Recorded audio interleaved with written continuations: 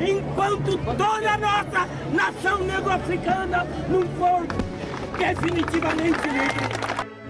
O Estatuto da Igualdade Racial significa um avanço, passos à frente na defesa daqueles que são discriminados. O Estado, infelizmente, criminaliza a cor da pele. Não há sonho impossível. Seremos o que queremos ser. TV Senado. Democracia todo dia.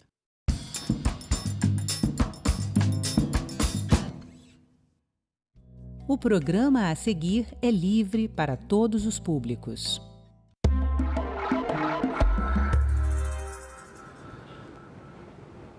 Os dados são impressionantes. De 2018 a 2022, foram registradas 121 mil ocorrências de violência contra os idosos. Em 75% dos casos, o local foi a própria residência e 36% dos autores, filhos e filhas. Um projeto de lei aqui no Senado pretende dar às pessoas idosas as mesmas medidas protetivas aplicadas às mulheres na Lei Maria da Penha. Para conversar sobre esse tema, Cidadania convidou a delegada Ângela Maria dos Santos, diretora do DECRIM. DECRIM. Seja bem-vinda, muito obrigado pela sua presença. Muito obrigada. Sou delegada-chefe da DECRIM, que é uma delegacia que a gente fala do nome grande, né, que é das discriminações, o nome originário de intolerância, que são os crimes de ódio, raça, religião, LGBT, pessoa idosa e pessoa com deficiência. E essa explicação é necessária, porque quando se coloca ali DECRIM, será que escreveram errado, não é delegacia não deveria ser com M, porque é delegacia de crimes? Não, o IN deriva de intolerância, crimes de ódio mesmo. Bom, a gente essa delegacia existe há 6 anos, não é isso? Desde 2016, 8 anos eu acho, né? 8 anos, né? Como é que foi a organização desse tipo de delegacia? Porque, enfim, demanda tem de tudo que é lado, né? Essa delegacia, ela foi criada de uma demanda popular, e isso é bem interessante, né? A partir de um incêndio que teve num terreiro de candomblé aqui no DF, e aí houve uma grande manifestação, não só dos povos de terreiro, mas também de todos os outros grupos considerados vulnerabilizados, né? Que, envolvendo raça, religião, LGBT, as pessoas idosas e com deficiência. Então, a partir daí foi criada a delegacia para atender todos esses grupos considerados vulnerabilizados ou em situação de vulnerabilidade. Ou seja, esse crime, a delegacia de crime contra a intolerância. Contra a intolerância. O IN é de intolerância. Certo. Bom, e aí vocês mobilizaram toda uma equipe. Quem formava essa equipe? Na época era a doutora Gláucia, né, que foi a primeira titular da delegacia. Ela ficou lá até 2019, quando eu assumi. Então, houve uma capacitação também dos servidores e a delegacia também foi crescendo conforme a demanda, conforme a necessidade, conforme a visibilidade também, né? Programas como esses, a mídia que tem trazido sempre, procurado para conversar, para informar como funciona, fizeram também com que a demanda aumentasse e que também nós cada vez mais nos capacitássemos mais para estar à frente da delegacia. Bom, vocês participaram da elaboração, da sugestão da lei que protege as pessoas idosas nos mesmos moldes, pretende proteger nos mesmos moldes que as mulheres na Lei Maria da Penha. Há diferenças, no entanto, né? E a principal delas, no meu entender, é quem pode fazer a denúncia, porque as mulheres já têm uma certa dificuldade, mas imagine que essa mulher seja uma mulher idosa, né? E dentro de casa, enfim. Conte aí, por favor, alguns casos da sua experiência. Então, Paulo, tem uma grande dificuldade porque, diferentemente dos crimes praticados contra as mulheres em situação de violência doméstica, onde o Estado, todo o trabalho que é feito de rede para empoderar essa mulher, até para que ela possa sair desse relacionamento tóxico, abusivo, onde ela é vítima de violência. Com as pessoas idosas, também temos, como você mesmo disse, a incidência maior em casa, cujos autores são filhos e filhas, netos e netas. Então, assim, a gente vê uma grande dificuldade e uma diferença também, porque com o marido, com aquele homem violento dentro de casa, você até pode empoderar essa mulher e ela se separar dele e ela está livre dessa situação em tese, né? Mas com as pessoas idosas é mais complicado, porque não existe ex-filho, não existe ex-neto. Então, as pessoas idosas, pais, mães, avós, têm muita dificuldade dificuldade de denunciar, tem muita dificuldade de falar que sofre uma violência praticada por seu ente querido. Então, a gente conta com várias ferramentas, como os disques de denúncia, pessoas, familiares que presenciam uma violência, que pode procurar a delegacia, pode fazer uma denúncia anônima, os vizinhos. Mas hoje a gente já tem uma grande informação que muitas pessoas idosas também não estão se sujeitando. Então, elas mesmas também têm procurado. E isso é importante, né? Empoderar as pessoas para que elas se sintam sujeitos de direito e não tolerem violência também. Bom, no caso das medidas protetivas, é possível, o que acontece com as mulheres é aquelas medidas restritivas de uma certa distância, não pode ver, fica sujeito a sanções, inclusive até a punições se o agressor, no caso o marido, se aproximar. Mas com as pessoas idosas, como é que você vai afastar se o agressor está dentro de casa? No caso das pessoas idosas, nós temos a medida protetiva de urgência, ela pode ser aplicada se for a vítima idosa, né? Se for mulher. Se for a pessoa idosa for um homem, não se aplica. Então, a gente tem, se o filho agrediu a mãe, a gente consegue, dentro do contexto doméstico, ser aplicada uma medida protetiva de urgência e tem se aplicado. O que a gente trouxe nesse projeto de lei, que a gente idealizou, apresentou para na época, a senadora Simone Tebet, né? Que propôs, passou em primeiro, por unanimidade aqui no Senado, foi para a Câmara e voltou para o Senado, com algumas alterações. Foi para que essas medidas também se estendam aos homens idosos, né? E também na Câmara acabou acrescentando também para as pessoas com deficiência, que também é muito justo também que se tenha essas medidas, porque as pessoas com vítimas de violência doméstica com deficiência também passam pela mesma situação, às vezes dentro de casa, com o agressor ali, às vezes até um companheiro, às vezes o filho, e ter essa medida protetiva também, tanto para a pessoa com deficiência quanto para a pessoa idosa, seria uma ferramenta extremamente importante para o combate à violência contra a pessoa idosa e com deficiência. A agressão e a violência não é apenas física. Ela se estende a humilhações, a violência material, a extorsão. E como nesses casos fica bem mais difícil para o policial investigar e comprovar, né?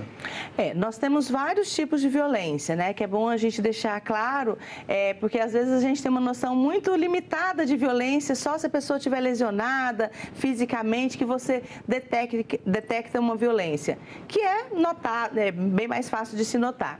Mas nós temos a violência psicológica, a violência moral, patrimonial, a física e a sexual.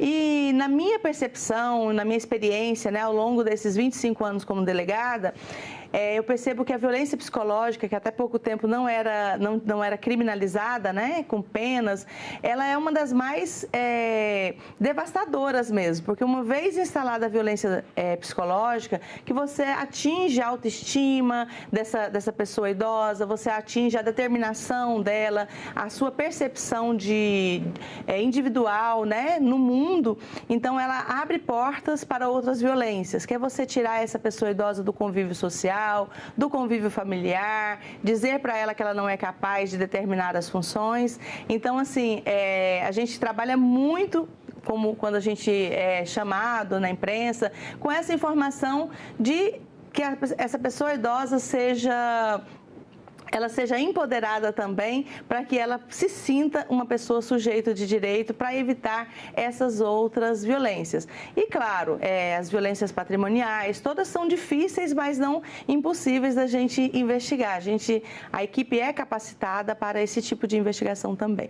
Bom, existe também a violência material, no sentido de que um parente ou a pessoa próxima pode chegar e induzir o idoso ou idosa, pessoa acima de 60 anos, a pedir um empréstimo. Isso é muito comum, por mais que se possa... Mas, nesse caso, como a polícia pode agir para investigar isso? Então, é feito um trabalho, a gente tem A metade dos nossos casos são maus tratos, mais ou menos, né? Aproximadamente são maus tratos, e a outra metade são crimes patrimoniais. Apropriação do cartão. Então, é o que eu te disse anteriormente. Quando eu pratico a violência psicológica, eu deixo essa pessoa idosa muito mais vulnerável. Então, mais fácil de ser manipulada, digamos assim, para pegar um empréstimo, para entregar o meu cartão para que um filho, para que um neto use esse cartão da forma que ele ou ela entender. Então, assim, a gente faz um trabalho investigativo com oitivas, com extratos bancários, em toda uma linha de investigação também, assim como a gente faz em qualquer crime de estelionato. Mas qual é o passo anterior? O que precisa ter? O policial tem que ter aquela malícia, aquela perspicácia de chegar e, aqui pode estar acontecendo um crime patrimonial. Esse é o mais difícil, né?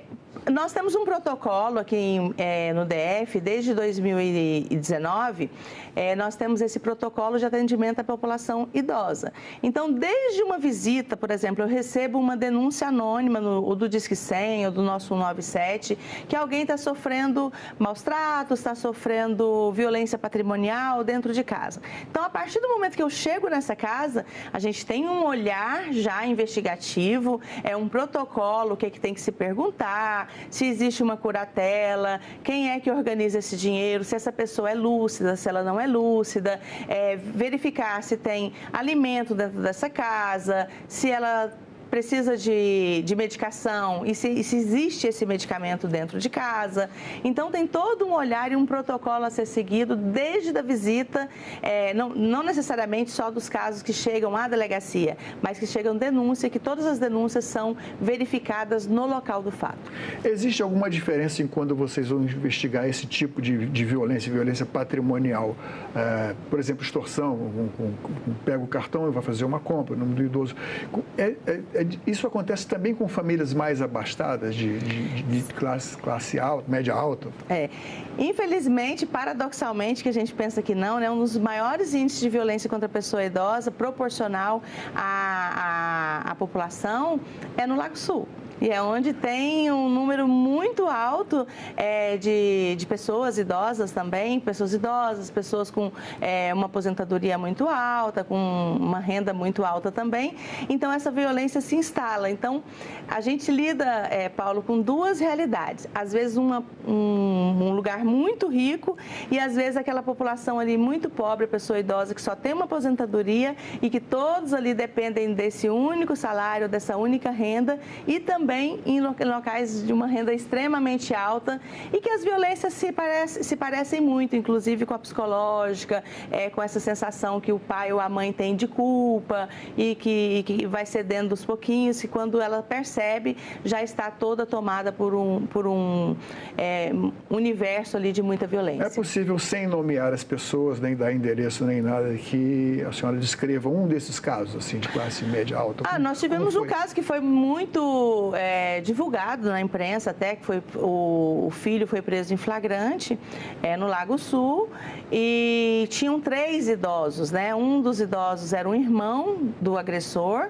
que era uma pessoa com esquizofrenia, idoso, e também a mãe, que era uma idosa e tinha um transtorno mental também, e a cuidadora deles, que vivia a vida toda nessa casa como empregada doméstica, que também era idosa e era surda. E nós, por meio de denúncia anônima, nós resgatamos nesse sentido de trazer de volta, né, essas pessoas, tirando-nos de uma situação de cárcere privado, e também usava o cartão desses idosos para o dinheiro, aposentadoria, e deixava ainda sem alimento, privando de todas as necessidades básicas. O autor foi preso e nós conseguimos abrigo para essas pessoas, que foi difícil, porque eram 3 pessoas que viviam em codependência, né? Ali dentro das suas limitações. Além de mudar toda a ambiência. Além de mudar toda a ambiência. Então, assim, foi uma situação que, apesar de muito dolorosa, hoje essas pessoas estão vivendo bem, a gente até visita em alguns abrigos, estão vivendo bem, estão felizes, estão bem alimentados, mas é muito cruel você perceber e e se deparar com uma situação dessa? Bom, a gente sabe que o Estado, pelo menos teoricamente, ele procura atender com abrigos para adolescentes, abrigos para mulheres e tal. Mas nós estamos tratando com um universo muito numeroso de pessoas, né?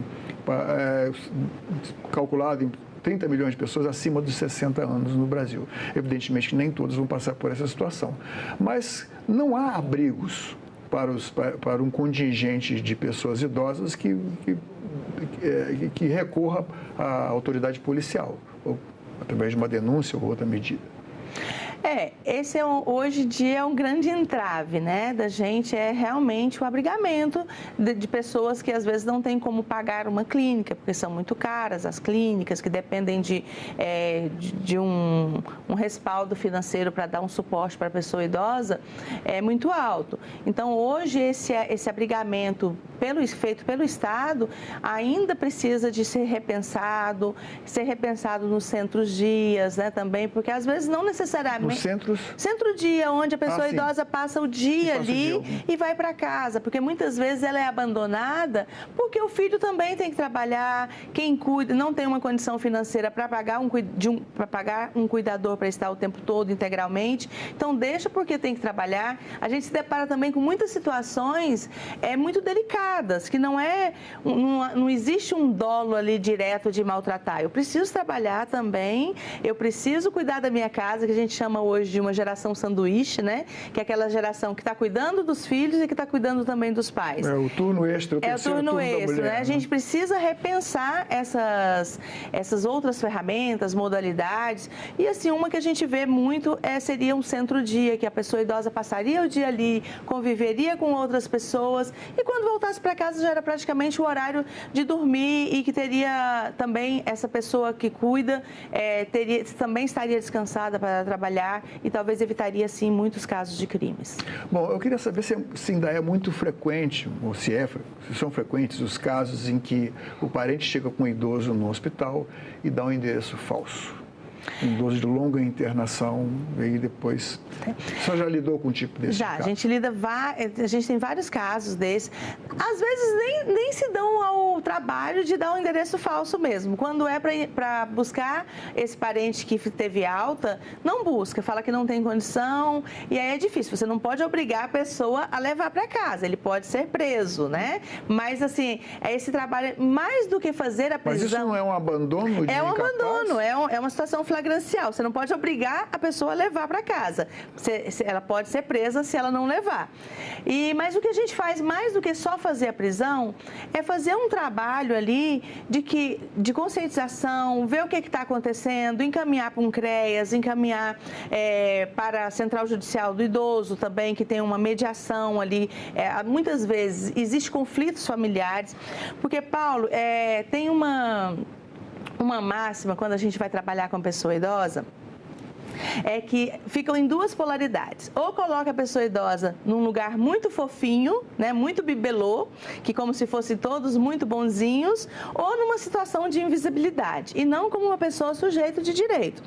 E muitas situações também de abandono, a gente se depara com pessoas que não criaram um vínculo familiar, né? A gente pegou uma situação recentemente de uma mulher que o pai estava numa UPA, numa situação lúcido, mas precisava de cuidados porque estava debilitado fisicamente, e ela disse: eu não tenho condição de trazer para casa, eu não tenho vínculo com essa pessoa, nunca esteve presente na minha vida, eu tenho 3 filhas na minha casa que ficam sozinhas, eu preciso trabalhar, como que a gente vai lidar com isso, né? Então, assim, a gente precisa repensar também. Então, houve a intervenção da Central Judicial do Idoso, para que colocasse também num abrigamento, porque às vezes é muito difícil também para quem está numa situação de cuidador, né, de cuidado, e que não tem também um vínculo estabelecido. Então, a gente precisa também repensar. São muitas vertentes que a gente precisa repensar, porque daqui em 2030 o Brasil vai ser, acho que, um dos maiores países de pessoas mais velhas, né?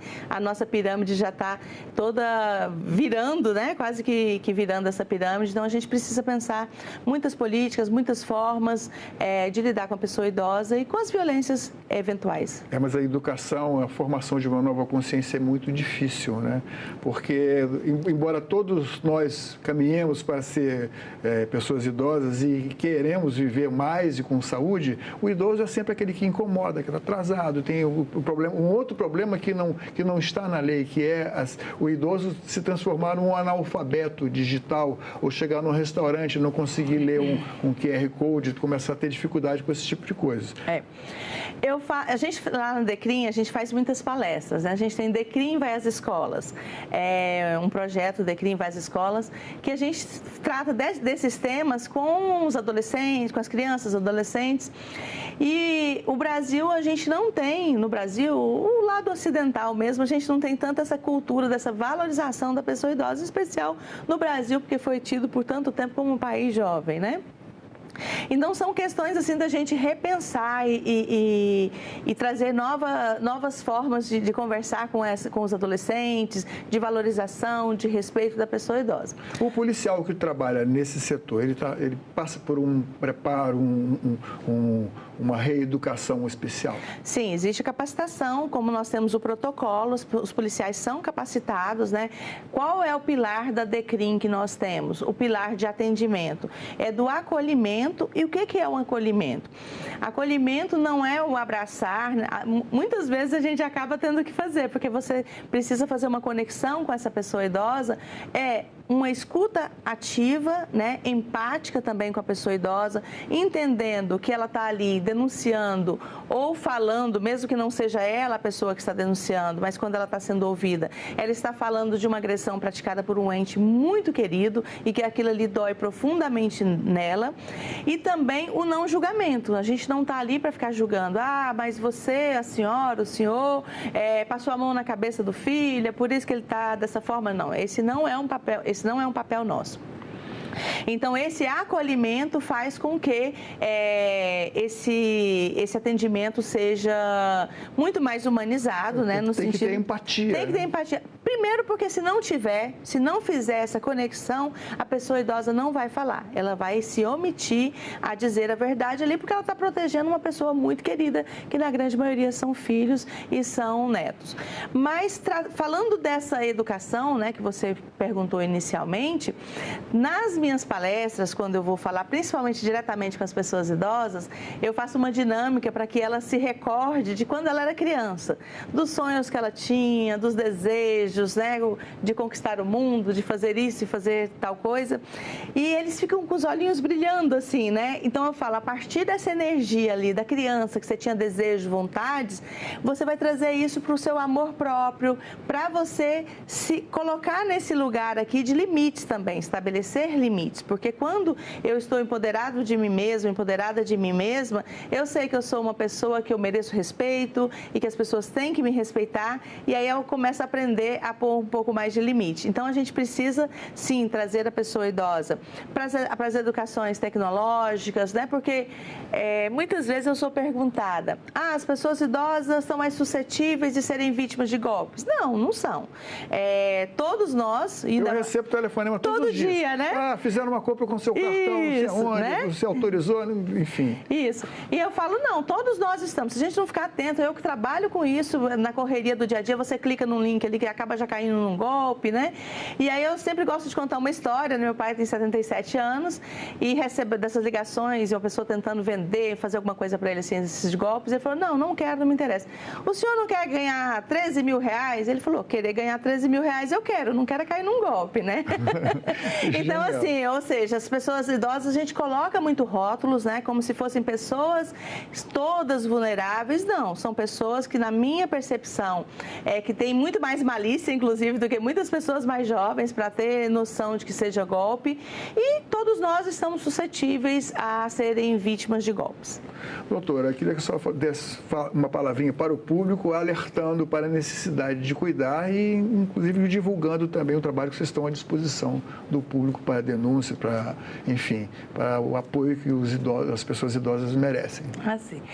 Então, na verdade, é trazer para si, né, esse ser sujeito de direito, com sonhos, desejos, vontades, e que você mesmo é dono do seu direito, do seu dinheiro, da sua vida. Saber estabelecer limites, isso é importante, por mais que seja o filho, por mais que seja uma pessoa muito querida, né? E em caso de violência, né, procurar a delegacia. Nós temos a DECRIM aqui no DF e também o Disque 100 nacionalmente. Aqui no DF nós temos o 197, que a denúncia pode ser feita com a identidade mantida em sigilo, e denuncie, porque a denúncia anônima tem salvado vidas. Então, mesmo as pessoas que convivam com pessoas idosas, que percebam uma violência ali do seu pai, da sua mãe, de um primo, de um tio, procure a delegacia ou faça a denúncia, porque também é o nosso dever denunciar e preservar a vida das pessoas idosas. E também todos nós, né, pessoas idosas, queremos ser felizes. Acho que é isso que todos nós queremos, ter uma boa qualidade de vida, né, Paulo? Delegada, muito obrigado. Volte sempre aqui no nosso programa. Eu que agradeço. Estamos à disposição. Muito obrigada. Essa entrevista e todos os nossos outros programas estão disponíveis para você rever ou compartilhar no nosso site senado.leg.br/TV ou então pelo nosso canal no YouTube. Inscreva-se lá e marque o sininho para receber notificações. Obrigado pela companhia e até o próximo Cidadania.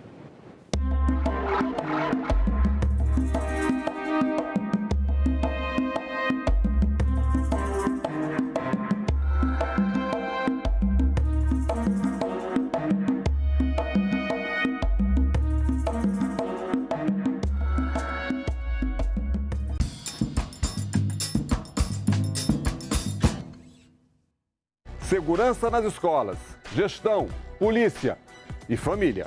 Nós não temos na literatura algo que afirme que ao colocar vigilantes dentro das escolas vai ser solucionado o problema.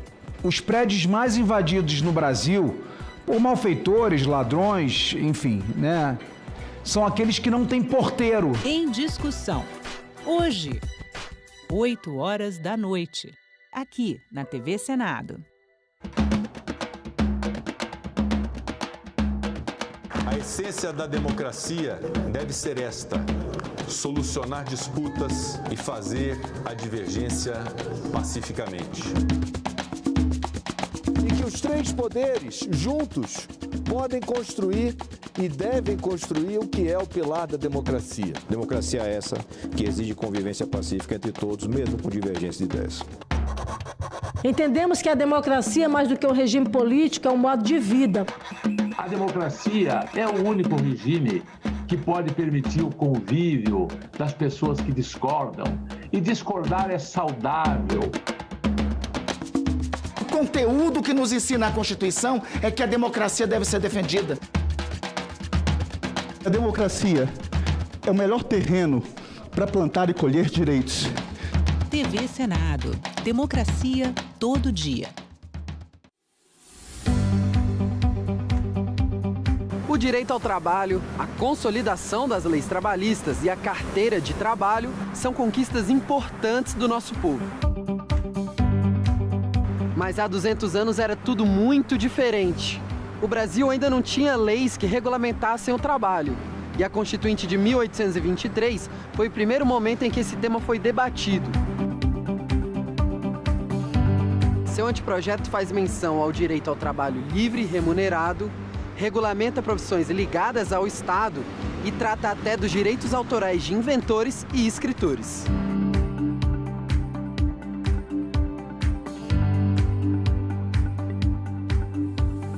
Comparado com o que temos hoje de direitos trabalhistas, o que foi discutido ainda era muito tímido, mas esse foi o primeiro passo na jornada que nos trouxe até aqui.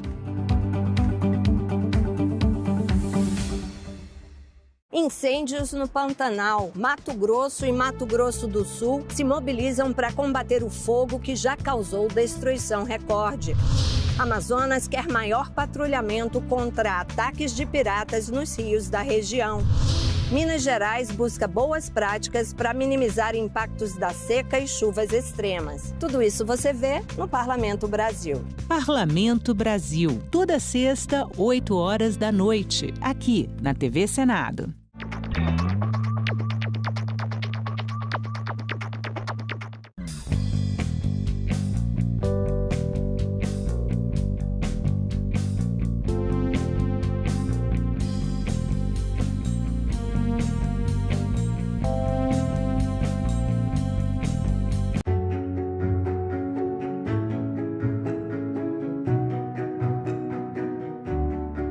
Tem condições fundamentais para a sua existência e para a manifestação da sua tradição, da sua vida, da sua cultura, que não colocam em risco e nunca colocaram a existência, sequer dos animais que vivem ao redor das áreas indígenas, quanto mais de outros seres humanos. Mas que nós vamos lutar sempre para que nossos direitos e as nossas vozes sejam ouvidos. Marchamos ao som dos guerreiros para pedir paz e para pedir respeito aos povos indígenas. E a luta pela terra é a mãe de todas as lutas. E por isso nós afirmamos e reafirmamos que nunca mais um Brasil sem nós. Eu acho que a gente tem que entender que aquilo que afeta, né, os povos indígenas afetará todo mundo. TV Senado. Democracia todo dia.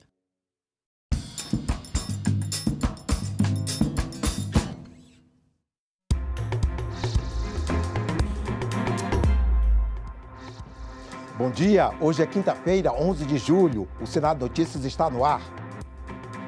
A audiência pública e 2 sessões do plenário. Confira a agenda prevista para esta quinta-feira. Daqui a pouco, às 9h30, a Comissão de Direitos Humanos deve se reunir em audiência pública para debater projeto que cria a política nacional de combate ao suicídio de crianças e adolescentes. Às 11 horas está prevista a sessão deliberativa no plenário do Senado. Na ordem do dia está, entre outros, o projeto de resolução que cria a Frente Parlamentar Mista em defesa da pessoa idosa. E logo mais às 2 da tarde está marcada a sessão especial no plenário do Senado para celebrar o aniversário de 40 anos da criação da Associação Nacional das Defensoras e dos Defensores Públicos, ANADEP. Os senadores aprovaram nesta quarta-feira em plenário a regulamentação das atividades espaciais feitas em território nacional ou que tenham o Brasil como participante. O texto segue para a sanção presidencial.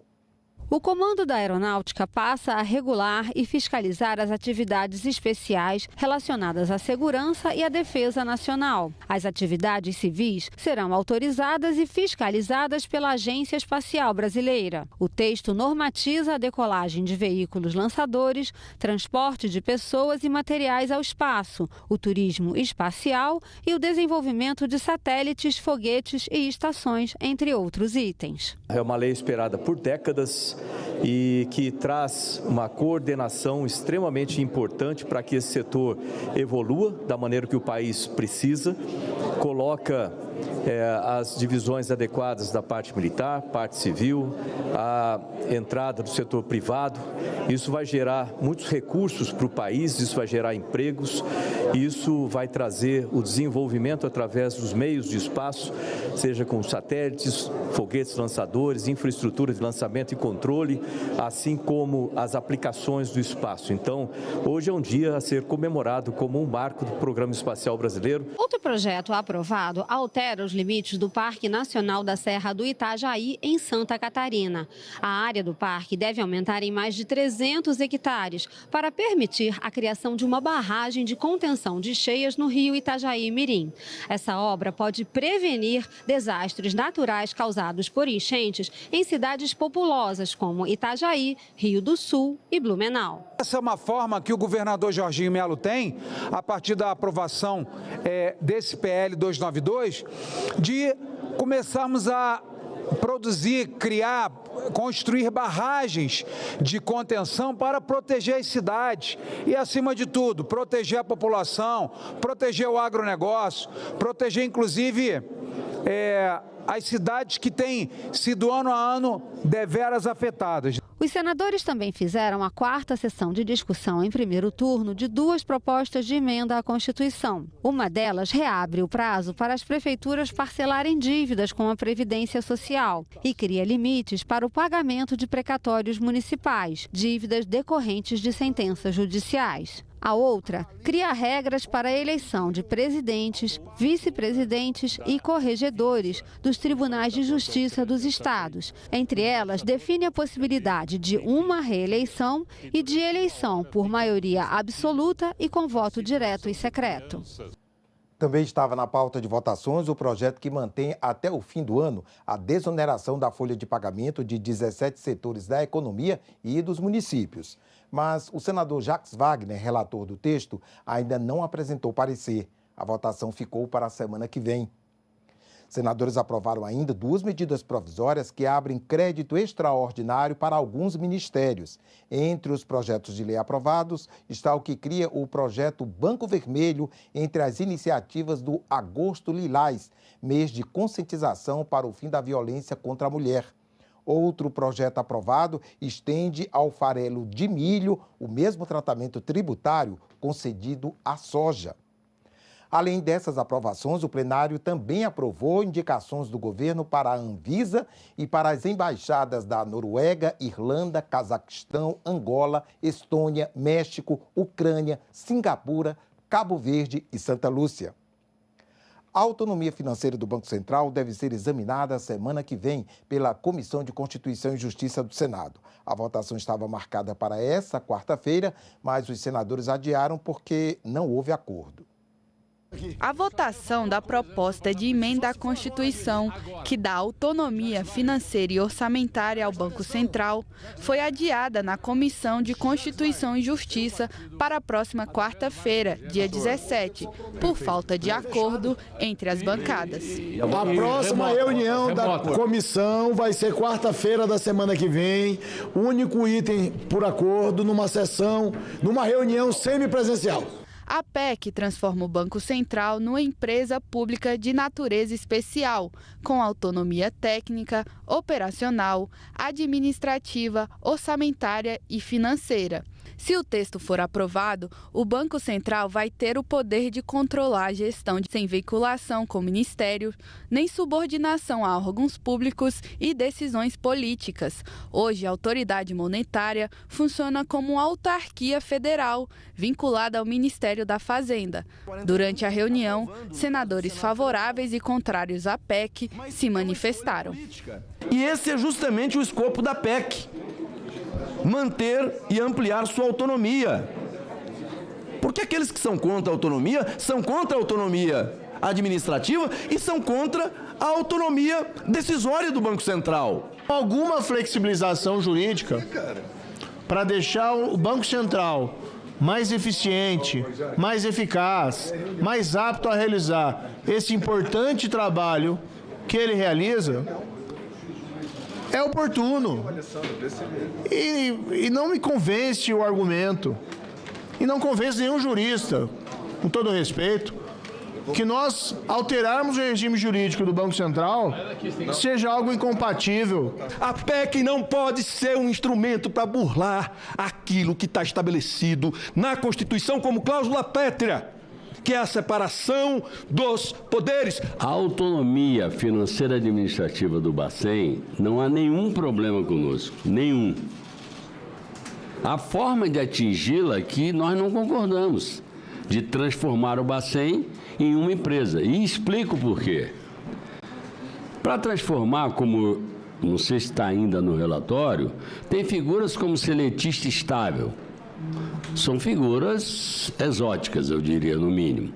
Segundo, o prejuízo da administração das reservas nacionais pelo Bacen, se há uma desvalorização, ele gera prejuízo. Também foi adiada na Comissão de Constituição e Justiça a votação da proposta de emenda à Constituição que fixa marco temporal para reconhecimento de terras indígenas. O líder do governo sugeriu acatar proposta feita pelo ministro Gilmar Mendes, do STF, para que o tema seja analisado por representantes do Senado e Câmara e do Supremo Tribunal Federal. O presidente da comissão, Davi Alcolumbre, se comprometeu a colocar o texto em votação no mês de outubro.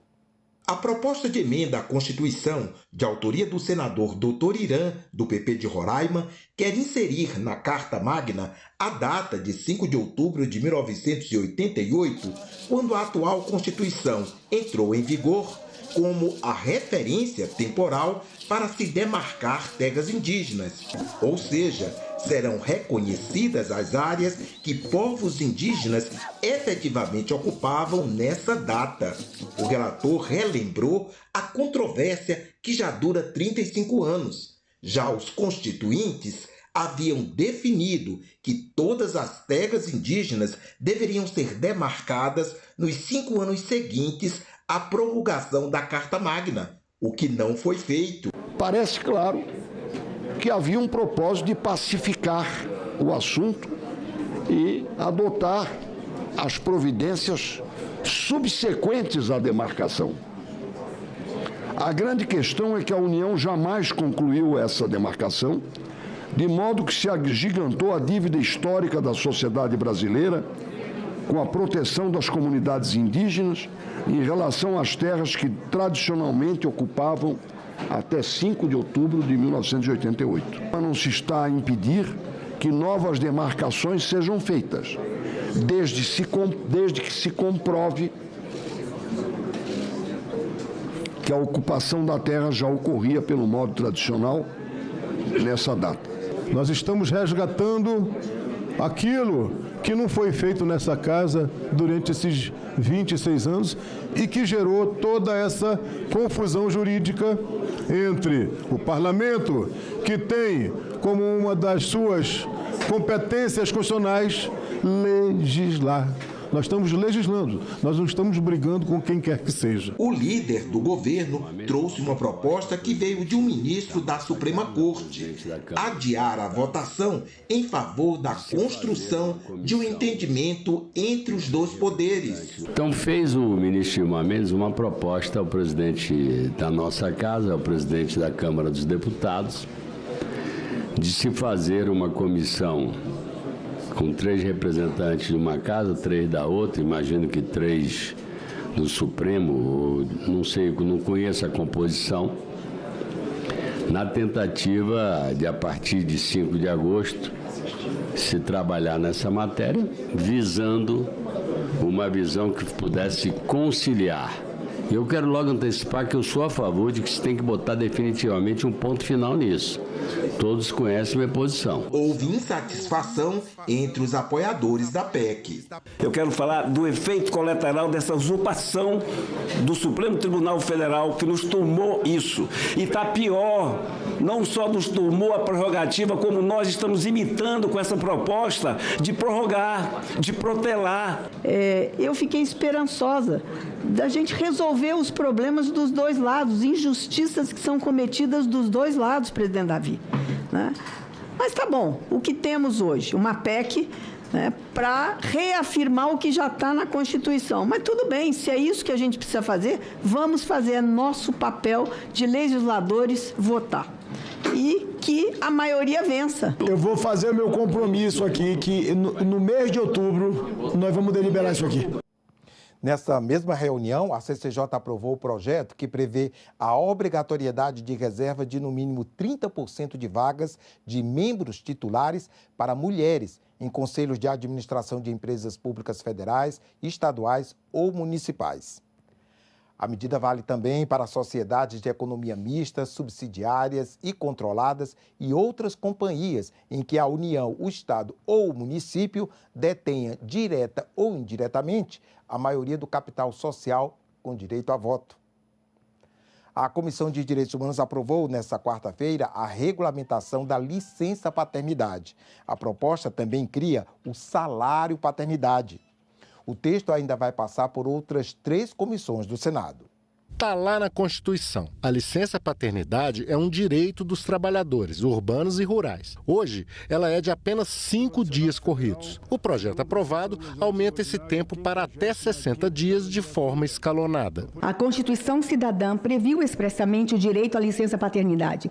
Infelizmente, já há mais de 3 décadas manteve-se um vácuo legislativo, postergando-se a regulamentação dessa matéria tão relevante que afeta diretamente mulheres, homens, crianças, adolescentes e cada um dos núcleos familiares existentes em nossa sociedade. Muita gente vem lutando por essa causa. São quase 40 anos desde que a Constituição nos disse que a licença paternidade era um direito e desde então a gente nunca viu o que aconteceu aqui. O texto substitutivo apresentado pela relatora e aprovado na comissão estabelece que a licença paternidade nos 2 primeiros anos de vigência da lei terá duração de 30 dias. No terceiro e no 4º ano, a duração será de 45 dias. Decorridos 4 anos de vigência, a licença passa a ser de 60 dias. A proposta apresentada é bem semelhante ao projeto sobre o mesmo tema em tramitação na Câmara, de autoria da deputada Tabata Amaral. Ambas as propostas seguem as linhas apresentadas por um grupo de trabalho criado pela Secretaria da Mulher na Câmara. No caso do nascimento prematuro, a licença paternidade ou a licença maternidade se terá início a partir do parto e se prorrogará por período igual de internação hospitalar do prematuro, a fim de se proteger a convivência com o recém-nascido fora do ambiente hospitalar. A licença paternidade poderá ser parcelada em até 2 períodos, sendo que o primeiro deverá ter, no mínimo, a metade do tempo total do afastamento e ocorrer imediatamente após o nascimento, a adoção ou a obtenção da guarda judicial para fins de adoção. O empregado deve comunicar a data do provável afastamento, ficando proibida desde então sua demissão sem justa causa até 1 mês depois do término da licença. Só para o setor de empregadores, eles pediram 10 modificações, nós acatamos 8. Então, foi muito bem discutido esse relatório e agora eu peço que os pares venham conosco aprovando esse grande avanço para a família brasileira. Eu perdi amigos. Eu perdi seguidores, eu perdi parceiros, porque eu me aliei a Tabata Amaral para proteger crianças, mulheres e família no Brasil. É triste demais, eu já sofri muito e bem-vinda a esse sofrimento, mas a tua força, você vai ficar mais forte, mais respeitada. Lá na frente vão perceber e quem deixou, os amigos que você perdeu, nunca foram seus amigos. O projeto cria também o salário paternidade, que será pago pela empresa no valor igual à remuneração integral do empregado. O valor será depois compensado pelo empregador junto à Previdência Social. Também caberá à Previdência o pagamento do salário paternidade aos trabalhadores avulsos e a microempreendedores individuais. O Brasil tem mais de 9 milhões de analfabetos. Os dados foram coletados pelo IBGE em 2023. A Subcomissão Permanente do Senado, que acompanha as políticas de educação de jovens e adultos, fez nesta quarta-feira uma audiência pública para debater a persistência do analfabetismo no país e a relação com questões raciais, de classe e territoriais. Especialistas cobraram eficiência de políticas públicas e indicaram estratégias para enfrentar a questão. 9.300.000 brasileiros com mais de 15 anos não sabiam ler ou escrever no Brasil em 2023, de acordo com o IBGE, ou seja, 5,4% da população.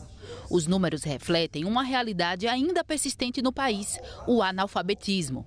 Para debater a questão, a Subcomissão Permanente do Senado, que acompanha as políticas de educação de jovens e adultos, realizou audiência pública. O objetivo foi discutir a relação do analfabetismo com questões de raça, classe e território. Um problema que se agrava ainda mais em determinados segmentos e regiões. É importante destacar que a questão do analfabetismo não afeta a população de maneira uniforme. Vamos que as taxas de analfabetismo entre pessoas pretas e pardas são mais que o dobro das dos brancos. E para os indígenas, essa taxa é quase 4 vezes maior. Isso evidencia uma desigualdade racial profunda que precisa ser enfrentada. Além disso, as disparidades regionais são gritantes. No Nordeste, infelizmente, a taxa de analfabetismo é de 14,2%, o dobro da média nacional. Já no Sul e Sudeste, as taxas de analfabetismo são inferiores a 4%. Fundamental que a gente dê conta de, como eu disse e repito, fazer as contas matemáticas, fazer as contas políticas, fazer as contas sociais também, do impacto de se manter este apagamento do direito dos sujeitos da EJA, de se manter essa invisibilização desses sujeitos, de se manter essa periferização dessa questão da educação de pessoas jovens, adultas e idosas, e não considerar que isso reflete diretamente no desenvolvimento econômico do país. Especialistas apontaram caminhos para minimizar o problema, cobrando eficiência de políticas públicas e destacando a importância de alianças estratégicas. Pensar na alfabetização de jovens e adultos é pensar em políticas efetivas, políticas que tenham um largo espectro, que pensem não só no acesso à escola, mas a permanência, considerando, né, o perfil desse público, né, que vive situações de vulnerabilidade múltiplas, e também pensar, junto a isso, na formação de professores, de docentes para a educação de jovens e adultos. Essa aliança, então, tem foco, sobretudo, em apoiar os países em política e planejamento de programas, projetos, em ações relacionadas à equidade, tem um enfoque em inovação e uso de tecnologia, chama atenção e tem buscado trabalhar muito a questão dos dados, que é uma das questões que a gente percebe de debilidade da EJA no mundo, e também fortalecendo parcerias.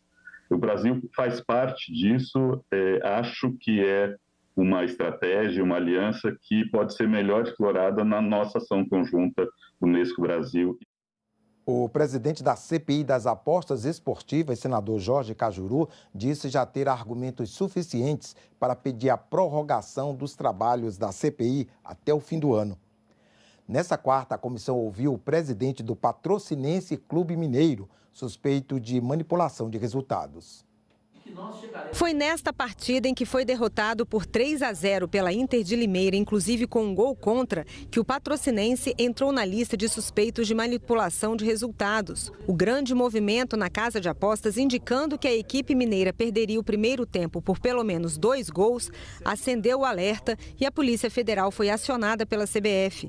O empresário Roberto Avatar, que assumiu a presidência do clube após a partida, contou à CPI que, à época, o time era administrado pela empresa Air Golden, parceria que foi desfeita após a partida. Eu já deixei bem claro para ele que, a partir daquele momento, ele não resolveria, não teria voz nenhuma no clube. Esses gols que passaram, o senhor acredita que esses gols foram normais ou foram gols realmente estranho que possibilitou uma investigação da Polícia Federal? Eu acredito que o primeiro e o segundo e o terceiro, como eu disse, eu não vi pessoalmente, vi por imagem. Eu acho que são estranhos para quem está no meio do futebol. Deixar bem claro que o Clube Atlético Patrocinense, um clube de 70 anos, não tem nada a ver com essa investigação. E o que for preciso ele fazer para que seja inocentado o seu nome, ele fará. Com os novos documentos da Polícia e da Receita Federal que chegaram à CPI, o presidente do colegiado, senador Jorge Cajuru, acredita que já tem os argumentos para pedir a prorrogação dos trabalhos da Comissão Parlamentar de Inquérito até o fim do ano. A gente vai até o final do ano, até o recesso natalino. Essa é a nossa posição, porque além do que chegou hoje da Receita Federal e do que chegou hoje para nós da Polícia Federal, tudo muito grave, temos 109 partidas que trouxeram a confirmação de manipulação de resultados através da empresa Esporte Radar contratada pela CBF. Hoje nós tivemos a certeza de que o caso envolvendo o time mineiro da Patrocinense não tem nenhuma dúvida, ele merecerá condenação O relatório final pedirá à Justiça a condenação dos envolvidos, jogadores e um dirigente. E ontem chegou mais uma informação oficial. Nós temos outras 200 partidas de 2020 até hoje com suspeitas de manipulação. Então, de 109, agora fomos para 309 partidas. E aí eu creio que está justificado o pedido de prorrogação desta CPI. A restrição ao uso do cerol no Brasil foi tema de audiência pública nesta quarta-feira na Comissão de Esporte. A medida está prevista em um projeto de lei que tramita no Senado. O projeto de lei que proíbe e criminaliza o uso do cerol no Brasil prevê pena de 1 a 3 anos de detenção para quem fabricar, comercializar ou utilizar cerol. Pode ser aplicada ainda multa de R$ 500 a R$ 2.500 para quem usar o cerol e de R$ 2.000 a R$ 30.000 para quem vendê-lo. Responsáveis que deixarem crianças e adolescentes usarem o produto também poderão pagar multa. O projeto, já aprovado na Câmara dos Deputados, tramita na Comissão de Esporte do Senado. Durante a audiência pública sobre o tema, os que são a favor da medida alegam que ela vai diminuir riscos à saúde. Romper costumes ancestrais que atentam contra a segurança, a saúde e a vida é uma prática crucial ao processo civilizatório. Nesse sentido, não é lícito o argumento comum entre os pipeiros de que a prática de soltar pipa não pode ser proibida e a tradição não pode se sobrepor à segurança e à vida do ser humano. Associações de pipeiros esportivos reconhecem a necessidade de controle e de proibição do cerol em espaços não controlados, como a rua, mas defendem o uso do material em pipódromos, para que sejam possíveis duelos entre os praticantes. A gente defende que esse pipódromo seja afastado das vias. E outra coisa importantíssima, que dentro do pipódromo não tenha bicicleta, não tenha moto, não tenha carro, não tenha nenhum agente de velocidade que possa gerar esse risco, inclusive para quem está praticando esporte. Mas vem cá, não pode ser feito sem o cerol? Não tem como fazer sem o cerol? Não pode ter uma alternativa? É aqui que fica, e desculpa a minha ignorância, porque desde sempre, desde que eu não entendo por gente, tem tragédia acontecendo por causa do cerol. Por que acaba com a pipa quando você acaba com a linha de competição? Porque no futebol eu costumo brincar, quando você está jogando bola, se você só bater bola com o teu amigo, você brinca 20 minutos, gente.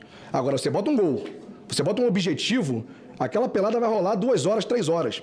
Agora, na pipa, se você somente faz a brincadeira da pipa, é só observar uma criança, gente. Ela vai brincar 1, 2 horas e vai parar.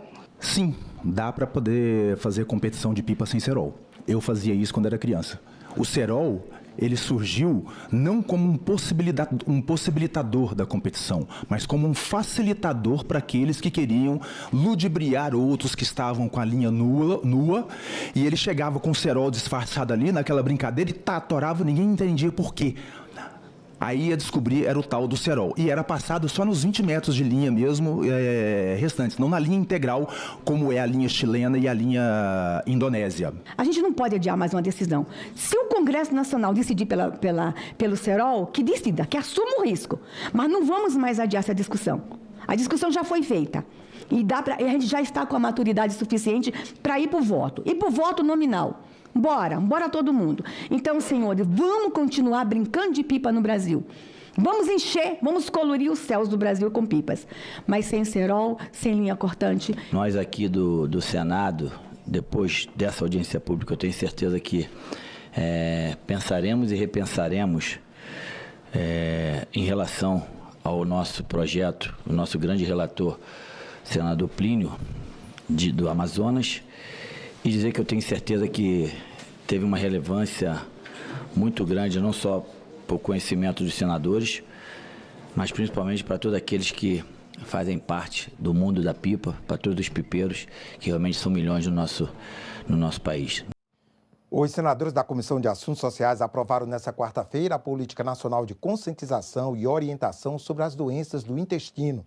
A proposta prevê mutirões de colonoscopias em hospitais públicos e o Maio Roxo para conscientização sobre os problemas relacionados ao tema. O texto segue para o plenário do Senado. E a tragédia no Rio Grande do Sul e o apoio às vítimas de assédio sexual no trabalho também foram assuntos tratados na reunião. Os senadores aprovaram mudanças no Código Civil. Ao invés de 3, as vítimas de assédio sexual terão 5 anos para pedir reparação na Justiça. E esse prazo de prescrição só terá início a partir do fim do vínculo do trabalho.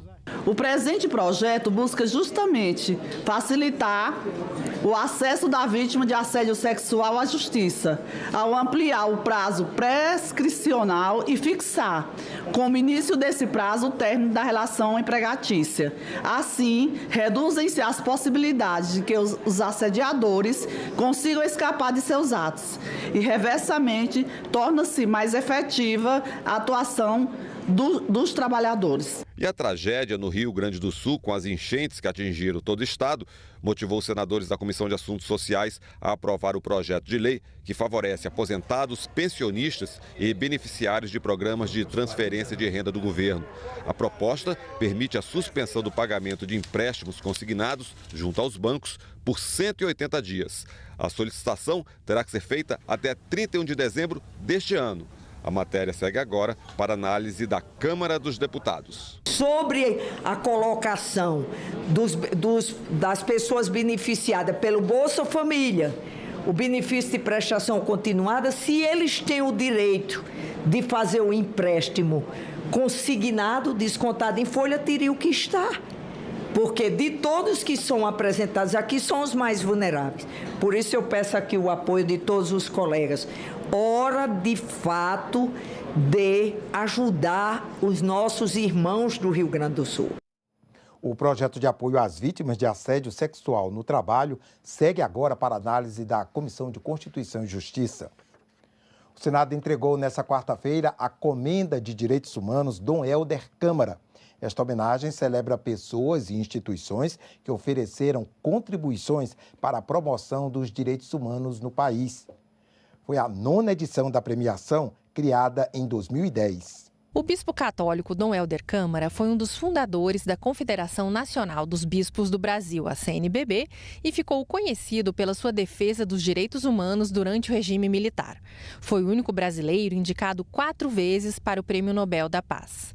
A premiação que leva o seu nome foi criada em 2010 e é concedida a pessoas e instituições que se destacam na promoção dos direitos humanos no Brasil. Dom Helder é conhecido como o dom da paz, porque a sua firmeza, as suas convicções fortes, as suas posições, às vezes até duras, nunca deixaram de lado a perspectiva do afeto, do amor e da construção da paz. Neste ano foram 5 agraciados. Silvio Almeida, ministro dos Direitos Humanos e da Cidadania. Antônio Augusto Cansado Trindade, jurista e professor, in memoriam, representado pelo seu filho. Rafael Regis Azevedo, atuante na causa de doenças raras, representado pela sua mãe. Instituto Dom Helder Câmara, que tem a missão de preservar e divulgar o legado do bispo. E senador Paulo Paim, presidente da Comissão de Direitos Humanos do Senado. Promover os direitos humanos tem que ser uma ação constante, persistente. É uma decisão política ser militante dos direitos humanos. É um ato, podem crer, de fraternidade, de amor e de grandeza. Essa comenda do Senado Federal, ela é uma comenda feliz, oportuna, não deixa essa memória de Dom Helder se desaparecer no tempo. Dom Helder é um nome nacional, internacional, e que levou a bandeira da dignidade da pessoa humana, do combate à pobreza até os seus limites. Levou a todas as fronteiras aonde pôde falar. Que possamos juntos continuar a trilhar esse caminho de luz, sempre com o olhar voltado para um horizonte onde todos possam ter o direito de viver em paz, ser felizes, amar e ser amado. Assim que eu creio, vida longa às políticas humanitárias, vida longa aos direitos humanos, vida longa aos ideais de Dom Helder Câmara. Muito obrigado a todos. 3 minutos, falei. Ficamos por aqui. Você pode rever as reportagens desta edição na nossa página na internet, senado.leg.br/TV. Obrigado pela companhia. Continue sintonizado aqui na TV Senado.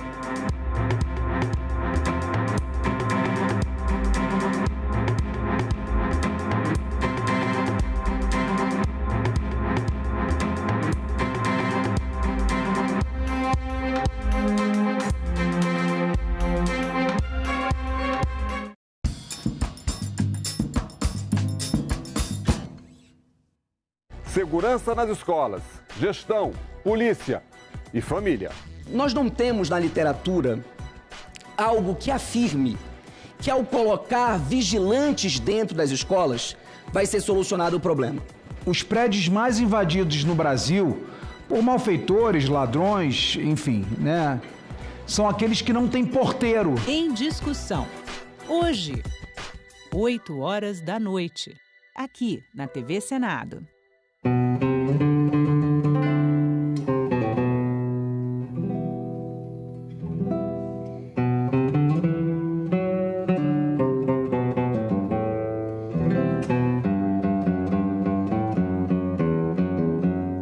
Acho que todas as obras são bem difíceis quando você quer realmente entregar o melhor possível, né? Você tem que se preparar, entrar na questão estilística. Então, mesmo uma peça seja simples tecnicamente, ela tem uma complexidade outra, né, que só os dedos. Então, isso também, a parte do intérprete, né, de realmente entrar naquele universo, naquele mundo e se transportar para poder interpretar aquela obra da maneira que ela merece, né?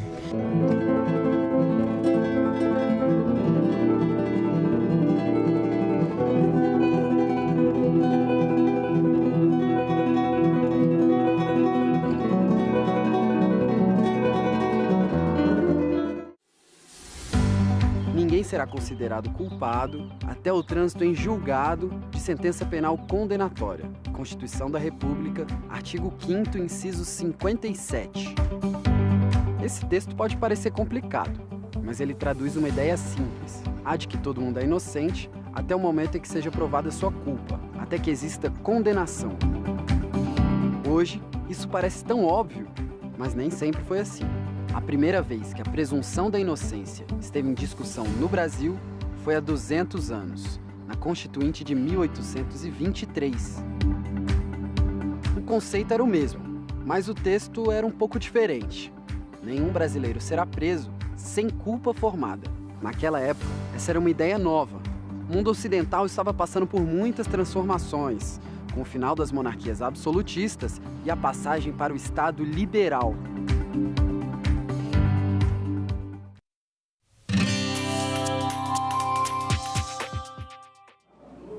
Olá, eu sou a Carla Benevides e este é o programa Argumento. A Comissão de Meio Ambiente aprovou o Estatuto do Pantanal. A destruição do bioma só este ano já supera os primeiros 6 meses de 2020, quando o Pantanal sofreu o maior incêndio da sua história. O Estatuto cria regras de conservação e de restauração do bioma do Pantanal. Mas para explicar melhor esse assunto, está aqui conosco o senador Jaime Campos, do União Brasil de Mato Grosso, que foi o relator da proposta na Comissão de Meio Ambiente. Senador, obrigada pela sua presença aqui no programa. Eu que agradeço você, Carla. De fato, tivemos o privilégio. Na última semana, aprovamos o Projeto de Lei 5482, que busca um novo regramento jurídico em relação aos biomas do Pantanal, tanto no Mato Grosso quanto no Mato Grosso do Sul. Era uma lei que, lamentavelmente, diante da Constituição de 1988, não tinha feito ainda seu regramento, ou seja, o seu ordenamento jurídico. Feito isso, passado 36 anos, até para a própria exigência do Supremo Tribunal Federal, nós aprovamos agora. E esse Estatuto do Pantanal foi construído por várias mãos.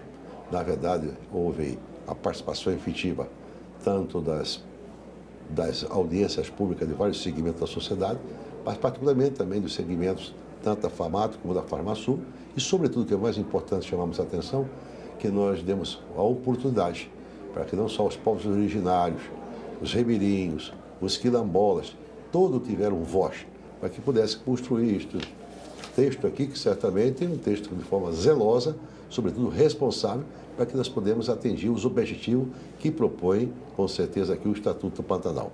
Feito isso aí, eu espero que ele possa prevalecer.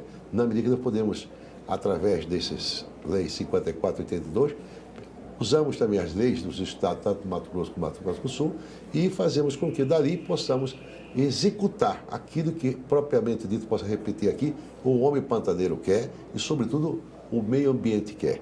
Nós temos que construir uma sociedade de forma sustentável, principalmente criando instrumentos para o homem pantaneiro, seja através da bioeconomia, através do turismo e assim por diante. O que nós não podemos permitir, cara, que acontece o que aconteceu em 2020. Isso tem sido recorrente, na verdade, na medida em que, lamentavelmente, não tem uma política de prevenção em relação aos grandes incêndios que tem havido nos últimos anos. E a tragédia já estava anunciada este ano mesmo, você tem acompanhado, antecipou, né, os fogos localizados e pontuais, mas, lamentavelmente, queimou alguns milhares de hectares e quase nada tem assim, a participação efetiva dos governos. Particularmente em Mato Grosso, nós estamos muito preocupados, o governador já criou uma brigada lá no Pantanal, e no Mato Grosso estão acompanhando através da imprensa, né, as próprias forças de segurança, as instituições, seja da pública, privada, não está dando, né, o combate necessário que precisa dar. Todavia, nós temos que ter a consciência absoluta de que este é um bioma fragilizado. Na fragilizada, na medida que ali nós temos que ter as queimadas seletivas. A conservação depende exclusivamente do homem. E quem é o conhecedor desse assunto, dessa matéria, é o pantaneiro. E esse cidadão não tem tido acesso. Para você ter noção, dos materiais mais combustível, ou seja, de combustão que existe, é no Pantanal, através das macegas que ali produz, né? E, infelizmente, tem que ser feito de forma organizada, de forma seletiva, as queimadas para nós evitarmos, com certeza, essas tragédias que têm acontecido quase todos os anos. De forma que aqui eu espero que, através dessa modificação que houve no Estatuto do Pantanal, podemos regulamentar, através do artigo 225 do parágrafo 4, uma lei que certamente representa um novo momento para o Pantanal de ambos os estados. E quais são os principais pontos desse estatuto, senador? Olha, aqui tem vários componentes que eu acho que é fundamental. Primeiro, o combate ao desmatamento. Vamos ser bem honestos, né? Nós temos que evitar o desmatamento. Segundo, ele chama-se o manejo integrado do fogo e o combate aos incêndios florestais, que está acontecendo quase todos os anos. Incentivo ao turismo, que é fundamental, ao bioma Pantanal. Apoio e incentivo à preservação e recuperação do Pantanal. Ampliação da infraestrutura regional, que lamentavelmente nós temos quase um pouco nada, respeitando o regulamento, claro, ambientais dos estados, né? A criação de um selo sustentável, que eu acho que isso aqui é o focal da importância que ele representa, com o objetivo de distinguir pessoas jurídicas e físicas que realizam ações e contribuem para o desenvolvimento sustentável desse bioma. De forma, eu acho que basicamente é isso aqui. E com isso, nós evitamos com certeza a questão também da contaminação da bacia hidrográfica no Alto Paraguai, que também nós temos que ter, com certeza, um novo ZE, ou seja, um novo zoneamento ecológico para essa região que permanentemente também tem sido afetado para a destruição da questão do meio ambiente. Em que casos o uso do fogo vai ser permitido, senador? Dentro dessa regulamentação que está sendo feita aqui, ele vai permitir isso. Eu acho que tem que ser feito, eu sou também conhecedor profundo, porque fui governador também do Estado, sou nativo do Mato Grosso, nasci, criei, fui prefeito 3 mandatos, fui administrador, e sou conhecedor até certo ponto, não falo que eu sou expert, mas conheço bem. Nós temos que ter, com certeza, a permissão dos órgãos ambientais para que ele possa fazer as queimadas seletivas. O que ocorre? Lá tem alguns anos, já não é permitido.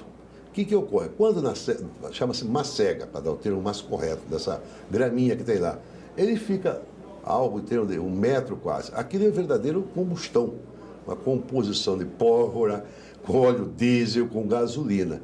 E os órgãos ambientais não autorizam, com certeza, os pantaneiros. Digo pantaneiro de uma maneira geral, seja pequeno, médio, proprietário, fazer aquelas queimadas seletivas. E a limpeza também. Lá tem uma vegetação diferenciada, não sei se você conhece o Pantanal. A vegetação do Pantanal não é mesmo que nós temos, seja a floresta amazônica, seja o cerrado, é isso?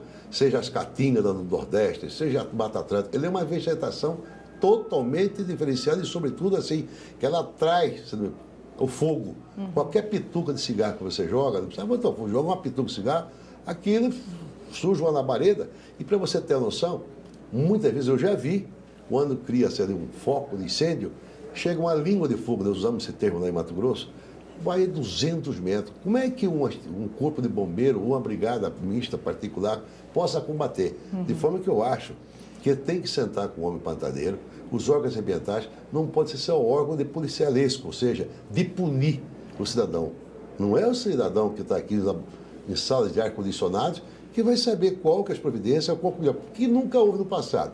Claro, não podemos conhecer que havia mais chuvas. Hoje as chuvas diminuíram muito, não só nessa região do Pantanal, mas este ano, mesmo passado aqui, se viu, né? A questão climática se agravou de tal maneira que um choveu muito, outro não choveu nada, é incêndio para cá, é enchente, enfim, como aconteceu agora, ultimamente, aqui no Rio Grande do Sul, em síntese. E também o governo investir. Que adiantando, nós temos aqui essa lei que é o 5098, que já aprovamos já, que é o Fundo Nacional de Mudança Climática, que tem 10 bilhões do BNDES, mas esse dinheiro não chega na ponta. Tem que ser investido lá, ué. Então, essa previsão legal de destinação dos recursos do Fundo Clima e ações de combate também. Os recursos são muito pouco aquém daquilo que necessita desses investimentos lá. Pois é, o senhor é autor, né, de um projeto que amplia Sim, a destinação. Sim, 5098. Pois é, eu queria que o senhor falasse, a ideia é ampliar a destinação do Fundo Nacional. Tem os recursos, mas não chega na ponta. A burocracia toma conta desse país. Aqui a dificuldade é muito grande. Temos 10 bilhões e 500 milhões de reais. Hoje tem dificuldade de pagar até diária para pessoas que são dos órgãos públicos para fazer o combate a incêndio. O ano 2020, para você ter noção, as instituições que estavam presentes lá têm que fazer cota para ajudar até a comprar alimentação. Uma vergonha num país, né? Fantástico, rico como esse aqui, fazendo cotinha. Eu fui lá pessoalmente, em loco, na entrada do Pantanal Mato Grossense. Lá tinha um acampamento das Forças de Segurança, seja Polícia Militar, Corpo de Bombeiro, sei lá estavam os órgãos IBAMA, SEMA, lá tinha dificuldade até mesmo de se alimentar. Eu vi um coronel PM lá vendendo um quadro para cotizar recursos para comprar alimentação. Isso é uma vergonha para o Estado brasileiro. Eu acho que esses recursos também aqui têm que ser destinados, mas descentralizados urgentemente, para permitir, para nós criamos com certeza, até o monitoramento, aonde que está tendo foco, lá quando que acontecem os incêndios, depois de 3, 4 dias, que chega lá para combater. Aí à tarde, né? Acho que esse recurso aqui do Fundo do Clima tem que ser urgentemente distribuído, ou seja, rateado, para que os estados, seja Mato Grosso do Sul, na Amazônia, no Pará, onde for necessidade. Mas não pode ficar esse dinheiro aí engavetado e não é apropriado, não é usado para os seus fins que naturalmente foi criado. Para a gente finalizar, senador, o projeto do Estatuto do Pantanal foi terminativo na Comissão de Meio Ambiente e segue para a Câmara. Como é que o senhor espera que seja votado lá? E também queria saber da tramitação desse projeto de ampliação dos recursos do fundo. Eu espero que a Câmara aprove urgentemente.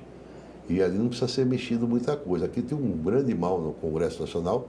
Muitas das coisas que é aprovado na Câmara, ou seja, vamos chamar o termo mais prático, mais conhecido, mexer. Emenda para lá, emenda para cá e etc. Da mesma forma, ou vice-versa. Nós temos que aprovarmos urgente, porque ele está muito, muito bem elaborado, de forma responsável, zelosa, ouvindo todas as pessoas que poderiam participar com as suas expertise, em síntese. Feito isso aí, eu acho que temos que aprovar. E este aqui tem andamento também. Esse é projeto meu, que é o 5098, que está em andamento, que é em relação à distribuição dos recursos do Fundo do Clima. Feito isso aí, eu acho que nós teremos meios, recursos suficientes e nós fazemos com que, de fato, possamos dar sustentação a esse bioma, né, que é consagrado, patrimônio da humanidade, que é o Pantanal do Mato Grosso, que é a maior área úmida do planeta. Você sabia que os 2 Pantanais são a maior área úmida do planeta, mas, infelizmente, nunca teve uma política pública decente. Nunca teve uma política pública decente. Pra você ter noção, o homem pantaneiro praticamente abandonou aquilo lá. Certo? Segundo, para você ter noção, Carla, você sabia que o cavalo pantaneiro, ele é um cavalo diferenciado do cavalo normal, que é do cerrado, da caatinga, parece? Porque quando chovia muito, criaram essa genética, fizeram uma genética diferenciada, que até o casco do cavalo que fica no Pantanal, ele é um casco diferenciado. Caso contrário, quando chovia muito, ficava muita água, o cavalo pulando, o casco amolece. Então o cavalo pantaneiro, ele aguenta a época das águas todinha pisando em água, ou seja, em grandes banhados. E tudo isso aí é uma coisa que só o pantaneiro sabe distinguir. Não é eu, não é você, não é os grandes cientistas ou pseudo-cientistas, dos falsos defensores do biomas, que vão, com certeza, ter essa criatividade, essa expertise, que é uma expertise que só é dádiva que Deus deu para aquele cidadão que nasceu lá, para construirmos, com certeza, projetos e, sobretudo, dar a eles meio de garantia que ele possa produzir de forma sustentável. Esse selo que estou dizendo aqui é uma maravilha. Vamos distinguir que o privado, e também pessoa física e pessoa jurídica. É uma forma de nós valorizar aquele que produz também no território do Pantanal de ambos os estados, Mato Grosso e Mato Grosso do Sul. Senador, muito obrigada pelos seus esclarecimentos e já quero convidar o senhor para voltar outras vezes. Eu que agradeço a oportunidade. Muito obrigado. E eu agradeço a você também que nos assistiu. Se você quiser rever esse programa e outros, é só acessar o nosso site senado.leg.br/TV ou o nosso canal no YouTube. Obrigada pela sua companhia e até o próximo argumento. Incêndios no Pantanal, Mato Grosso e Mato Grosso do Sul se mobilizam para combater o fogo que já causou destruição recorde. Amazonas quer maior patrulhamento contra ataques de piratas nos rios da região. Minas Gerais busca boas práticas para minimizar impactos da seca e chuvas extremas. Tudo isso você vê no Parlamento Brasil. Parlamento Brasil, toda sexta, 8 horas da noite, aqui na TV Senado. O Senado brasileiro foi criado pela Constituição de 1824, mas havia um problema. Em que lugar os senadores iriam se reunir? Pensando nisso, Dom Pedro I decide comprar o Palácio Conde dos Arcos e reformá-lo para abrigar o poder legislativo. Só 2 anos depois, em 1826, aconteceria a primeira sessão oficial do Senado.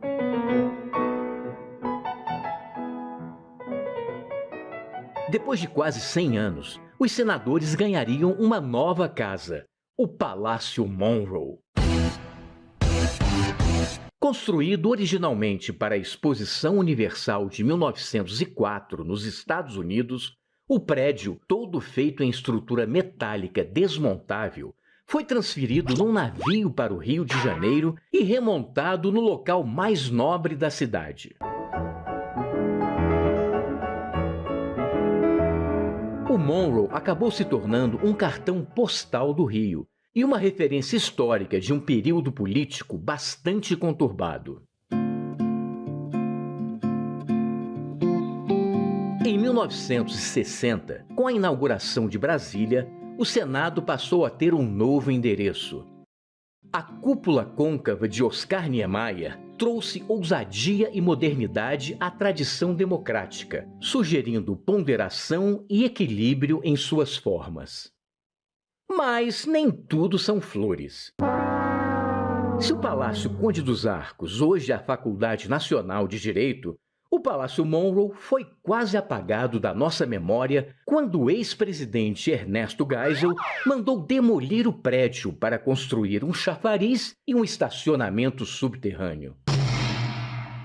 Objetos históricos foram perdidos ou vendidos pela empresa demolidora, mas a memória ainda permanece nos resquícios preservados pelo Senado.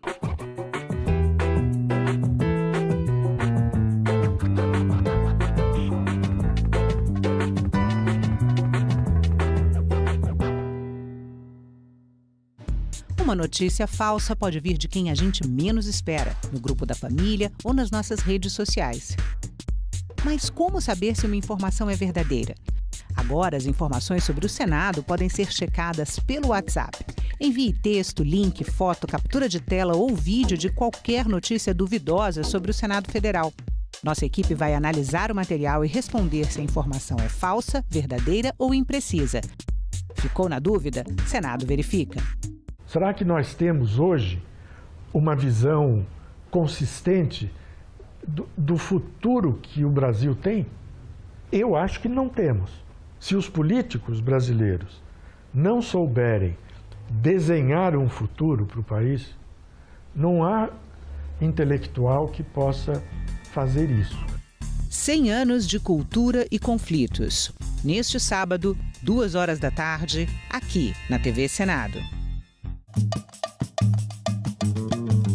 Olá, Olá, eu sou o Sr. Josu, professor de História e Geografia, influenciador digital, e hoje eu estou aqui para falar sobre maioridade penal. Várias leis trataram da criança e do adolescente em diferentes momentos da história do Brasil. Para se ter uma ideia, no Código Penal de 1890, crianças de 9 anos de idade podiam ser levadas aos tribunais. Em 1927 surge o Código de Menores. A situação começa a mudar um pouco, porque até então a criança e o adolescente, ela não é observada na sociedade brasileira. O presidente Washington Luiz institui esse Código de Menores. Aí pela primeira vez a gente tem uma idade chamada idade penal, né? A partir dos 18 anos. Com os 18 anos de idade, a ótica sobre a criança e o adolescente já é alterada. Eu já começo a olhar a criança com uma certa autonomia e com um certo cuidado também. Na ditadura militar, um outro Código de Menores foi criado que deixa bem explícito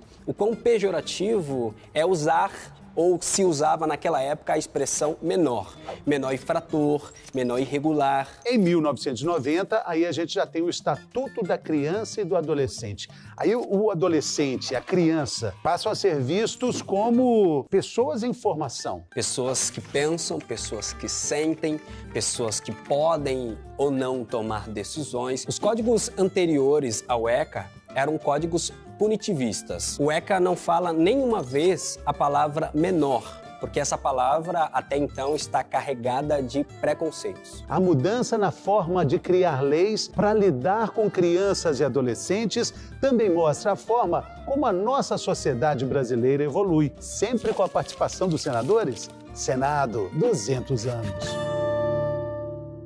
Vacinar é um ato de amor.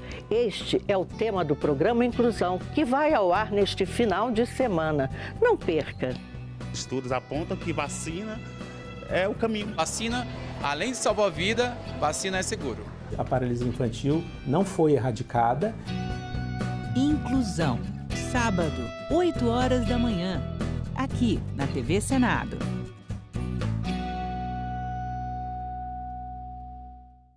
Um romance brutal, feito em fragmentos, onde homens depõem sobre Monique, uma mulher bela, bonita, inteligente e bem-sucedida. E isso os amedronta. Então, este tema do novo romance de Bruno Kimmer, sendo ele quem ele era... Ela aparece mais como pano de fundo, né? Das histórias que têm em comum ela. Eu diria os homens da vida dela, né? Os namorados, no final aparece o pai, aparece um vizinho que fica obcecado por ela, né? Esse traçado juntava o tema do livro, né? Que é a inadequação masculina, né? O sofrimento da insegurança e o sofrimento que é passado adiante, né? Né? Existe o clichê de que o homem sofre calado, né? Ele é ensinado a calar até o momento que ele expressa, geralmente, das piores maneiras possíveis. Agora é lei. Os agentes comunitários de saúde e os agentes de combate às endemias passam a ser considerados profissionais de saúde. Com a nova lei, os profissionais das duas categorias poderão acumular cargos públicos, o que é permitido pela Constituição apenas aos profissionais de saúde e professores. O Senado votou, agora é lei. Olá pessoal, meu nome é Felipe Figueiredo, sou professor de História, podcaster, youtuber e estou aqui para a gente falar um pouquinho sobre as constituições da história do Brasil. Para a gente começar a falar sobre Constituição, é preciso entender dois termos bem importantes, né, professor? Nós temos que diferenciar as que são outorgadas, ou seja, elas que foram impostas por algum poder político, e as que foram promulgadas, ou seja, elas que são derivadas de um processo constituinte popular, normalmente eleito, né, que represente toda a sociedade. Na história brasileira nós tivemos 7 constituições. 4 delas foram promulgadas, 2 delas foram outorgadas, ou seja, impostas. Tivemos a Constituição de 67, aprovada pelo Congresso por exigência do regime militar. E em 69, durante a ditadura militar, uma grande reforma da Constituição, que não exatamente impõe uma nova Constituição, mas de maneira outorgada modifica a Carta Constituinte existente, incorporando os atos institucionais. Aí chegamos na atual Constituição em 1988. Essa muito bem pensada, muito discutida. É a maior Assembleia Constituinte já eleita na história brasileira. Não é à toa que ela é chamada de Constituição Cidadã, né? A Constituinte também é muito lembrada por ter sido presidida por Ulisses Guimarães, e é a Constituição que está em vigor até hoje. Outras conquistas da Constituição Cidadã são, por exemplo, o direito à saúde, a consagração de diversos direitos trabalhistas, o voto facultativo a partir dos 16 anos, obrigatório a partir dos 18 anos de idade, ou seja, incentivando a participação política das pessoas, e também inclui no direito ao voto o voto das pessoas que eram consideradas analfabetas. As 7 cartas constitucionais que o Brasil teve retratam com riquezas de detalhe o nosso caminho, a nossa jornada como nação. É uma forma preciosa de entender os valores de um país. Senado, 200 anos.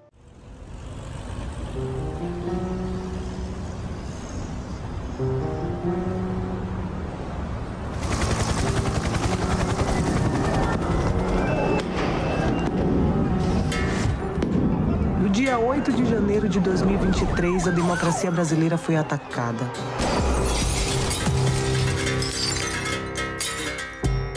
Mas democracia é uma ideia, um regime político. Você não pega a democracia na mão. Fisicamente, a democracia não existe. Então, quem realmente foi atacado nesse dia? Na democracia, o poder nasce aqui, com a população votando. Quando a gente vota, a gente escolhe quem faz as leis e quem governa.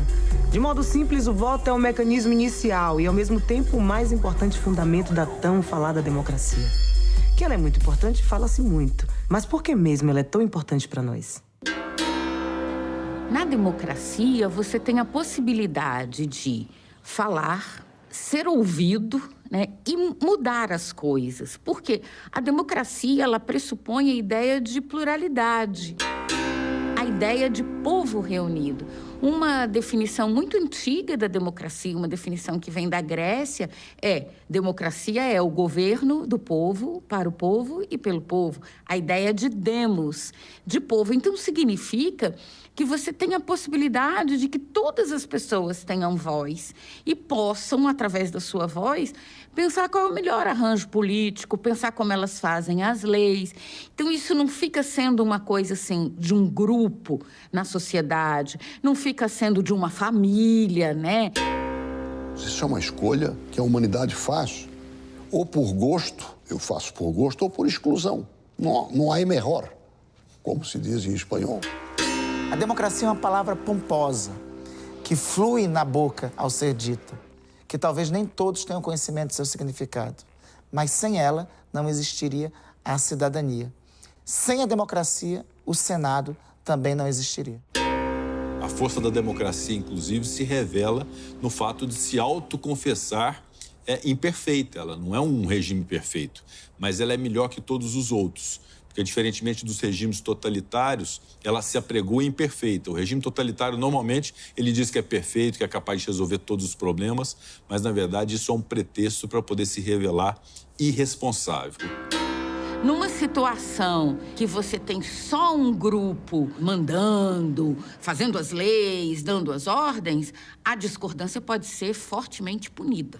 Eu acho que a democracia, ela não é o melhor regime porque ela leva ao consenso. Ela é o melhor regime porque ela permite o dissenso. Se é ruim com democracia, é muito pior sem ela. Aqui funciona o coração e o cérebro da democracia brasileira. Isso aqui tudo é o Congresso. Aqui, a Câmara dos Deputados. Aqui é o Senado. Ali, o Palácio do Planalto, onde trabalha o presidente da República.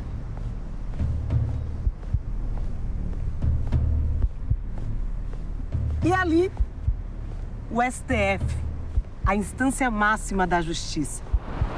Em março de 2024, o Senado brasileiro faz 200 anos. Então vale perguntar, afinal, qual é a importância do Senado na história do Brasil e no dia a dia dos brasileiros? Para saber essa resposta, a gente precisa entender o que acontece aqui, dentro dessa famosa abóbora.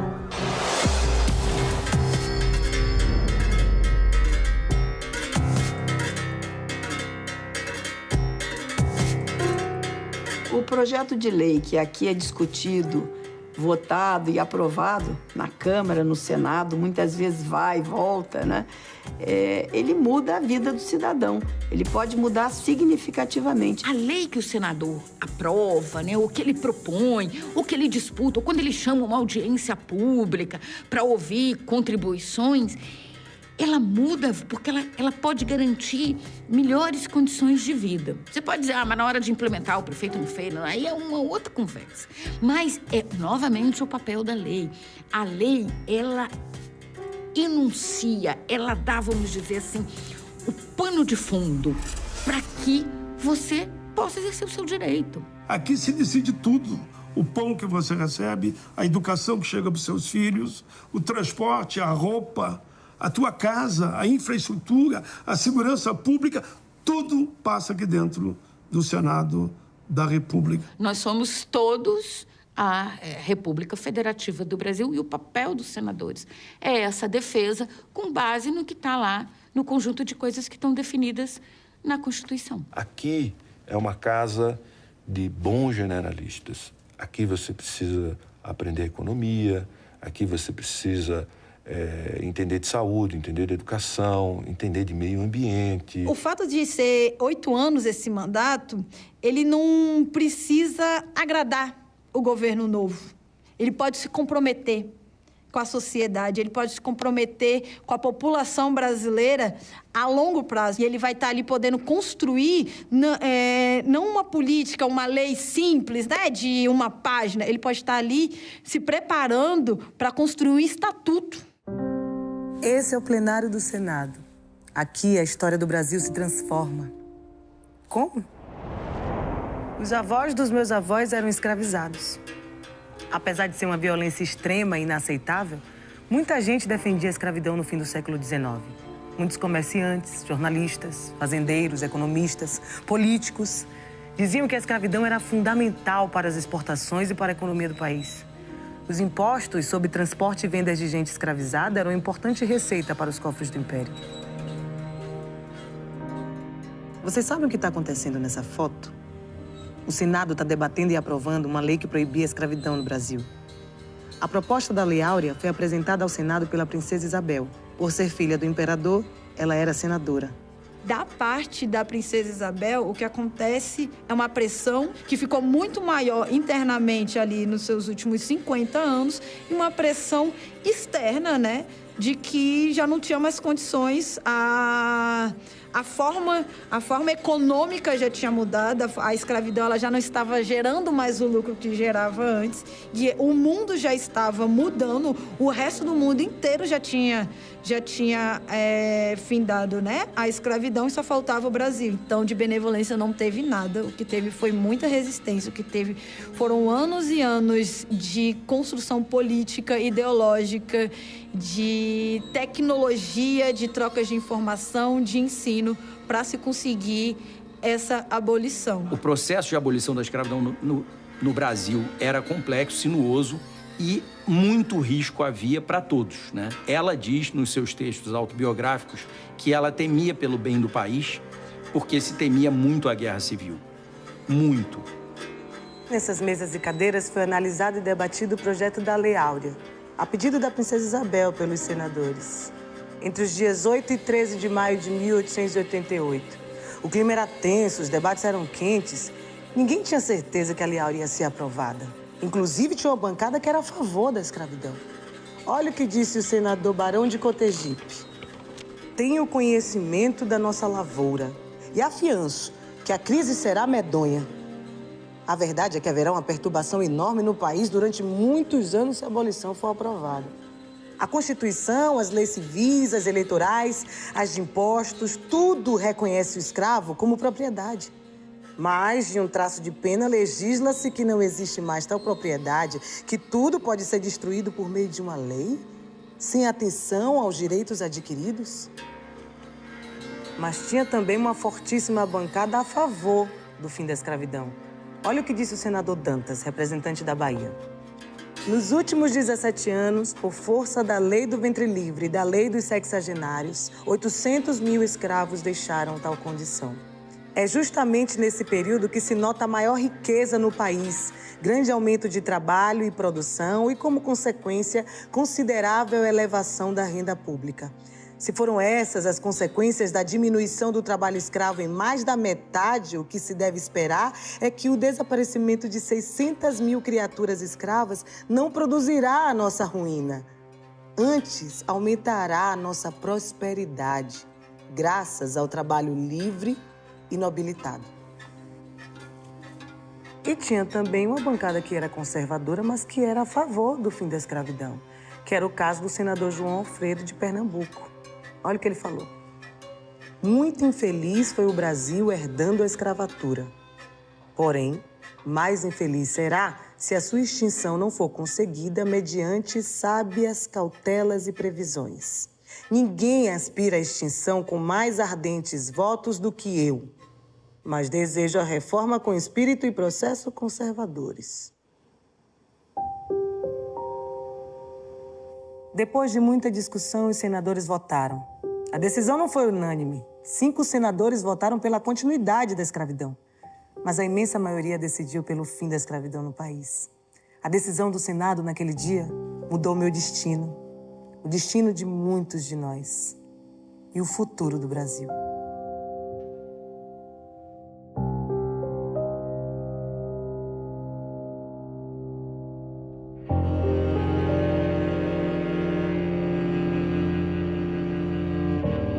A gente não consegue dizer que a abolição ela garantiu direitos. Antes mesmo dela acontecer, já lhes eram negados, já lhes foram criados mecanismos para não acessar. E quando se vem a abolição, não se é criado política pública nenhuma. Eles não passaram de ex-escravizados para mão de obra, porque eles não foram permitidos. Nessas categorias, né, de classe, os negros e os povos originários, eles não eram a mão de obra barata, eles estavam abaixo da mão de obra barata. O que se tem é que, por mais que quando a gente fala muito de escravidão, de exploração, do massacre que eles passaram, a gente também tem que pontuar que houve resistência. Quando a gente fala muito em revolta, parece que esses povos eles conquistaram apenas na luta física, que foi mesmo. Mas eles também disputaram intelectualmente essa vitória. Eles disputaram fazendo promessas, falando filosoficamente, falando da questão religiosa, trazendo ao ponto de assim, você tem certeza que essas pessoas não são seres humanos? O que fez passar essa lei com tantas contraposições, né, dos conservadores, fossem eles do Partido Liberal, fossem os conservadores de estrito senso, foi a pressão popular, que foi absurda sobre a Câmara e o Senado do Império. Havia um establishment que justificava, além do tempo médio da humanidade, que a escravidão existisse no Brasil. E houve uma solução que hoje nós criticamos porque não foi abrangente em matéria de solução para as pessoas cujos danos, cujas deficiências nós estamos procurando reduzir. Uma dívida que nós estamos tentando reduzir através de vários expedientes que a legislação brasileira tem criado. O Senado, nesse período, nos últimos 5 anos, nunca aprovou tantas leis contra o racismo e preconceito como aprovou. De minha autoria, porque eu fui autor, o relator, foi em torno de 20. Isso não aconteceu durante séculos. No último censo do IBGE, 112.700.000 brasileiros se autodeclararam pardos ou pretos, ou seja, descendentes de escravizados. 55% da população brasileira. Por aí você já pode imaginar a importância e o impacto que uma lei votada no Senado tem no cotidiano de cada um de nós. Esse trailer é apenas um aperitivo da série Senado, a história que transformou o Brasil. Você vai ver que o destino do país passa por aqui. Coisas fundamentais do seu dia a dia foram debatidas e decididas no Senado. Além do fim da escravidão e inclusão racial, o voto feminino e questões sobre igualdade de direitos entre homens e mulheres, educação obrigatória e acessível a todos. Aposentadoria, por exemplo. Você acha importante? Pois é. O Código de Defesa do Consumidor. A saúde gratuita para todos os brasileiros, que atende hoje mais de 150 milhões de pessoas.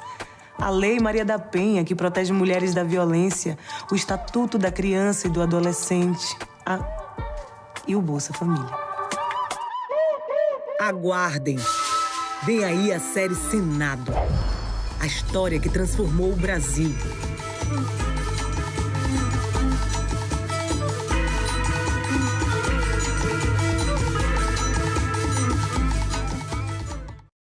Afrodite, deusa do amor, se eu swing ali na areia, sereia de tentação.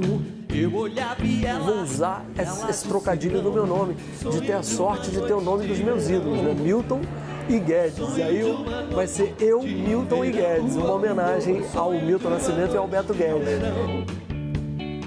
Espaço Cultural, neste sábado, 8 horas da noite, aqui na TV Senado.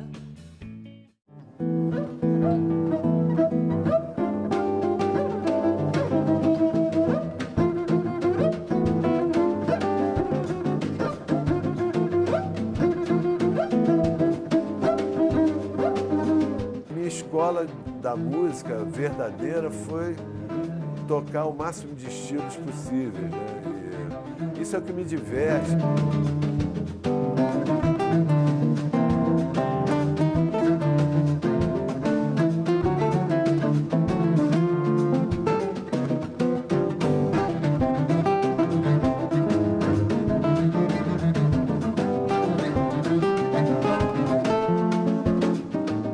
Como é que eu posso tocar samba? E eu fiz questão de insistir, e hoje em dia o meu grupo chama Teatro Samba Trio.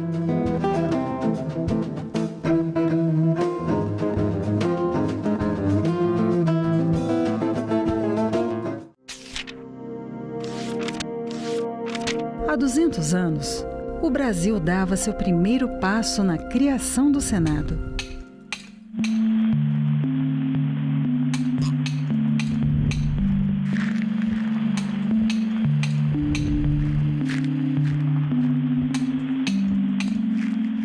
Começava a pavimentar o caminho para uma democracia representativa. O Senado teve um papel decisivo para a manutenção da estabilidade política da maior parte do período monárquico do Império Brasileiro. O maior desafio do Brasil era a manutenção da integridade territorial do país. Ao longo de 2 séculos, em 3 endereços diferentes, o Senado foi palco de discussões que definiram os rumos do país. O Senado está presente em todas as decisões que culminam com a aprovação de leis que vão ser decisivas para o andamento da vida brasileira ao longo do século XIX. O Senado participou dos debates e da votação das chamadas leis abolicionistas. E o Senado teve muita importância na resolução de conflitos.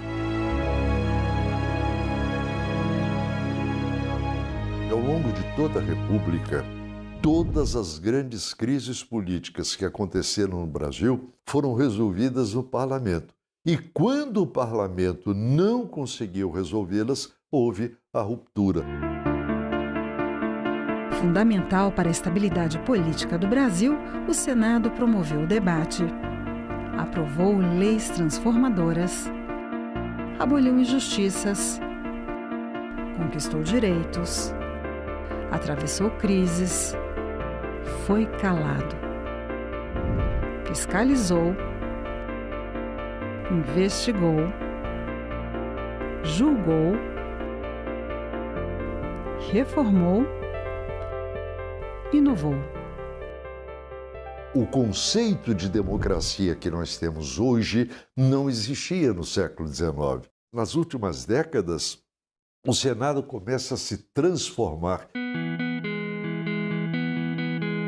porque ele passa a contar com pessoas que estão mais diretamente ligadas às condições gerais da população brasileira.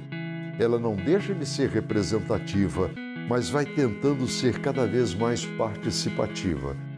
Quanto mais o tempo avança e se amplia a participação política da sociedade brasileira, mais o Senado se aproxima da real fisionomia da sociedade brasileira.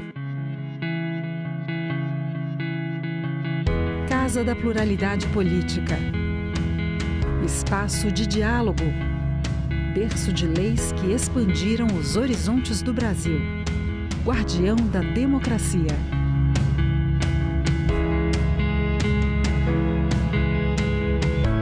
Senado Federal. 200 anos de história.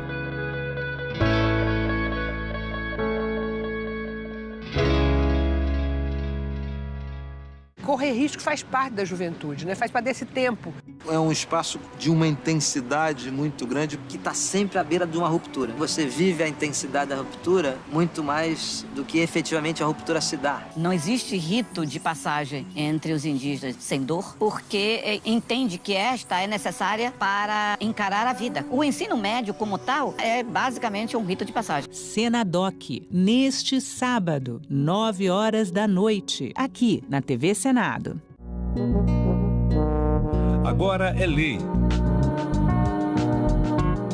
A injúria racial passa a ser tipificada como crime de racismo. Com a nova lei, a pena para o crime de injúria racial, que antes era de 1 a 3 anos, aumenta para 2 a 5 anos de reclusão. O Senado votou, agora é lei. Uma notícia falsa pode vir de quem a gente menos espera, no grupo da família ou nas nossas redes sociais.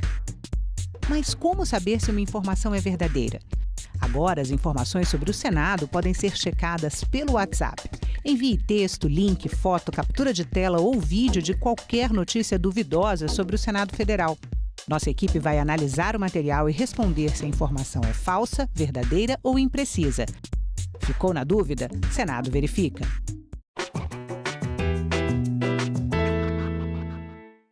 Jânio Quadros é, talvez, o personagem mais surpreendente da política brasileira. Eleito presidente da República com uma votação esmagadora, ele toma posse em janeiro de 1961, mas renuncia misteriosamente 7 meses depois, deixando apenas um bilhete.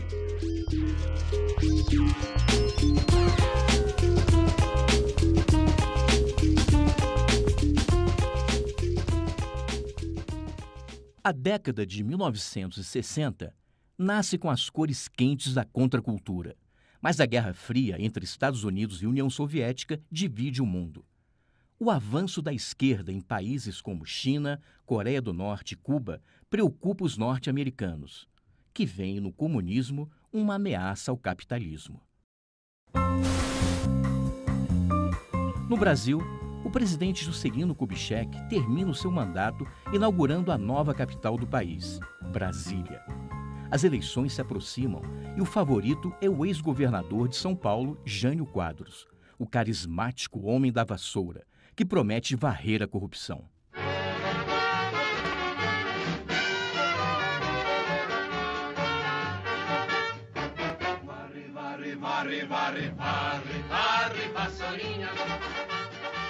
Como era de se esperar, Jânio é eleito e logo toma medidas inusitadas. Proíbe briga de galo, hipnotismo em público, lança perfume e o uso de biquíni em praias e em concurso de Miss. Faz cortes nos gastos públicos, mas fica sem apoio no Congresso. É contra o comunismo, mas condecora Ernesto Che Guevara, um dos líderes da Revolução Cubana, o que irrita os militares. Isolado politicamente, ele tenta uma última cartada. No dia 25 de agosto de 1961, entrega sua renúncia ao Congresso Nacional. Ninguém entende nada. Jânio talvez esperasse que os militares ficassem do seu lado, ou então que deputados e senadores não aceitassem o seu pedido e lhe dessem mais poderes para governar. Vários governadores o apoiam e tentam convencer o presidente do Congresso, Auro de Moura Andrade, a recusar o pedido de renúncia. Mas é inútil. O problema é saber quem entra no lugar de Jânio. João Goulart, mais conhecido como Jango, é o vice-presidente da República e o primeiro na linha de sucessão, mas está em viagem oficial pela China comunista de Mao Tse-tung. Na hora de votar, dona de casa vai jangar. É Jango, é um Jango Goulart. Político socialista e apoiado pelo movimento sindical, ele incomoda profundamente os ministros militares, que são contra a sua posse, alegando questões de segurança nacional. Por outro lado, Leonel Brizola, governador do Rio Grande do Sul, quer Jango presidente e inicia um movimento pela legalidade, com o apoio do exército de seu estado. O impasse está criado. É nesse momento que o Congresso cria uma comissão mista para... Segunda Sessão Legislativa Ordinária, 57ª Legislatura. A audiência pública será realizada nos termos do requerimento número 5455, 2023, CDH, ambos de autoria do senador Eduardo Girão, que não está aqui porque está numa reunião no Colégio de Líderes. Eu, como presidente da comissão, vim abrir. Quando ele puder, ele vem para cá, ele assume a presidência. O objetivo desta nossa audiência pública, instruir o PL 1773, 2022, que institui a Política Nacional de Combate ao Suicídio de Crianças e Adolescentes. A reunião será interativa, transmitida ao vivo e aberta à participação dos interessados por meio do portal e-Cidadania na internet, em senado.leg/e-cidadania, ou pelo telefone da ouvidoria 0800 061 2211. Como já foi dito, o projeto é do Alexandre Vieira, né? É do senador Alexandre Vieira.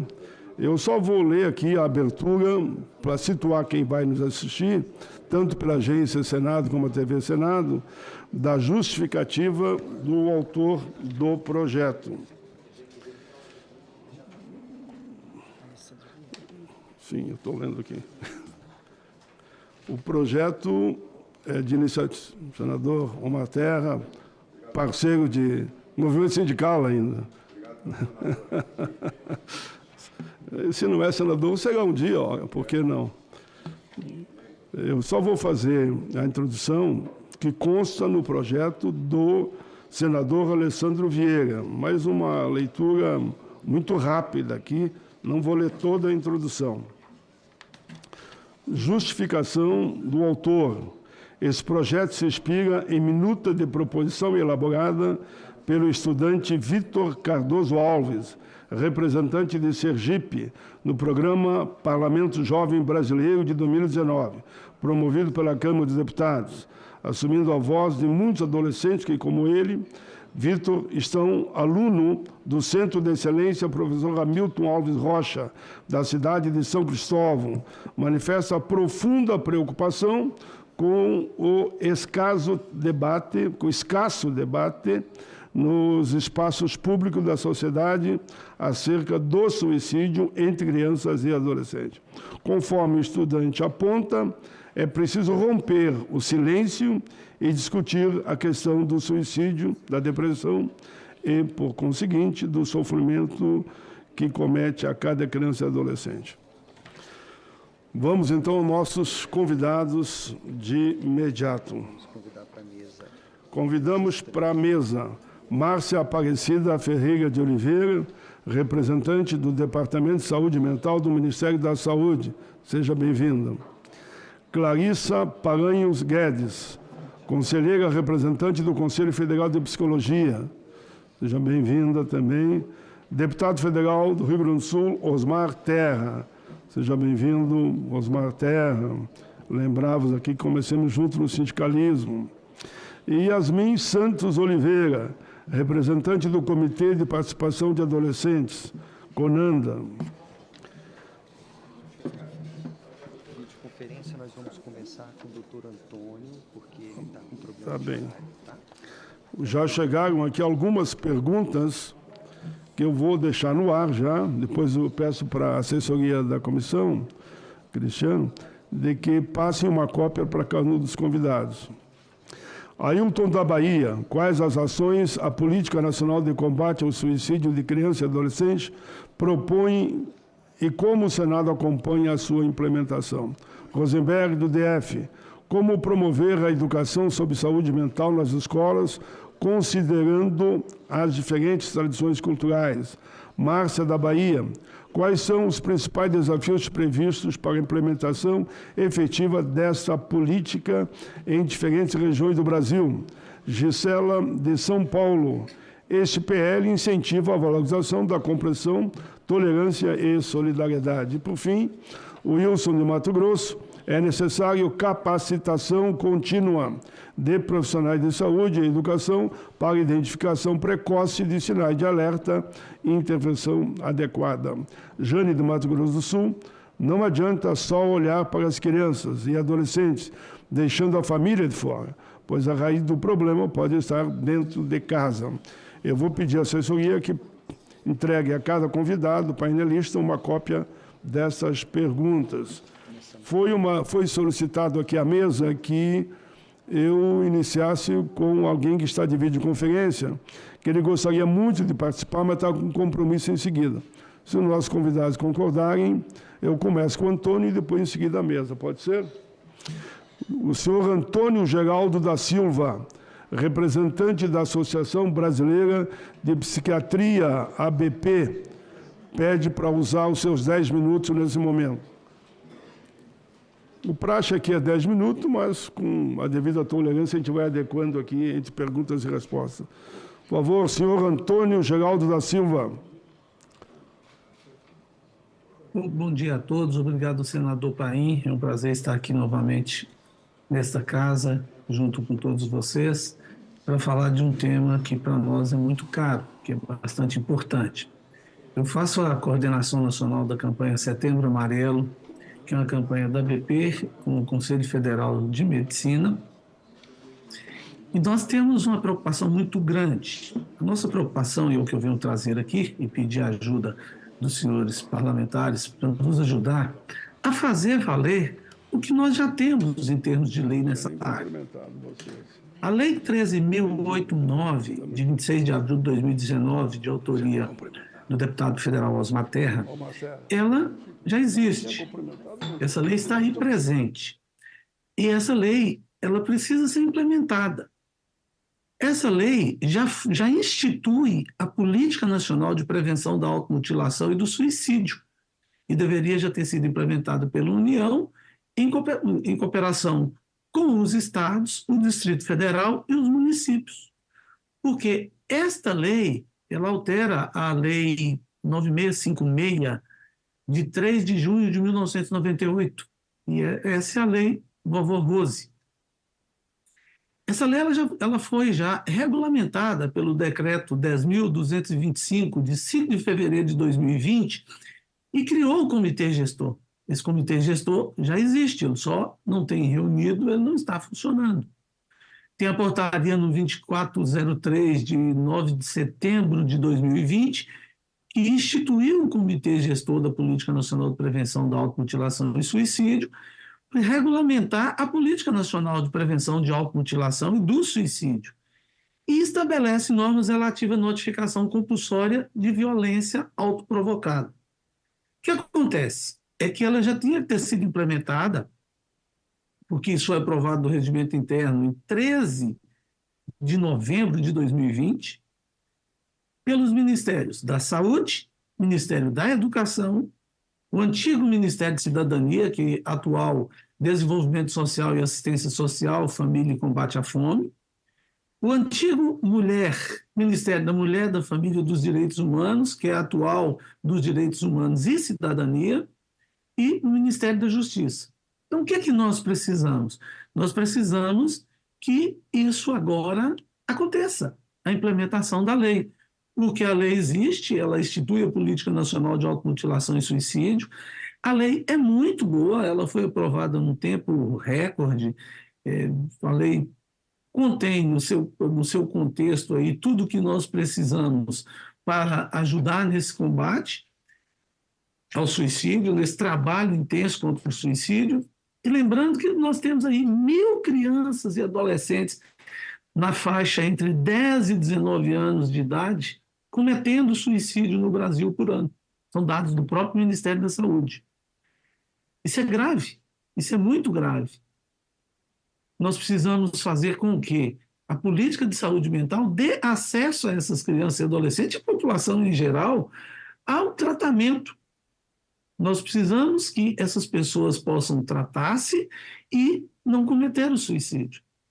Todos os dias nós temos pessoas nos procurando por questões ligadas a quadros psiquiátricos, doenças mentais, e que levam a cometer o suicídio. O que nos assusta? Por exemplo, hoje nós temos aí a entrada de mais vários medicamentos na farmácia popular para tratar desde rinite a outros quadros lá, que não são fatores tão graves, sem nenhum desprezo a esta necessidade da população, mas que não são fatores tão graves quanto é a questão do suicídio e quanto é a questão do tratamento dos quadros depressivos, que nós somos campeões mundiais de transtornos depressivos, quanto os quadros de ansiedade, nós somos campeões mundiais de transtornos de ansiedade, e nós não temos sequer um medicamento para tratar tais quadros psiquiátricos na farmácia popular. Nós estamos dizendo isso pela importância que é salvar a vida dessas pessoas. Isso é muito importante. Isso não quer dizer que não seja importante tratar das rinites e outros quadros, como tem lá medicamento 100% pago pelo Estado para serem tratadas tais doenças. Mas nós precisamos tratar dos transtornos mentais que têm elevado cada vez mais o número de suicídio no Brasil. Em todo o mundo, os índices de suicídio têm caído, menos na América Latina e muito especialmente no Brasil. Me preocupa muito porque alguns estados brasileiros, como o do Rio Grande do Sul, nós estamos batendo recordes em cima de recordes da quantidade de suicídio. O que vai acontecer agora, por exemplo, após essa catástrofe climática que nós tivemos lá no estado? Isso vai aumentar. Por quê? Porque isso está mostrado em todos os estudos internacionais em que aumenta de 3 a 4 vezes o número de pessoas com depressão após catástrofes naturais, como aconteceu no sul da Grã-Bretanha, exatamente com o mesmo tipo de catástrofe climática e ligada à água. Como que vai ser isso? O que nós vamos fazer, por exemplo, especificamente para essa população do Rio Grande do Sul? É grave, é uma situação gravíssima. Nós temos que antecipar e já providenciar política pública específica para essa população também. E quando eu digo isso, eu digo de toda a população, adultos, jovens, crianças, mas muito especialmente para as crianças e adolescentes. Eu agradeço demais a oportunidade, espero que realmente a Lei 3.089, que já está em vigor aí, precisa ser apenas implementada adequadamente, e que esses ministérios possam fazer essa implementação urgentemente, que fica bem mais rápido, bem mais prático, e a gente vai ajudar a salvar muitas vidas. Porque o estigma que existe em relação ao psiquiatra, ao tratamento psiquiátrico, e aqueles que padecem de doença mental, ele é tão grande, mas ele é tão grande que cria um muro entre a pessoa e a possibilidade de acesso ao tratamento. E é um estigma estrutural, é um estigma que o Estado, quer seja o município, o governo estadual, o governo federal, precisa romper para que as pessoas possam tratar adequadamente e a gente pode ter acesso ao tratamento de forma digna e salvarmos vidas. É o que eu tenho a dizer. Muito obrigado. Sou psiquiatra, sou presidente da Associação Brasileira de Psiquiatria. Sofro bastante estigma e muito preconceito por ser psiquiatra. Não sou ligado a nenhuma indústria de medicamentos, equipamentos, indústria do álcool, do fumo, da maconha, a nada disso. Eu exerço meu papel aqui agora enquanto presidente da Associação Brasileira de Psiquiatria. Muito obrigado a todos, obrigado pela oportunidade, agradeço demais o senador Girão, agradeço também muito o senador Paim, que sempre tem nos ajudado nessas causas que são tão importantes e tão caras para a população brasileira. Muito bem, meus cumprimentos. O doutor Antônio Geraldo da Silva, representante da Associação Brasileira de Psiquiatria, ABP, e eu espero que não esteja nenhuma discriminação com esse psiquiatra. Eu tenho um irmão que é psiquiatra também, mas o alerta dele foi no sentido de enaltecer a psiquiatria, né? E ele adora a profissão e adora também a entidade, a ABP. Aí. Eu quero só falar um segundo só, que o projeto que nós tratamos, o doutor foi muito feliz na explicação, ele institui a Política Nacional de Combate ao Suicídio de Criança e Adolescente. O outro projeto, uma lei que já existe, ele é amplo, geral e importante. E aqui a preocupação, pelo que eu entendi, do Alessandro Vieira, um grande senador aqui do PSDB, parceiro de todos nós, é de que tem um olhar mais aguçado, né, para as crianças e adolescentes. Mas vocês é que vão falar do tema. O senador Girão, quero repetir, ele que é o autor dessa audiência pública, e ele é também relator da matéria, se não me engano, né? Ele é o relator.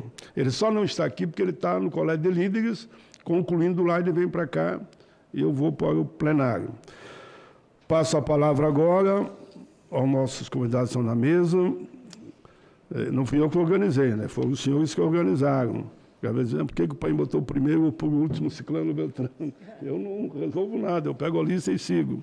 Então, passo a palavra à doutora Márcia Aparecida Ferreira de Oliveira, representante do Departamento de Saúde Mental do Ministério da Saúde. 10 minutos, com mais 5, se necessário.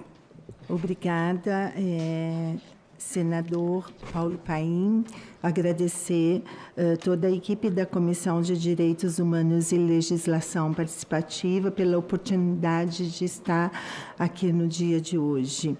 E também a iniciativa do senador Alessandro Vieira e a relatoria, então, do senador Girão. O Departamento de Saúde Mental ele foi criado em janeiro de 2023 e que em dezembro de 2023 do mesmo ano passou a ser denominado Departamento de Saúde Mental, Álcool e Outras Drogas. E ele tem um eixo estruturante muito importante, que é a desinstitucionalização, os direitos humanos e o cuidado em liberdade. Portanto, a gente segue todas as premissas pautadas pela reforma psiquiátrica brasileira.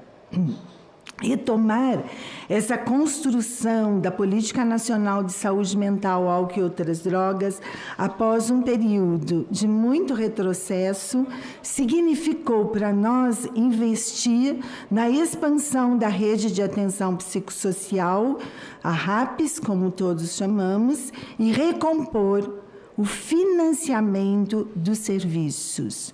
E investir fortemente em projetos de educação permanente, como estratégias essas adotadas para que a promoção de uma saúde mental que esteja compromissada com o cuidado em liberdade.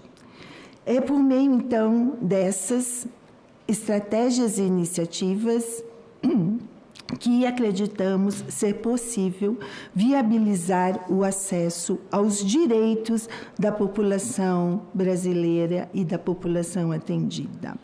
A RAPS, do Sistema Único de Saúde, é uma rede, então, destinada aos cuidados das pessoas que sofrem em decorrência dos transtornos mentais, como bem o professor Antônio Geraldo acabou de falar, e o uso problemático também de álcool e outras drogas.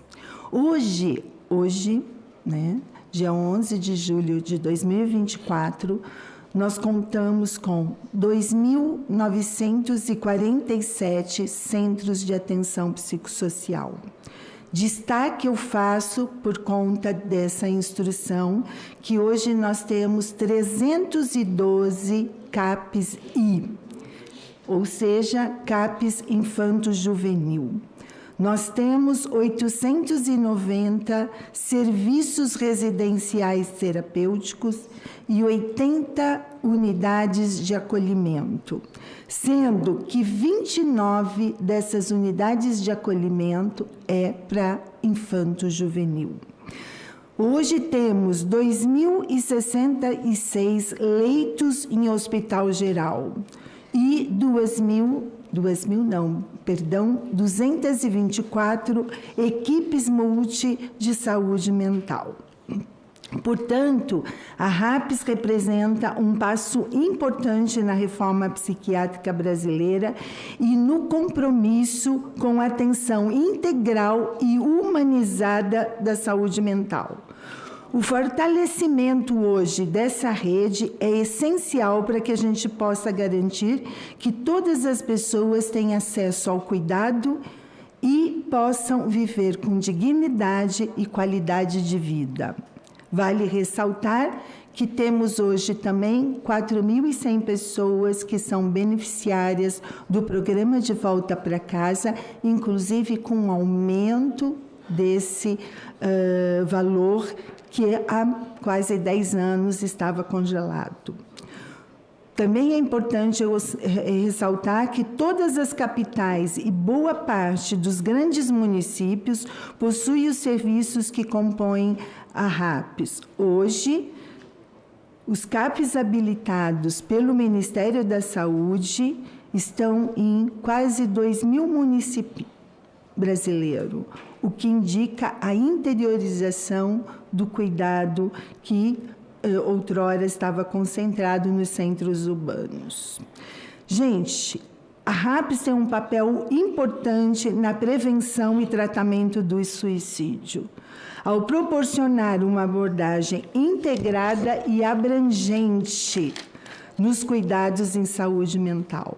Sua estrutura multifacetada permite atender às necessidades das pessoas em diferentes níveis de complexidade, garantindo que recebam o suporte adequado em todas as fases do cuidado, ou seja, desempenha um papel vital na prevenção e tratamento do suicídio, ao oferecer uma rede de cuidados que abrange desde a atenção primária, por meio das unidades básicas de saúde, até aos serviços especializados, como é o caso do Centro de Atenção Psicossocial.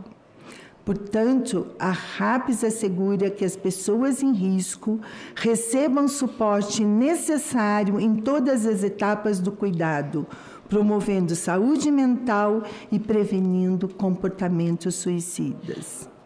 Eu poderia ainda, mas eu sei que falta, eu tenho tempo, então tá bom. Eu poderia, então, discutir com vocês alguns pontos, itens importantes de mostrar como que a RAPS contribui significativamente para a prevenção e tratamento do suicídio, mas eu vou optar por elencar e a gente pode deixar para discussão após. Um deles é o acesso facilitado aos serviços de saúde mental. Quando o professor Antônio Geraldo fala do estigma e ele coloca só um estigma relacionado ao médico, esse estigma, na verdade, é relacionado à saúde mental. A gente carrega esse estigma muito grande. Ou seja, as pessoas não sabem, não conhecem a rede nossa de atenção psicossocial por conta dessa invisibilidade associada ao estigma que a gente tem em relação à saúde mental. Ou seja, esse acesso precisa ser visibilizado, a gente precisa mostrar que a atenção primária está lá para receber como porta de entrada e que nós temos ali profissionais capacitadíssimos que identificam sinais de risco e ofertam cuidados imediatos, contínuos, de médio e longo prazo. É importante também que a gente possa monitorar e proporcionar intervenções precoces quando a gente fala em suicídio. Concordo com o estudante que fez o requerimento ao senador Alessandro Vieira, que a gente precisa quebrar o silêncio. A gente precisa falar de suicídio, a gente precisa ter de janeiro a janeiro, e não só setembro, como preconizado para que a gente possa realmente falar sobre suicídio. 2, o atendimento especializado por meio dos nossos CAPs. 3, uma das coisas mais, e hoje para nós no Ministério, muito importante, é a atenção à crise, a urgência e emergência e o SAMU. A gente precisa de um processo de capacitação em massa de todo o território brasileiro para que a gente possa trabalhar efetivamente com atenção à crise. O acolhimento, como a gente falou, e a reabilitação psicossocial, que também faz parte do nosso tratamento, sobretudo a longo prazo. 5º lugar, agora tem mais 5. O 5º ponto principal de como a RAPS pode contribuir com todo esse trabalho de prevenção e tratamento ao suicídio é o suporte psicossocial e comunitário.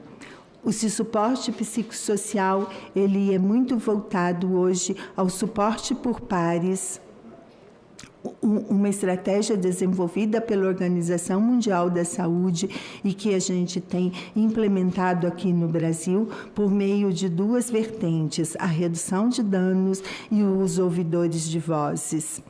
O Grupos de Apoio, e Rio Grande do Sul é um dos que mais trabalham hoje com suporte por pares.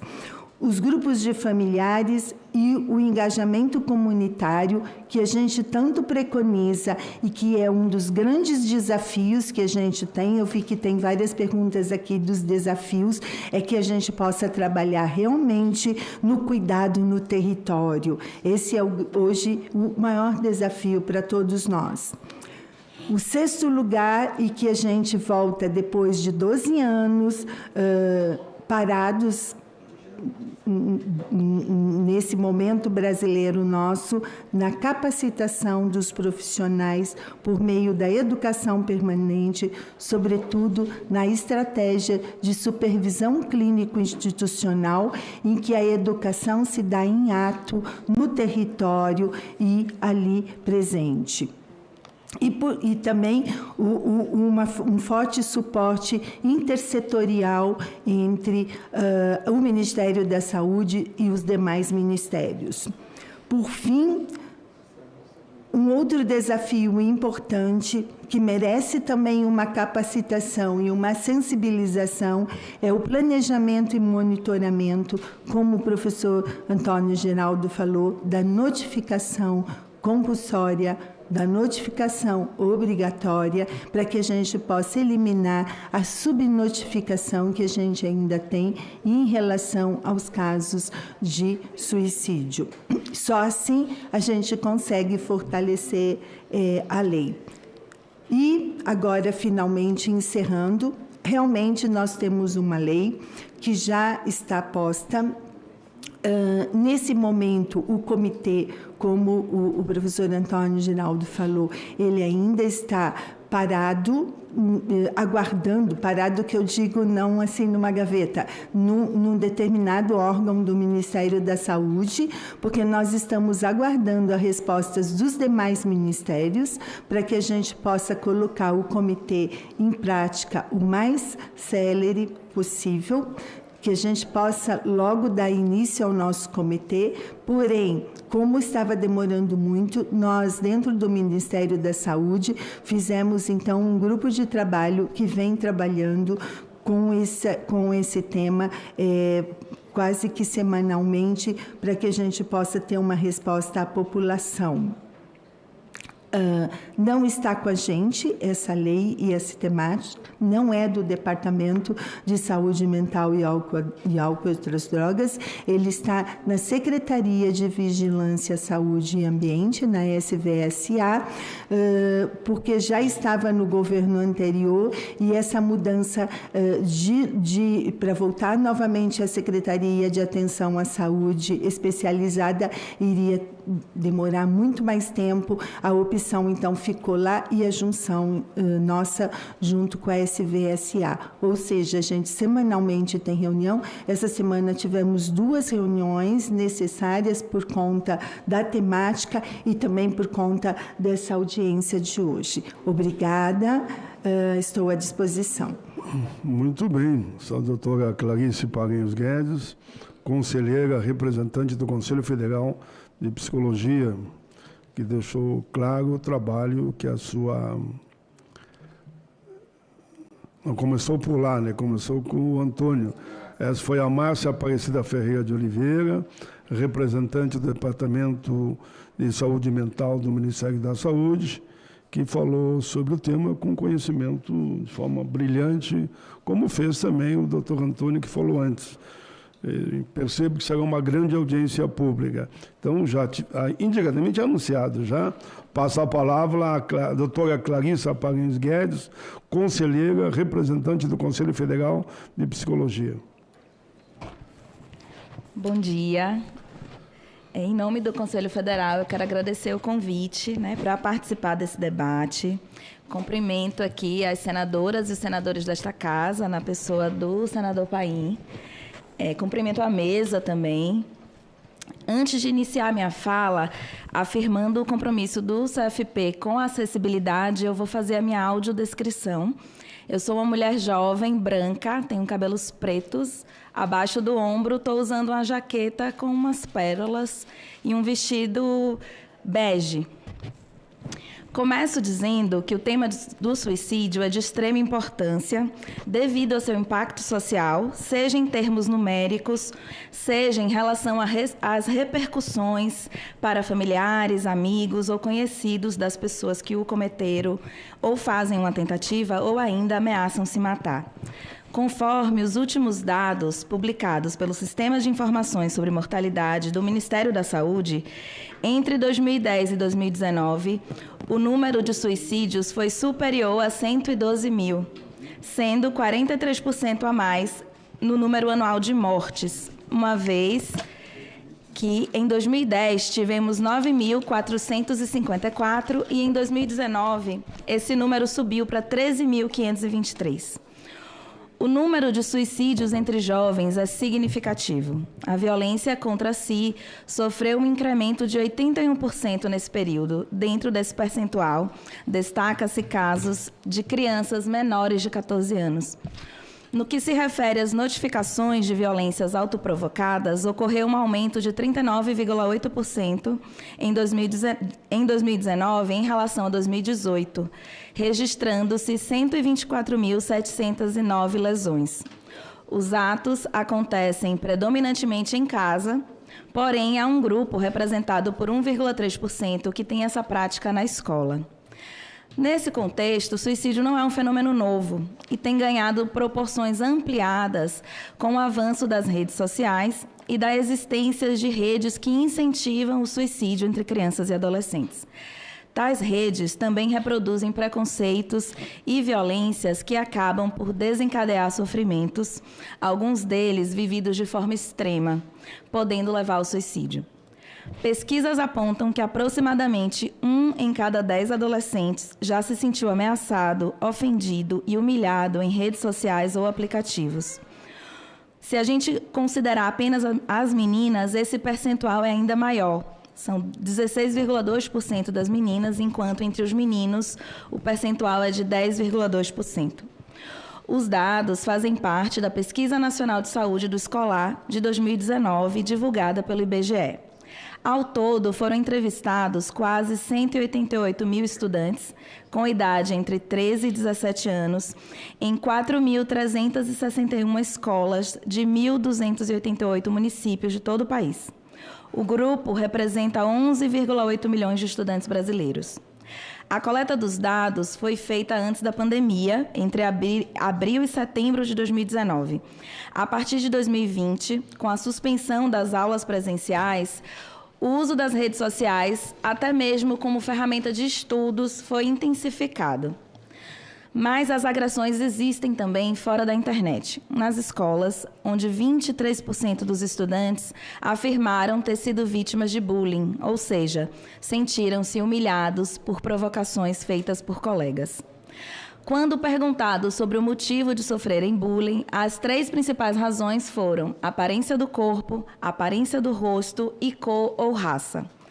Em relação à saúde mental dos estudantes, metade disse se sentir muito preocupado com as coisas comuns do dia a dia. 1 em cada 5 estudantes afirmou que a vida não valia a pena ser vivida. Entre as meninas, esse percentual é de 29,6% e entre os meninos de 13%. A manifestação do desejo de morrer, independente da idade e das motivações, deve sempre ser considerada e levada a sério. Deve-se acolher, abrir um espaço de diálogo e, se necessário, buscar um auxílio especializado. Sabemos que a prevenção do comportamento suicida começa na família, mas, seguido da família, o trabalho nas escolas é tão importante quanto e deve ser iniciado desde a educação infantil. Deve-se trabalhar com as crianças questões sobre a valorização da vida e as escolas podem organizar programas psicoeducativos que possam trabalhar valores como fraternidade, harmonia, respeito, diversidade, valores esses que podem ajudar a crianças, jovens e adolescentes no enfrentamento das dificuldades vivenciadas no seu cotidiano. No contexto do suicídio, também é o impacto da Covid-19 sobre crianças e jovens que perderam familiares e passaram a viver com medo e insegurança, o que tem aparecido também nas atividades escolares. O Unicef, no principal relatório da organização focado em saúde mental de crianças, adolescentes e cuidadores no século XXI, alertou que crianças, adolescentes e jovens poderão sentir o impacto da Covid-19 em sua saúde mental e bem-estar por muitos anos. De acordo com a publicação Situação Mundial da Infância 2021, Na Minha Mente, promovendo, protegendo e cuidando da saúde mental das crianças, mesmo antes da Covid-19, crianças, adolescentes e jovens carregavam o fardo das condições de saúde mental sem um investimento significativo para resolvê-los. Segundo as últimas estimativas disponíveis, calcula-se que, globalmente, mais de 1 em cada 7 meninos e meninas com idade entre 10 e 19 anos vive com algum transtorno mental diagnosticado. Quase 46 mil adolescentes morrem por suicídio a cada ano, e o suicídio é uma das 5 principais causas de morte nessa faixa etária. Enquanto isso, persistem grandes lacunas entre as necessidades de saúde mental e o financiamento de políticas voltadas a essa área. O relatório constata que apenas cerca de 2% dos orçamentos governamentais de saúde são alocados para gastos com saúde mental em todo o mundo. Na prática profissional de psicólogas, o suicídio é um tema cada vez mais debatido. Não importa se a profissional atua na área da saúde, da assistência social, da clínica ou da escola. A psicologia tem sido cada vez mais requisitada a tratar da prevenção ao suicídio e a falar sobre essa questão em todos os espaços de atuação. A presença de uma equipe multiprofissional junto aos educadores nas escolas públicas, conforme a Lei 13.935 de 2019, que dispõe sobre a prestação de serviços de psicologia e de serviço social nas redes públicas de educação básica, também tem sido considerada importante para acompanhar o processo de desenvolvimento integral e programar junto aos educadores ações de prevenção a inúmeros problemas que permeiam a vida cotidiana das nossas crianças e jovens. Hoje, ao observarmos o cotidiano das escolas públicas, nós, psicólogas, percebemos o sofrimento de muitas crianças que manifestam comportamentos de autolesão não suicida e ideações suicidas como resultado de sofrimentos em relação aos quais, na maioria das vezes, não têm oportunidade de tomar consciência. As ideações suicidas de crianças usualmente estão associadas a uma vida permeada por violência doméstica, por provocações no cotidiano da escola, por vivências de racismo ou preconceitos das mais diversas ordens, gênero, cor da pele, obesidade, questões corporais, entre outras, além de dificuldades e fracasso escolar. Em um contexto em que, muitas vezes, não é permitido falhar ou errar, crianças e jovens sentem-se incapazes de atender a essa demanda, a esse imperativo de sucesso, se refugiando numa depressão e, por vezes, se precipitando no ato suicida. Nosso trabalho, enquanto profissionais da psicologia e como membro da equipe técnica de uma escola, pode contribuir sobremaneira para o entendimento do sofrimento das crianças, pela criação de um vínculo de confiança, convivendo com elas no dia a dia da escola, até o ponto em que passam a revelar seu mal-estar na família ou nas relações sociais. Também acompanhamos atividades coletivas com várias crianças que vivem a mesma condição, desenvolvendo formas de entendimento sobre o que acontece, o que elas sentem falta, como elas podem se fortalecer e enfrentar esse sentimento. A educação e a escola podem, pois, contribuir para minimizar os riscos, na medida em que a escola deve ser locus de reflexão, de produção de saberes emancipadores que permitam o pensamento crítico, o acolhimento das diferenças, a construção de relações respeitosas e igualitárias e minimizem os efeitos nefastos dos preconceitos e de redes sociais sem controle e sem ética. Dessa maneira, as escolas são espaços promotores de saúde. A participação de psicólogas e assistentes sociais nas escolas, garantida pela Lei 13.935 de 2019, é uma potente contribuição para o enfrentamento do suicídio a partir do ambiente escolar, o que também possibilita mediar ações intersetoriais com a nossa RAPES aqui apresentada pela colega do Ministério da Saúde. A inserção de profissionais da psicologia e do serviço social nas redes públicas de educação básica e, mais amplamente, na política de educação, está no bojo da garantia e acesso aos direitos sociais, como direito do cidadão e dever do Estado. Por oportuno, informamos que tramita na Comissão de Educação da Câmara dos Deputados o PL 3.599, de 2019, que altera a LDB para incluir as profissionais de psicologia e de serviço social no quadro funcional dos estabelecimentos de educação básica.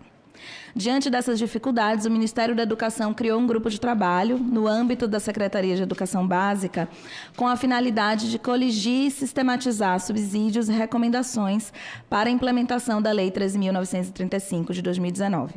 Esse GT é composto por 15 instituições e, além das secretarias do MEC, contará com a Undime, com sede e representantes das entidades da psicologia e do serviço social e inicia seus trabalhos amanhã, dia 12 de julho, e a previsão de conclusão com o Seminário Nacional e Implementação dos Serviços de Psicologia e Serviço Social nas Redes de Ensino, Desafios e Possibilidades, a realizar-se no dia 13 de setembro deste ano.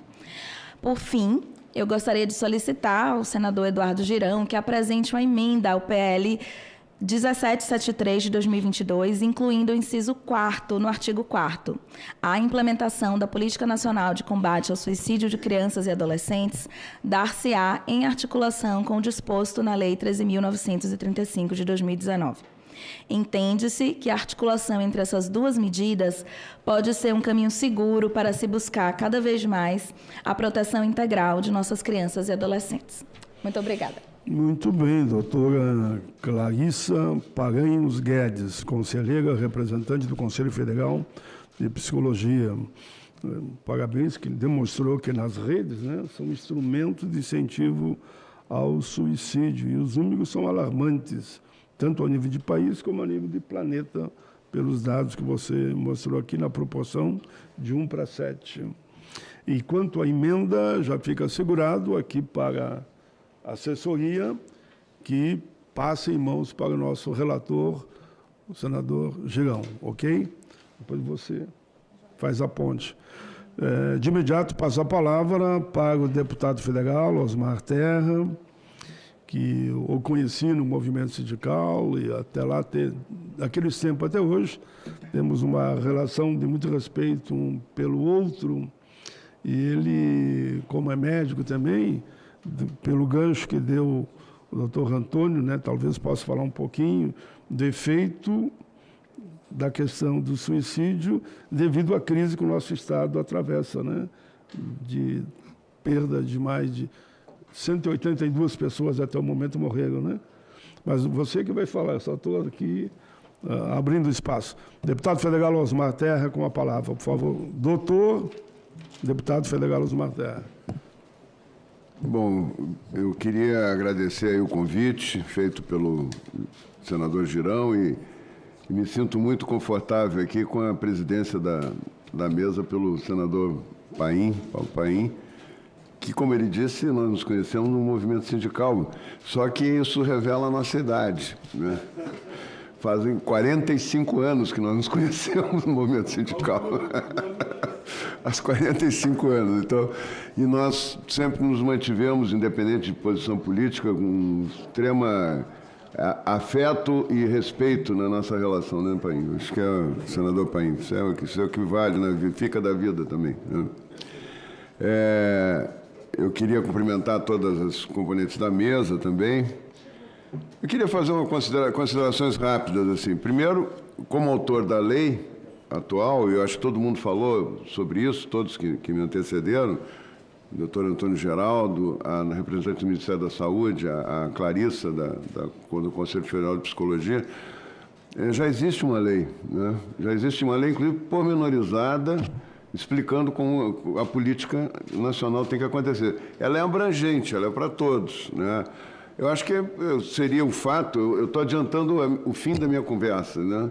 Seria o fato de dar uma ênfase, de colocar um capítulo ou uma proposta de dar ênfase à questão da criança e do adolescente. Mas ela está prevista e foi feita pelo aumento de automutilação e de suicídios em crianças e adolescentes. A razão dessa lei foi essa, né?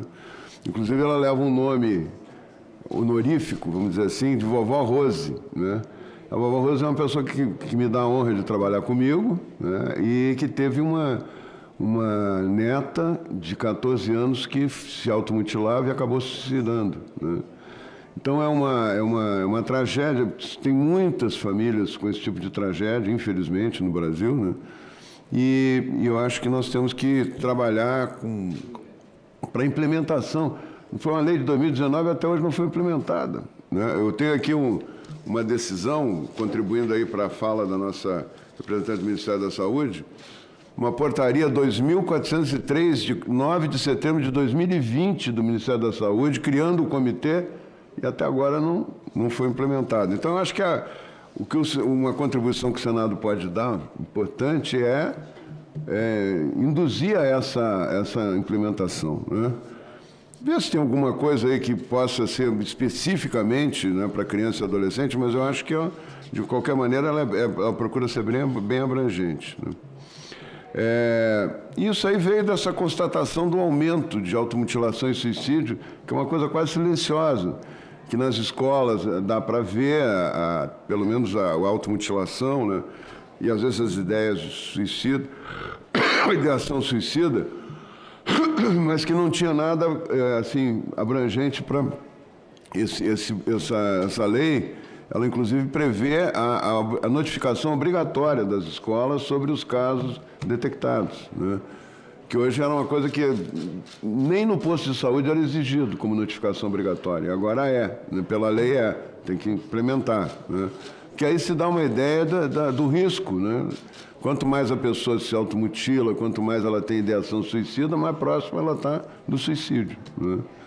Então, e eu falo isso, senador Paim, com uma experiência de quem praticou isso como secretário de saúde. Eu fui 8 anos secretário de saúde, o senhor conhece lá o meu trabalho, e nós criamos um programa chamado PPV, Programa de Prevenção da Violência no Rio Grande do Sul, que trabalhava as 3 formas de violência com morte, que é o homicídio, acidentes de trânsito com vítimas fatais e suicídios. O Rio Grande do Sul é recordista de suicídios, infelizmente. Ele tem o dobro da média nacional de suicídios, né?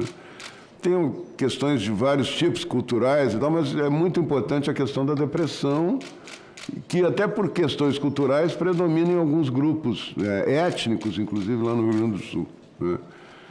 Então nós mapeamos os grupos, né? Fizemos um programa específico de prevenção do suicídio e reduzimos em 20% o número de suicídios em 3 anos, né?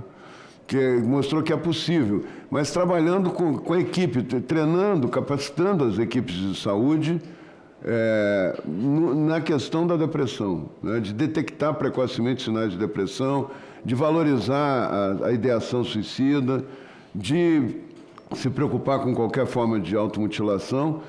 E a gente pegou algumas regiões, Santa Cruz, Candelária, são lugares de altíssimo percentual de suicídios. São Lourenço, que é a terra da Arita Bergman, que é a atual secretária, que foi minha adjunta com muito orgulho. A Arita é que criou os CAPs no Brasil na década de 80, né? Os primeiros CAPs tinham o nome de Nossa Casa, depois virou CAPs, né? Para atendimento das pessoas com sofrimento mental. Então, o PPV ele se mostrou eficaz. Inclusive, eu queria acrescentar a fala da representante do Ministério da Saúde, que 40% dos leitos em hospitais gerais para atendimento psiquiátrico hoje, 40% dos leitos no Brasil são do Rio Grande do Sul e foram criados no meu período de secretário, em hospitais gerais, né? A falou, mas de forma, inclusive, propositiva e fortalecendo a tua fala, diz que a primeira lei, nesse sentido, surgiu lá no Rio Grande do Sul. Surgiu lá no Rio Grande do Sul, do Marcos Olim, lá que foi o relator, né? Então, nós reduzimos em 20% os suicídios e assim, trata da violência autoprovocada, suicídio consumado, né, tem que ser notificado, registrado, a tentativa de suicídio e a automutilação com ou sem ideação suicida, né, para fazer a prevenção.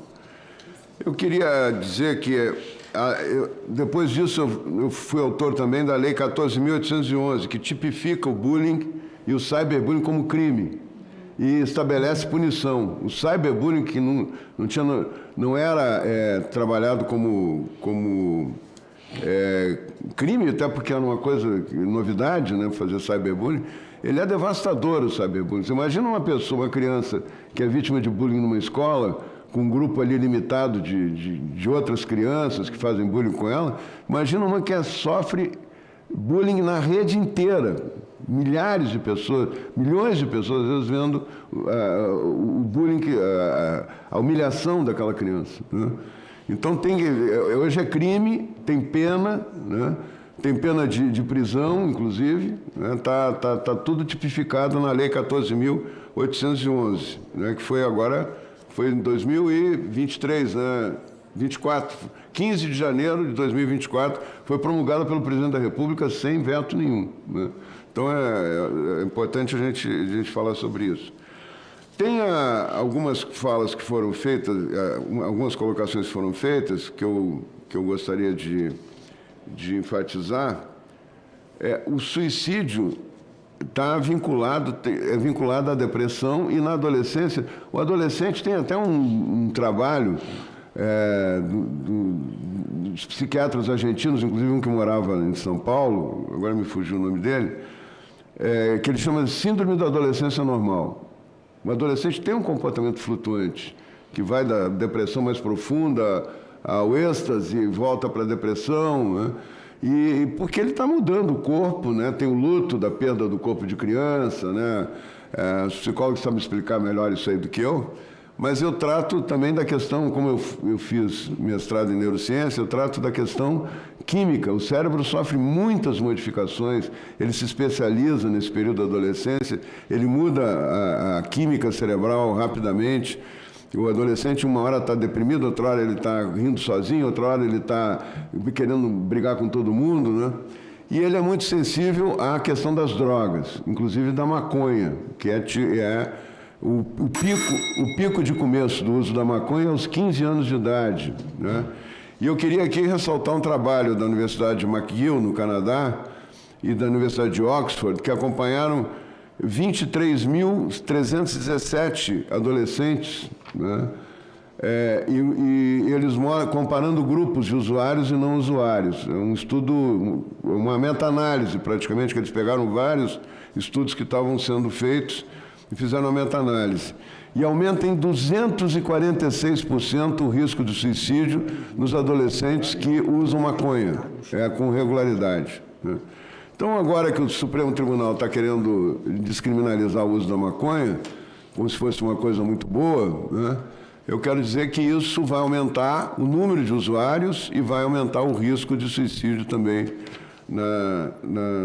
nos adolescentes, né? Tem muita coisa aqui para a gente discutir, a questão, eu acho que a rede de CAPS é uma rede importante. O problema é o que faz a pessoa que está dentro do CAPS, né? Qual é o método, se ela tem um método científico ou se ela tem um método de narrativas, né? Eu tive a oportunidade de criar os primeiros CAPS álcool e drogas no Rio Grande do Sul também como secretário.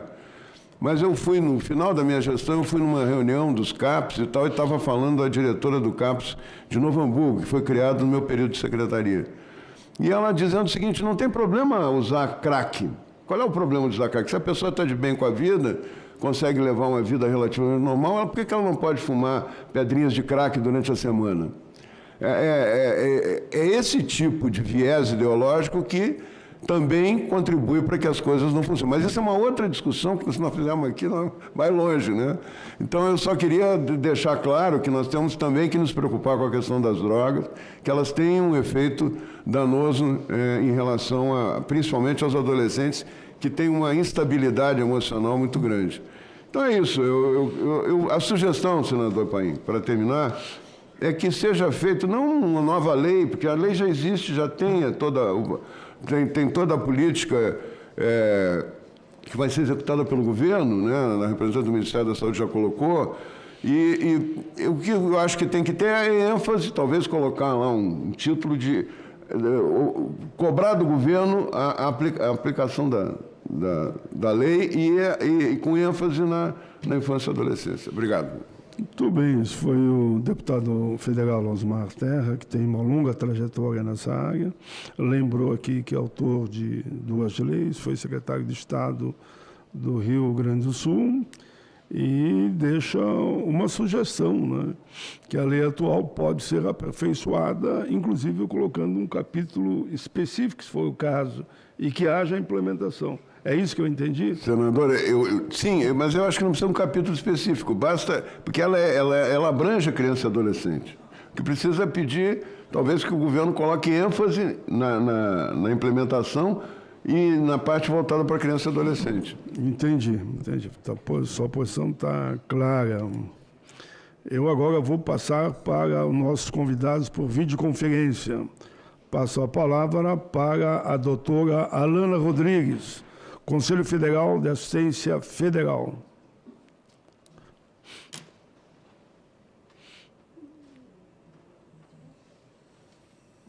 Vocês conseguem me ouvir, gente? Perfeito. Já está na tela, perfeito. Tá, ok. Bom dia a todas as pessoas que estão aí nesse momento, presencialmente nessa audiência pública, e as pessoas que nos acompanham por internet, né?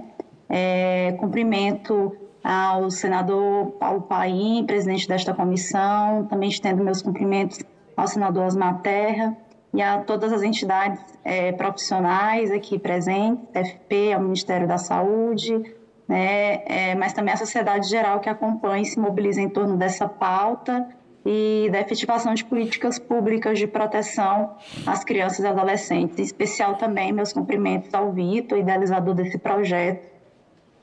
Também como compromisso político do Serviço Social, eu gostaria de realizar a minha audiodescrição. Eu sou uma mulher negra, de pele não retinta, cabelos cacheados na altura dos ombros, uso uma blusa branca e atrás de mim uma estante de livros. Eu represento aqui o Conselho Federal de Serviço Social, CEFES, a autarquia pública federal que orienta, normatiza e defende o exercício profissional de mais de 240 mil assistentes sociais em todo o Brasil, e venho dialogar com as pessoas aqui presentes nessa audiência sobre a importância deste PL 1773, que institui a Política Nacional de Combate ao Suicídio de Crianças e Adolescentes.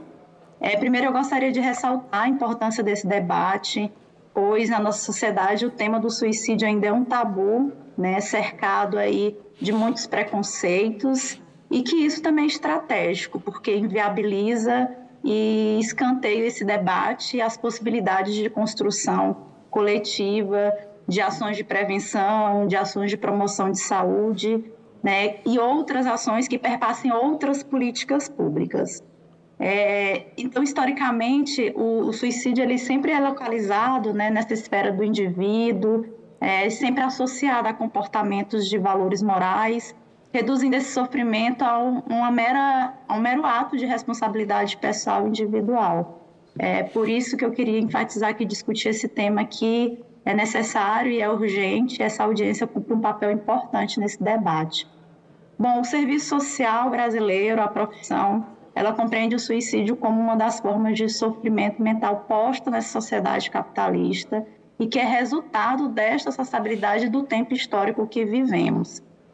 A gente compreende que o suicídio ele é resultado de uma violência estrutural, de uma sociedade aí permeada de contradições, mas também de uma sociedade marcada aí pela redução de direitos sociais, do aumento da concentração de renda, do aumento da pobreza e das desigualdades sociais. A gente entende no serviço social que o suicídio ele é um fenômeno e resultado desta sociedade que atravessa a subjetividade dos sujeitos, né?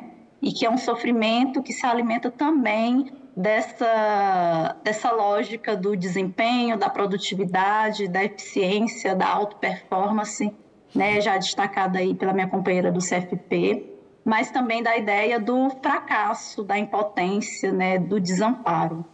Nesse cenário aí de violência e de sofrimento, o suicídio também atinge especialmente as infâncias e as juventudes. Então, a gente tem nesse cenário uma juventude brasileira que sofre, né, para além do suicídio, sofre com a violência urbana, que mata, né, diariamente jovens negros e periféricos, jovens com baixo índice de escolaridade, são cada vez mais empobrecidos, têm condições de vida precária, não conseguem, ao menos, se inserir no mundo de trabalho formal com direitos mínimos assegurados, né? Tem a possibilidade também de acesso a outras políticas, como cultura, esporte, dentre outras. Essas infâncias e juventudes são afetadas por esse sofrimento que apresenta também marcadores de raça, classe, gênero, sexualidade e capacidade, né? São jovens negros, LGBTQIA+, com deficiência, que são os mais afetados por esse sofrimento, pelo suicídio. E são nessas populações que se registram nas inúmeras pesquisas da OMS, por exemplo, as maiores taxas de suicídio. São esses grupos, né, que enfrentam essas diversas questões da expressão social relacionadas a preconceitos, discriminação, a permanência escolar e outras tantas questões que influenciam nas perspectivas dessas crianças e desses adolescentes em relação à própria perspectiva e expectativa de vida. Nesse sentido também, eu gostaria de ressaltar, né, que a pandemia de Covid-19 ela agravou ainda mais esse cenário de desigualdades. O isolamento aí de crianças e adolescentes aumentou a exposição desses grupos à violência, à negligência associada aí a esses fatores de isolamento, né, que agudizaram o estresse, a ansiedade e repercutiram na saúde mental de crianças e adolescentes. Né, para além desse contexto, eu gostaria de citar também, né, os impactos da reforma do ensino médio, que aprofundou ainda mais o abismo educacional, o acesso à educação, né, e diferencia ainda mais a educação da rede pública e privada. Né? Por que eu estou falando isso? Porque o acesso e permanência à educação também impacta na saúde mental de jovens, né, adolescentes e crianças. Essa reforma a gente entende que aumenta ainda mais as desigualdades e repercute, né, no acesso e na permanência, especialmente de jovens, crianças negras e pobres que são afetadas pelas desigualdades sociais, né, e repercute diretamente na saúde mental delas. Bom, gostaria de destacar a importância da lei já citada pelo presidente da ABP, pelo deputado Osmar Terra, a Lei 13.819, mas eu queria destacar aqui a importância desse PL em questão, porque esse PL, ele pensa, né, de forma muito mais ampliada a perspectiva de políticas públicas articuladas, e não somente a saúde. Esse PL ele articula diversas políticas que são necessárias e essenciais para o enfrentamento do suicídio de crianças e adolescentes. Articula políticas de educação, saúde, assistência social, e a gente poderia citar tantas outras que podem ser inseridas no bojo desse PL, como cultura, esporte, enfim. Nós, assistentes sociais, estamos inseridos nas mais diversas políticas públicas, seja de educação, previdência, saúde, assistência social, habitação, enfim. E nós, assim como os psicólogos e tantos outros profissionais, somos chamados a atender diversas situações de violência e de sofrimentos de crianças e adolescentes. Por isso é essencial e importante esse PL, porque, por exemplo, ele articula na saúde, né? E aí gostaria também de reforçar a fala da companheira que me antecedeu, que representa o Ministério da Saúde, porque a gente tem uma rede, né, de atenção psicossocial no âmbito da saúde que precisa ser fortalecida, né? Considerar que essas crianças e adolescentes têm necessidades próprias que se diferem dos adultos, né? E que essa rede precisa ir articular também com a defesa do Estatuto da Criança e do Adolescente. Então, é preciso fortalecer essa rede numa lógica da reforma psiquiátrica e da luta antimanicomial, né, do acesso de crianças e adolescentes, do acesso efetivo de crianças e adolescentes nos CAPs, por exemplo, nos CAPs infanto-juvenil. Né, mas também é necessário a gente aumentar o financiamento dessa rede para que a gente consiga atender de forma adequada crianças e adolescentes. Também posso citar na assistência social, que é pauta do PL também, o PL traz isso, né?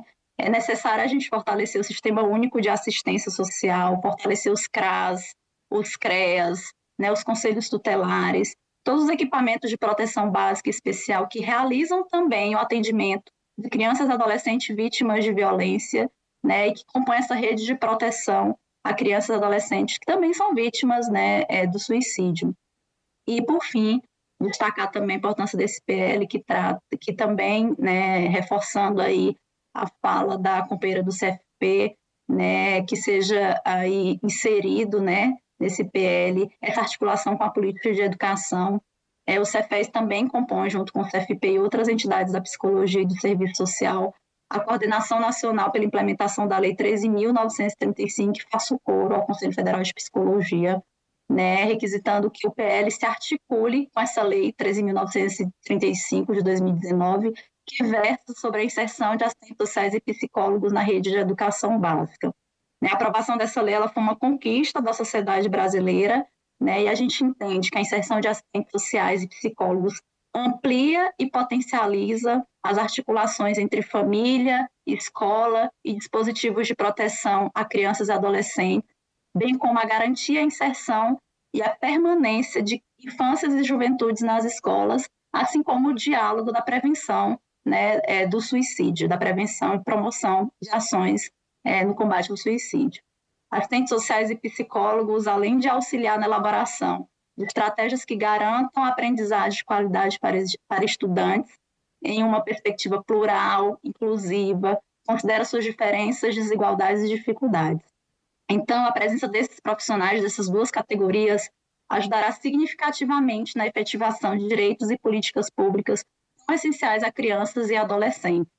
Por fim, gostaria de agradecer o convite em nome do Cefes e reforçar que este PL é fundamental e ele deve, sim, articular diversas políticas públicas, bem como o trabalho multiprofissional de diversos profissionais, para além dos profissionais da saúde, como eu já citei, na construção de ações ações de promoção e prevenção ao suicídio de crianças e adolescentes. Obrigada. Os cumprimentos a Alana Rodrigues, Conselho Federal de Assistência Federal, que deu detalhes e defendeu a importância deste projeto. Passamos a palavra de imediato ao doutor Salomão Rodrigues Filho, conselheiro federal efetivo pelo Estado de Goiás, Conselho Federal de Medicina. Por favor, doutor Salomão, 10 minutos mais 5. Bom dia a todos. Minha saudação ao senador Paim, que tive a honra de conhecer no início desse século, desse milênio, acho que 2002. Minha saudação ao deputado Osmar Terra, meu amigo, e também ao senador Girão.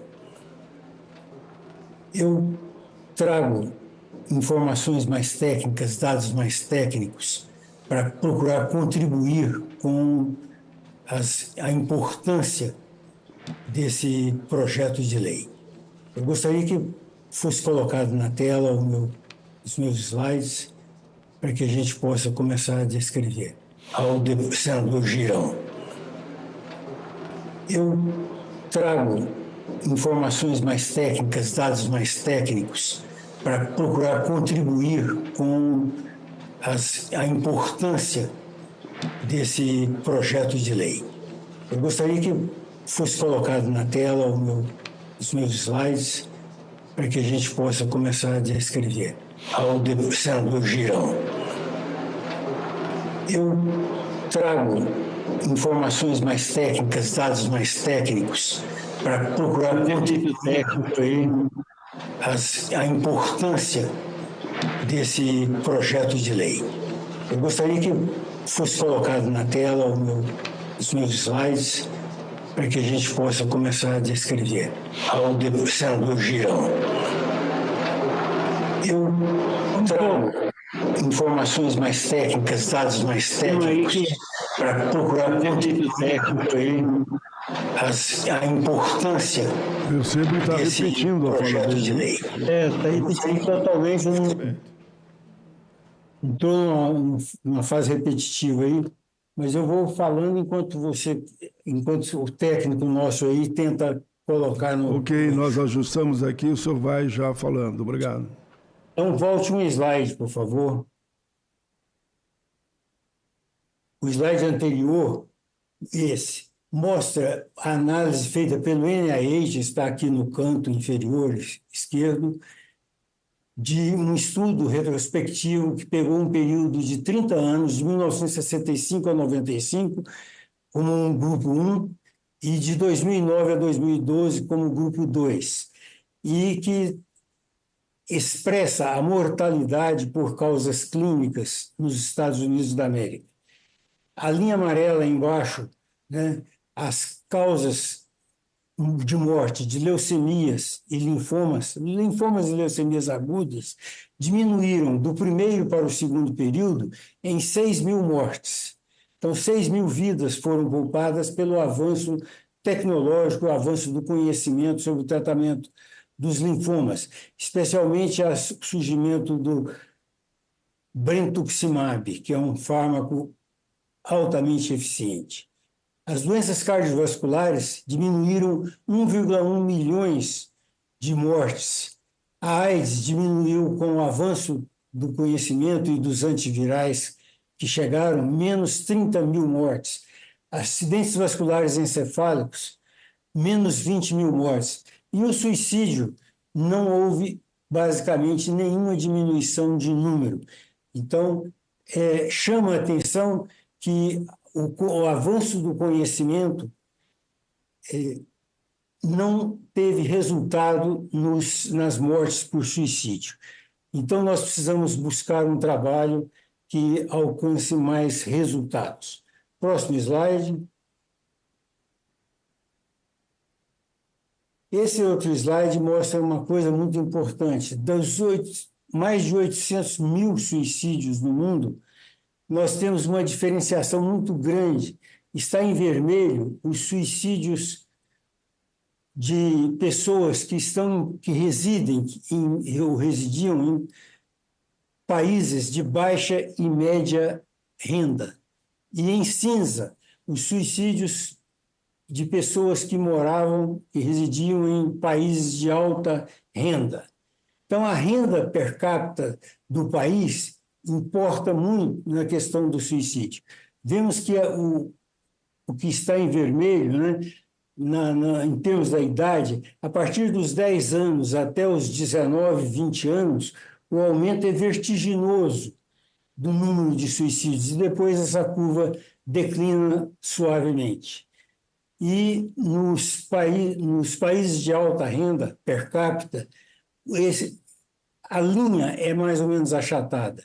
25%, quase 25% das pessoas que residiam em países de alta renda, para 75% das pessoas que residiam em países de baixa renda. Isso é um dado da Organização Mundial de Saúde de 2012, um estudo extremamente interessante. Próximo slide, por favor. No Brazilian Journal of Psychiatry, uma revista que ganhou grande impacto internacional, tem aqui esse trabalho realizado pelo Ari Gadelha, um cearense radicado em São Paulo, de grande produção científica no mundo psi, atualmente em todo o mundo. Ele identificou que durante o estudo, que está aqui, de 2006 a 2015, a associação entre o suicídio em adolescentes, as taxas de suicídio em adolescentes e os indicadores socioeconômicos do país. Ele rastreou durante 10 anos isso.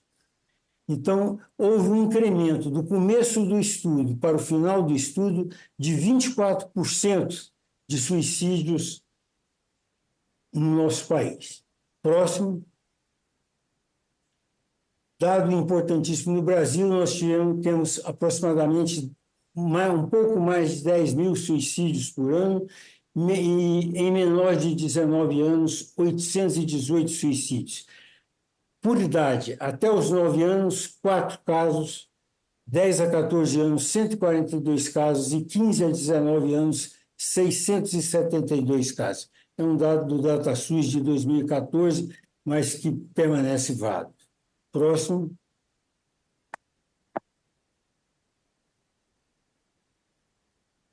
Correlação do tratamento do comportamento suicida em adolescentes tem resultados extremamente interessantes. Nós temos aqui, essa linha primeiro é da ideação suicida, e as outras duas linhas se referem e se sobrepõem sobre aquilo que nós chamamos depois de comportamento suicida, que são as tentativas de suicídio. Então, de alguma forma, o tratamento do comportamento suicida é extremamente importante. E vejam como a ideação suicida cresce vertiginosamente a partir dos 11, 12 anos até os 19 anos. Próximo.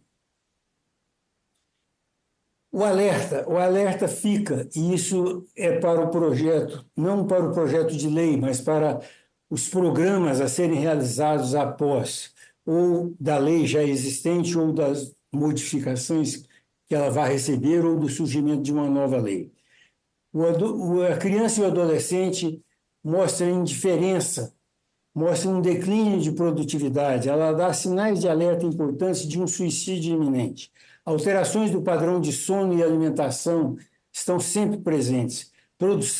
Preocupação em deixar a vida em ordem.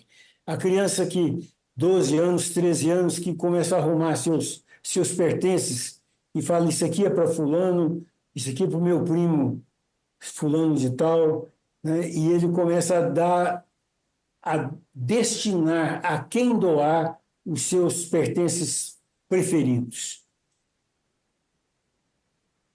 Antes do suicídio na criança e no adolescente, sempre há uma súbita melhora do humor, que ocorre quando ele decide que vai se matar.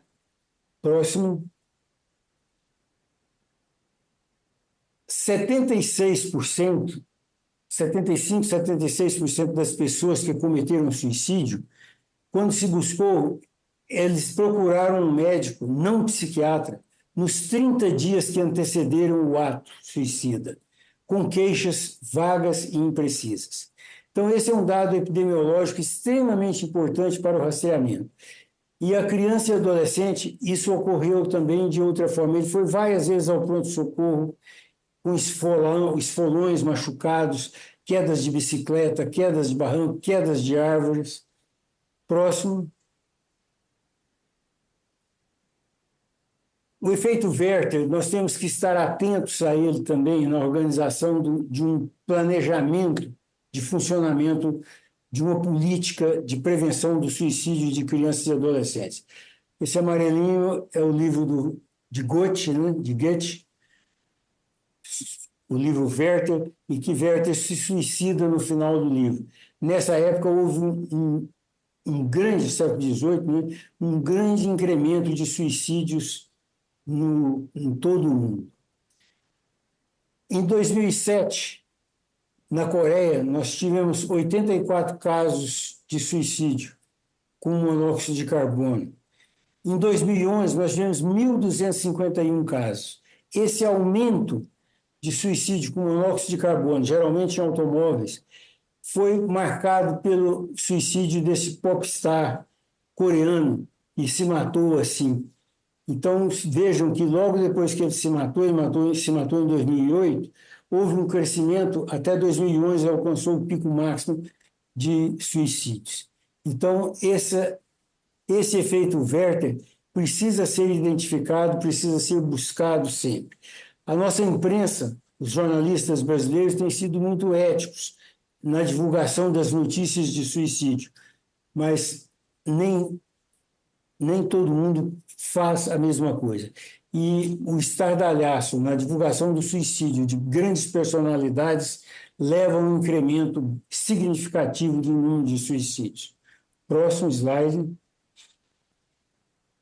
A avaliação de risco de suicídio de Colômbia é uma cartilhazinha, um texto relativamente pequeno, 10 páginas, que na Universidade de Colômbia começou a aplicar em todas as crianças do estado para avaliar uma gama ampla de comportamentos das crianças. E nesse questionário estão incluídas 3 perguntas. A primeira é: se você desejou estar morto ou desejou poder dormir e nunca mais acordar? É a pergunta mais leve. A segunda pergunta, mais incisiva um pouco: você já pensou realmente em se matar? E uma terceira pergunta, que alcança o comportamento suicida, são 3 subperguntas. Né? Você cometeu uma tentativa de suicídio? Você fez alguma coisa para se ferir? Você fez alguma coisa perigosa que poderia ter matado você? Então, isso orienta a busca, faz o rastreamento das pessoas, das crianças e dos adolescentes que tenham risco de suicídio. E essa identificação leva a cuidados especiais, né, depois de identificados esses grupos, para a prevenção do suicídio em crianças e adolescentes. Próximo. Os leitos psiquiátricos no mundo diminuíram de 1998 para 2014 desta forma. São leitos psiquiátricos aqui, 34 leitos psiquiátricos para 100 mil habitantes, em 1998. Em 2014, nós já tínhamos 22 leitos psiquiátricos para 100 mil habitantes. Do outro lado, os suicídios, como eles cresceram? A curva é inversa. Próximo. Isso é um dado da Associação Psiquiátrica Americana. Próximo slide. O suicídio na infância e na adolescência é um problema grave em todo o mundo, não é só no Brasil. Mas temos que lidar aqui e copiar e nos inspirarmos naquilo que traz resultados. É um problema de saúde pública? Sim. Cresce rapidamente no Brasil? Sim, cresce. Carece de mais estudos? Sim. Nós sabemos muito pouco, precisamos saber muito mais. O PL 1773 é oportuno e tem qualidade. O próximo. Mas o PL precisa de aperfeiçoamento. Eu vou apontar um aperfeiçoamento só, deixar outros pontos, posso encaminhar ao senador Girão esse texto, mas o mais importante é que está explícito no projeto de lei 1773 o lidar com crianças e adolescentes em grave sofrimento psíquico. E as equipes não constam o médico. Então, a equipe profissional não pode prescindir do médico especialista em pediatria ou em psiquiatria. Um ou outro, ou pediatra ou psiquiatra, com área de atuação em psiquiatria na infância e adolescência, que vai enriquecer essa equipe e fazer trabalhar muito mais. É claro que o número de psiquiatras da infância e adolescência é muito menor do que o número de psicólogos e assistentes sociais, mas o conhecimento dele é básico. Hoje nós estamos vendo crescer de uma forma muito importante o número de diagnósticos de transtorno bipolar na infância e adolescência, principalmente na infância. E essas crianças passam a ser muito ajudadas com a abordagem do psiquiatra da infância e adolescência. E o número de suicídios em crianças e adolescentes na primeira fase da adolescência é extremamente importante, esse número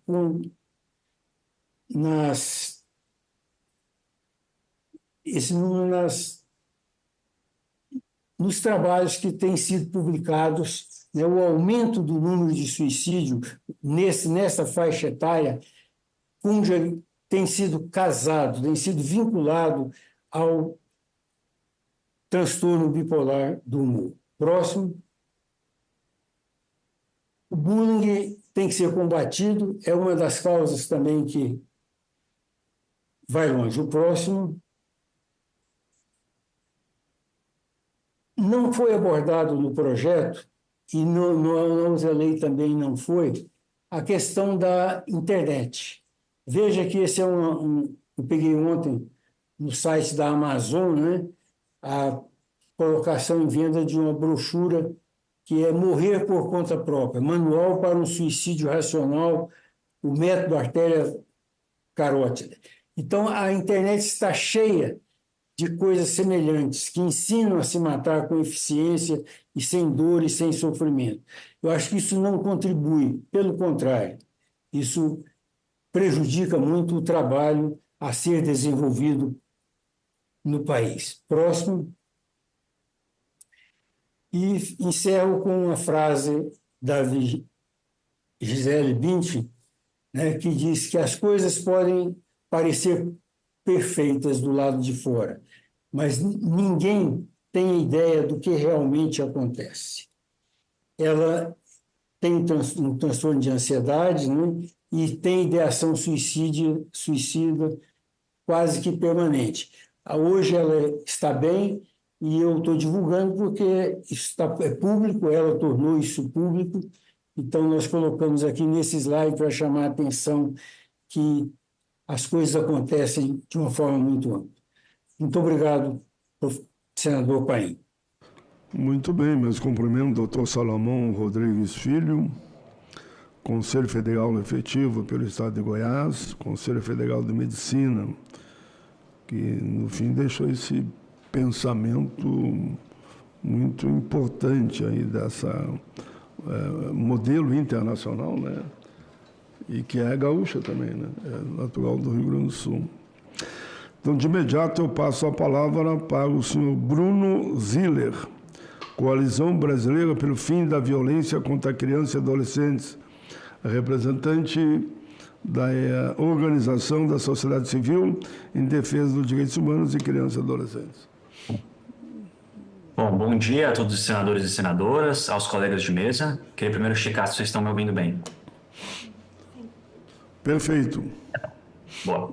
Primeiramente, eu gostaria de agradecer o convite do senador Eduardo Girão para a realização dessa audiência pública e também a presidência do senador Paulo Paim.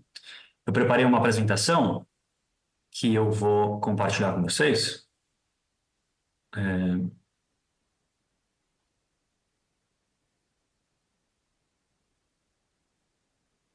Bom, meu nome é Bruno Ziller, eu sou coordenador de projetos e advocacy do Instituto Cactus. A gente está aqui hoje a convite representando a Coalizão Brasileira pelo Fim da Violência contra a Criança e o Adolescente.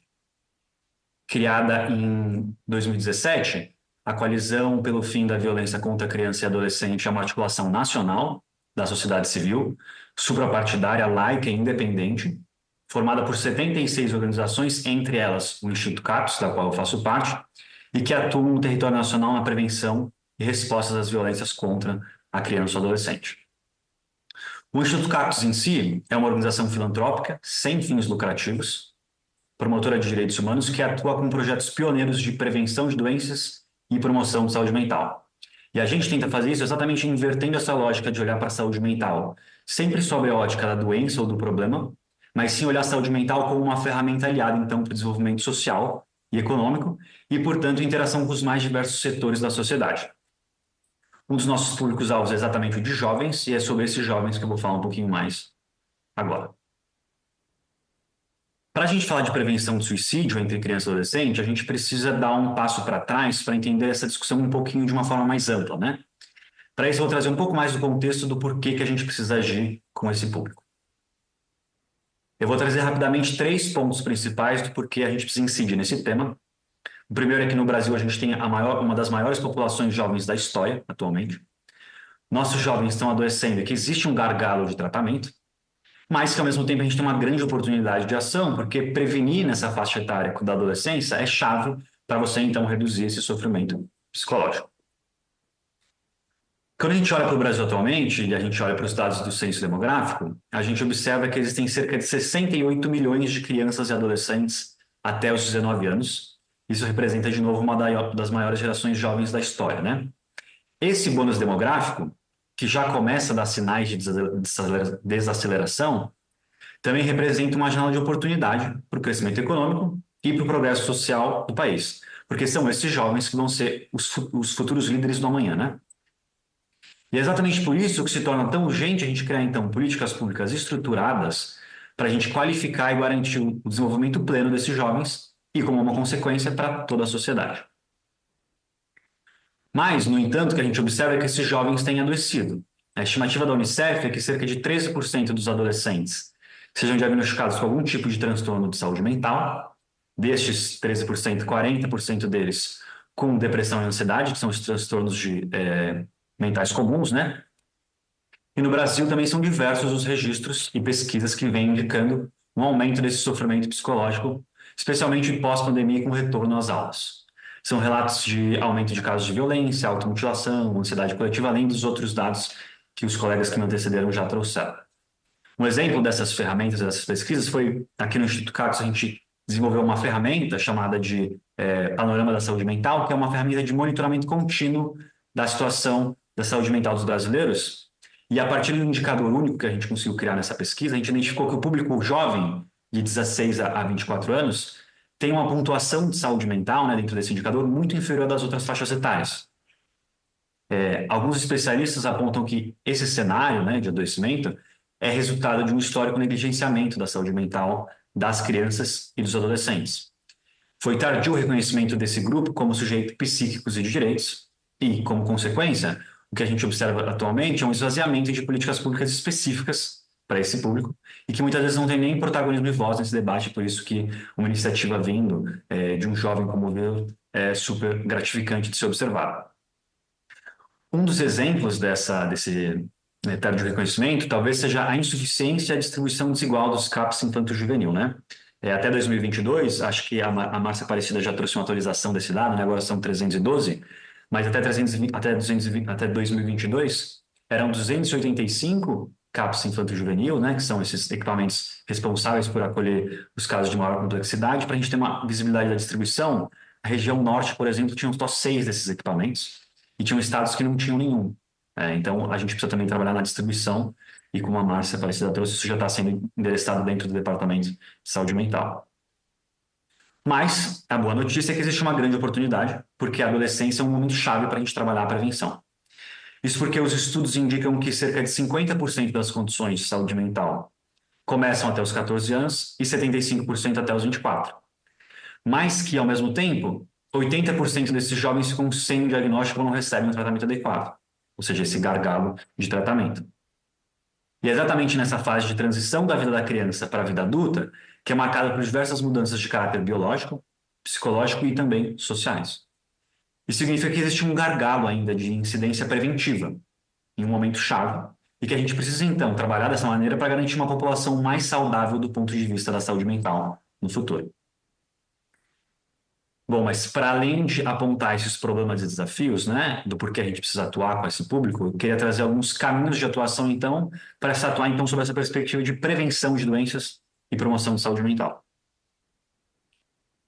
Para isso, vou trazer 3 pontos principais. Primeiro, os fatores de risco e de proteção do que pode afetar a saúde mental das crianças e adolescentes, para depois destrinchar um pouquinho mais os eixos de proteção que a gente observa na literatura, e, por fim, trazer algumas recomendações práticas para as políticas de prevenção de doenças e promoção de saúde mental, que podem também ser incorporadas dentro desse projeto de lei ou de qualquer outra iniciativa que vise, então, endereçar a promoção da saúde mental. A gente precisa entender, então, que o que influencia ou não a qualidade da saúde mental dos jovens e adolescentes pode ser enquadrado em 3 esferas, de acordo com a literatura, né? Em amarelo, esse círculo menor que vocês veem é o mundo da criança. A gente está falando, então, dos pais, das mães, dos cuidadores, dos lares onde eles estão inseridos. Um segundo núcleo um pouco mais abrangente, em verde que vocês veem na imagem, é o mundo ao redor da criança. Então, a gente está falando de segurança, estabelecimento de estabilidade e vínculos saudáveis nas escolas ou nas comunidades e nos territórios onde eles pertencem. E, por fim, esse círculo mais abrangente que vocês veem em laranja é o mundo da criança de forma mais ampla, que a gente vai estar, então, pensando então, nos determinantes sociais da saúde mental, como a pobreza, a discriminação, acesso à educação e outros serviços básicos de saúde. Quando a gente vai pensar, então, em prevenção, a gente tem que entender que a gente tem uma oportunidade muito grande em nossas mãos, porque a maior parte dos transtornos de saúde mental não são de caráter biológico. Ou seja, a gente pode intervir nesses determinantes sociais de saúde mental para mitigar as chances de uma condição de saúde mental se materializar, ou que ela agrave menos, ou que ela até dure menos. Com isso, a gente consegue pensar, então, em prevenção. No caso da adolescência, especificamente, quando a gente pensa em prevenção, a gente está pensando em incidir, então, sobre os relacionamentos, como bullying e amizades, ou talvez incidir sobre violência com os parceiros íntimos e relações com os parceiros mais saudáveis. A gente está falando em incidir sobre peso e atividade física, sobre o consumo de álcool e outras drogas nessa faixa etária. Então, esses são alguns elementos que a gente pode trabalhar com prevenção de doenças para a saúde mental. E para a gente pensar, então, de uma maneira estrutural, a gente precisa, então, considerar esses 3 universos que eu trouxe no slide passado, né? Do mundo da criança, ao redor dela, e o mundo mais amplo, mas que estão conectados para auxiliar, então, em propostas que ajudem nessa maturação de um jovem mais saudável do ponto de vista da saúde mental. Um componente inerente à saúde mental, que foi endereçado na fala de alguns dos meus colegas já também, é a intersetorialidade da saúde mental, né? A saúde mental da criança e adolescente, ela perpassa e é perpassada por diversos outros setores da sociedade numa relação de mão dupla, né? A gente tem evidências dentro do meio da educação, a gente tem evidências da saúde mental se relacionando com o meio ambiente, com um debate sobre gênero e raça. Dentro da saúde existe uma correlação muito grande entre saúde mental e doenças crônicas não transmissíveis, por exemplo, né? Então você tem a saúde mental diversas em uma relação direta com esses outros setores. E a saúde mental tem uma relação de ganha-ganha com essas outras áreas. Então, a gente precisa também considerar fatores de saúde mental, não só nas políticas de saúde mental, mas também nas políticas das mais diversas áreas. Na política de meio ambiente, na política de moradia e mobilidade. Adicionar uma lente da saúde mental nessas outras perspectivas e outras políticas. Bom, mas como incorporar todos esses aspectos que eu trouxe até agora em políticas públicas estruturais, então, para prevenção de doenças e promoção de saúde mental? E vou trazer algumas recomendações que podem ou não ser incorporadas dentro desse projeto de lei ou de outras iniciativas, né? Primeiro, a gente precisa começar a entender a saúde mental das crianças e adolescentes como um fenômeno multicausal. E significa, de novo, que para além de aspectos individuais, existem aspectos sociais e estruturantes que impactam a saúde mental de uma criança e adolescente. A gente tem poucos dados, como o Dr. Salomão trouxe, pesquisas sobre saúde mental nessa faixa etária, né? Então a gente precisa facilitar, investir mais em pesquisas e estudos longitudinais com crianças e adolescentes, para a gente entender, então, quais intervenções funcionam ou não, para criar, então, políticas públicas baseadas em evidências, que é um pouco do que a gente tentou fazer no nosso panorama da saúde mental. A gente precisa também começar a criar uma cultura de monitoramento sistematizado para acompanhamento permanente da saúde mental dessas crianças e adolescentes. A gente tem algumas pesquisas que fazem isso, então a gente precisa ampliar essas pesquisas. A gente precisa também reforçar as redes de proteção, buscando prevenir violações e violências contra a criança e adolescente, não só no ambiente online, mas também no ambiente offline. O papel que a Coalizão Brasileira pela prevenção da violência contra a criança e adolescente faz exatamente esse papel de fortalecer também essas políticas e esses vínculos. Na área da atenção primária à saúde, o que a gente observa hoje de algumas pesquisas é que existe um distanciamento dos adolescentes e dos jovens, dos equipamentos de saúde, que poderiam servir, então, como porta de entrada para esse encaminhamento do cuidado. Então, para isso, a gente precisa, talvez, repensar esse modelo de atendimento, especialmente de adolescentes, dentro da atenção primária à saúde, e também formar profissionais da linha de frente, não especializados, para atuarem com diagnóstico precoce e encaminhamento correto, porque o que a gente observa é que a curva da demanda por cuidado especializado é muito menor que a curva muito maior do que a curva por oferta de cuidado especializado. E essas curvas nunca vão se encontrar. Então a gente precisa trabalhar com não especialistas e a saúde mental, a atenção primária na saúde mental é a chave para se fazer isso também. Bom, mas sabendo desse distanciamento, dessa limitação da atenção especializada, trabalhar a intersetorialidade da saúde mental é fundamental. Então, como a gente tem feito isso aqui no Instituto, e até deixando aqui como uma recomendação para essa casa, né? No campo da educação, a gente entendeu que é uma forma, então, de você alcançar esses adolescentes com políticas de prevenção de adoecimento ou promoção de saúde mental dentro das escolas, numa articulação com equipamentos da saúde. Para isso que a gente apoiou tecnicamente a aprovação da Lei 14.819 de 2024, que é inclusive de autoria do senador Alessandro Vieira, e que cria uma política nacional de atenção psicossocial nas comunidades escolares, e que agora essa política aguarda, então, a regulamentação do Poder Executivo para conseguir, então, articular esses equipamentos da saúde, da educação e da assistência social. Eu acho que essa é uma pauta de extrema urgência, que o Executivo já tem se debruçado e que essa casa podia ajudar nesse sentido também. E aí, por fim, e não menos importante, a gente precisa começar a dar voz e protagonismo para esses jovens dentro desses espaços institucionais para a construção de políticas públicas, porque somente assim a gente vai ter, então, políticas alinhadas com as necessidades da juventude, inclusive no que tange esse debate de prevenção de suicídio e de promoção de saúde mental.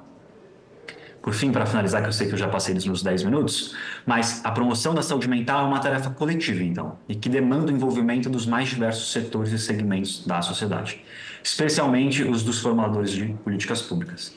E é por isso que a gente ficou muito contente pelo convite da Coalizão Brasileira pelo Fim da Violência contra a Criança e Adolescente e da Comissão dos Direitos Humanos do Senado, a qual eu agradeço novamente, e deixo aqui o convite para todos os senadores e senadoras para a gente atuar de forma conjunta para avançar com esse tema de forma consistente. E com isso eu encerro minha fala e fico aberto depois para as nossas perguntas. Muito bem, meus cumprimentos ao Dr. Bruno Ziller, Coalizão Brasileira pelo Fim da Violência contra Crianças e Adolescentes, representante de organização de sociedade civil em defesa dos direitos humanos da criança e adolescente. Diz que esse tema é um tema coletivo, né, que interessa a toda a sociedade. Por isso a importância desse debate e o projeto apresentado. Nós passamos agora, conforme aqui ajustado, para o professor Fábio Gomes de Mato e Souza, titular da Universidade Federal do Ceará. Ele não pôde estar nem presente nem virtual, mas mandou um vídeo, que resolvemos passar o seu vídeo entre aqueles que iriam fazer a exposição e deixamos o vídeo para o final. É agora. O professor Fábio Gomes de Mato e Souza, ele é titular da Universidade Federal do Ceará, mas está dando aí um probleminha aí com nossos técnicos.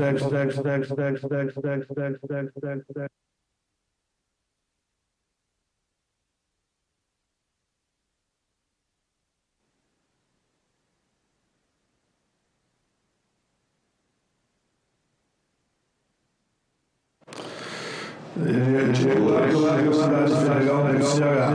Está dando aí um probleminha aí, que nosso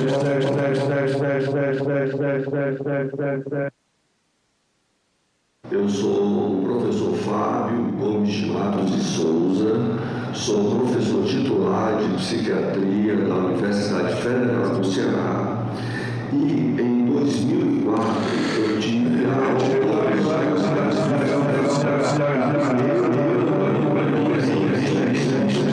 O problema continua, enquanto os técnicos ajustam, eu já passo a presidência para o senador Mourão, que é o relator do projeto, que gentilmente pediu que eu ficasse até que ele terminasse a reunião no Colégio de Líderes, e ele chegou aqui agora. Então, senador Girão, assuma, me senti honrado aqui, foi um belo debate, ampliou com certeza a minha visão de um tema como esse, que importa a toda a sociedade, né?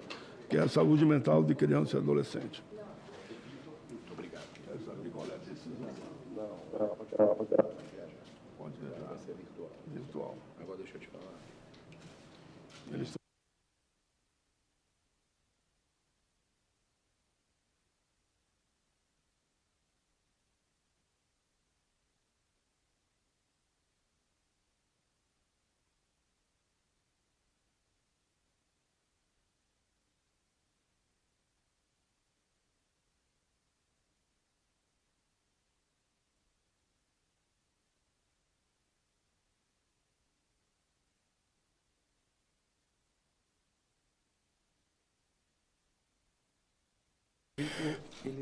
Paz e bem. Em primeiro lugar, eu queria agradecer ao senador Paulo Paim, né, pela sua sempre disponibilidade por causas nobres. Conduziu aqui essa sessão, que eu gostaria de estar desde o começo, mas a gente fez a programação do segundo semestre agora na presidência, e como líder do Partido Novo, eu não podia deixar de participar. Então, a nossa equipe, desde o começo, acompanhando aqui, né, através do Dr. Roberto Lacerre, e agora nós vamos dar sequência agradecendo a doutora Clarissa Paranhos Guedes, agradecendo a doutora Maria Aparecida Ferreira de Oliveira, né, todos os outros palestrantes que aqui estiveram, e vamos ouvir o doutor Vitor e passar o vídeo que a nossa sempre atenciosa assessoria aqui da casa pode sempre presente aqui com muita competência fazendo toda a programação. Então agora na sequência o doutor agora quem vai falar agora é o doutor Vitor. Cadê aqui o nome dele? Não, está na outra lista. Está aqui.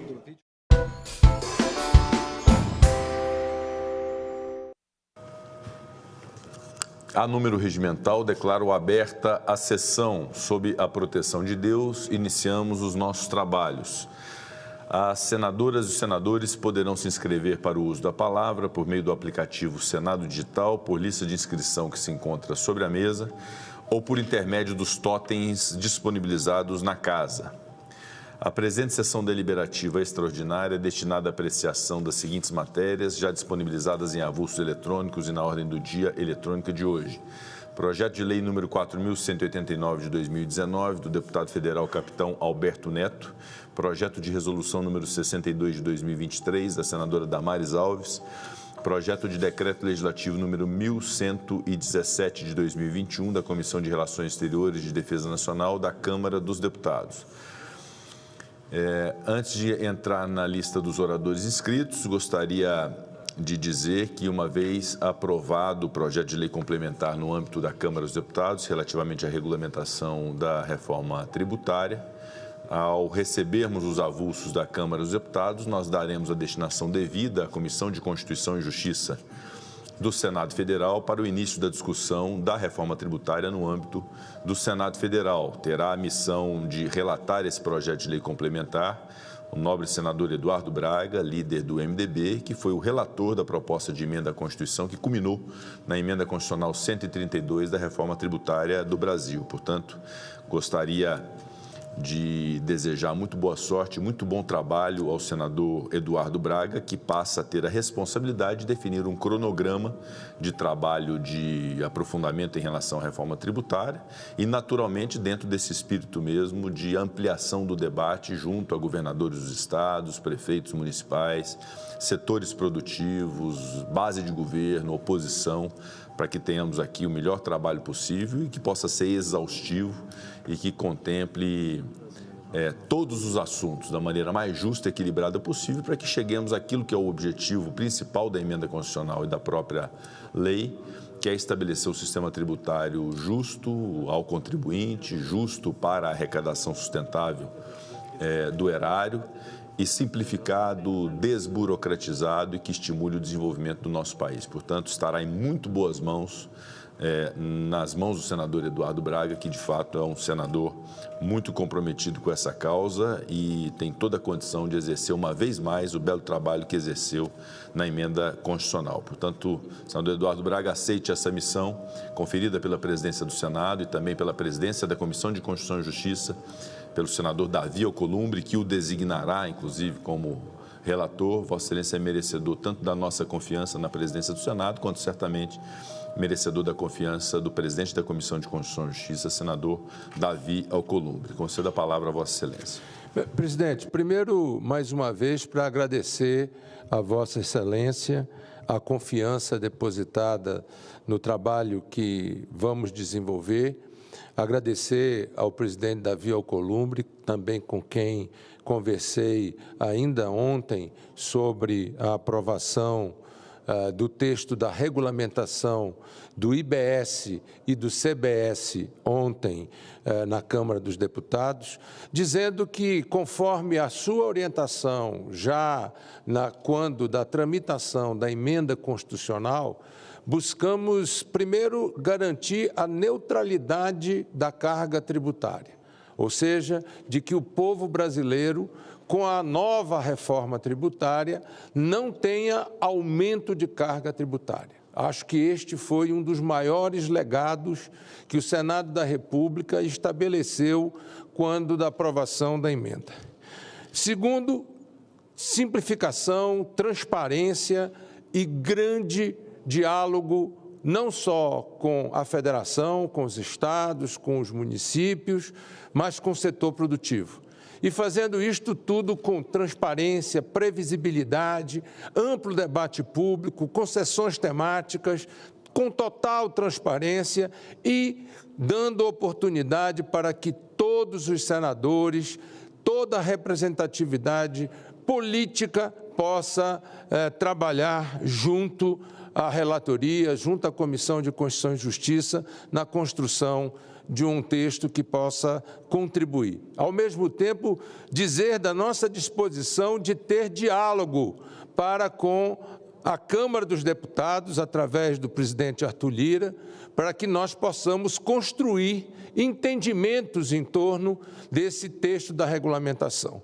Não há nenhuma dúvida de que há alguns questionamentos sobre o que foi aprovado no dia de ontem na Câmara dos Deputados. Mas isso, não tenho dúvida, que seja sobre a Zona Franca de Manaus, sobre as questões do Nordeste, sobre as questões de diversos segmentos da política brasileira, da competência que se estabelecerá, inclusive com relação ao comitê gestor, todas essas questões serão amplamente debatida, divulgada com antecedência, previsibilidade e transparência, para que nós possamos construir para a nação brasileira uma regulamentação da reforma tributária que responda aos anseios da sociedade brasileira. O Brasil precisa desta reforma, precisa desta simplificação para que nós possamos voltar a crescer no setor industrial, voltar a crescer no setor do comércio, voltar a crescer no setor de serviços. O Brasil precisa voltar a gerar emprego e renda com um crescimento sustentável, dando competitividade à nossa economia. Portanto, senhor presidente, agradecer a confiança de Vossa Excelência e, a partir de agora, trabalharei junto ao presidente Davi Alcolumbre para que nós possamos estabelecer um calendário, ficando aqui um apelo, senhor presidente, a Vossa Excelência, de que nós não tenhamos aqui a urgência constitucional para que nós possamos estabelecer um calendário que obedeça essa diretriz dada por Vossa Excelência no colegiado de líderes, para que nós possamos ter as audiências públicas, ouvir os diversos segmentos, debater com os senadores e construir um texto consensual que represente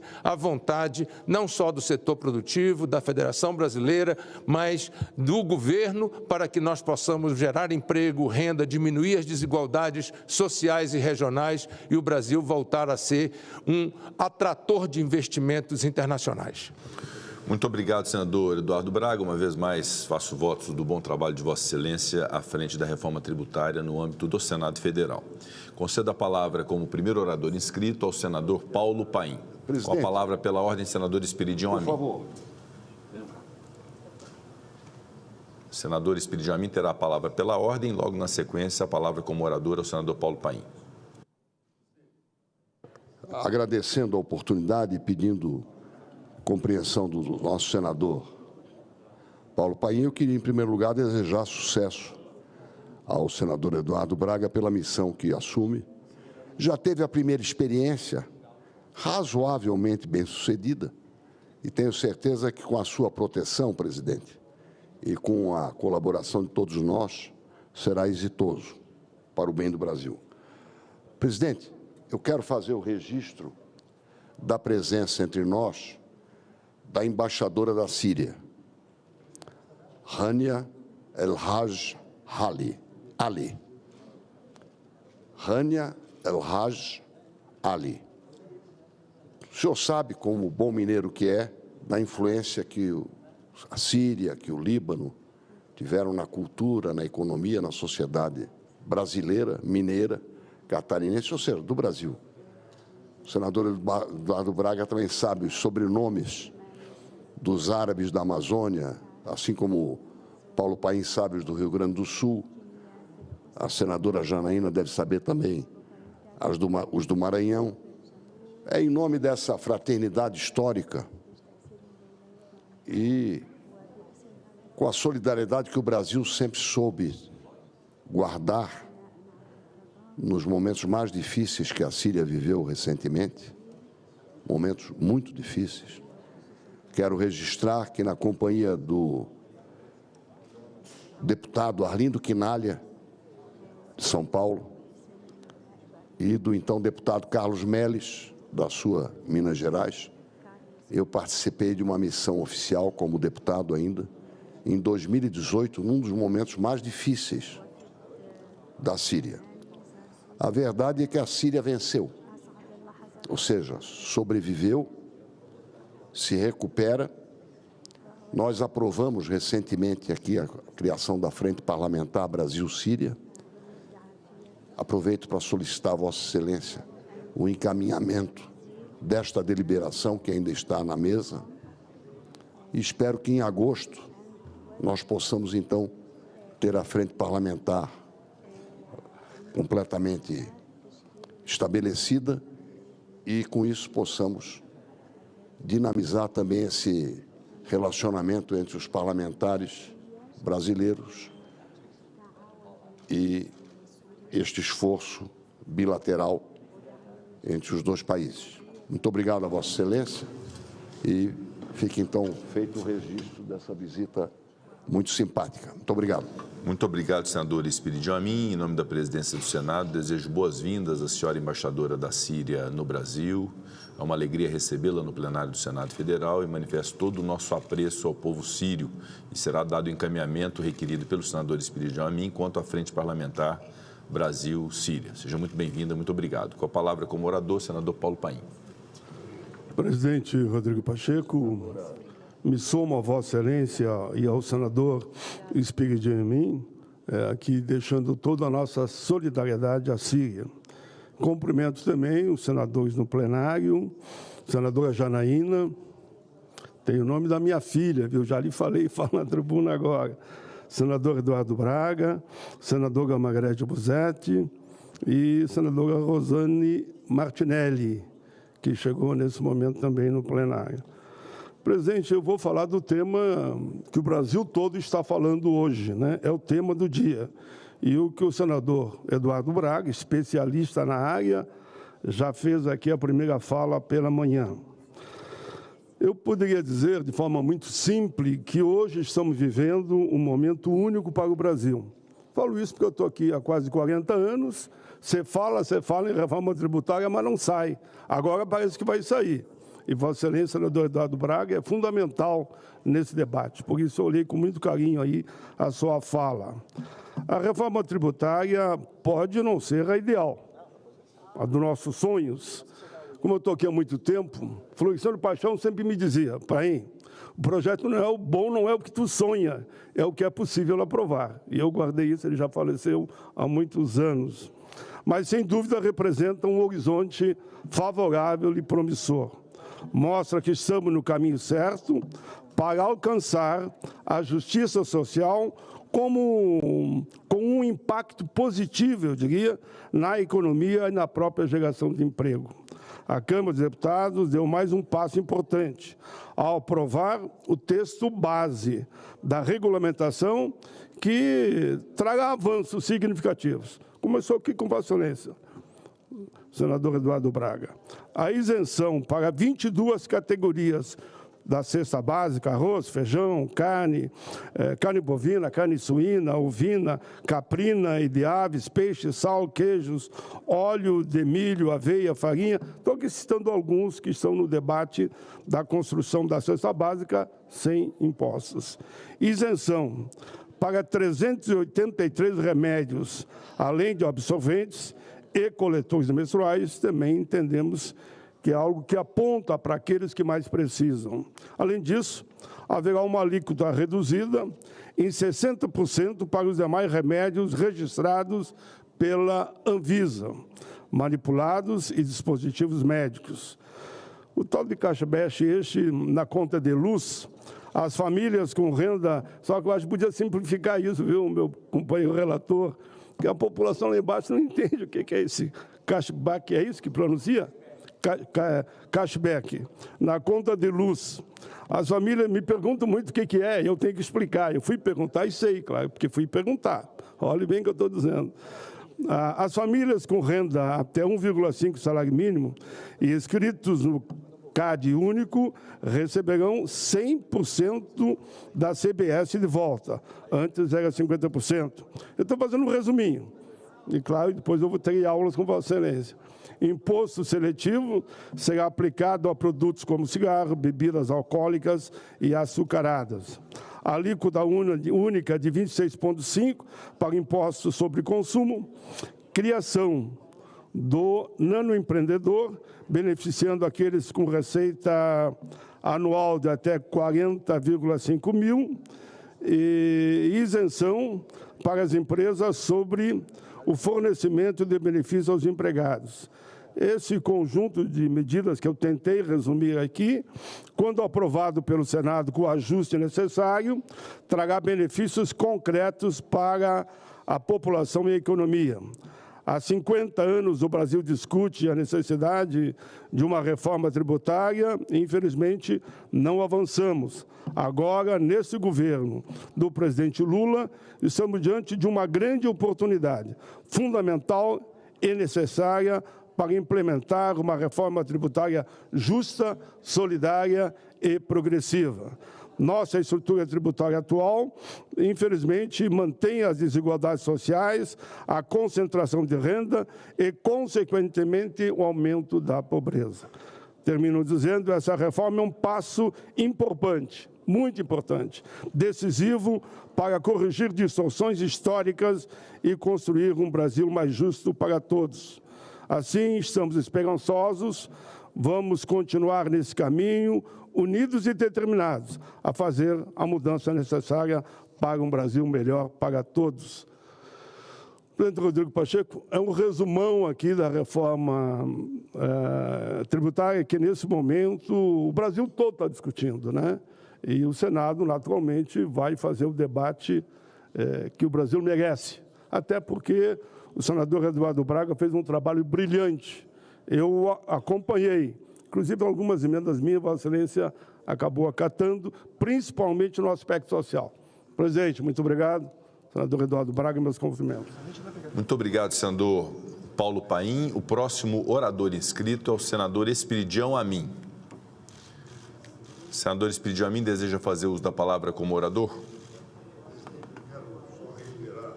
O agradecimento tanto ao senador Paulo Paim quanto a Vossa Excelência por terem me permitido cumprir esse dever ancestral e dispensar esse horário que eu tinha previsto, presidente. Mas quero só fazer um registro. No dia 2 de agosto, eu já mencionei isto ontem, nós deveremos ter a inauguração de uma das obras mais prometidas para Santa Catarina, que é o contorno viário da Grande Florianópolis. Soube, inclusive, que a nossa senadora Rosana Martinelli visitou.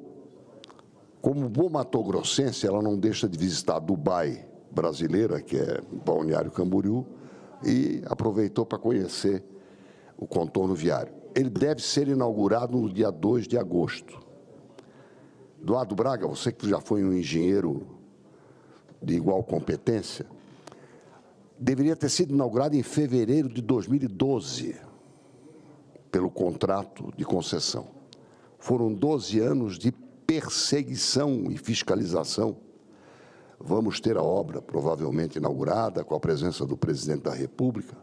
Aliás, o contrato de concessão foi do segundo mandato dele. E esses contratos têm que ser aperfeiçoados. Mas com muita fiscalização vamos ter a obra. São 4 túneis duplos e 50 quilômetros de rodovia construídos pela concessionária, de acordo com um projeto que teve que sofrer várias correções. E a grande preocupação que nós temos hoje é com a segurança. Segurança por baixo efetivo da Polícia Rodoviária Federal e clamando por medidas de emergência para que não haja grandes problemas em matéria de segurança quando da abertura ao tráfego. Fiz hoje contatos com a Polícia Rodoviária Federal, estou tentando contatos com o Ministério da Justiça, já entrei em contatos com o Ministério da Gestão, porque, primeiro, há vacâncias, ou seja, postos vagos e concursados aguardando. Isso seria a solução estrutural, não apenas para Santa Catarina. Mas, emergencialmente, nós não podemos, com o atual efetivo, confiar num desempenho bom desta grande obra, com uma operacionalização racional do seu tráfego. Então, eu queria deixar aqui consignado o meu apelo ao Ministério dos Transportes, ao Ministério da Justiça, à Polícia Rodoviária Federal e ao Ministério da Gestão do Serviço Público no Brasil, no sentido de que atenuem esse grave problema que já existe. Nós temos 2 postos da Polícia Rodoviária na BR-116 que funcionam alternadamente. É como se fosse aquela lâmpada que acende e apaga.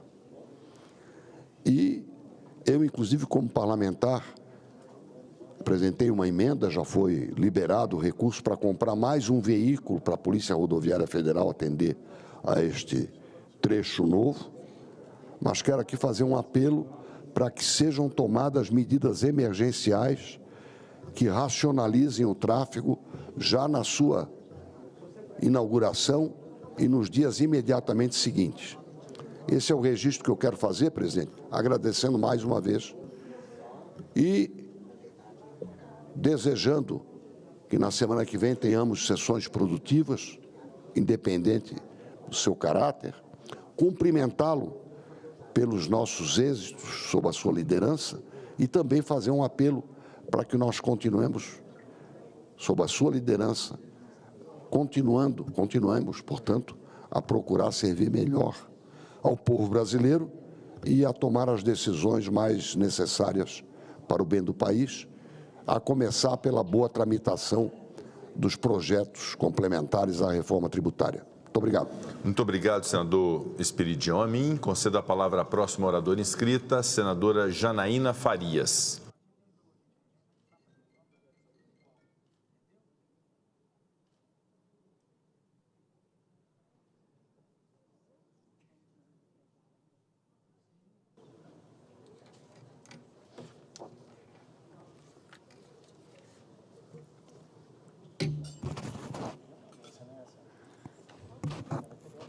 Bom dia, presidente. Bom dia às colegas senadoras que estão nos ouvindo, mais as que estão aqui presentes, a Margarete, a Rosana, os colegas senadores que estão aqui presentes, Esperidião Amin, nosso querido Paim, o Marcelo Castro, o Eduardo Braga, o Marcos Rogério, que estão aqui presentes, cumprimentá-los. Hoje tenho a honra de apresentar um panorama sobre o progresso econômico do Brasil. Nosso querido senador Paim já falou um pouco da reforma tributária, nosso colega Eduardo Braga também já falou, mas eu vou fazer um panorama maior com relação à economia. Sob a liderança, o progresso econômico do Brasil, sob a liderança do nosso presidente Lula, após 1 ano e meio de gestão. Os resultados são notáveis e refletem a eficácia de nossas políticas com foco no desenvolvimento sustentável da economia. Neste período, o Produto Interno Bruto cresceu 2,9% em 2023, superando as expectativas do mercado, que previu apenas 0,8%. Esse crescimento, presidente, elevou o Brasil à 9ª posição entre as maiores economias globais. É uma melhoria significativa em relação ao ano anterior, com projeção para alcançar a 8ª posição até o final de 2024, de acordo com a estimativa do Fundo Monetário Internacional. Em termos de emprego, nosso governo alcançou a menor taxa de desemprego observada nos últimos 10 anos. A renda média do trabalhador também aumentou, atingindo R$ 3,181 mil. Entre janeiro e maio de 2024, mais de 1 milhão de novos empregos foram criados, demonstrando a força da nossa economia. Tivemos o maior crescimento da renda das famílias em 28 anos e a maior redução da pobreza dos últimos 10 anos. No aspecto inflacionário, concluímos o mês de junho com uma taxa de inflação de 0,21%, desacelerando em relação à taxa de 0,46% observada no mês de maio. Então, a gente fica feliz com esse resultado. O governo federal, com apoio deste Congresso, implementou várias iniciativas vitais para assegurar a continuidade desses resultados positivos. Primeiro, foi um novo regime fiscal sustentável, uma iniciativa crucial que reforça nossa capacidade de planejamento econômico, mantendo o equilíbrio fiscal, sem comprometer as futuras gerações. Essa política é o alicerce para uma gestão fiscal responsável, garantindo que os recursos públicos sejam utilizados de maneira eficaz e sustentável. Em seguida, temos a regularização de precatórios, onde se regularizou o pagamento de 92 bilhões em dívidas que foram ignoradas pelo governo anterior. Esta ação não só resolve uma questão de justiça fiscal e financeira, mas também resgata a credibilidade do Estado perante seus credores e cidadãos, meu querido senador Paim.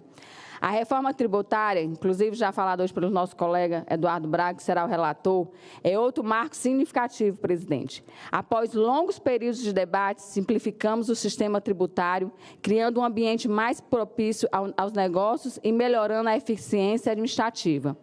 Esta reforma é essencial para modernizar o recolhimento de impostos e fomentar o empreendedorismo e a inovação em todo o país. No campo social, destacamos a retomada da política de valorização do salário mínimo, que prevê que o percentual de reajuste do mínimo seja a soma da inflação no ano anterior, mais o percentual de crescimento do Produto Interno Bruto, o PIB, de 2 anos antes. Somente neste último governo do nosso presidente Lula, houve um aumento real do salário mínimo de 7%. Em todo o governo anterior, o aumento real foi pouco mais de 1%. Este aumento não apenas melhora a renda real dos trabalhadores, mas também fortalece o poder de compra da população brasileira. incentivando o consumo interno na economia como um todo. Então, isso é um ganho para a população brasileira, principalmente para a população que mais precisa. Ademais, a correção da tabela do imposto de renda, promovida pelo governo do presidente Lula, aumentou a faixa de isenção, beneficiando mais de 15 milhões de trabalhadores com renda de até 2 salários mínimos. O último reajuste da tabela do imposto de renda havia ocorrido no governo da presidenta Dilma Rousseff. Esta medida alivia o fardo fiscal sobre a classe trabalhadora, aumentando sua capacidade de consumo de investimento. Repito, foi agora com o presidente Lula e o último reajuste tinha sido no governo da nossa querida presidente Dilma. O programa Bolsa Família, agora com benefício médio de R$ 683, foi ampliado para alcançar mais de 20 milhões de famílias, proporcionando um suporte financeiro essencial e reduzindo a desigualdade social no Brasil. Trata-se de um dos maiores programas de transferência do mundo. Na gestão econômica, a modernização do regime de metas de inflação alinha o Brasil às melhores práticas internacionais, estabilizando nossa economia e controlando a inflação de maneira mais eficaz, o que é fundamental para a manutenção do poder aquisitivo da nossa população. Também foi lançado o Programa de Créditos e Renegociação de Dívidas. O programa Desenrola renegociou mais de 53 bilhões em dívidas, diminuindo em 8,7% a inadimplência entre os mais pobres, senador Marcelo Castro, principalmente do Cade Único. Já o programa Acredita irá garantir créditos para diversos setores da economia, com destaque para o fomento aos pequenos empreendedores e para o mercado imobiliário, que é uma grande alavanca do crescimento econômico de um país todo, para desenvolver após a aprovação do Marco das Garantias. Inclusive, é um governo que retomou o programa Minha Casa Minha Vida, e esse projeto também do Acredita vai estimular a questão do setor imobiliário do Brasil.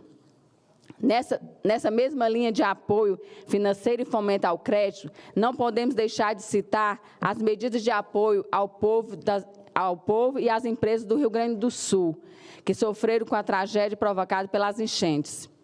Com o programa Nova Indústria Brasil, o governo federal investirá 300 bilhões para revitalizar setores estratégicos e promover a sustentabilidade econômica.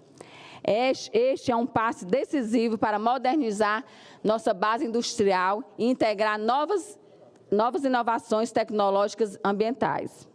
O novo PAC, com investimentos de 1,7 trilhão até 2026, está transformando a infraestrutura, a educação, a saúde, a inclusão digital em todo o território nacional. Inclusive, é a primeira versão do PAC que está incluída a educação. Por último, e não menos importante, temos a implementação do programa PED-MEIA, que conta atualmente com investimentos de 8 bilhões e atende a mais de 2,7 milhões de alunos com oferta de bolsa permanente que faz do programa Bolsa Família. Então, foi um projeto também importante aprovado por essa casa, que hoje o Ministério da Educação atende 2,7 milhões de jovens, para que esses jovens, presidente, permaneçam na escola. Os números realmente são muito tristes, porque hoje 500 mil alunos deixam o ensino médio por questão financeira. Então, esse programa ele vem como incentivo para a permanência desses alunos na escola e que o nosso presidente Lula busca ampliar para todos os alunos do Cade Único, que seria mais ou menos mais 1.200.000 alunos para ser atendido. Esse programa garantindo a falta de recursos financeiros, para que esses alunos com falta de recursos financeiros não sejam obstáculos à evasão escolar. No entanto, o nosso presidente Lula já anunciou a ampliação do programa, como já falei, para que possa atingir 3,7 milhões de alunos no Brasil. Estas medidas, senhor presidente e colegas senadores, não são apenas estatísticas. Elas refletem um governo comprometido com o bem-estar e a prosperidade do nosso povo, seguindo as recomendações do nosso presidente Lula, que que é recolocar o povo no orçamento e tributar aqueles com mais renda. Inclusive, vale registrar que a proposta de taxação dos super ricos apresentada pelo Brasil no G20 contou com o apoio de diversos países, como a França, a Espanha, a Colômbia, a União Africana, Bélgica e África do Sul. Estamos construindo um Brasil mais justo e mais forte para todos. Então, esse é um grande compromisso do nosso atual governo, buscando sempre a melhoria na saúde, na educação, na infraestrutura e na economia. Então, queria aqui, presidente, primeiro agradecer por estar aqui nesse dia de hoje, podendo ressaltar esse grande desenvolvimento que o Brasil está tendo. Sabemos que foram muitas dificuldades, porque o Brasil passamos 6 anos, 4 anos, sem um governo que pudesse olhar para as pessoas que mais precisam. Então, o presidente Lula... Estou encerrando. O presidente chegou para tentar resgatar a dignidade da população brasileira. Então, muito obrigado. Queria deixar aqui um abraço para todos que nesse momento nos escutam. Obrigado, presidente. Muito obrigado, senadora Janaína Farias. Concedo a palavra ao senador Chico Rodrigues. Senadora Rosana Martinelli, a próxima oradora.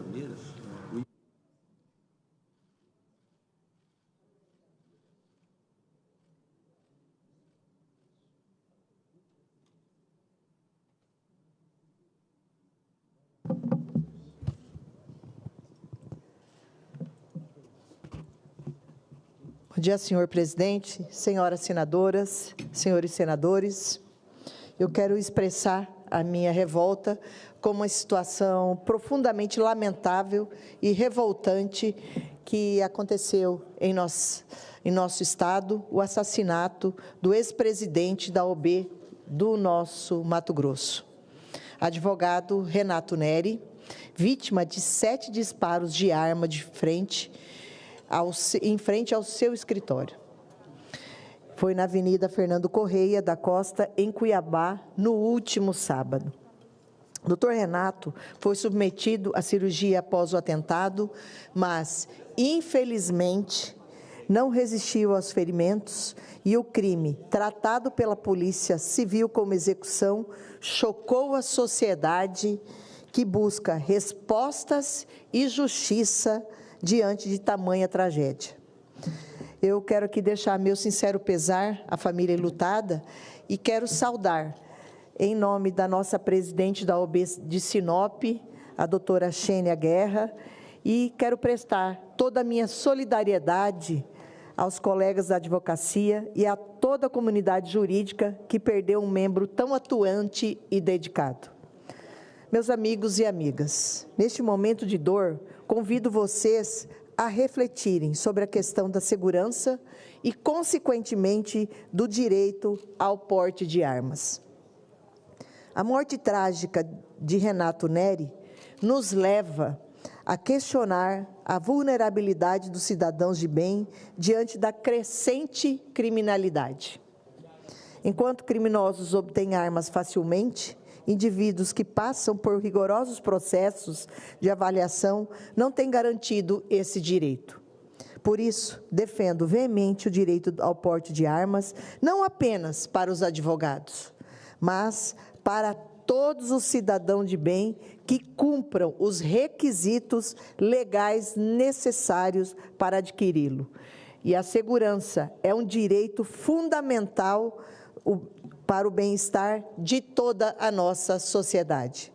Devemos unir esforços para garantir um ambiente onde a violência seja combatida e cada indivíduo tenha o direito fundamental de se proteger e proteger seus entes queridos. Juntos, podemos trabalhar para construir um futuro em que a violência seja reduzida e onde todos os cidadãos de bem tenham o direito efetivo de se proteger. Eu quero também aqui falar da minha satisfação e parabenizar, aproveitando essa tribuna, do trabalho dos engenheiros florestais, cuja data comemorativa é celebrada amanhã, dia 12 de julho. E aproveito para prestar uma homenagem especial à Associação Mato-Grossense dos Engenheiros Florestais, pela brilhante organização do ciclo de palestras, um evento que contou com a participação de instituições como a Secretaria de Meio Ambiente do Estado de Mato Grosso e a CIPEM, Centro das Indústrias Produtoras e Exportadoras de Madeira do nosso Estado. E destacar a presença fundamental do evento de especialistas como o Dr. Antônio Horácio da Silva Neto, da Vara Especializada em Meio Ambiente, e do engenheiro florestal Dr. Joésio Siqueira. Esse evento, ele discutiu temas essenciais para a profissão, promovendo uma grande integração entre os profissionais.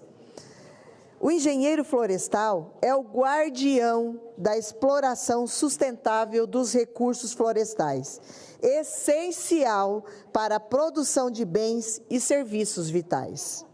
Suas amplas atividades abrangem desde a avaliação dos ecossistemas, manejo florestal, até o desenvolvimento de pesquisas importantes sobre sementes e produtos florestais.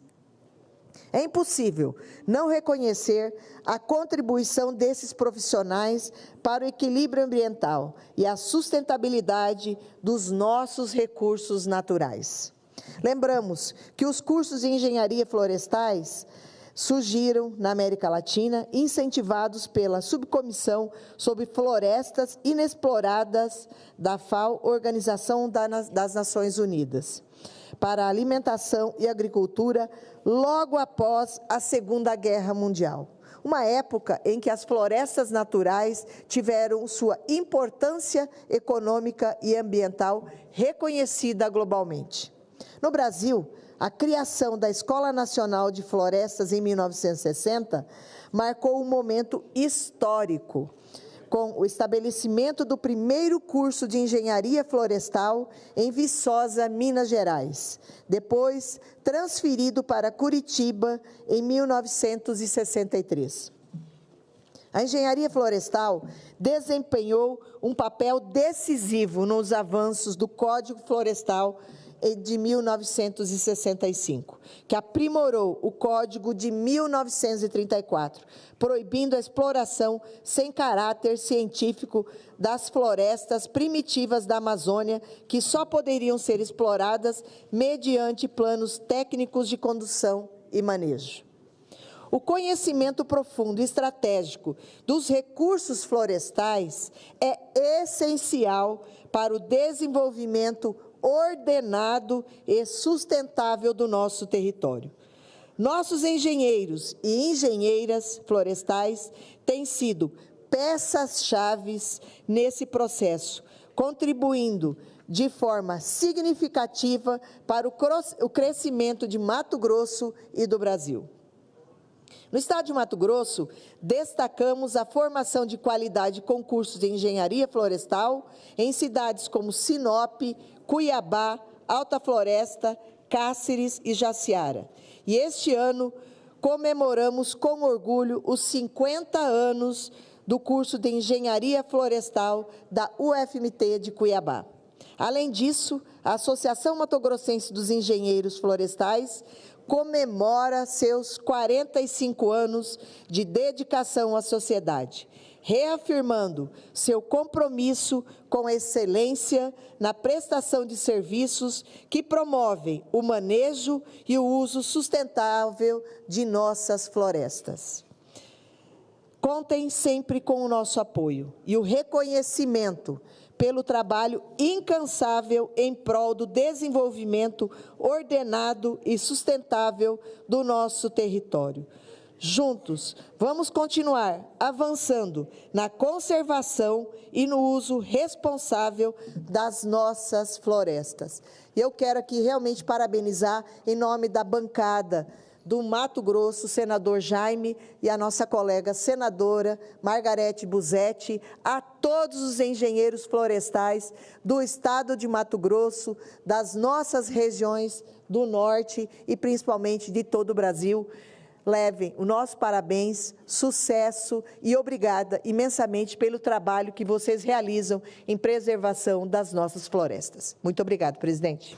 Muito obrigado, senadora Rosana Martinelli. Ao ensejo do seu pronunciamento, na primeira parte dele, eu gostaria também, em nome da presidência do Senado, de manifestar o nosso profundo pesar pelo falecimento do Dr. Renato Neri, ex-presidente da Ordem dos Advogados do Brasil, seção Mato Grosso, que foi também conselheiro federal da Ordem dos Advogados do Brasil, de modo que um crime bárbaro dessa natureza deixa todos nós muito tristes. Nós lamentamos, prestamos nossos sentimentos aos familiares, aos amigos, aos colegas advogados, ao povo do Estado do Mato Grosso e, obviamente, que exigimos a apuração plena e absoluta para que se evite impunidade em relação a um crime bárbaro como esse. Portanto, em nome da presidência, eu gostaria de promover, em aderência ao voto da senadora Rosana Martinelli, um voto de pesar em face do falecimento do Dr. Renato Neri, encaminhado à publicação na forma regimental. Com a palavra, pela ordem, senadora Margarete Busetti. Obrigada, presidente. A segurança pública é algo que está realmente nos incomodando muito e nos preocupando. E que bom que nós temos mais uma mulher para nos somar na luta da segurança pública, porque em 7 meses, presidente, foram 2 advogados mortos em Cuiabá. Um morava no meu prédio, que foi o Roberto Zampieri, e agora o Renato Neri.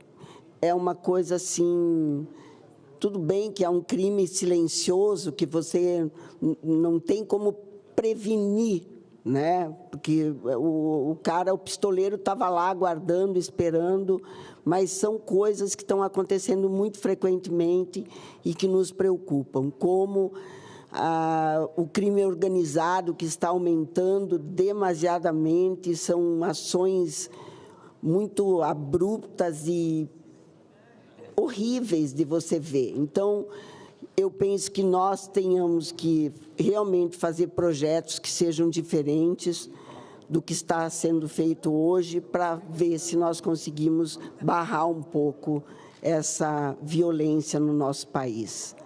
Parabéns pelo pronunciamento, senadora. Muito obrigado, senadora Margarete Busetti. Muito obrigado, senadora Rosana Martinelli. Encerrado o período do expediente, declaro aberta a ordem do dia. Projeto de lei número 4.189 de 2019, do deputado federal capitão Alberto Neto, que dispõe sobre a colaboração da órtese externa denominada bengala longa para fins de identificação da condição de seu usuário. Parecer número 39 de 2024 da Comissão de Direitos Humanos e Legislação Participativa, relator senador Flávio Arnes, relatora ad hoc senadora Jussara Lima, favorável ao projeto com emenda número 1 de redação que apresenta. Não foram apresentadas emendas perante a mesa. Passamos à discussão da matéria. Não havendo quem queira discutir, declaro encerrada a discussão. Passamos à apreciação. A presidência submeterá a matéria à votação simbólica. Votação do projeto e da emenda em turno único nos termos do parecer. As senadoras e os senadores que os aprovam permaneçam como se encontram. Aprovado o projeto com a emenda número 1 de redação. O parecer da comissão diretora oferecendo a redação final será publicado na forma regimental. Discussão da redação final, encerrada a discussão em votação, as senadoras e os senadores que a aprovam permaneçam como se encontram. Aprovada a redação final, a matéria vai à sanção, será feita a devida comunicação à Câmara dos Deputados. Item 2 da pauta, projeto de resolução número 62 de 2023, da senadora Damares Alves, que institui a Frente Parlamentar Mista em Defesa da Pessoa Idosa. Pareceres favoráveis. Número 98 de 2023, da Comissão de Direitos Humanos e Legislação Participativa, relator senador Eduardo Girão, relator ad hoc senador Zequinha Marinho. E número 60 de 2024, da Comissão Diretora do Senado Federal, relator senador Chico Rodrigues. Não foram apresentadas emendas perante a mesa. Passamos à discussão da matéria. Não havendo quem queira discutir, declaro encerrada a discussão. Passamos à apreciação. A presidência submeterá a matéria à votação simbólica. Em votação, o projeto de resolução em turno único nos termos dos pareceres. As senadoras e os senadores que o aprovam permaneçam como se encontram. Aprovado o projeto de resolução. O parecer da comissão diretora oferecendo a redação final será publicado na forma regimental. Discussão da redação final, encerrada a discussão. Em votação, as senadoras e os senadores que a aprovam permaneçam como se encontram. Aprovada a redação final, a matéria vai à promulgação. Item 3 da pauta, projeto de decreto legislativo número 1117 de 2021 da Comissão de Relações Exteriores e de Defesa Nacional da Câmara dos Deputados, que aprova o texto do Acordo de Previdência Social entre a República Federativa do Brasil e a República da Bulgária, assinado em Brasília em 1º de fevereiro de 2016. Parecer favorável número 25 de 2024 da Comissão de Relações Exteriores e Defesa Nacional, relatora senadora Daniela Ribeiro, relatora ad hoc senadora Tereza Cristina. Passa-se a discussão da matéria, não havendo quem queira discutir, está encerrada a discussão, passamos à apreciação. A presidência submeterá a matéria à votação simbólica. Em votação, o projeto em turno único nos termos do parecer. As senadoras e os senadores que o aprovam permaneçam como se encontram. Aprovado o projeto de decreto legislativo, a matéria vai à promulgação, será feita a devida comunicação à Câmara dos Deputados.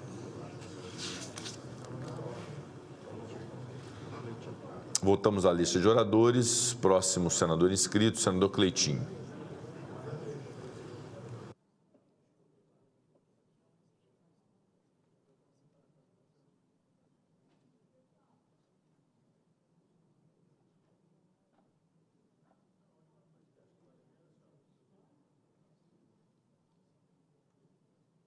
Boa tarde, senhor presidente. Boa tarde a todos os senadores e senadoras, a população que acompanha a gente pela TV Senado e todos os servidores dessa casa. Muitas das vezes é direitos e deveres, né? E muitas das vezes o governo coloca deveres que a população nem quer.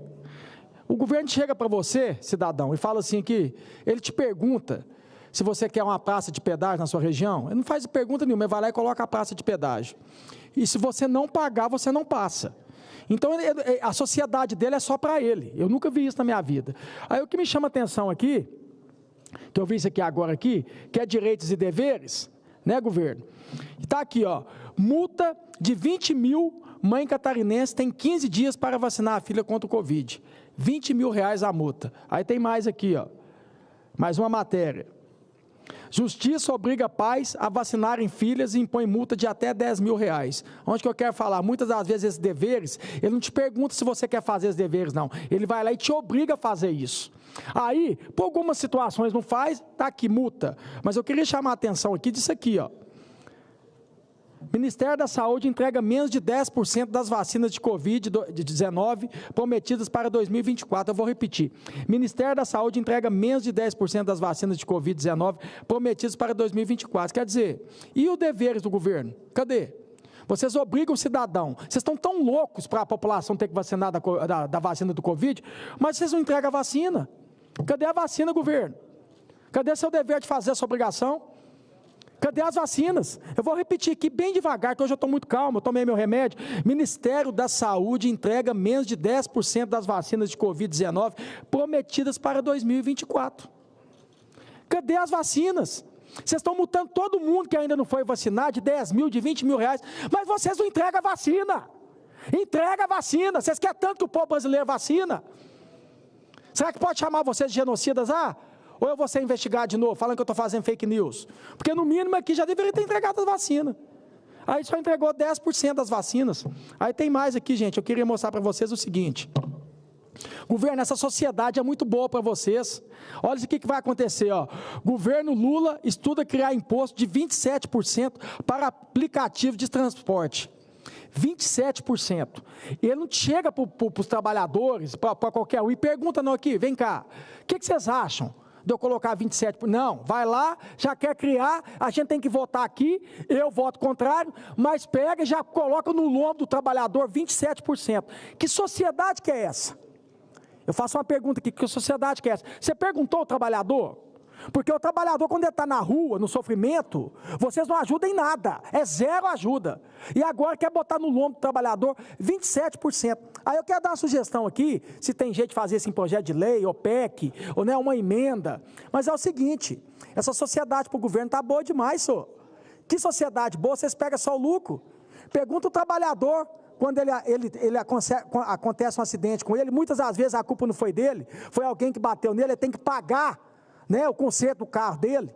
Se vocês vão entrar também com isso, vão fazer a tripartite, vão fazer o seguinte, o aplicativo, o trabalhador e o governo fica com a dívida também. Fica. O que vocês acham? Já pensou um trabalhador que às vezes, numa falta, sei lá, acontece com ele, vai lá e acaba sendo multado. E muitas das vezes não é culpa dele. Vamos fazer o seguinte, senhor. Vamos pegar agora também, já que vocês querem pegar 27% dele, vocês ficam também com a despesa. O que vocês acham? Olha que pegou uma multa lá, a multa deu R$300. Vamos dividir. 100 para o trabalhador, 100 para o aplicativo e 100 para o governo. Porque desse jeito tá bom demais. Tá maravilhoso. O cara vai lá, rala. Ô, me dá 27% aí, é meu, agora é meu. O Estado malvadão, eu coloquei o apelido do Estado, foi isso, malvadão. Porque ele é malvadão. Ele não é sócio, a sociedade dele é só para ele. Ele não é parceiro, não. Então, governo, se você quer ser parceiro de verdade, você quer colocar no lombo dele 27%, que você não ajuda. Hoje, vocês não ajudam nada. É zero que você ajuda um trabalhador. Tanto do Uber, tanto de qualquer coisa. Vocês não ajudam em nada. E vocês querem agora tomar 27%. Se vocês querem entrar na sociedade, a sociedade, gente, é igual um casamento aí. É na alegria e na tristeza. Não é só na alegria, não. O cara vai lá, trabalha o dia inteiro. Ralou, me dá aí 27%. Aí você tem que dar. Não, pera aí, o cara foi lá. Aconteceu um problema com o carro dele. O pneu dele ficou careca. Tem que trocar o pneu? Pera aí, vem cá aplicativo, vem cá governo. Vamos dividir para os 3. O que vocês acham? Porque aí é justo. Agora, entrar na sociedade e pegar só o lucro, isso para mim é roubo legalizado. Roubo legalizado. Roubo legalizado. Roubo legalizado. Roubo legalizado. Eu vou falar bonito assim para não tomar processo, mas é um roubo legalizado. É igual a tarifa de esgoto que tem em Minas Gerais. Fala que tem tratamento de esgoto, gente, mas não existe tratamento de esgoto. E te cobra uma tarifa de tratamento de esgoto. Isso é um roubo legalizado. Está cheio de esgoto a céu aberto em todo canto de Minas Gerais. Não é só em Minas, não, no Brasil inteiro. Quer dizer, te rouba na cara dura. Te obriga a te pagar um tratamento que não existe. É a mesma coisa de você ir lá pedir uma pizza maravilhosa, e você chega lá e paga R$30 naquela pizza maravilhosa, e pede com bacon, calabresa. A hora que chegar a pizza não vem nada, vem só um molho de tomate. Mas você pagou R$30 pelo bacon e pela calabresa. É a mesma coisa quando você paga uma conta de água. Você vai lá e paga pelo tratamento de esgoto, mas não tem tratamento de esgoto. Então é assim que é o governo, é assim que é o Estado. E eu não estou aqui, por mais que eu seja um representante do Estado de Minas Gerais, eu estou aqui para defender o povo. Porque os 4,5 milhões de votos que eu tive foi do povo. E os 4,5 milhões de votos que eu tive, quem paga meu salário é o povo. Então jamais vou vir aqui defender governo, gente. Nunca. Eu vou vir aqui para tentar mudar o governo. Porque não pode o cidadão brasileiro virar escravo do governo, não, gente. Nunca. O governo pode ser o dono da situação toda, não. Hein? Isso não mente, então, a sociedade, o equilíbrio. Não, mas o governo só quer tomar, só quer pegar. Pensa para você ver esse pessoal, durante a pandemia, muitos desses trabalhadores foi para a questão do Uber, foi trabalhar nessa questão de aplicativo, para uma questão de necessidade. O governo não ajudou em nada. Vocês lembram o que aconteceu? Fecha tudo. Fecha tudo, fecha tudo. E aí, o cara ficou sem receita, sem arrecadação. Ele teve que pegar e se virar. Enquanto fecha tudo, todos os políticos do Brasil, pergunta um político do Brasil que ficou sem receber seu salário. Pergunta. Vereador, prefeito, senador, presidente da República, governador na época da pandemia. Fechou tudo. Ninguém podia trabalhar, mas vocês tinham que pagar seu imposto. Fica sem pagar a conta de água para você ver sua conta ia ser cortada. Fica sem pagar sua energia ia ser cortada. Fica sem pagar seu aluguel, você ia ser despejado. É assim que funciona. Fica sem pagar seus impostos. Você tinha que pagar imposto dentro de casa, sem trabalhar, para manter o salário dos políticos, em dia. Em dia. Aí sabe o que muitos fizeram?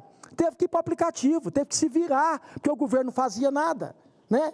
Aí foi se virar. E o que aconteceu? O que aconteceu? Agora o governo atual que chegou agora quer te tomar 27%. Mas é só na alegria, gente. Tristeza não quer participar, não. A tristeza de seu carro estragar, você ter que ir no mecânico, essa conta ficar em R$500, enquanto seu carro fica 3 dias no mecânico, na oficina, você está sem trabalhar, sem arrecadar, aí a hora que você pega seu carro e volta a trabalhar, sabe o que o governo quer fazer? Me dá os 27%. Mas que tal que a hora que esse carro estragar e ficar em R$300 o conserto, falar assim, não, senha do aplicativo, senha do trabalhador e senha do governo. É o justo. Dá de César o que é de César. Isso é bíblico. Então, assim, o que vocês vêm fazendo com o povo, com a população brasileira, é só botar no lombo do povo brasileiro. É só para ferrar o povo. A gasolina aumentou, vocês viram, né? A gasolina já chega na casa de R$7. 7. Aí eu lembro que ficava falando naquela ladainha, não, tem que mudar a política de preço da Petrobras. Se mudar a política de preço da Petrobras, a gente consegue resolver isso. Mudou a política de preço da Petrobras e continuou aumentando a gasolina. E continua só querendo falar de aumentar imposto. Aumenta imposto, aumenta imposto. Que dia que a gente vai falar assim, ó, vamos cortar imposto? Que dia que a gente vai falar assim, vamos cortar as despesas? As nossas despesas. Não é a despesa do povo, não. Porque quanto mais vocês aumentam o imposto, mais despesa aumenta para o povo. Então chega de fazer isso com o povo. Eu peço aqui, sabe, que todos os senadores, deputados, briguem e confrontam o governo nessa situação dos trabalhadores de aplicativo. Colocar 27% no lombo deles, ficar essa sociedade só na alegria e na tristeza não entra, aí é bom demais, senhor. O que é isso? Então espero que os deputados federais, senadores, e se eu puder, dentro, né, aqui do regimento, dentro aqui das leis, eu vou fazer isso. Vocês querem entrar de sociedade, vocês querem tomar 27%, mas a despesa também vocês vão entrar. Estragou o carro, vai entrar na despesa. Pegou uma multa, vai entrar na despesa. Bateu, teve um acidente, vai entrar na despesa também. A sociedade tem que ser justa, tem que ser equilibrada. Que sociedade é essa? Que você fica com lucro e o trabalhador só fica com a despesa. Eu queria finalizar, senhor presidente. Um ato bem republicano aqui, eu, Vossa Excelência, junto com o Carlos Viana, nós somos representantes aqui do Estado de Minas Gerais. A gente sabe, eu vi uma fala do governador, né, atual, o governador Romeu Zema, dizendo que se essa dívida do governo ter que pagar a dívida do Estado, o Estado vai colapsar. Eu era vereador e eu senti isso na pele, na situação quando aconteceu isso. O governo na época era o Pimentel e o governo aqui federal era o Temer. Atrasaram o salário de servidores, os municípios ficaram sem o repasse, né? Então os municípios atrasavam tudo. Então o que acontece é que chega sempre na ponta. Quem sempre sai prejudicado com uma situação dessa, sempre quando tem uma situação política, e que eu tenho certeza de uma coisa, presidente, eu tenho certeza absoluta que se o governador Romeu Zema fosse aliado do Lula, a situação era diferente. Mas o governador Romeu Zema não é aliado. E o problema da política é isso. Porque na hora de uma situação dessa, a gente tem que pensar nos servidores, na polícia militar, nos professores, no cidadão. Porque quando há dívida dessa e manda pagar, vai tirar quase do Estado mais de 20 bilhões, vai colapsar. Aí sabe o que acontece? O policial fica com salário atrasado.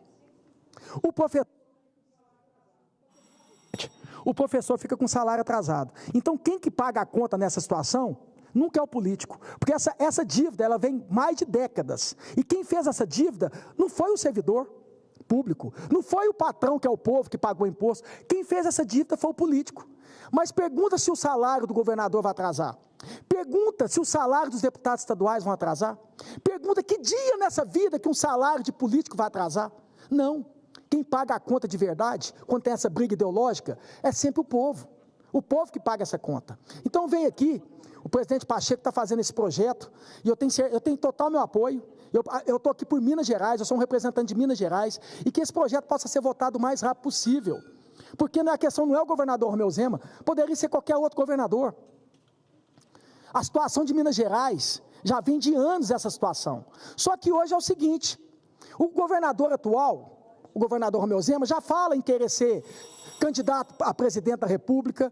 Aí, eu não estou aqui julgando, mas eu fico pensando assim, peraí, deixa eu atrapalhar lá o governo do Estado de Minas Gerais, porque esse governador que está querendo vir presidente, futuramente eu posso falar com ele o seguinte, uai, administrador, você não deu conta nem de tomar conta do seu Estado, você vai vir dar conta de tomar conta do país? Então acaba que muitas das vezes coloca essa questão política na frente e esquece de verdade do povo, esquece dos policiais militares, esquece dos professores. Então não é momento ideológico nesse momento, não. É um momento que eu, como senador aqui da República, tanto o Viana, que é o nosso senador aqui de Minas, e tanto o presidente dessa casa aqui, que é de Minas Gerais, Rodrigo Pacheco, é sentar com o ministro Haddad, é com o Lula, é com o governador Romeu Zema e resolver esse problema.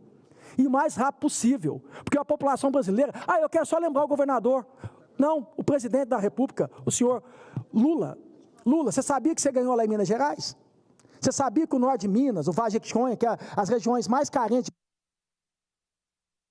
botaram em peso em Vossa Excelência? Então não preocupe com o senador Cleitinho, não preocupe com o Carlos Viana, nem com o Pacheco, nem com o governador Romeu Zema, e nem com os deputados.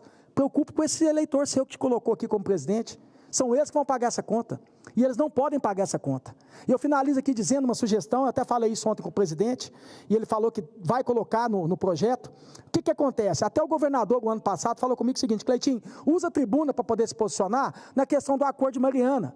O Estado tem uma indenização para receber mais de 100 bilhões de reais. Parece que era 140, já recebeu 40 bi, e falta na casa de 95 bi a 100 bi. Então, a sugestão que eu dei para o presidente aqui, porque esse recurso é para investimento, essa indenização é para investimento. Pega essa indenização, esse recurso, o que for, né, para Minas Gerais, porque tem uma parte que é do Espírito Santo também, tem, acho que uma parte que é para o Judiciário, mas o que for de Minas Gerais, abate na dívida. É simples de resolver. Abate essa dívida. Se for 80 bi, já pega e desconta. Já fica para o governo federal. Como o presidente Pacheco disse, esse desconto que volte para o governo federal, que possa investir em Minas Gerais, que possa usar ele em Minas Gerais. Então, a própria BR, se eu não me engano, acho que é a 381, que está esperando um leilão, se não tiver leilão, vai ser o próprio governo que vai fazer. Então, o que você pode fazer? Pega desse dinheiro. A ordem dos fatores não altera o produto. Então, nesse momento aqui, eu não estou aqui para brigar, para xingar, eu estou aqui pelo povo mineiro. Se eu sou um representante da Federação de Minas Gerais, nesse momento aqui eu sou extremamente republicano, estou aqui para poder, junto com o presidente Pacheco, de mãos dadas, junto com Viana, junto com o governador Romeu Zema, e resolver esse problema do Estado. Porque os milhões de mineiros estão ali, os que votaram em mim e os que não votaram, todos eles pagam meu salário. E quem vai pagar essa conta aqui não vai ser Cleitinho, não vai ser presidente Pacheco, não vai ser Viana, não vai ser Haddad e muito menos o Lula. Quem vai pagar essa conta aqui é o povo mineiro. E eu estou aqui pelo povo mineiro. Então eu peço aqui o mais rápido possível que possa resolver esse problema. Muito obrigado, senhor presidente. Agradeço, Vossa Excelência, senador Cleitinho. A senadora Margarete quer fazer uma intervenção. Eu vou fazer um apelo pela brevidade em razão do compromisso do senador Girão. Ele me falou aqui. Obrigado, por gentileza. Presidente. Eu dou total razão ao Cleitinho quando ele fala, o governo não pode só nos atrapalhar, mas nós temos aqui na casa o PL 284 de 2017, que são dos devedores contumazes, que eu não entendo por que esse PL não avança, porque são grandes empresas que declaram o seu imposto, mas não pagam. Isso também está errado, e eu acho que nós temos que fazer coro para que seja resolvido e solucionado esse PL. É da antiga senadora Ana Amélia e está na CCJ. Tá bom? Obrigada, presidente. Agradeço, Vossa Excelência. Com a palavra, o nobre senador Eduardo Girão. Paz e bem, meu presidente, meu amigo, meu irmão, senador Marcos Rogério, do estado de Rondônia. Quero aqui também cumprimentar 3 senadoras que estão aqui nesse plenário, nesse momento, senadora Rosana, senadora Margarete, senadora Damares, senador Cleitinho e os demais senadores que estão nos acompanhando aí pelos gabinetes e pelo trabalho sempre correto da TV Senado, Rádio Senado e Agência Senado, que leva todo o trabalho que a gente faz aqui para os brasileiros acompanharem o andamento da Casa Revisora da República. Senhor presidente, nós temos que observar os sinais para não errar de novo. O senhor trouxe um fato aqui, nessa semana, na quarta-feira, que abriu os olhos de muitos colegas sobre essa questão de apostas esportivas. Eu conversei com o presidente Pacheco, inclusive na reunião de líderes reforcei também, que nós estamos vendo a pontinha do iceberg com endividamento em massa, a título de gerar receita para o governo federal, mas o problema para o Brasil vai ser muito mais sério do que a gente imagina. Eu estou alertando isso aqui desde o ano passado, da votação. O senhor votou contra, muitos colegas votaram, nós perdemos no voto, mas, como diz, a gente tem que observar os sinais. Deus está mandando. Aí com certeza, eu posso colocar que se nós não votamos bingos e cassinos ainda, olha só, senadora Rosana, 1.000 bingos e 67 cassinos, que estão próximo para votar. Se a gente não votou ainda, a gente tem que pelo menos observar A tragédia humana que está acontecendo com as casas bets, que até o crime organizado está se usando para lavar dinheiro e para aumentar seus lucros, para não deixar o brasileiro cair nessa arapuca. Porque vocês são muito jovens. Mas a gente já viu filme disso na década de 80, 90, quando tinha bingo no Brasil. Os aposentados perdiam até o último centavo. Era escândalo de corrupção por cima de escândalo de corrupção. Tanto que, na época, o presidente Lula disse o seguinte, fez um decreto para acabar com o bingo no Brasil. Quer voltar agora? E, senador Marco Rogério, olha a incoerência desse nosso presidente da República. Gastador, perdulário, revanchista. Sabe o que ele disse? A mesma história da taxa das blusinhas. Eu sou contra, mas o Congresso deliberou. Para que existe presidente da República? Eu faço a pergunta. Para que existe presidente da República? É para vetar alguma coisa que ele não concorda, faz parte da democracia. Mas não, ele sanciona. E agora, sabe o que ele está fazendo? Está dizendo que se o Congresso, e já passou pela Câmara, na véspera do Carnaval, os deputados viajando, olha como esse processo é viciado, votando remotamente, passou por apenas 40 votos lá, de 513 deputados, passou com uma margem pequena, que assustou a bancada da jogatina. E aí chega no Senado, tiveram que fazer, na hora da votação, mudança, uma manobra. Ah, mas é uma manobra que é normal? Eu não tinha visto ainda, desde que cheguei aqui. Tirar 3 senadores que votavam contra e colocar 3 que votavam a favor como suplentes, que foi o que definiu a votação na CCJ pró-bingos e pró-cassinos. Mas veja bem, o presidente Lula disse, em alto e bom som, o seguinte: se o Congresso aprovar esse negócio de bingo e cassino, eu sou contra, mas eu vou sancionar. De novo, o mesmo filme, a incoerência. Só que esse governo, senadora Damares, que se diz do social, esse governo que se diz proteger os pobres, já temos aí R$100 do Bolsa Família. Atenção, Brasil, R$100 do Bolsa Família comprometido com aposta esportiva. Quem é que recebe o Bolsa Família? São as pessoas, as famílias menos vulneráveis, mais vulneráveis. E aí a gente vê esse tipo de inversão de valores no Brasil. Estou muito preocupado com isso.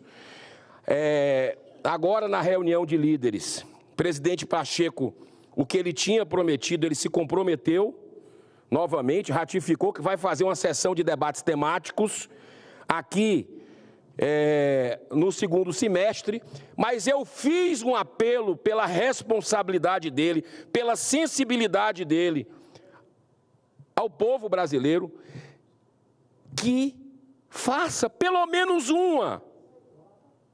que esse projeto 2234, esse nefasto projeto de volta de bingo e cassino, que ele coloque pelo menos uma outra comissão, porque só passou por uma, pela CCJ. Senadora Margarete Busetti, a senhora está há pouco tempo aqui, mas quantas vezes a senhora já viu projeto menos polêmico como esse voltar para as comissões, para outras comissões? Por quê? Esse interesse, essa blindagem de não levar para comissões, como, por exemplo, a Comissão de Segurança Pública, já que os veículos de comunicação do Brasil estão mostrando que as casas bets, algumas, estão sendo usadas para lavagem de dinheiro e para aumentar os lucros. O crime está utilizando isso, o crime é organizado no Brasil, e é o grande problema da nação hoje, é segurança pública. Por que não levar para uma comissão que existe aqui de segurança pública? Por que não levar, se não quer levar para a segurança pública, leva para a Comissão de Assuntos Sociais, senadora Rosana, porque a quantidade de pessoas que se suicidam, os ludopatas, que representam uma boa fatia do faturamento de bingo e cassino, são dos viciados, que a OMS chama de ludopata, por que não leva para a Comissão de Assuntos Sociais que tem nessa casa, para ver o impacto na saúde mental no Brasil? Que é outra comissão que também tem pedido para levar, a Comissão de Assuntos Econômicos, a CAI, uma das comissões mais importantes. Será que vai gerar o que eles estão dizendo de emprego, de nova receita? Mentira! Pelo contrário, já está tirando do comércio, já está tirando do serviço, já está tirando da indústria. Está aí uma série de lideranças empresariais, e eu apresentei uma pesquisa hoje, lá na comissão, lá na reunião de líderes, apresentei, está aqui. Olha esse dado estarrecedor, que a gente percebe como o caso é grave e a gente não pode fechar os olhos. Vejam bem, está aqui. Uma pesquisa que foi feita, né, de 70 páginas, tá, do Instituto de Pesquisas aqui, Sociedade Brasileira de Varejo e Consumo. Olha só, senador Marcos Rogério, 63% de quem aposta online no Brasil afirma que teve parte da sua renda comprometida com as apostas. 63%. E aí, vamos lá, 23% deixaram de comprar roupa, 19% deixaram de fazer compra em supermercado, 14% produtos de higiene e beleza e 11% cuidados com a saúde e medicações. Você imagina, com 1.000 bingos e 67 cassinos feitos para magnata, porque esse projeto que está aqui é desenhado para magnatas. Então, não podemos aceitar. Fiz esse apelo ao presidente, inclusive revelei a ele também uma pesquisa do Data Senado. O Data Senado é confiável. Prodazem. Eu pedi, eu não sei se a senhora sabe, o senador Marcos Rogério, a gente pode pedir para o Data Senado fazer pesquisa nos nossos estados. E eles fizeram uma pesquisa lá no estado do Ceará.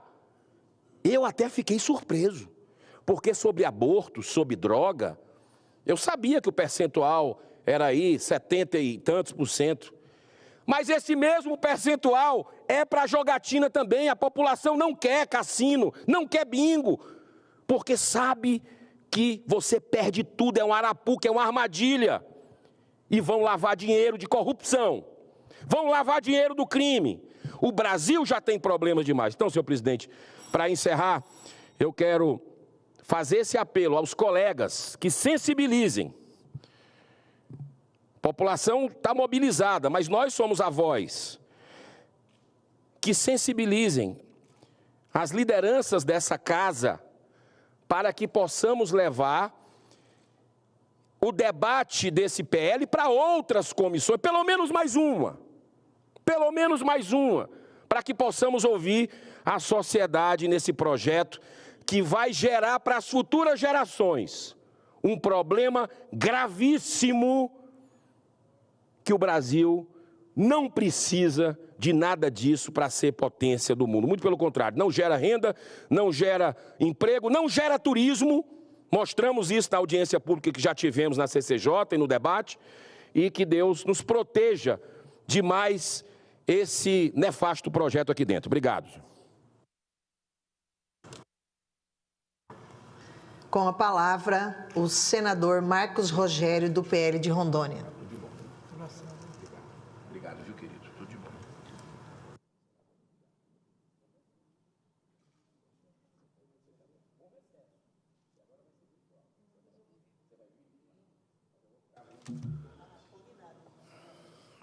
Bom recesso para vocês. Guarda os trilhos. Senhora presidente, senhores e senhoras senadores, e ao que nos acompanham pelo sistema de comunicação do Senado Federal, minha saudação. A fala que eu inicialmente trago hoje, senhora presidente, é uma análise sobre o que aconteceu na França e que foi foi e está sendo bastante debatido, inclusive aqui no Brasil. As eleições no parlamento francês têm movimentado muitos debates aqui no Brasil, inclusive nessa tribuna. A esquerda comemora como se o resultado fosse uma conquista da sua corrente política. Em termos absolutos, a Reunião Nacional de Marine Le Pen ficou com 8,7 milhões de votos no segundo turno, enquanto a coalizão de esquerda, Nova Frente Popular, teve 7 milhões. E o grupo centrista de Emmanuel Macron, 6,3 milhões. Ou seja, 32% de votos da direita contra 25% da esquerda e outros 23% do grupo centrista. Portanto, a direita foi, de fato, o partido mais votado, o que confirma uma tendência mundial. Ficou em terceiro lugar em número de assentos no parlamento, porque o centro e a esquerda se juntaram na chamada Frente Republicana. E vejam bem a tática. Pediram para candidatos que ficaram em terceiro lugar no primeiro turno que desistissem de suas candidaturas, que desistissem da disputa. Isso é a vitória que a esquerda está alardeando no Brasil. Isso é a vitória que a esquerda está alardeando, não só no Brasil, mundo afora compraram a mesma retórica. A extrema esquerda venceu as eleições legislativas na França, mas não conseguiu a maioria absoluta na Assembleia Nacional. Dos 289 votos necessários, tiveram apenas 180 assentos. Enquanto isso, a direita quase que dobrou o número de deputados, saltou de 88 para 143 deputados. É o melhor resultado da direita desde a Segunda Guerra Mundial. Isso sim é um avanço, uma vitória. E, aliás, uma tendência mundial. Na França, nenhuma das três coalizões conseguiu a maioria absoluta no parlamento, que agora está dividido em três grupos: esquerda, centro e direita. Essa configuração trouxe a governabilidade do país para um terreno desconhecido. Se antes a esquerda comandava, agora terão de negociar, terão de sentar à mesa para encontrar um ponto que garanta a tão desejada governabilidade. Abrir espaço para o diálogo, para a construção de um projeto que atenda à população. Esse é o desafio deles.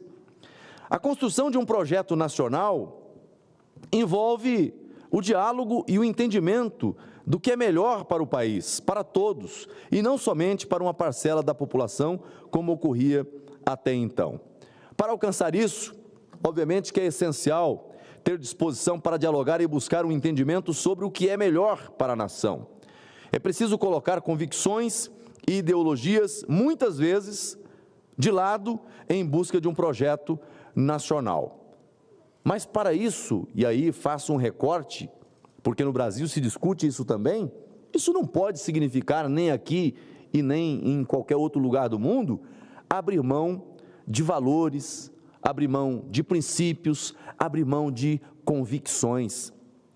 Quem cogita isso, é preciso ter a compreensão de que nada pode ser negociado em nome de abrir mão dos valores que são caros à sociedade brasileira. O Brasil viveu, no passado, um dualismo político, porque eu não vou dizer antagonismo, porque hoje sim nós vemos um antagonismo direita-esquerda, num movimento pendular na política nacional. No passado, nós tivemos no Brasil governos que se dizia de direita sem nunca ter sido de direita. Eu votei, e aí faço confissão de corpo presente, votei no PSDB quantas vezes, imaginando que o PSDB fosse um partido de direita. E hoje sabe-se que, aliás, a composição presidencial atual é uma composição PSDB-PT. Ah, mas ele não estava no PSDB, ele foi para o PSD. Você não separa uma pessoa de suas convicções. É impossível. Por isso que eu digo, é necessário dialogar, é necessário buscar entendimento, é necessário buscar um ponto de convergência, porque você não pode colocar o país numa situação em que você não entregue aquilo que deve entregar enquanto governo, enquanto mandatário. Mas é preciso ter a compreensão de que valores, princípios, não se negocia, não se abre mão. Por mais nobre que seja o apelo, o movimento que esteja no balcão do jogo natural da política. Então, no caso da França, obviamente que terão o desafio de conversar e conversar muito. E hoje quem está com a maior bancada é a chamada extrema esquerda. Macron foi o grande derrotado nas eleições da França. Fez uma jogada arriscada e perdeu. Agora, foi a junção dessas duas forças que acabou dando o resultado eleitoral que todos nós testemunhamos lá. Então, os desafios pelas bandas daquele país serão desafios enormes. No Brasil, apesar de uma política também polarizada, atuamos nesse parlamento em busca de um consenso mínimo. Nós somos oposição ao governo, mas nós não somos oposição ao Brasil. Nós defendemos o interesse nacional. Por exemplo, nós estamos diante de um novo desafio no parlamento agora. Ontem, aprovou na Câmara o primeiro projeto de lei complementar que trata da reforma tributária. É um tema sensível, é um tema que vai impactar a vida dos brasileiros. Nós temos que ter a responsabilidade de discutir esse tema com cautela, com o tempo necessário para amadurecer a compreensão daquilo que está dentro dessa proposta.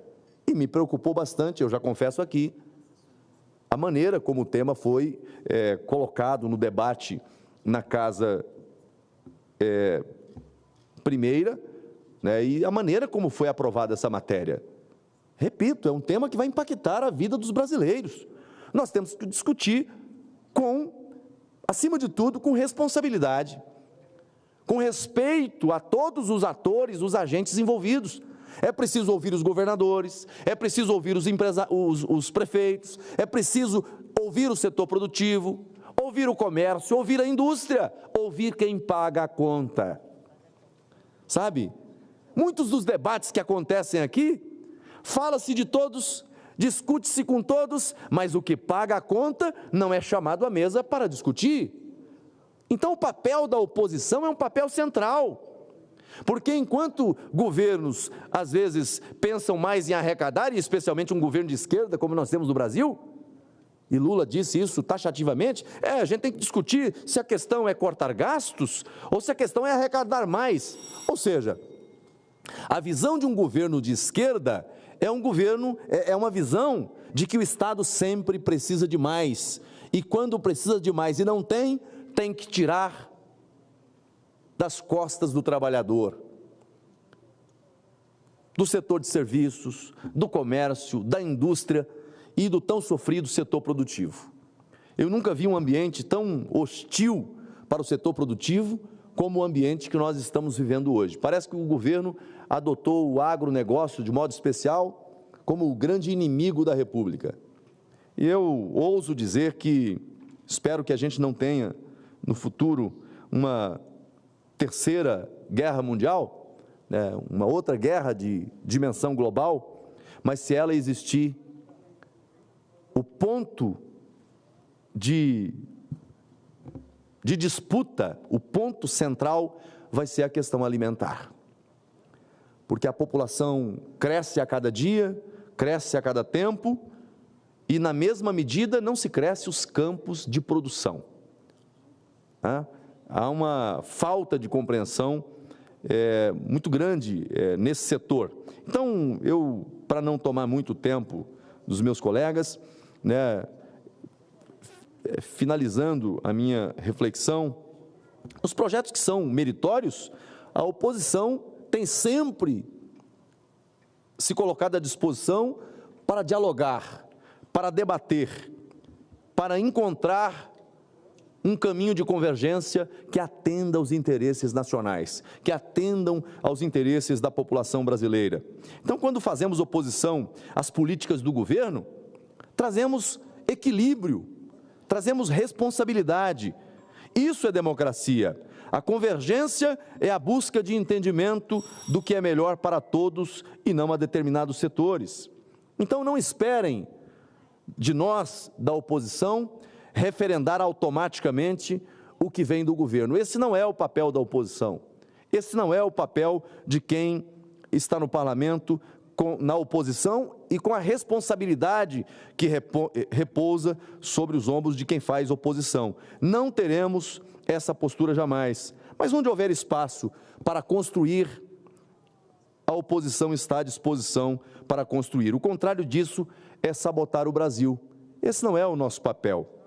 Esse não é o nosso papel. E, principalmente, sabotar aqueles que mais precisam, porque, às vezes, a pauta do governo, ela vai numa direção, prega uma coisa, mas o resultado final, ele vai castigar ainda mais as pessoas, os menos favorecidos. Então, o papel da oposição é defender o Brasil e não deixar o PT quebrar o Brasil de novo. Não deixar o PT quebrar o Brasil de novo. Então, eu concluo aqui apenas pontuando o que vem pela frente no próximo semestre, aqui no Senado Federal. Votação do PLP 121, que institui o programa de dívida dos estados, a questão da renegociação, a PEC 66, que abre espaço para a renegociação, prorrogação das dívidas dos municípios, né, o 412, que trata da regulação do mercado brasileiro de carbono, o PLP 68, que regulamenta a reforma tributária. Esse eu acho que nós temos que ter uma atenção mais do que redobrada. Não dá para votar no calor, na velocidade que o governo quer, colocou urgência constitucional para votar esse tema, não dá para votar isso em 45 dias. Como líder da oposição, eu já expus esse nosso pensamento, essa nossa preocupação no Colégio de Líderes hoje. O PL 576, que disciplina o aproveitamento de potencial energético offshore, as eólicas offshore, e mais 3 projetos. O PL 2234, que trata da questão dos jogos de azar, que terá debate aqui no Senado, primeiro com audiências públicas, com sessões de debates, e depois deve ir à votação. Minha posição já é contra, mas vai ser debatido. E outros 2 projetos de inteligência artificial, que hoje tem pontos preocupantes, que nós estamos dialogando com o relator para ajustar, e a PEC 12, que trata do fim da reeleição. São os temas mais importantes, né, sem prejuízo de outros que possam entrar, mas que estarão no debate no segundo semestre. Senhor presidente, agradecendo a tolerância de Vossa Excelência, agradeço a oportunidade de me manifestar. Parabéns, Marcos Rogério, um dos senadores mais atuantes da nossa casa. Parabéns pelo seu pronunciamento, sua preocupação com todos esses temas importantíssimos que estão em alta aí e precisam realmente ser debatidos com calma, porque essa casa que define o rumo do Brasil. Então, tem que ser trabalhado, tem que ser pensado com calma, principalmente nesses temas tão importantes que podem vir a prejudicar muitas famílias e muitos brasileiros. Parabéns, senador. Agradeço Vossa Excelência e lhe cumprimento. Chegou a essa casa recentemente e tem participado dos debates mais importantes, né, com qualidade, com dedicação e com muita coragem para enfrentar temas que são espinhosos, mas que são necessários. E especialmente no momento em que nós vamos discutir esses temas, e eu começo pelo mais importante deles, na minha visão, que é o tema da reforma tributária, a sua presença aqui, com a qualidade, com a experiência que Vossa Excelência tem, senadora Rosana Martinelli, eu acho que isso qualifica o debate e nos dá a tranquilidade de que faremos um bom trabalho pelo Brasil e pelos brasileiros. Muito obrigado. Muito obrigado, senador. Agora, com a palavra, o senador Chico Rodrigues, do PSB de Roraima. Ele vai assumir? Você pode. Senhora presidente Rosana Martinelli, senhoras e senhores senadores, nós subimos a esta tribuna hoje para falar de umas atividades que foram desenvolvidas no nosso estado de Roraima pela Marinha do Brasil e que elas são recorrentes pela importância que a Marinha representa para toda a população brasileira, mas especificamente representa para a nossa gloriosa Amazônia. Vossa Excelência, que também é uma senadora que representa o estado do Mato Grosso e sabe, na verdade, da complexidade que tem a Amazônia com os interesses externos, com as demandas de toda ordem, pelo gigantismo que tem a Amazônia. Portanto, no último dia 11, nós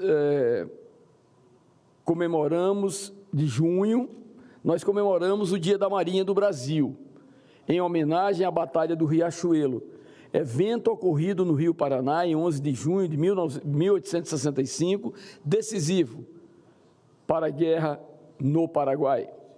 A Batalha do Riachuelo foi marcada pela bravura dos marinheiros e fuzileiros navais do Brasil.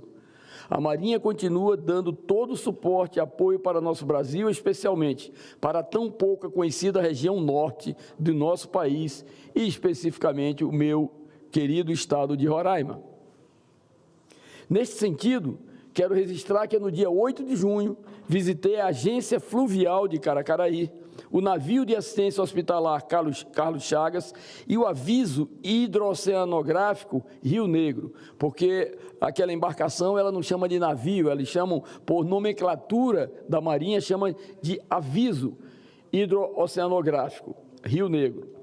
A bacia do Rio Branco é a principal bacia hidrográfica do estado de Roraima. Nela se desenvolve a navegação para transporte de passageiros e cargas, a pesca e as atividades de esporte e recreio.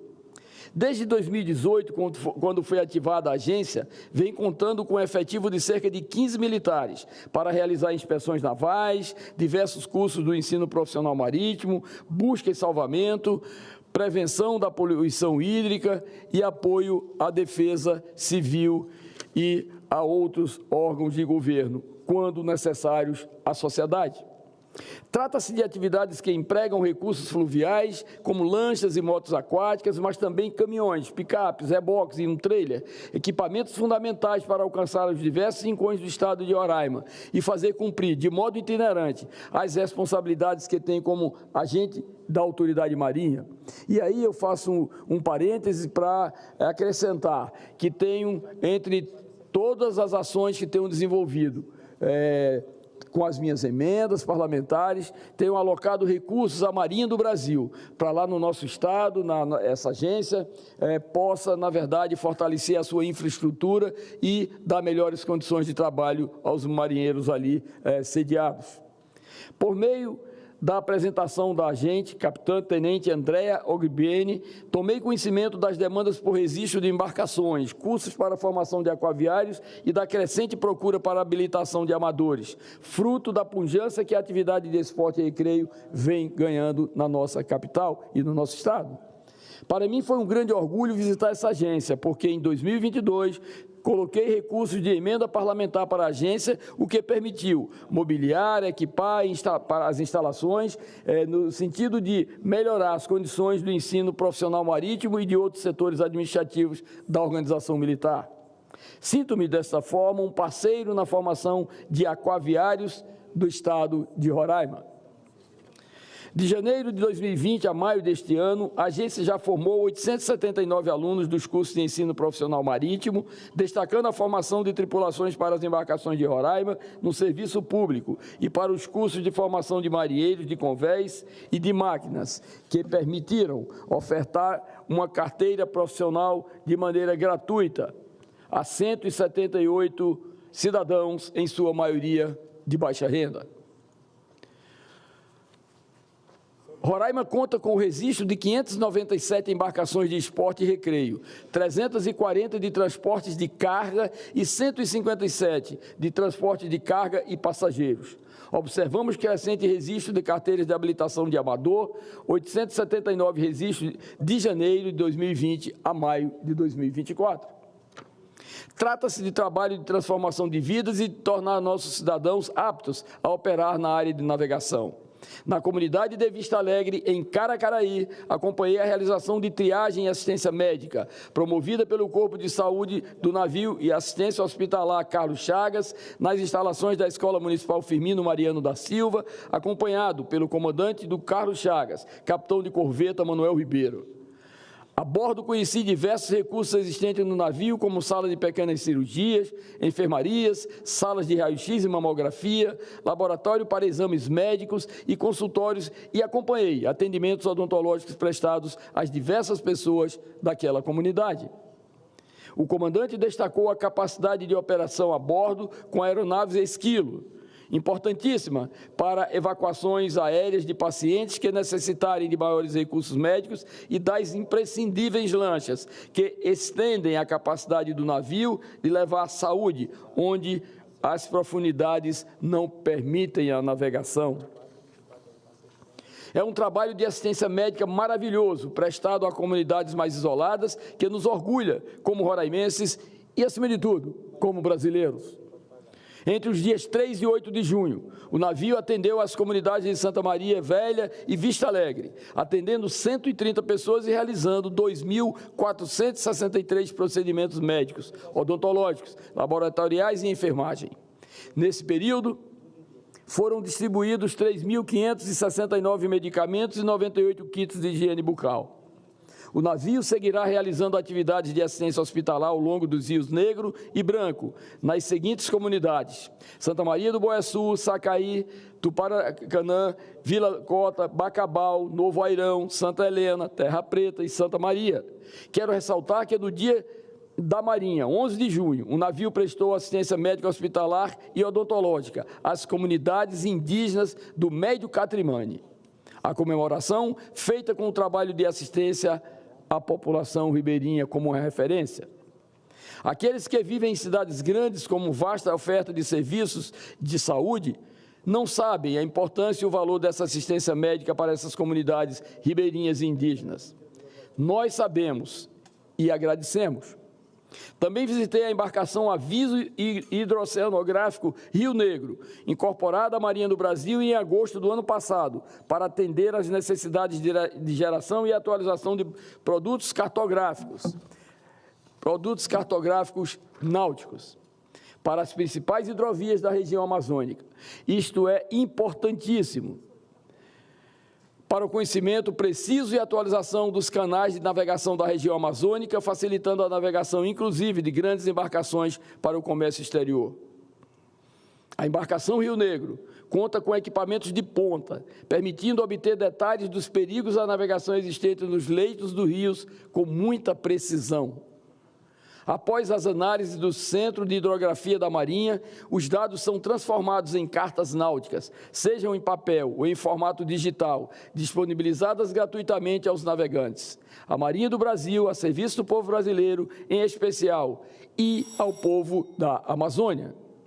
Por isso, rememoro a celebração do Dia da Marinha do Brasil, que ocorreu no dia 8 de junho, registrando o trabalho espetacular que nossa Marinha vem fazendo nos rios da região norte, na minha Roraima, levando saúde às comunidades ribeirinhas e, em especial, comunidades indígenas em localidades pouco acessíveis.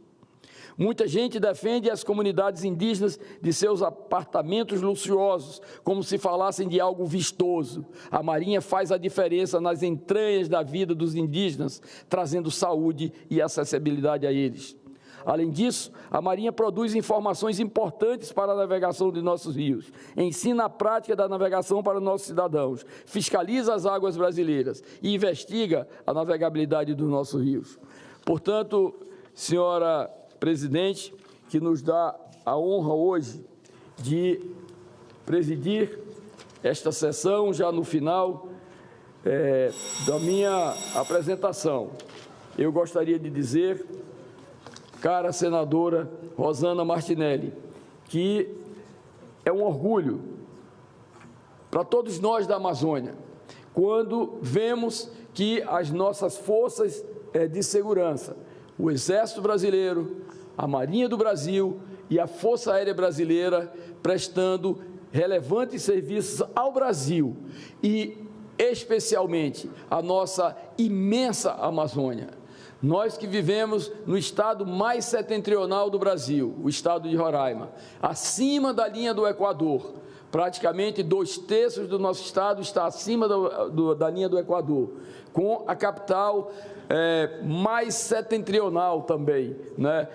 Que está no hemisfério norte, que é Boa Vista, né? Então, nos alegra quando nós sentimos a presença do governo de uma forma determinada, de uma forma qualificada, de uma forma comprometida com os ideários nacionais, ao proteger a nossa floresta, a nossa fauna, os nossos rios, a nossa costa atlântica, porque essa ou são as funções, na verdade, das nossas Forças Armadas: garantir a ordem, a segurança e, acima de tudo, a soberania nacional. Portanto, faço esse pronunciamento extremamente feliz, porque aqui nós apresentamos alguns dados que são pertinentes, né, ao que desenvolve a Marinha do Brasil com tanta competência, com tanto denodo e com tanto profissionalismo, mas, acima de tudo, com tanto amor à nossa pátria, né? Deixo esse registro hoje e, para encerrar,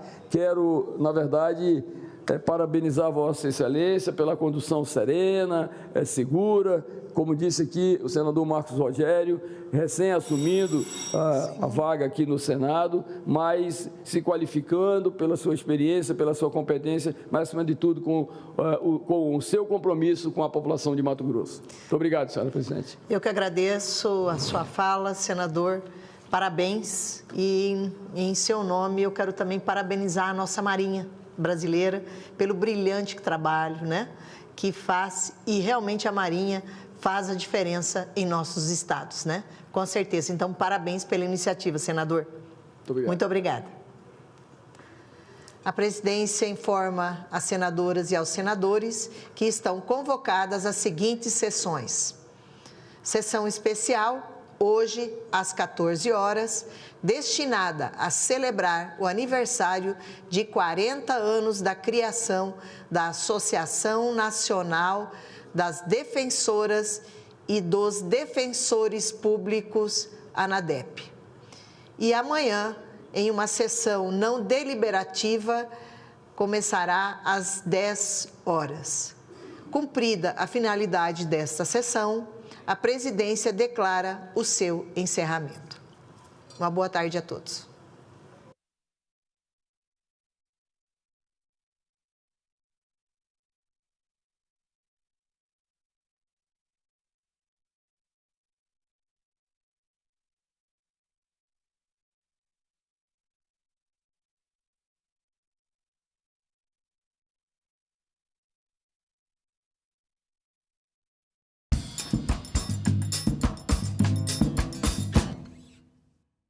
Segurança nas escolas, gestão, polícia e família.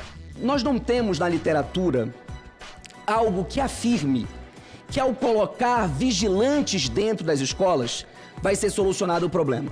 Os prédios mais invadidos no Brasil, por malfeitores, ladrões, enfim, né, são aqueles que não têm porteiro. Em discussão, hoje, 20h, aqui na TV Senado.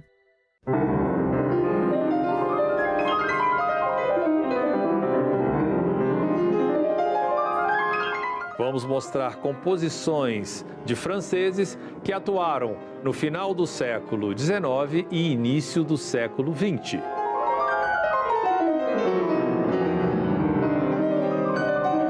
Estamos falando de Camille Saint-Saëns.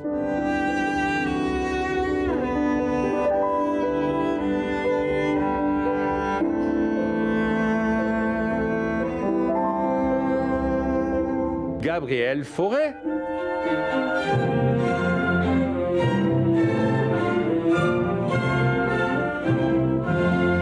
E a compositora Lili Boulanger.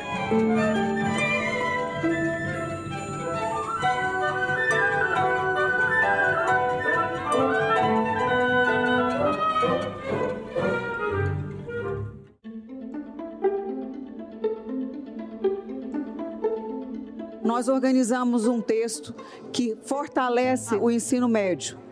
Ele amplia a carga horária da formação geral básica, as disciplinas obrigatórias, mas mais do que isso, os itinerários formativos passam a ter uma orientação que deve ser definida pelo Conselho Nacional de Educação, ouvidos os estados, ouvidos os conselhos específicos. Não tem jeito, não tem mais reprovação, não pode fazer isso, não pode fazer aquilo.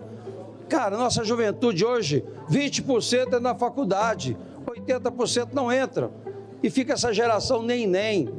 Com todo respeito, a gente precisa pegar e trabalhar essa matéria técnica de uma forma assim, não só com a lei, mas com recurso definido, com ações, com metas definidas. O ensino médio é a conclusão, é a fase final da educação básica e, ao mesmo tempo, é um passaporte para quem quer fazer ou pode fazer um ensino superior. E destaco também uma questão que para nós é muito cara, que é tirar o ensino médio do isolamento a que ele se colocou ao longo dos anos. E agora nós temos um governo que prioriza a educação e que o ensino médio aqui vai ser prioridade, ampliação do tempo integral, ampliação da escola técnico profissionalizante. A nossa missão dentro dessa casa, de estarmos o tempo todo debatendo uma pauta que falamos de economia, falamos de pautas femininas, falamos de meio ambiente, mas sim, senhores, a educação é que vai trazer progresso, que vai trazer uma esperança, principalmente aos jovens. Incêndios no Pantanal, Mato Grosso e Mato Grosso do Sul se mobilizam para combater o fogo que já causou destruição recorde. Amazonas quer maior patrulhamento contra ataques de piratas nos rios da região. Minas Gerais busca boas práticas para minimizar impactos da seca e chuvas extremas. Tudo isso você vê no Parlamento Brasil. Parlamento Brasil, toda sexta, 8 horas da noite, aqui na TV Senado. O Senado brasileiro foi criado pela Constituição de 1824, mas havia um problema. Em que lugar os senadores iriam se reunir? Pensando nisso, Dom Pedro I decide comprar o Palácio Conde dos Arcos e reformá-lo para abrigar o poder legislativo. Só 2 anos depois, em 1826, aconteceria a primeira sessão oficial do Senado.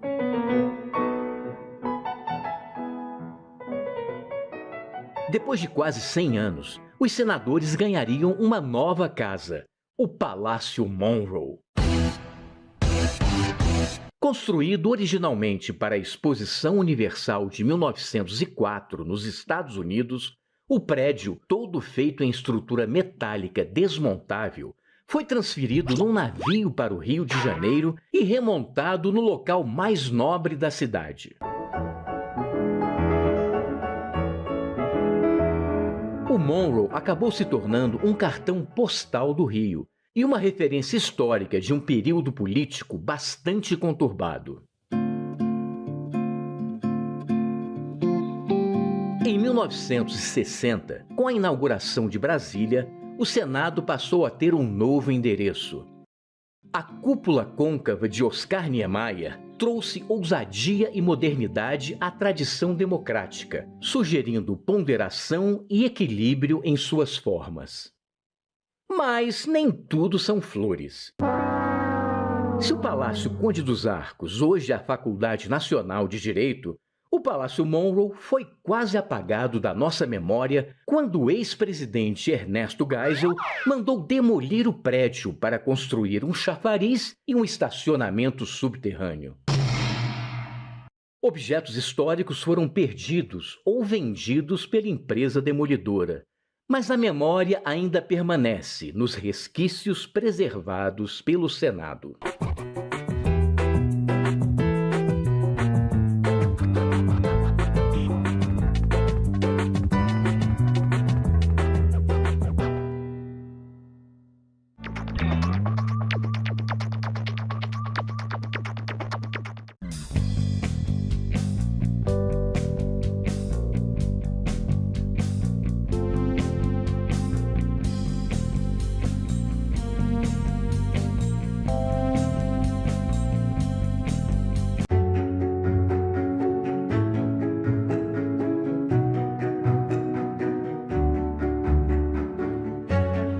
poucas mulheres se aventuravam na carreira política, não era considerado de bom tom. A luta da mulher não é apenas um princípio, é uma questão social. Temos os mesmos direitos, devemos também ocupar os mesmos espaços. Nós estamos chegando à conclusão que não basta reivindicar os nossos direitos, que é preciso gritar. Nós somos 52% da população e temos uma representatividade no Senado de 13%. Nós estamos falando abertamente que nós queremos sim espaços de poder. Liderança no Senado Federal, não há dúvida nenhuma, é uma grande conquista, nós conseguimos avançar. A gente não quer privilégio, a gente quer justiça, né? TV Senado. Democracia todo dia.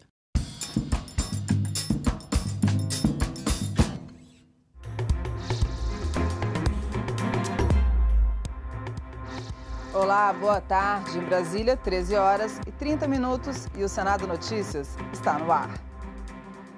A regulamentação da reforma tributária foi aprovada ontem na Câmara dos Deputados e agora vai ser analisada pelos senadores. O tema foi discutido na reunião de líderes e no plenário do Senado nesta quinta-feira. O presidente do Senado, Rodrigo Pacheco, anunciou no plenário desta quinta-feira que o relator da proposta na Comissão de Constituição e Justiça vai ser o senador Eduardo Braga, que também foi o responsável pelo relatório da proposta de emenda à Constituição que deu origem à reforma tributária. Gostaria de desejar muito boa sorte, muito bom trabalho ao senador Eduardo Braga, que passa a ter a responsabilidade de definir um cronograma de trabalho de aprofundamento em relação à reforma tributária e, naturalmente, dentro desse espírito mesmo de ampliação do debate junto a governadores dos estados, prefeitos municipais, setores produtivos, base de governo, oposição, para que tenhamos aqui o melhor trabalho possível e que possa ser exaustivo e que contemple todos os assuntos da maneira mais justa e equilibrada possível para que cheguemos àquilo que é o objetivo principal da emenda constitucional e da própria lei, que é estabelecer o sistema tributário justo ao contribuinte, justo para a arrecadação sustentável do erário e simplificado, desburocratizado e que estimule o desenvolvimento do nosso país. Não há nenhuma dúvida de que há alguns questionamentos sobre o que foi aprovado no dia de ontem na Câmara dos Deputados. Mas isso, não tenho dúvida, que seja sobre a Zona Franca de Manaus, sobre as questões do Nordeste, sobre as questões de diversos segmentos da política brasileira, da competência que se estabelecerá, inclusive com relação ao comitê gestor, todas essas questões serão amplamente debatida, divulgada com antecedência, previsibilidade e transparência, para que nós possamos construir para a nação brasileira uma regulamentação da reforma tributária que responda aos anseios da sociedade brasileira. O senador Paulo Paim citou alguns pontos importantes do texto aprovado pela Câmara. A isenção para 22 categorias da cesta básica, arroz, feijão, carne, carne bovina, carne suína, ovina, caprina e de aves, peixe, sal, queijos, óleo de milho, aveia, farinha. Estou aqui citando alguns que estão no debate da construção da cesta básica sem impostos. Isenção para 383 remédios, além de absorventes e coletores menstruais, também entendemos que é algo que aponta para aqueles que mais precisam. Além disso, haverá uma alíquota reduzida em 60% para os demais remédios registrados pela Anvisa, manipulados e dispositivos médicos. Imposto seletivo será aplicado a produtos como cigarro, bebidas alcoólicas e açucaradas. A alíquota única de 26,5% para impostos sobre consumo, criação do nanoempreendedor, beneficiando aqueles com receita anual de até 40,5 mil, e isenção para as empresas sobre o fornecimento de benefícios aos empregados. esse conjunto de medidas que eu tentei resumir aqui, quando aprovado pelo Senado com o ajuste necessário, trará benefícios concretos para a população e a economia. O Brasil precisa desta reforma, precisa desta simplificação para que nós possamos voltar a crescer no setor industrial, voltar a crescer no setor do comércio, voltar a crescer no setor de serviços. O Brasil precisa voltar a gerar emprego e renda com um crescimento sustentável, dando competitividade à nossa economia. E os senadores aprovaram nesta manhã 3 projetos: a criação da Frente Parlamentar Mista em Defesa da Pessoa Idosa, a aprovação do Acordo de Previdência Social entre a República Federativa do Brasil e a República da Bulgária, assinado em 2016, e a definição de cores específicas para bengalas longas usadas por deficientes visuais, com o objetivo de facilitar a identificação do usuário. Em reunião na manhã desta quinta-feira, o Colégio de Líderes examinou a questão da desoneração da folha de pagamentos. Os líderes buscam formar um consenso para votar a matéria na próxima semana. A desoneração da folha de pagamento dos 17 setores da economia dos pequenos municípios está na pauta da semana que vem, mas ainda não há consenso sobre a proposta do governo de aumentar a alíquota da contribuição social sobre o lucro líquido, a CSLL, caso as receitas apontadas pelo Senado não se concretizem. A tendência dos líderes é dizer que não aceita. Nem qualquer tipo de gatilho, nada do tipo? Por enquanto, não. Há uma convergência com relação à necessidade de nós darmos um encaminhamento a esse tema, porque nós estamos prensados pelo tempo, né, pelo prazo. Então, o Senado tem um prazo para dar uma resposta em relação a isso, em razão do calendário estabelecido pelo Supremo Tribunal Federal. São setores importantes que geram emprego e que, nesse momento, precisam dessa resposta. Nós temos que fazer um esforço para que a compensação fiscal não seja feita com aumento de carga tributária. Agora, se tiver que ter aumento de carga tributária, aí que se discuta onde e como.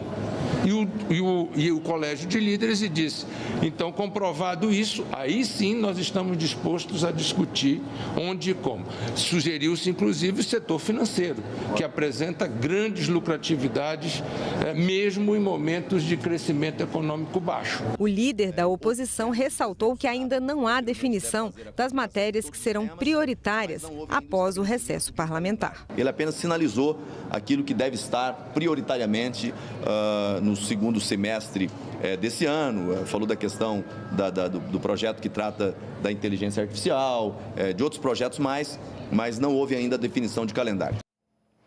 E olha só, um dado triste e alarmante. Mais de 1.000 crianças e adolescentes cometem suicídio todo ano no Brasil. A Comissão de Direitos Humanos debateu esse problema em audiência pública realizada na manhã de hoje.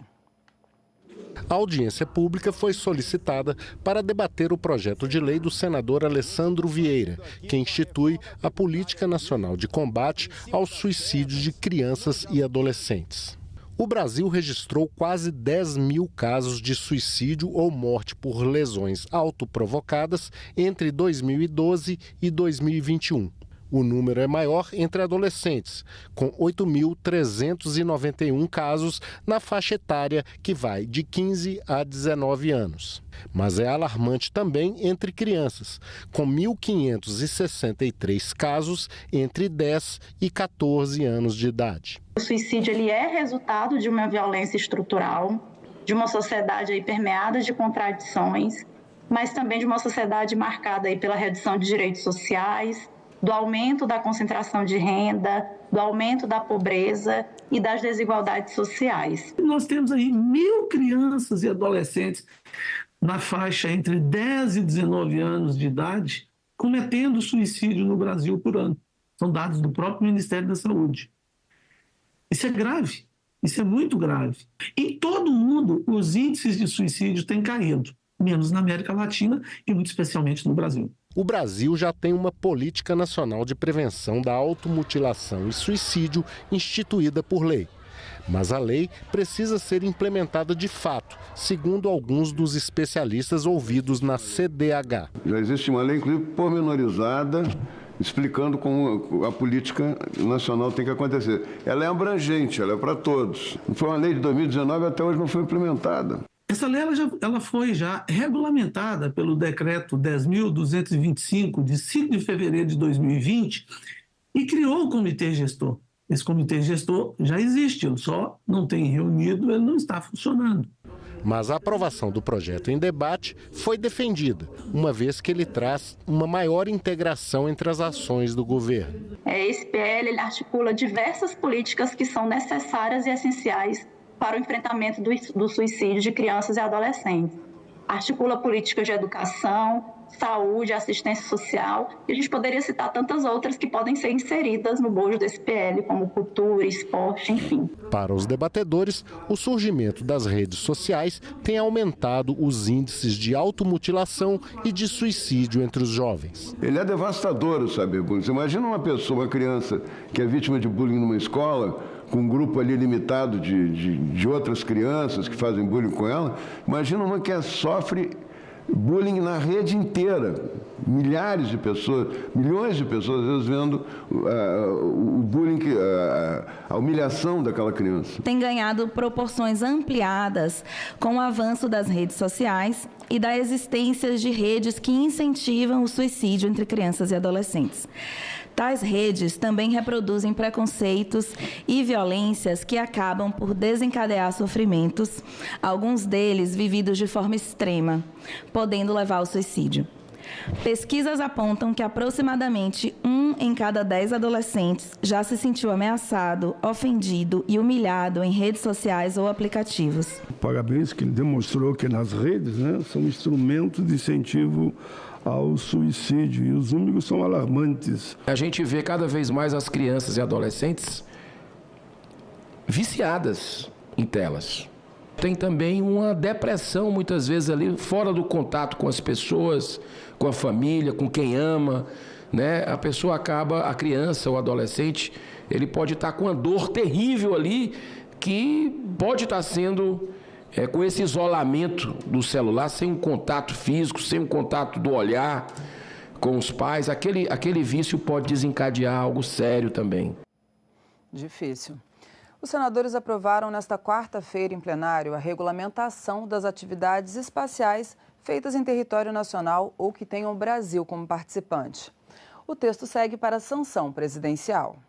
O Comando da Aeronáutica passa a regular e fiscalizar as atividades especiais relacionadas à segurança e à defesa nacional. As atividades civis serão autorizadas e fiscalizadas pela Agência Espacial Brasileira. O texto normatiza a decolagem de veículos lançadores, transporte de pessoas e materiais ao espaço, o turismo espacial e o desenvolvimento de satélites, foguetes e estações, entre outros itens. É uma lei esperada por décadas e que traz uma coordenação extremamente importante para que esse setor evolua da maneira que o país precisa, coloca as divisões adequadas da parte militar, parte civil, a entrada do setor privado. Isso vai gerar muitos recursos para o país, isso vai gerar empregos, isso vai trazer o desenvolvimento através dos meios de espaço, seja com satélites, foguetes lançadores, infraestrutura de lançamento e controle, assim como as aplicações do espaço. Então, hoje é um dia a ser comemorado como um marco do Programa Espacial Brasileiro. Outro projeto aprovado altera os limites do Parque Nacional da Serra do Itajaí, em Santa Catarina. A área do parque deve aumentar em mais de 300 hectares para permitir a criação de uma barragem de contenção de cheias no rio Itajaí-Mirim.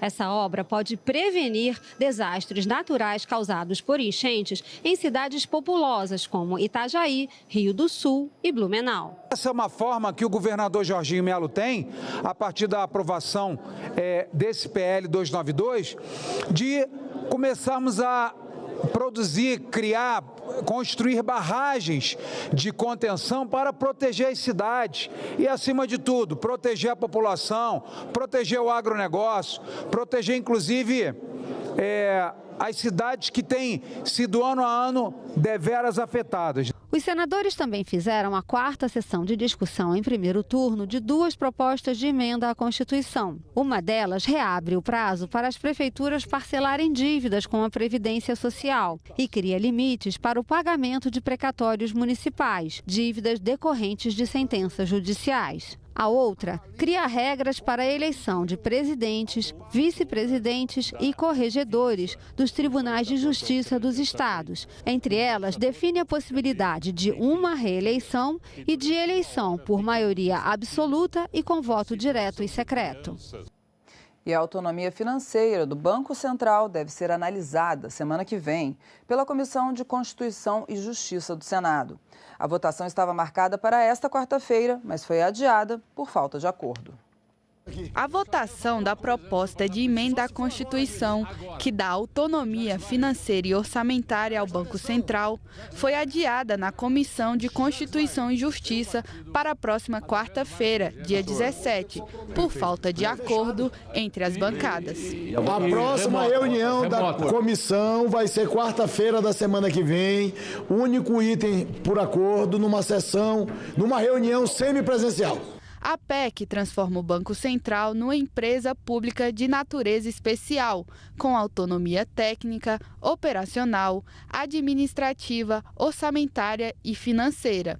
Se o texto for aprovado, o Banco Central vai ter o poder de controlar a gestão sem vinculação com ministérios, nem subordinação a órgãos públicos e decisões políticas. Hoje, a autoridade monetária funciona como uma autarquia federal, vinculada ao Ministério da Fazenda. Durante a reunião, senadores favoráveis e contrários à PEC se manifestaram. E esse é justamente o escopo da PEC. Manter e ampliar sua autonomia. Porque aqueles que são contra a autonomia administrativa e são contra a autonomia decisória do Banco Central. Alguma flexibilização jurídica para deixar o Banco Central mais eficiente, mais eficaz, mais apto a realizar esse importante trabalho que ele realiza, é oportuno. E não me convence o argumento, e não convence nenhum jurista, com todo respeito, que nós alterarmos o regime jurídico do Banco Central seja algo incompatível. A PEC não pode ser um instrumento para burlar aquilo que está estabelecido na Constituição como cláusula pétrea, que é a separação dos poderes. A autonomia financeira administrativa do Bacen, não há nenhum problema conosco, nenhum. A forma de atingi-la que nós não concordamos, de transformar o Bacen em uma empresa. E explico por quê.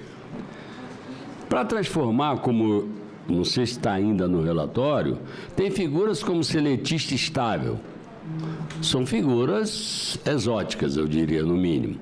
Segundo, o prejuízo da administração das reservas nacionais pelo Bacen, se há uma desvalorização, ele gera prejuízo. Esse debate vai render muito ainda, né? E olha só que bacana. A Comissão de Direitos Humanos aprovou nessa quarta-feira a regulamentação da licença paternidade. A proposta também cria o salário paternidade. O texto ainda vai passar por outras 3 comissões do Senado. Está lá na Constituição. A licença paternidade é um direito dos trabalhadores urbanos e rurais. Hoje, ela é de apenas 5 dias corridos. O projeto aprovado aumenta esse tempo para até 60 dias de forma escalonada. A Constituição Cidadã previu expressamente o direito à licença paternidade. Infelizmente, já há mais de 3 décadas manteve-se um vácuo legislativo, postergando-se a regulamentação dessa matéria tão relevante que afeta diretamente mulheres, homens, crianças, adolescentes e cada um dos núcleos familiares existentes em nossa sociedade. Muita gente vem lutando por essa causa. São quase 40 anos desde que a Constituição nos disse que a licença paternidade era um direito e desde então a gente nunca viu o que aconteceu aqui. O texto substitutivo apresentado pela relatora e aprovado na comissão estabelece que a licença paternidade nos 2 primeiros anos de vigência da lei terá duração de 30 dias. No terceiro e no 4º ano, a duração será de 45 dias. Decorridos 4 anos de vigência, a licença passa a ser de 60 dias. A proposta apresentada é bem semelhante ao projeto sobre o mesmo tema em tramitação na Câmara, de autoria da deputada Tabata Amaral. Ambas as propostas seguem as linhas apresentadas por um grupo de trabalho criado pela Secretaria da Mulher na Câmara. No caso do nascimento prematuro, a licença paternidade ou a licença maternidade se terá início a partir do parto e se prorrogará por período igual de internação hospitalar do prematuro, a fim de se proteger a convivência com o recém-nascido fora do ambiente hospitalar. A licença paternidade poderá ser parcelada em até 2 períodos, sendo que o primeiro deverá ter, no mínimo, a metade do tempo total do afastamento e ocorrer imediatamente após o nascimento, a adoção ou a obtenção da guarda judicial para fins de adoção. O empregado deve comunicar a data do provável afastamento, ficando proibida desde então sua demissão sem justa causa até 1 mês depois do término da licença. Só para o setor de empregadores, eles pediram 10 modificações, nós acatamos 8. Então, foi muito bem discutido esse relatório e agora eu peço que os pares venham conosco aprovando esse grande avanço para a família brasileira. Eu perdi amigos. Eu perdi seguidores, eu perdi parceiros, porque eu me aliei a Tabata Amaral para proteger crianças, mulheres e família no Brasil. É triste demais, eu já sofri muito e bem-vinda a esse sofrimento, mas a tua força, você vai ficar mais forte, mais respeitada. Lá na frente vão perceber, e quem deixou, os amigos que você perdeu, nunca foram seus amigos. O projeto cria também o salário paternidade, que será pago pela empresa no valor igual à remuneração integral do empregado. O valor será depois compensado pelo empregador junto à Previdência Social. Também caberá à Previdência o pagamento do salário paternidade aos trabalhadores avulsos e a microempreendedores individuais. Olha só, o Brasil tem mais de 9 milhões de analfabetos. Os dados foram coletados pelo IBGE em 2023. A Subcomissão Permanente do Senado, que acompanha as políticas de educação de jovens e adultos, fez nesta quarta-feira uma audiência pública para debater a persistência do analfabetismo no país e sua relação com questões raciais de classe e territoriais. Especialistas cobraram eficiência de políticas públicas e indicaram estratégias para enfrentar a questão. 9 milhões e 300 mil brasileiros com mais de 15 anos não sabiam ler ou escrever no Brasil em 2023, de acordo com o IBGE, ou seja, 5,4% da população. Os números refletem uma realidade ainda persistente no país, o analfabetismo. Para debater a questão, a Subcomissão Permanente do Senado, que acompanha as políticas de educação de jovens e adultos, realizou audiência pública. O objetivo foi discutir a relação do analfabetismo com questões de raça, classe e território.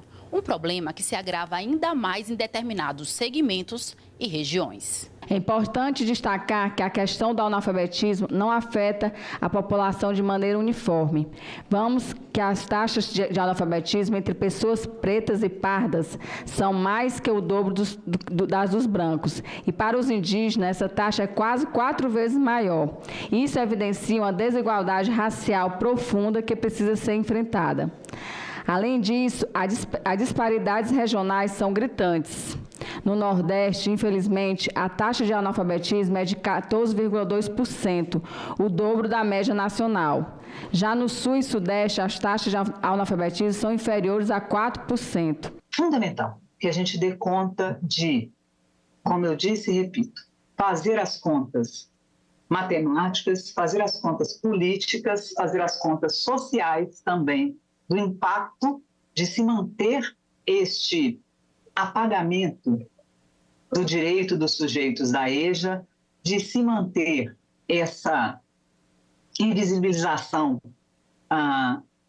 desses sujeitos, de se manter essa periferização dessa questão da educação de pessoas jovens, adultas e idosas, e não considerar que isso reflete diretamente no desenvolvimento econômico do país. Especialistas apontaram caminhos para minimizar o problema, cobrando eficiência de políticas públicas e destacando a importância de alianças estratégicas. pensar na alfabetização de jovens e adultos é pensar em políticas efetivas, políticas que tenham um largo espectro, que pensem não só no acesso à escola, mas à permanência, considerando, né, o perfil desse público, né, que vive situações de vulnerabilidade múltiplas, e também pensar, junto a isso, na formação de professores, de docentes para a educação de jovens e adultos. Essa aliança, então, tem foco, sobretudo, em apoiar os países em política e planejamento de programas, projetos, em ações relacionadas à equidade, tem um enfoque em inovação e uso de tecnologia, chama atenção e tem buscado trabalhar muito a questão dos dados, que é uma das questões que a gente percebe de debilidade da EJA no mundo, e também fortalecendo parcerias. O Brasil faz parte disso, acho que é uma estratégia, uma aliança que pode ser melhor explorada na nossa ação conjunta Unesco Brasil. Fundamental, né? Educação muda o mundo. E o presidente da CPI das apostas esportivas, senador Jorge Cajuru, disse já ter argumentos suficientes para pedir a prorrogação dos trabalhos da CPI até o fim do ano. Nessa quarta, a comissão ouviu o presidente do Patrocinense, Clube Mineiro, suspeito de manipulação de resultados. Foi nesta partida em que foi derrotado por 3-0 pela Inter de Limeira, inclusive com um gol contra, que o Patrocinense entrou na lista de suspeitos de manipulação de resultados. O grande movimento na casa de apostas, indicando que a equipe mineira perderia o primeiro tempo por pelo menos 2 gols, acendeu o alerta e a Polícia Federal foi acionada pela CBF. O empresário Roberto Avatar, que assumiu a presidência do clube após a partida, contou à CPI que, à época, o time era administrado pela empresa Air Golden, parceria que foi desfeita após a partida. Eu já deixei bem claro para ele que, a partir daquele momento, ele não resolveria, não teria voz nenhuma no clube. Esses gols que passaram, o senhor acredita que esses gols foram normais ou foram gols realmente estranho que possibilitou uma investigação da Polícia Federal? Eu acredito que o primeiro e o terceiro, como eu disse, eu não vi pessoalmente, vi por imagem.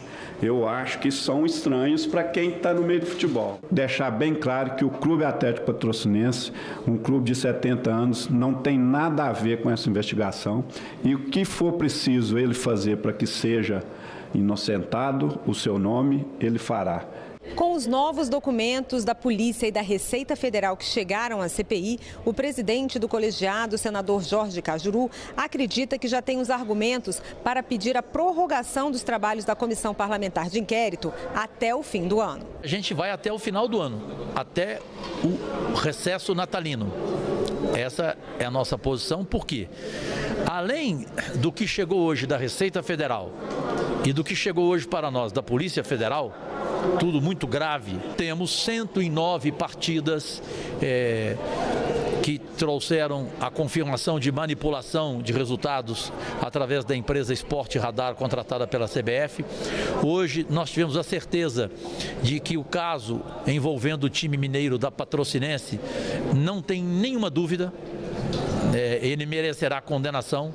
O relatório final pedirá à Justiça a condenação dos envolvidos, jogadores e um dirigente.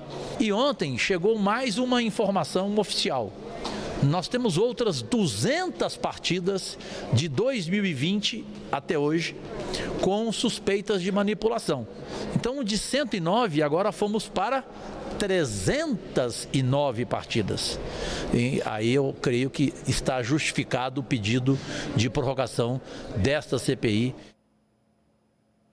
E nós ficamos por aqui. Você pode rever as reportagens desta edição na nossa página na internet, senado.leg.br/tv. Obrigada pela companhia. Daqui a pouco, às 14h, você acompanha a sessão especial no plenário do Senado para celebrar o aniversário de 40 anos da criação da Associação Nacional das Defensoras e dos Defensores Públicos, ANADEP. Até a próxima.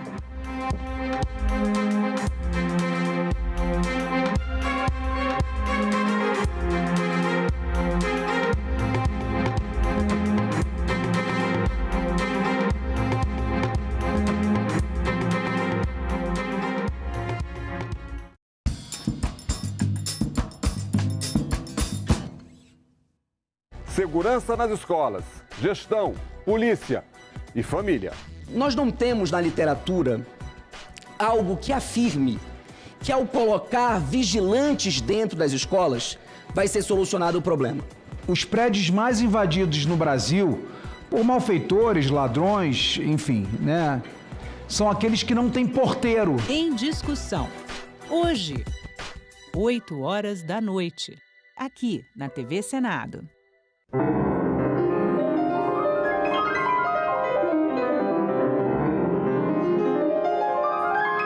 Vamos mostrar composições de franceses que atuaram no final do século XIX e início do século XX.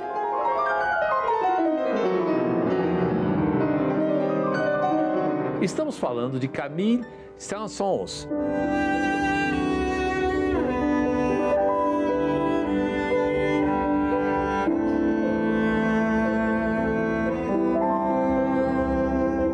Gabriel Fauré.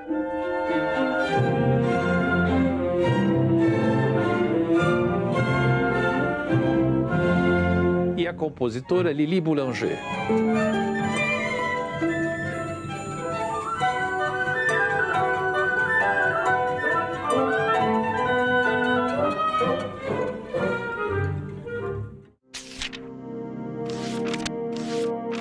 Há 200 anos, o Brasil dava seu primeiro passo na criação do Senado.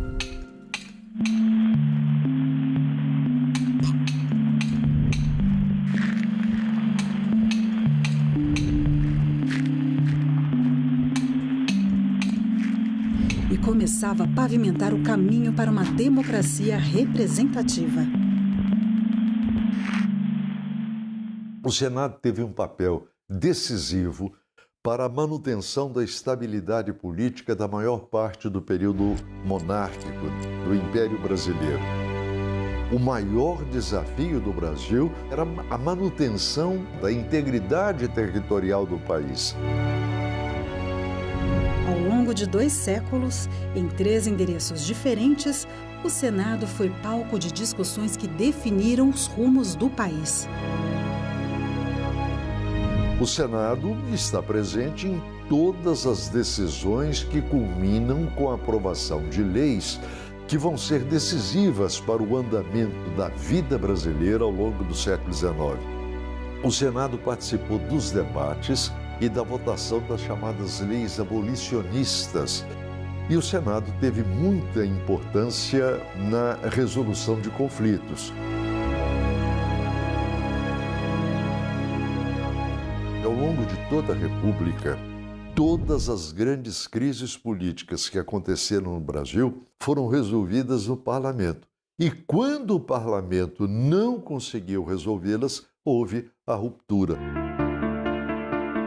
Fundamental para a estabilidade política do Brasil, o Senado promoveu o debate, aprovou leis transformadoras, aboliu injustiças, conquistou direitos, atravessou crises, foi calado, fiscalizou, investigou, julgou, reformou, inovou. O conceito de democracia que nós temos hoje não existia no século XIX. Nas últimas décadas, o Senado começa a se transformar, porque ele passa a contar com pessoas que estão mais diretamente ligadas às condições gerais da população brasileira. Ela não deixa de ser representativa, mas vai tentando ser cada vez mais participativa. Quanto mais o tempo avança e se amplia a participação política da sociedade brasileira, mais o Senado se aproxima da real fisionomia da sociedade brasileira. Casa da Pluralidade Política. Espaço de diálogo. Berço de leis que expandiram os horizontes do Brasil. Guardião da democracia.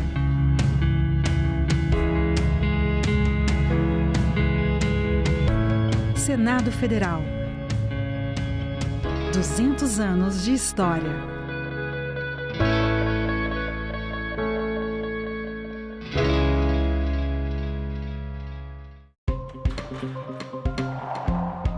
O que pode e o que não pode nas campanhas eleitorais? Quais as regras na internet? Como os candidatos devem se comportar? Nossos convidados respondem a essas e outras perguntas ao vivo. TV Senado Live, nesta sexta, 9 horas da manhã. A autonomia orçamentária e financeira veio para que o Banco Central não fique nessa dependência desse orçamento atrelado à União. Quando se tem contingenciamento, pega também o Banco Central. E eu tenho informações que em tempos passados aí, o Banco Central ficou sem pagar a conta de energia, senhor relator. Até por 10 meses por falta de recursos. Me parece claro que a grande questão é a garantia de financiamento adequado para o Banco Central. E se essa é a necessidade, ou a necessidade legítima, eu não consigo identificar qual é a razão necessária para que se faça uma alteração tão substancial na Constituição. Porque se eu gero toda uma massa de potenciais problemas para resolver uma questão que deve ser resolvida com prioridade de alocação orçamentária. Até porque há de se reconhecer que a definição da estratégia política e econômica de uma nação deve ser feita pelos seus representantes eleitos, não por instituições tecnocráticas. Ao contrário do que foi dito aqui, a PEC 65, como ela está, não é um avanço institucional, é um profundo regresso, é uma coisa regressiva, é uma volta a uma ideia de um Banco Central, as atribuições de Banco Central executadas por um banco público-privado, Banco do Brasil.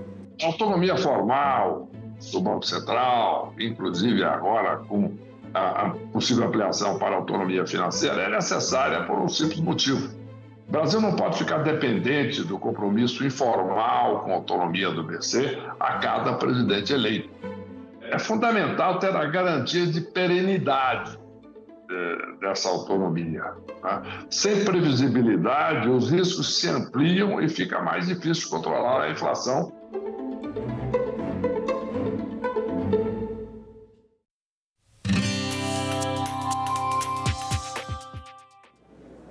Olá, eu sou a Carla Benevides e este é o programa Argumento.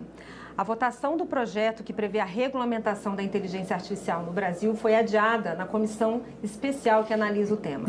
Para conversar sobre esse assunto aqui no programa Argumento está o relator dessa matéria, senador Eduardo Gomes, do PL, do Tocantins. Senador, muito obrigada pela sua presença aqui. Tudo bem, Carla? Senador, a proposta, a previsão era votar na comissão essa semana e tentar aprovar ainda em plenário antes do recesso. Como é que vai ficar essa tramitação, já que a proposta não foi votada na comissão? Bom, primeiro é importante frisar que essa matéria é uma matéria super importante, é uma matéria complexa. Há mais de 2 anos de discussões entre o início da tramitação na Câmara dos Deputados até a comissão de juristas, depois a comissão especial. Portanto, foram centenas de exposições de especialistas, um seminário internacional, uma sessão de debate no plenário, mais de 20 audiências nas 2 comissões. Então, é uma matéria muito complexa no plano mundial. E agora a gente chega num momento consistente de apresentação de relatório, que ficou ainda com algumas coisas para ajustar. Então, não é nada muito dramático. A gente está debatendo um tema que é um tema que só na União Europeia já levam 5 anos de discussão, a segunda regulação. Nos Estados Unidos nem começou a tramitar a regulação. Nos Estados Unidos é um decreto da presidência que deve ser reeditado agora. Então, assim, a gente está com pressa para que seja um bom projeto, mas com tranquilidade que enquanto a gente não achar o tom adequado, enquanto não ouvir toda a sociedade, com muita tranquilidade, com muito critério, a gente não tem prejuízo no fato de não votarmos antes do recesso. Até porque o presidente Rodrigo Pacheco, que é o autor do projeto, tem tido também esse cuidado de dar toda a liberdade para o debate e conhecimento mínimo da matéria, porque essa matéria ainda vai tramitar na Câmara. Senador, o senhor foi muito elogiado durante a sessão temática aqui no plenário do Senado, por todos os setores envolvidos, exatamente por ter esse poder de tentar conciliar todas as propostas que foram encaminhadas. O senhor recebeu sugestões de vários setores, né, da sociedade civil também. Como que foi construir essa proposta e num tema que é tão dinâmico e não pode ser engessado? Primeiro, com respeito à sociedade, né? Não é um assunto partidário, não é um assunto do tema que está sendo muito ressaltado agora, que é a polarização política, esquerda, direita. Inteligência artificial é a regulação de uma tecnologia que vive e convive agora com todos nós no dia a dia e que tem consequências na área do trabalho, da saúde, do investimento, da competitividade no trabalho. Então, é uma matéria específica que precisa ter muito cuidado, muito zelo e muito respeito, de parte a parte, né? Então, nós estamos ouvindo todos os segmentos e a gente espera chegar no melhor texto, já nessa fase, com muita coisa em acordo, né? Pontos importantes, como conteúdo jornalístico, propriedade intelectual, direito autoral. Avançamos em pontos estratégicos muito importantes e até de maneira surpreendente. Aí sempre tem alguma coisa para ajustar, nós vamos ter paciência e vamos fazer isso com tranquilidade.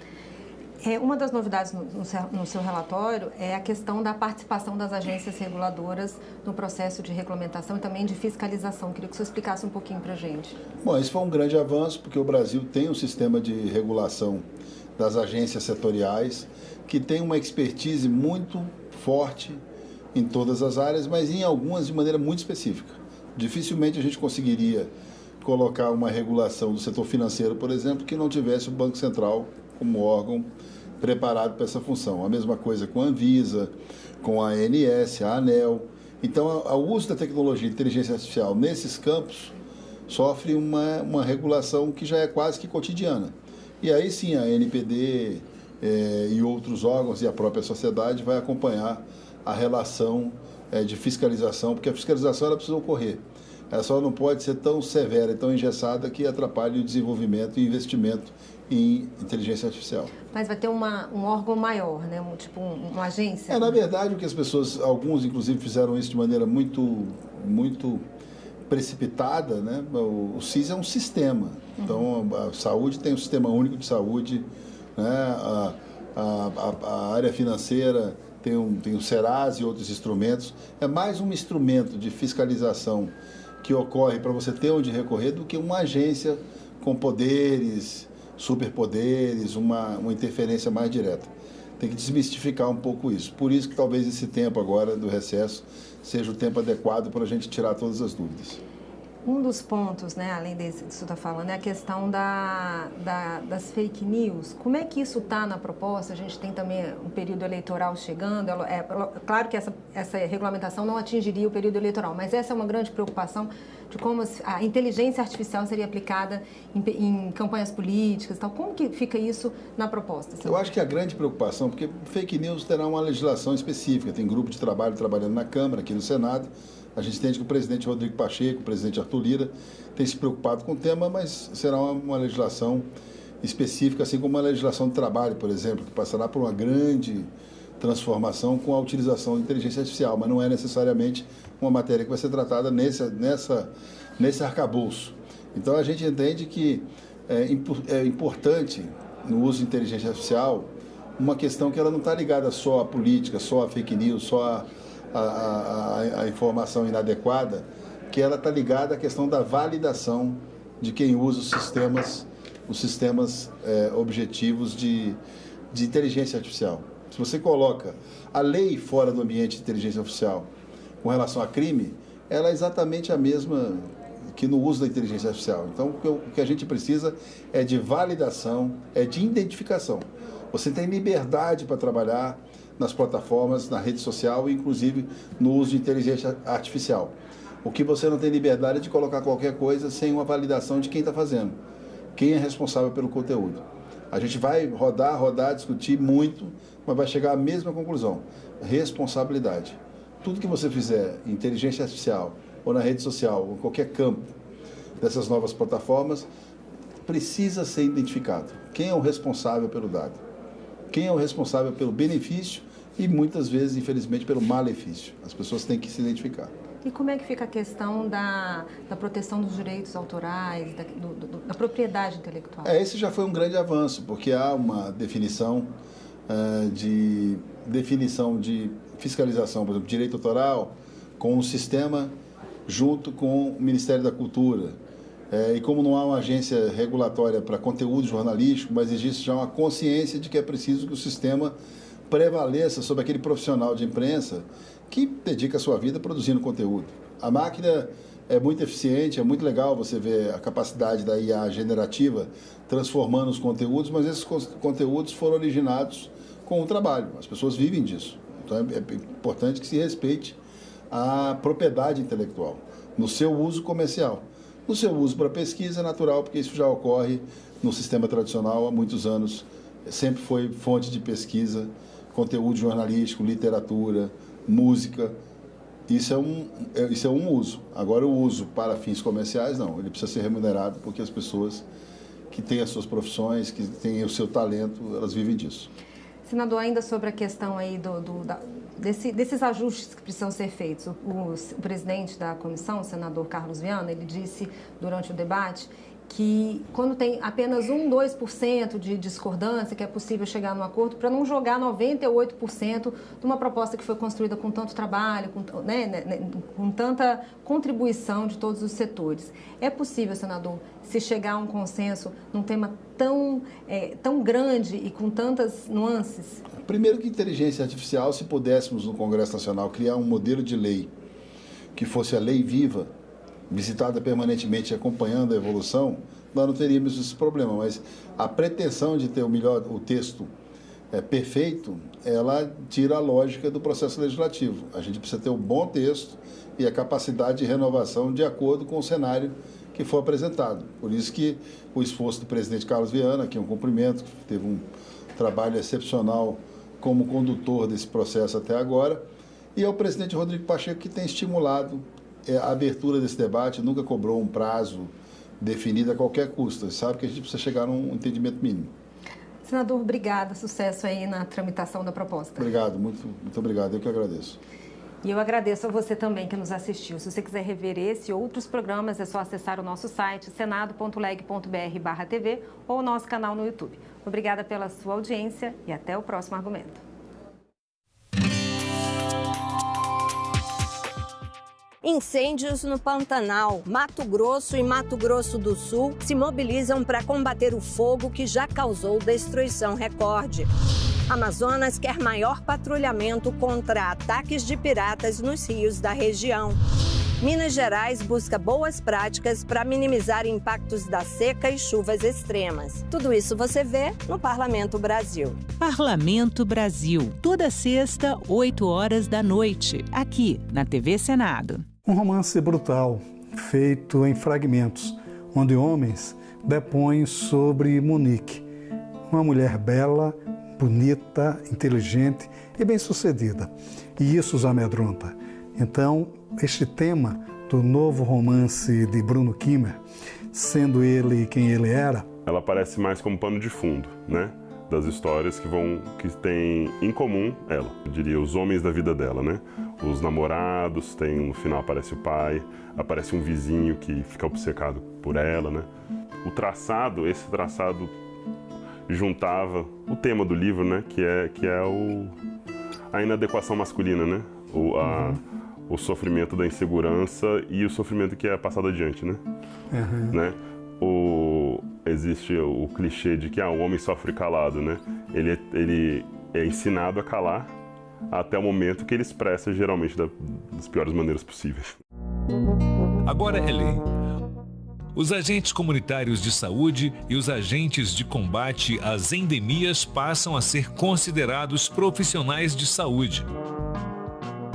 Com a nova lei, os profissionais das duas categorias poderão acumular cargos públicos, o que é permitido pela Constituição apenas aos profissionais de saúde e professores.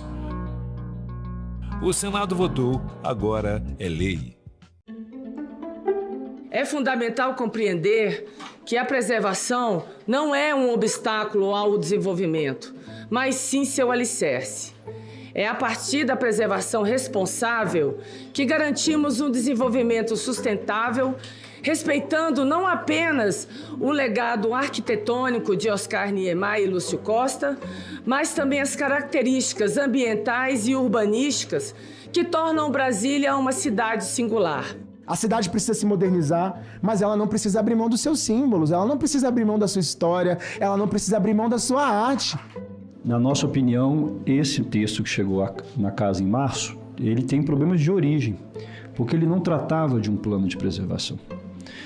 Tanto não tratava que foi necessário uma emenda para criar um capítulo de preservação, o que já mostra uma completa contradição do processo de debate do fruto do próprio rito. Na nossa opinião, e caracterizamos assim, era um plano de negócios para o setor da especulação imobiliária da cidade. Eu queria deixar assim, bem claro que a proposta que encaminhada, ela teve sim, gente, todos os cuidados, tá? A nossa equipe da secretaria é uma equipe tão composta basicamente por arquitetos, por urbanistas, em que a gente teve muito cuidado com a questão do patrimônio, da preservação, de criar os conselhos. E o nosso posicionamento é da necessidade de sanear o plano piloto, o PPCUB, como foi aprovado. Vai precisar ser saneado com veto, há outros meios, se precisar ser judicializado, se precisar de outras leis para revisar, para complementar, mas a gente precisa sanear porque os problemas são muitos e são sérios.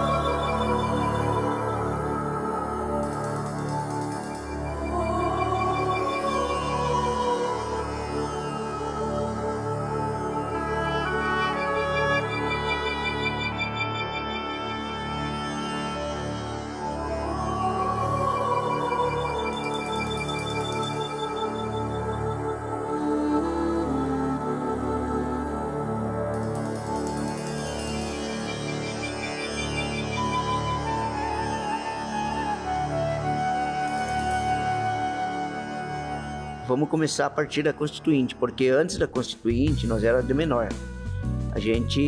Nós não podia tomar decisão, inclusive até para me dar uma entrevista como essa agora, eu teria que ter uma autorização do SPI, né, que era o Serviço de Proteção ao Índio, ou pela FUNAI. Índio, sai dessa mata, senão a lata pode cortar.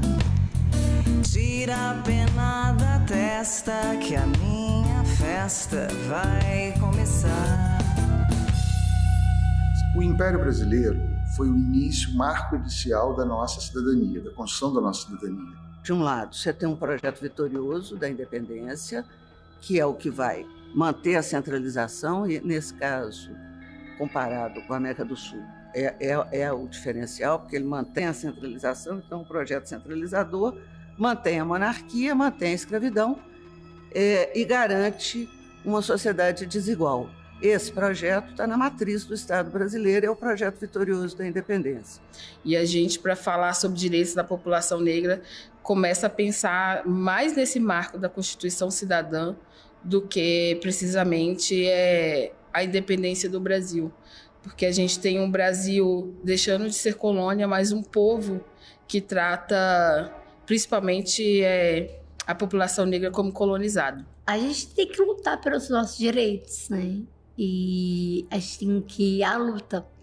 E superando as dificuldades, a gente tem que incluir pessoas não só nas convivências, mas também participando de políticas públicas, de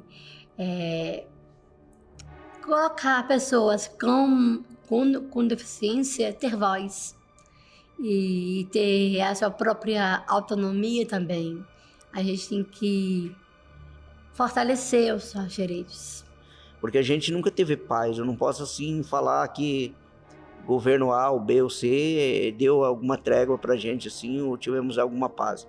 Mesmo as próprias políticas ou programas que foram construídos para nós nos governos, sempre houve muita luta para garantir e cobrar que o Estado criasse um programa, criasse uma política que fosse importante, fosse bom para nós, povos indígenas.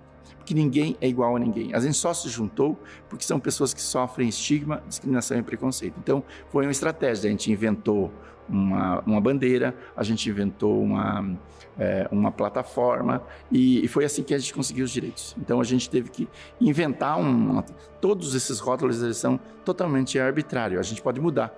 Eu espero que a gente elimine. Eu não quero morrer sem a gente eliminar todas essas letrinhas e que as pessoas sejam elas mesmas e não precisa desse rótulo político. E que a igualdade não se resume aos que são iguais, mas aos que são também diferentes.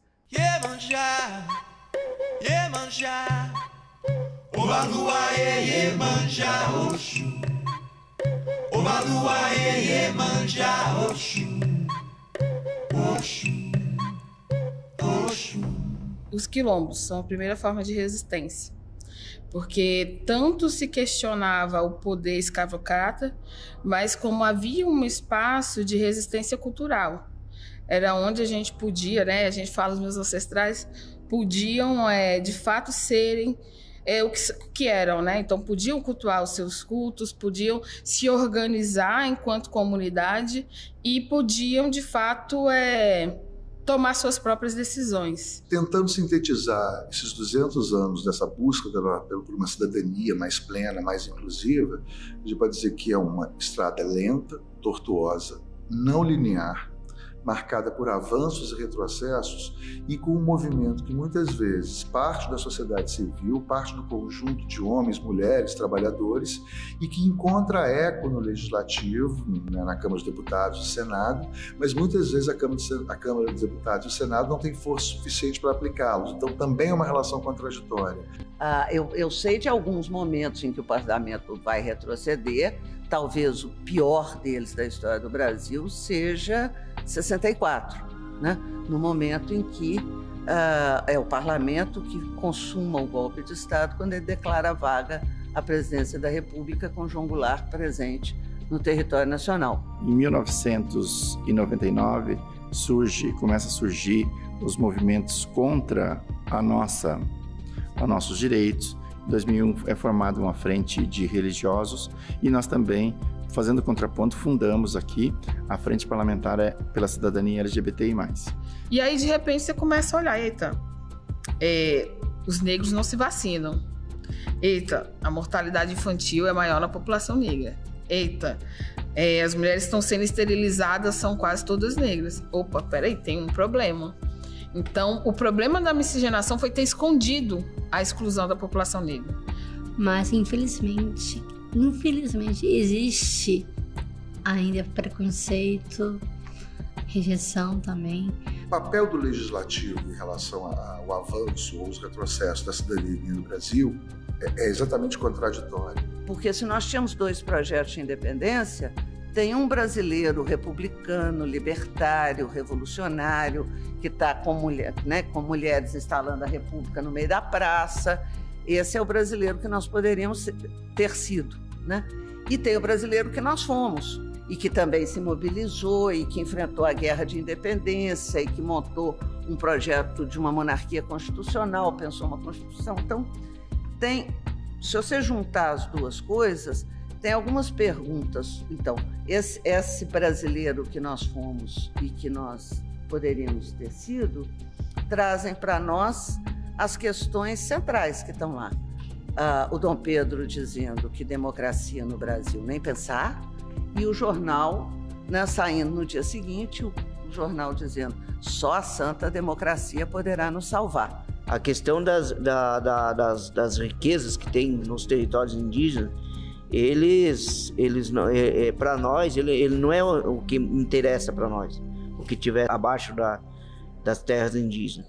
O que interessa para nós é o que está em cima, é a terra que tem em cima, é a floresta, é os animais, é os encantados que a gente chama, é os invisíveis que estão lá dentro e nós, os povos indígenas que estamos ali também.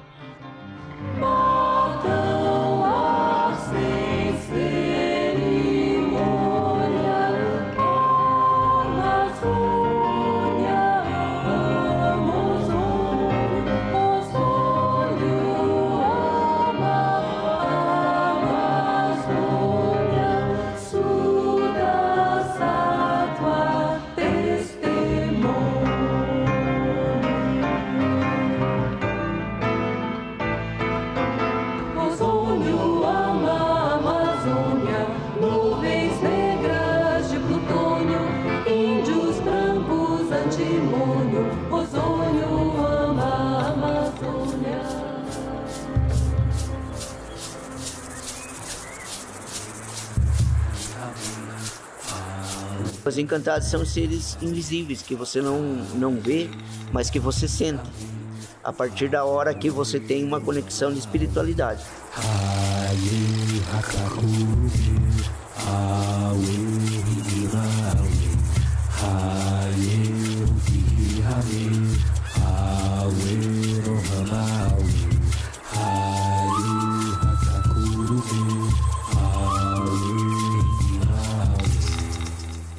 Que as pessoas com deficiência possam ter voz em todos os espaços, não só nas políticas públicas também, né?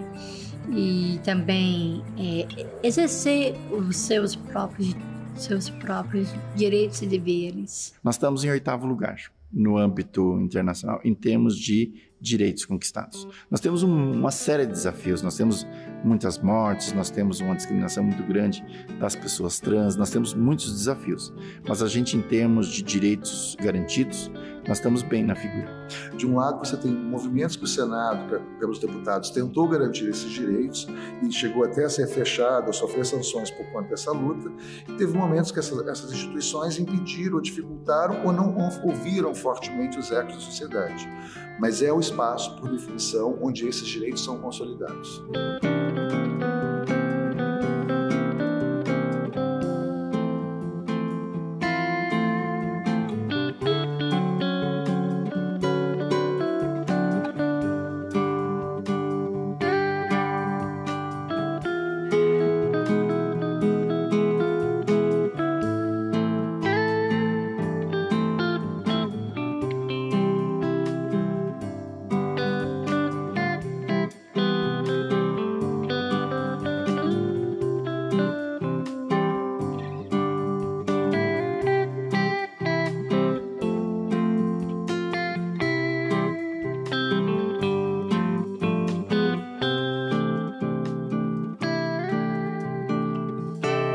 Esses panfletos criaram um grande debate e num momento muito bonito, porque é um momento que não existe Brasil, existe só a ideia de Brasil. Então eles estão tentando dar concretude a um projeto de Brasil e a um desejo de futuro para nós. Isso eu acho que vale a pena nós chamarmos de volta ao coração hoje. Um grande debate público para que a gente possa imaginar o brasileiro que nós ainda queremos ser. Qual é o futuro que nós queremos para o nosso país? Awe,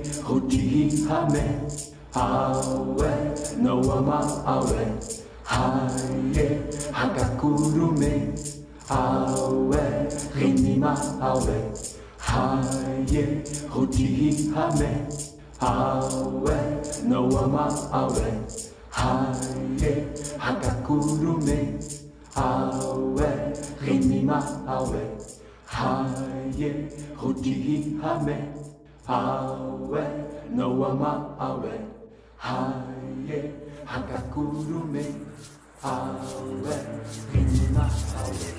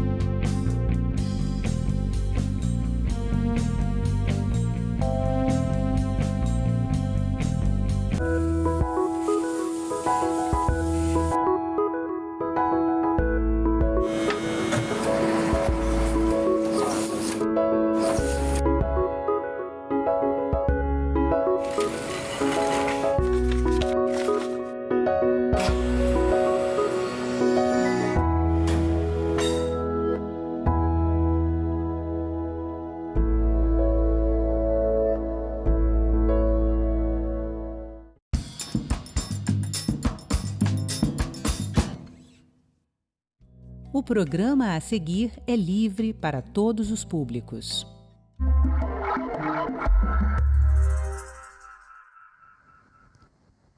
Olá! A participação de mulheres na pesquisa científica sempre fez parte da história e o cenário vem mudando positivamente com a abertura de novas possibilidades para quem atua na ciência. Nos últimos 20 anos, a presença feminina na autoria de publicações científicas cresceu 29%. Embora o caminho ainda seja desafiador, hoje vamos comemorar a premiação da cientista brasileira Alicia Kowaltowski, uma das 5 vencedoras do Prêmio Internacional para Mulheres na Ciência 2024, promovido pela Fundação L'Oréal em parceria com a Unesco. E é com ela que eu converso agora. Alicia, seja muito bem-vinda aqui ao Cidadania Mulher e parabéns pela premiação. Obrigada, Paulo. Alice, explica para a gente de uma forma mais didática, simples, qual é o objeto do estudo premiado também, né? Porque toda a sua trajetória foi premiada, mas esse estudo em si.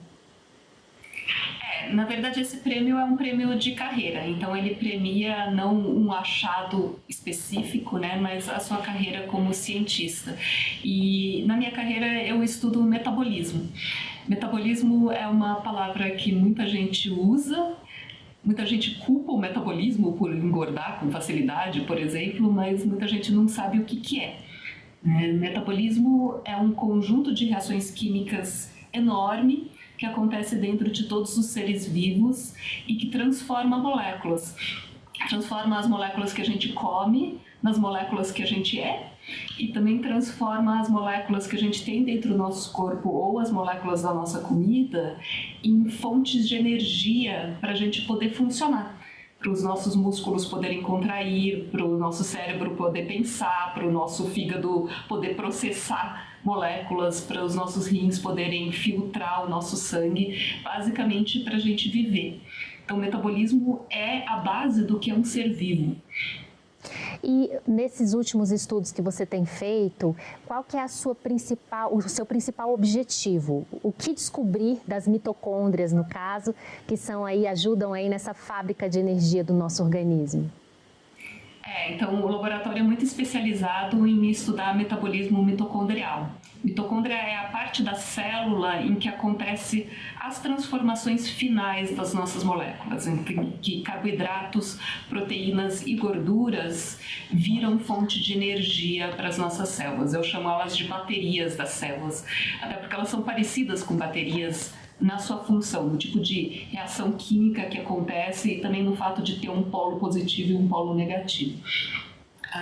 E o laboratório está muito interessado em entender como que a função das mitocôndrias é alterada em diferentes dietas, por exemplo. A gente quer entender como dietas que levam à obesidade ou dietas que não levam à obesidade alteram a função das mitocôndrias. Importantemente, a gente quer entender tudo do ponto de vista molecular. A gente quer entender que moléculas que estão alteradas, porque se a gente entende as moléculas alteradas, aí a gente consegue poder, como comunidade científica, não necessariamente meu laboratório, desenhar novos alvos de tratamento. Isso faz com que a gente descubra novos alvos que são possíveis para tratamentos.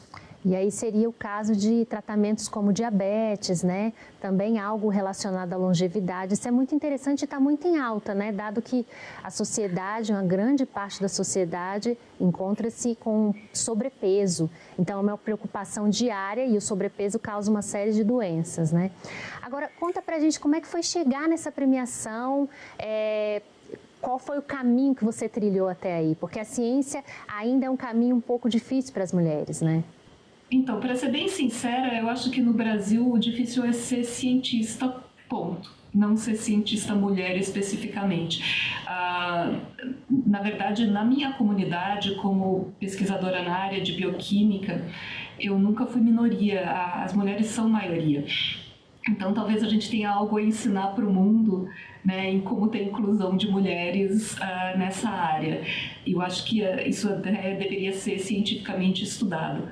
A grande dificuldade no Brasil é ser cientista, né? O apoio governamental é irregular, cada hora querem fazer cortes ou querem fazer investimentos de forma que não é bem pensado para a qualidade, para o futuro da ciência. Cada hora inventam burocracias novas, impedimentos novos, coisas que você consegue fazer em um dia, como importar reagentes e ter eles no laboratório, em laboratórios no exterior. No Brasil demoram meses para fazer. Então essas dificuldades todas existem e não são específicas para mulheres, né? Eu cresci numa família de cientistas, meus pais são professores da Unicamp, então acho que eu nunca perdi aquela curiosidade natural que eu acho que todo cientista tem. Eu tive a oportunidade incrível de fazer colégio técnico, eu fiz escola estadual técnica Conselheiro Antônio Prado, então eu já fui treinada nas técnicas básicas de bioquímica que eu uso até hoje quando eu estava no colégio ainda, né? E depois eu fiz faculdade de medicina na Unicamp, eu me formei em medicina e logo no primeiro ano de faculdade eu fui convidada a trabalhar num laboratório de metabolismo do professor Aníbal Versese. O Aníbal Versese é um dos expoentes de estudo de metabolismo do Brasil e do mundo. Ele insiste em fazer ciência internacional no Brasil, apesar de todas as dificuldades, e eu tenho muito a agradecer por ele, porque ele me ensinou essa área que eu gosto tanto até hoje e me deu essa oportunidade de me treinar como cientista num laboratório que faz pesquisa internacional. Eu também fiz parte do meu treinamento no exterior, eu atuei em 2 laboratórios nos Estados Unidos, como parte do meu doutorado e como pós-doutoranda, né? E depois eu fui contratada aqui na Universidade de São Paulo, eu estou no Instituto de Química da USP e montei um laboratório de metabolismo aqui, né? E a gente começou a estudar vários aspectos diferentes de metabolismo. O laboratório existe desde o ano 2000, né? Então quase 24 anos aí. E muitos estudantes passaram por aqui, muitas pessoas diferentes fazendo estudos diferentes sobre metabolismo no laboratório. E esse conjunto, né, da obra do laboratório de várias décadas já, que foi a premiação. E como é que foi a premiação lá? Conta pra gente. Você acaba de chegar de Paris, né, para receber esse prêmio. Outras 4 mulheres também receberam a premiação, não é isso? Então foi muito legal conhecer essas 4 mulheres incríveis, né? A premiação desse prêmio específico acontece na sede da Unesco em Paris, que é um prédio muito legal também. A gente teve uma cerimônia de premiação num auditório com mais de 1000 pessoas e tivemos a oportunidade de fazer falas, cada uma de nós, né? Uma celebração mesmo dessas pessoas incríveis e da ciência que foi feita por elas. A premiação da L'Oréal Unesco acontece por áreas geográficas, né? Então é uma premiada da América Latina e Caribe, que fui eu, uma premiada da América do Norte, uma premiada da Europa, uma premiada da Ásia e uma premiada da África. Então, bem interessante, né? A diversidade também nesse sentido. E é um estímulo grande, né? A gente volta de uma premiação dessas, com certeza, imagino, de forma mais estimulada e pensando em referências também. E é bonito ver toda essa sua trajetória com referências importantes durante a sua vida na área da ciência que te motivam tanto aí, né, para a sua história e já deixando um legado aí para os seus alunos, para todo mundo que passa no seu laboratório. Como é que eu vou falar que a premiação, a informação da premiação chegou para mim antes, né, de sair na imprensa.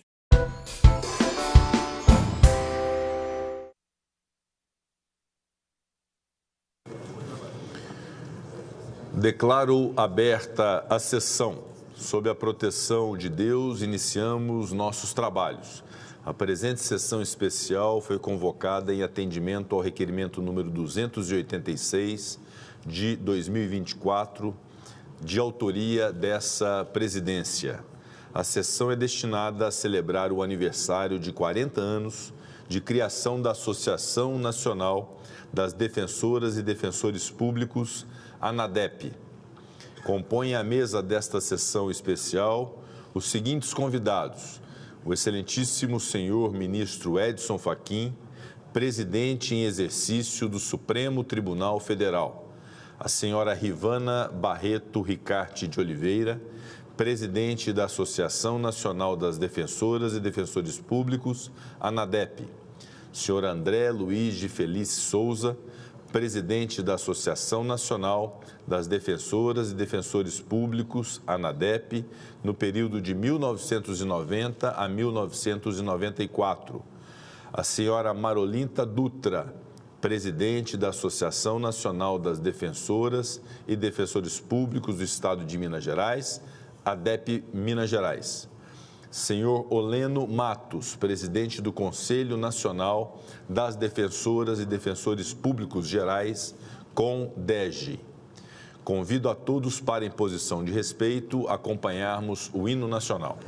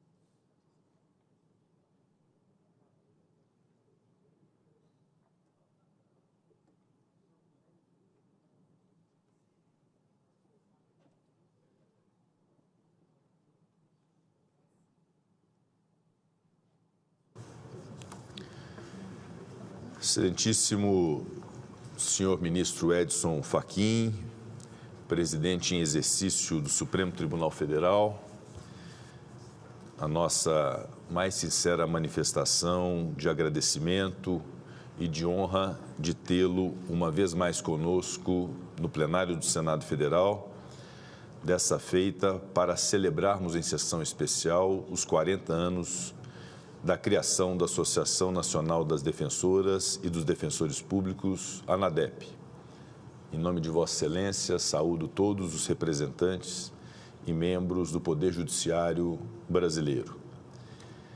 Cumprimento as demais autoridades que compõem a mesa, a presidente da Associação Nacional das Defensoras e Defensores Públicos, Rivana Barreto Ricarte de Oliveira, o ex-presidente da associação, o senhor André Luiz de Felice Souza, o senhor presidente do Conselho Nacional das Defensoras e Defensores Públicos Gerais e Defensor Público Geral do Estado de Roraima, Oleno Matos, e da senhora presidente da Associação das Defensoras e Defensores Públicos do meu estado de Minas Gerais, Marolinta Duta.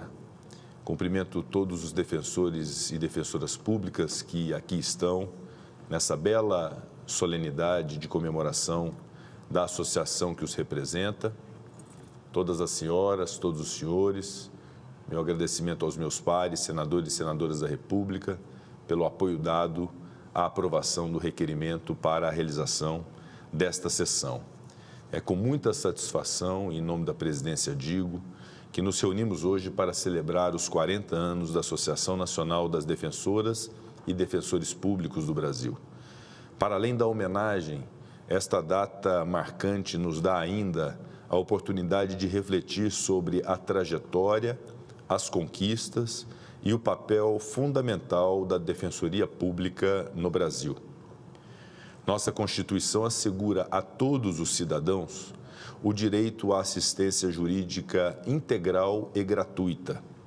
Cabe justamente à Defensoria Pública fazer com que isso não seja apenas uma afirmação formal de princípios, garantindo a efetividade plena desse direito. Trata-se, portanto, de uma instituição que se mostra como pilar essencial do nosso sistema de justiça, em especial no que se refere à defesa dos direitos dos mais vulneráveis. A Defensoria Pública é uma instituição indispensável, porquanto garante o acesso à justiça àqueles que, de outra forma, estariam à margem do sistema jurídico. Este compromisso com a justiça social é a essência do trabalho de defensoras e defensores públicos Brasil afora. Sua atuação garante que um dos direitos mais fundamentais, que é o acesso à justiça, seja efetivamente protegido e respeitado. Ao longo dessas 4 décadas, a ANADEP tem desempenhado um papel crucial no fortalecimento dessa instituição, a Defensoria Pública. Por meio de sua atuação, a associação tem lutado por melhores condições de trabalho e promovido a valorização e o aperfeiçoamento das defensoras e dos defensores públicos, ao mesmo tempo em que busca promover os direitos humanos e o fortalecimento da ampla defesa judicial e extrajudicial, integral e gratuita. Hoje, enfim, celebramos o legado de uma instituição que tem sido sinônimo de justiça, igualdade e dignidade. A ANADEP, ao longo destes 40 anos, ao apoiar as defensoras e os defensores públicos, tem sido uma voz firme e resoluta em defesa também daqueles que mais precisam, assegurando que o acesso à justiça não seja um privilégio, mas um direito de todos. Quero aqui, em nome da presidência do Senado Federal e da presidência do Congresso Nacional do Brasil, deixar minhas congratulações a todas as defensoras e a todos os defensores públicos que, com dedicação, competência e empatia, fazem a diferença na vida de milhões e milhões de brasileiros. Seu trabalho transcende os processos jurídicos. É um verdadeiro serviço à cidadania, à democracia, à construção de uma sociedade mais justa e equitativa. Que este aniversário de 40 anos de sua associação seja um momento de celebração, mas também de renovação do compromisso de cada defensora e cada defensor público com a sua missão de promover justiça social. Que a ANADEP continue sendo um farol de esperança e um exemplo de luta pela garantia dos direitos humanos, pela inclusão social e pela defesa corporativa legítima no âmbito das instâncias da Defensoria Pública. Parabéns, ANADEP, pelos seus 40 anos de história, que muitos mais venham com ainda mais conquistas e avanços em prol de uma justiça acessível e efetiva para todos. Muito obrigado.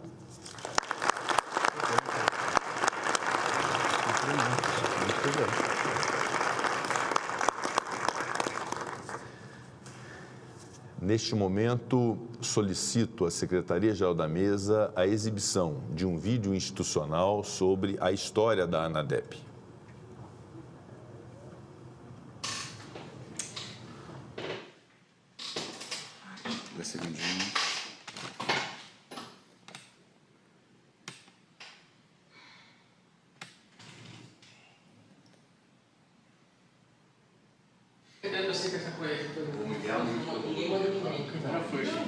A câmera foi também, como você quiser.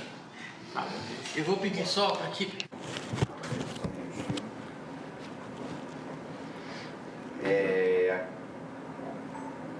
Aqui a câmera foi? A câmera foi. Você pode só fazer o claque. Boa.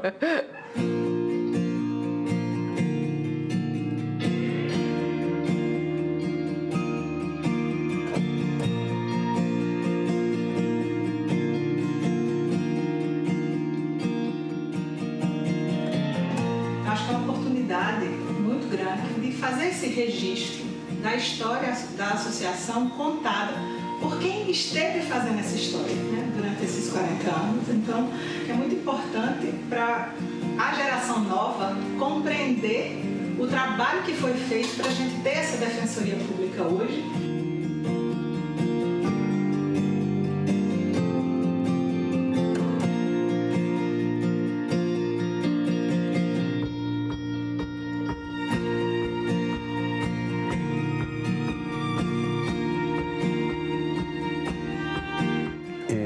Ele falou, tem um anteprojeto tratando sobre a regulamentação da Defensoria Pública no Brasil. Eu quero que você acompanhe junto com a FENADEP, que eu nem sabia o que era, né? Que é a ANADEP hoje.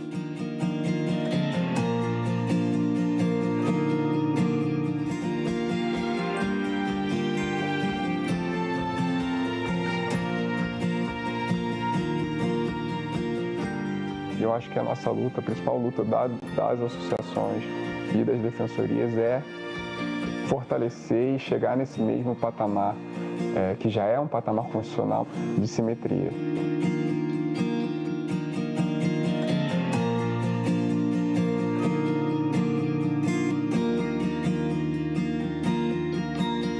Eu apontaria conquistas fundamentais. A primeira delas é a Emenda Constitucional 80. Que é um acúmulo, né? Ninguém faz nada sozinho, nem grupos fazem coisas sozinhos. Nós articulamos com os colegas que estavam lá na ponta para que eles conversassem também com os parlamentares, para que eles entendessem a importância que era aprovar uma emenda constitucional que previa a universalização dos serviços da Defensoria Pública.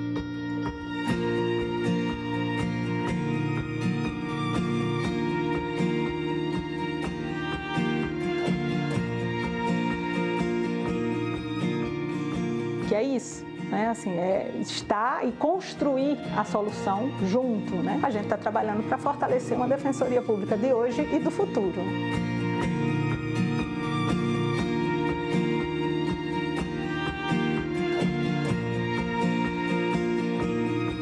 A ANADEP tem que continuar fazendo essa atuação junto dos movimentos sociais na defesa dos direitos humanos.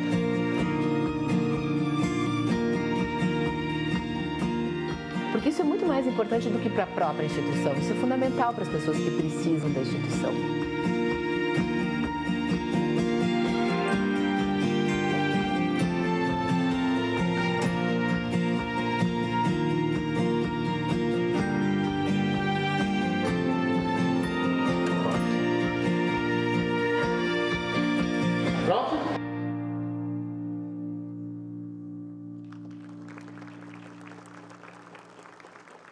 continuamos lutando juntos. Muito obrigada.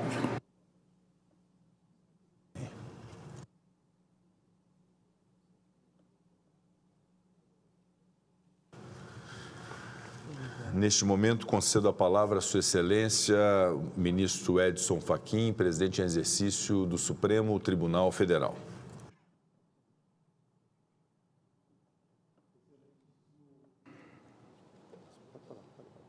Excelentíssimo senhor presidente do Senado Federal e do Congresso Nacional, senador Rodrigo Pacheco, destinatário de nosso maior respeito e as nossas homenagens, doutora Rivana Barreto Ricarte de Oliveira, presidente da Associação Nacional das Defensoras e Defensores Públicos, doutor Oleno Matos, presidente do Conselho Nacional das Defensoras e Defensores Públicos Gerais, o CONDEG, doutor André Luiz de Felice Souza, ex-presidente da ANADEP, doutora Marulinta Dutra, presidente da Associação das Defensoras e Defensores Públicos do Grande Estado de Minas Gerais, senhoras e senhores senadores, senhoras e senhores defensores públicos. Bem-haja a Casa do Povo Brasileiro, depositária da soberania popular e merecedora do irrestrito respeito de todos nós, ao prestar justa homenagem à ANADEP, a Associação Nacional das Defensoras e Defensores Públicos dos Estados, pela defesa que faz dos direitos humanos e da cidadania. Sabemos todos nós que a história da ANADEP se confunde com a história da própria Defensoria Pública, instituída pela Constituição Federal de 1988, como função essencial à justiça. Desde então, a ANADEP tem sido protagonista na consolidação e fortalecimento da Defensoria como instituição democrática e republicana, atuando na defesa dos interesses individuais e coletivos dos grupos mais vulneráveis da sociedade. São profissionais que diariamente enfrentam os desafios de uma sociedade ainda desigual e complexa, buscando a efetivação dos direitos fundamentais e a promoção da paz social. Posso testemunhar, senhor presidente e senhora presidente, inclusive no âmbito do Poder Judiciário e mais especificamente no âmbito do Supremo Tribunal Federal, a atuação de defensoras e defensores em prol dos direitos humanos, da democratização do acesso à justiça e, bem assim, testemunhamos também a valorização da carreira de defensor e defensor público e o aprimoramento que traz como contribuição da própria legislação brasileira. Por isso, nesta sessão solene, quero expressar esse reconhecimento à ANADEP, às suas diretorias, aos seus associados e associadas e a todas as defensoras e defensores públicos do Brasil que fazem da sua profissão uma missão de vida, de serviço público e de transformação social. E aqui, senhor presidente, peço licença para uma nota pessoal, pois é com alegria que este momento me faz lembrar a participação que tive 20 anos faz no grupo de juristas que propôs a primeira minuta da reforma do Judiciário e que culminou na emenda 45 em 2004. E ali já indicávamos a previsão de autonomia administrativa e financeira para as defensorias estaduais e agora, passadas essas 2 décadas, ver tantos frutos colhidos e outros semeados nessa jornada que obteve também a força, o compromisso e o respaldo do Congresso Nacional.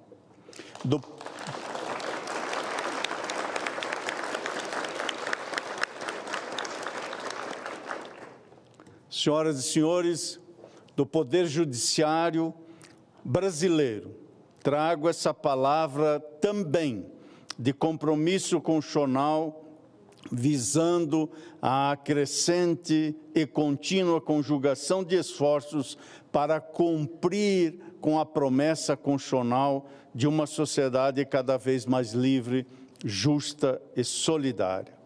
Ao senhor presidente do Senado Federal e do Congresso Nacional, senador Rodrigo Pacheco, nosso reiterado reconhecimento por esta iniciativa, porque por meio dela, Vossa Excelência ilumina nesta cerimônia as mentes e corações que são voltados não apenas para os embates do presente, mas para abrir caminhos em direção ao futuro. No ensejo, reitero, senhor presidente, nosso respeito a esta Casa de Lei, porquanto os poderes da República devem se agasalhar na legalidade constitucional, na atuação colaborativa e no diálogo, do qual Vossa Excelência tem sido um timoneiro. Afinal, ao fim e ao cabo, é ao povo que se devolve a palavra final sobre a Constituição. E a democracia e o Estado de Direito se fortificam no canteiro de obras da sociedade livre, aberta, plural e institucionalizada. Com esse respeito e com esse credo democrático da independência com a harmonia, faço votos de que a Defensoria Pública Brasileira, senhora presidente doutora Rivana, se fortaleça cada vez mais, pois isso significa acesso à justiça e materialização de direitos fundamentais para as parcelas mais necessitadas da população brasileira. Quando falta a Defensoria, faltam os direitos e se embrutece o sofrimento das pessoas mais agredidas e violadas. Parabéns à ANADEP pelos seus 40 anos de luta e de conquistas. Que a sua presença, inclusive nos tribunais e conselhos nacionais, possa levar a voz dos mais vulneráveis à jurisprudência brasileira. Renovando os cumprimentos à Sua Excelência, o presidente do Congresso Nacional, senador Rodrigo Pacheco, aqui estou para subscrever essa homenagem e irmanar-me nos cumprimentos à ANADEP. Muito obrigado pela vossa atenção.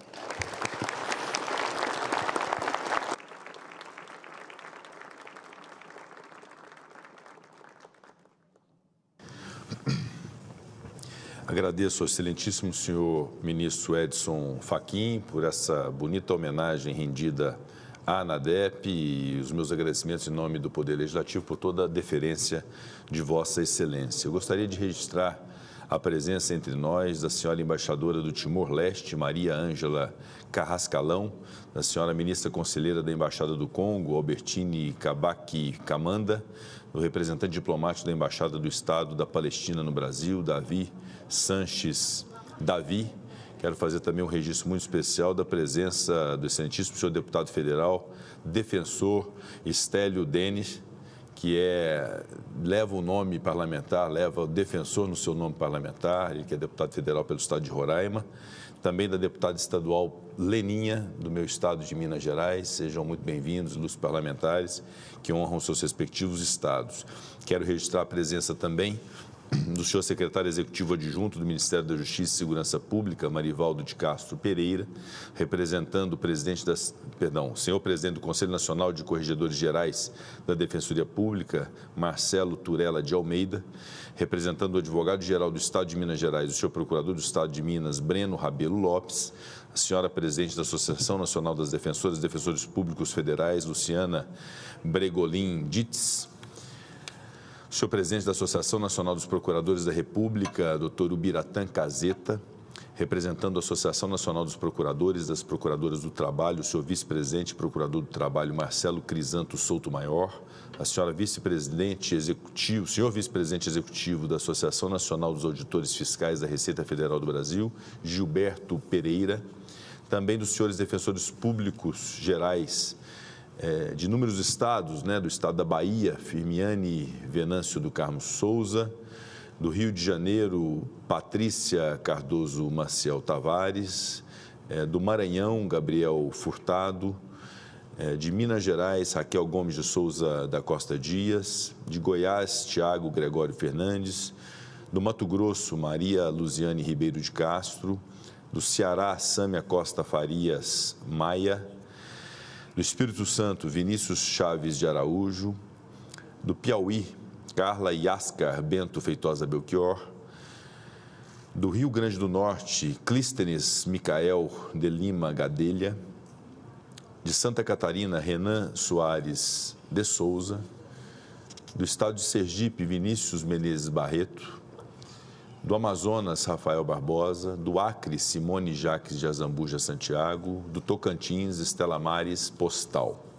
Também registro a presença, com muita honra, da senhora presidente da Associação das Defensoras e Defensores Públicos da Bahia, Tereza Cristina Almeida Ferreira, da Associação do Rio de Janeiro, Juliana Lintz, do Estado do Maranhão, Tiago Manuel Cavalcante Amin Castro, do Estado de Pernambuco, senhora Cíntia Soares Credítio,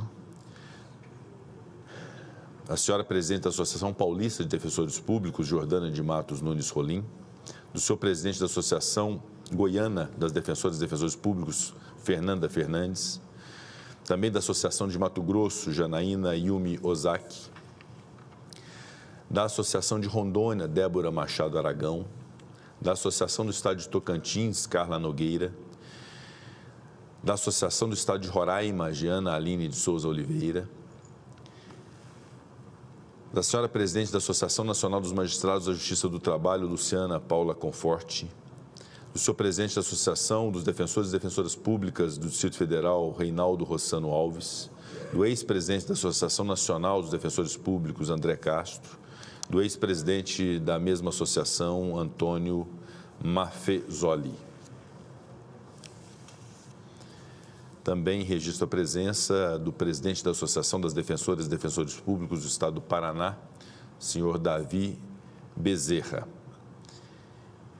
E quero cumprimentar também, estão na galeria do Senado Federal, do plenário do Senado Federal, um grupo de servidores do SEBRAE de Pernambuco, agentes de desenvolvimento e representantes executivos dos municípios de Pernambuco. Sejam muito bem-vindos. Nesse momento, tenho a honra de dar a palavra à presidente da Associação Nacional das Defensoras e Defensores Públicos, ANADEP, doutora Rivana Barreto Ricarte de Oliveira. Vossa Excelência tem a palavra.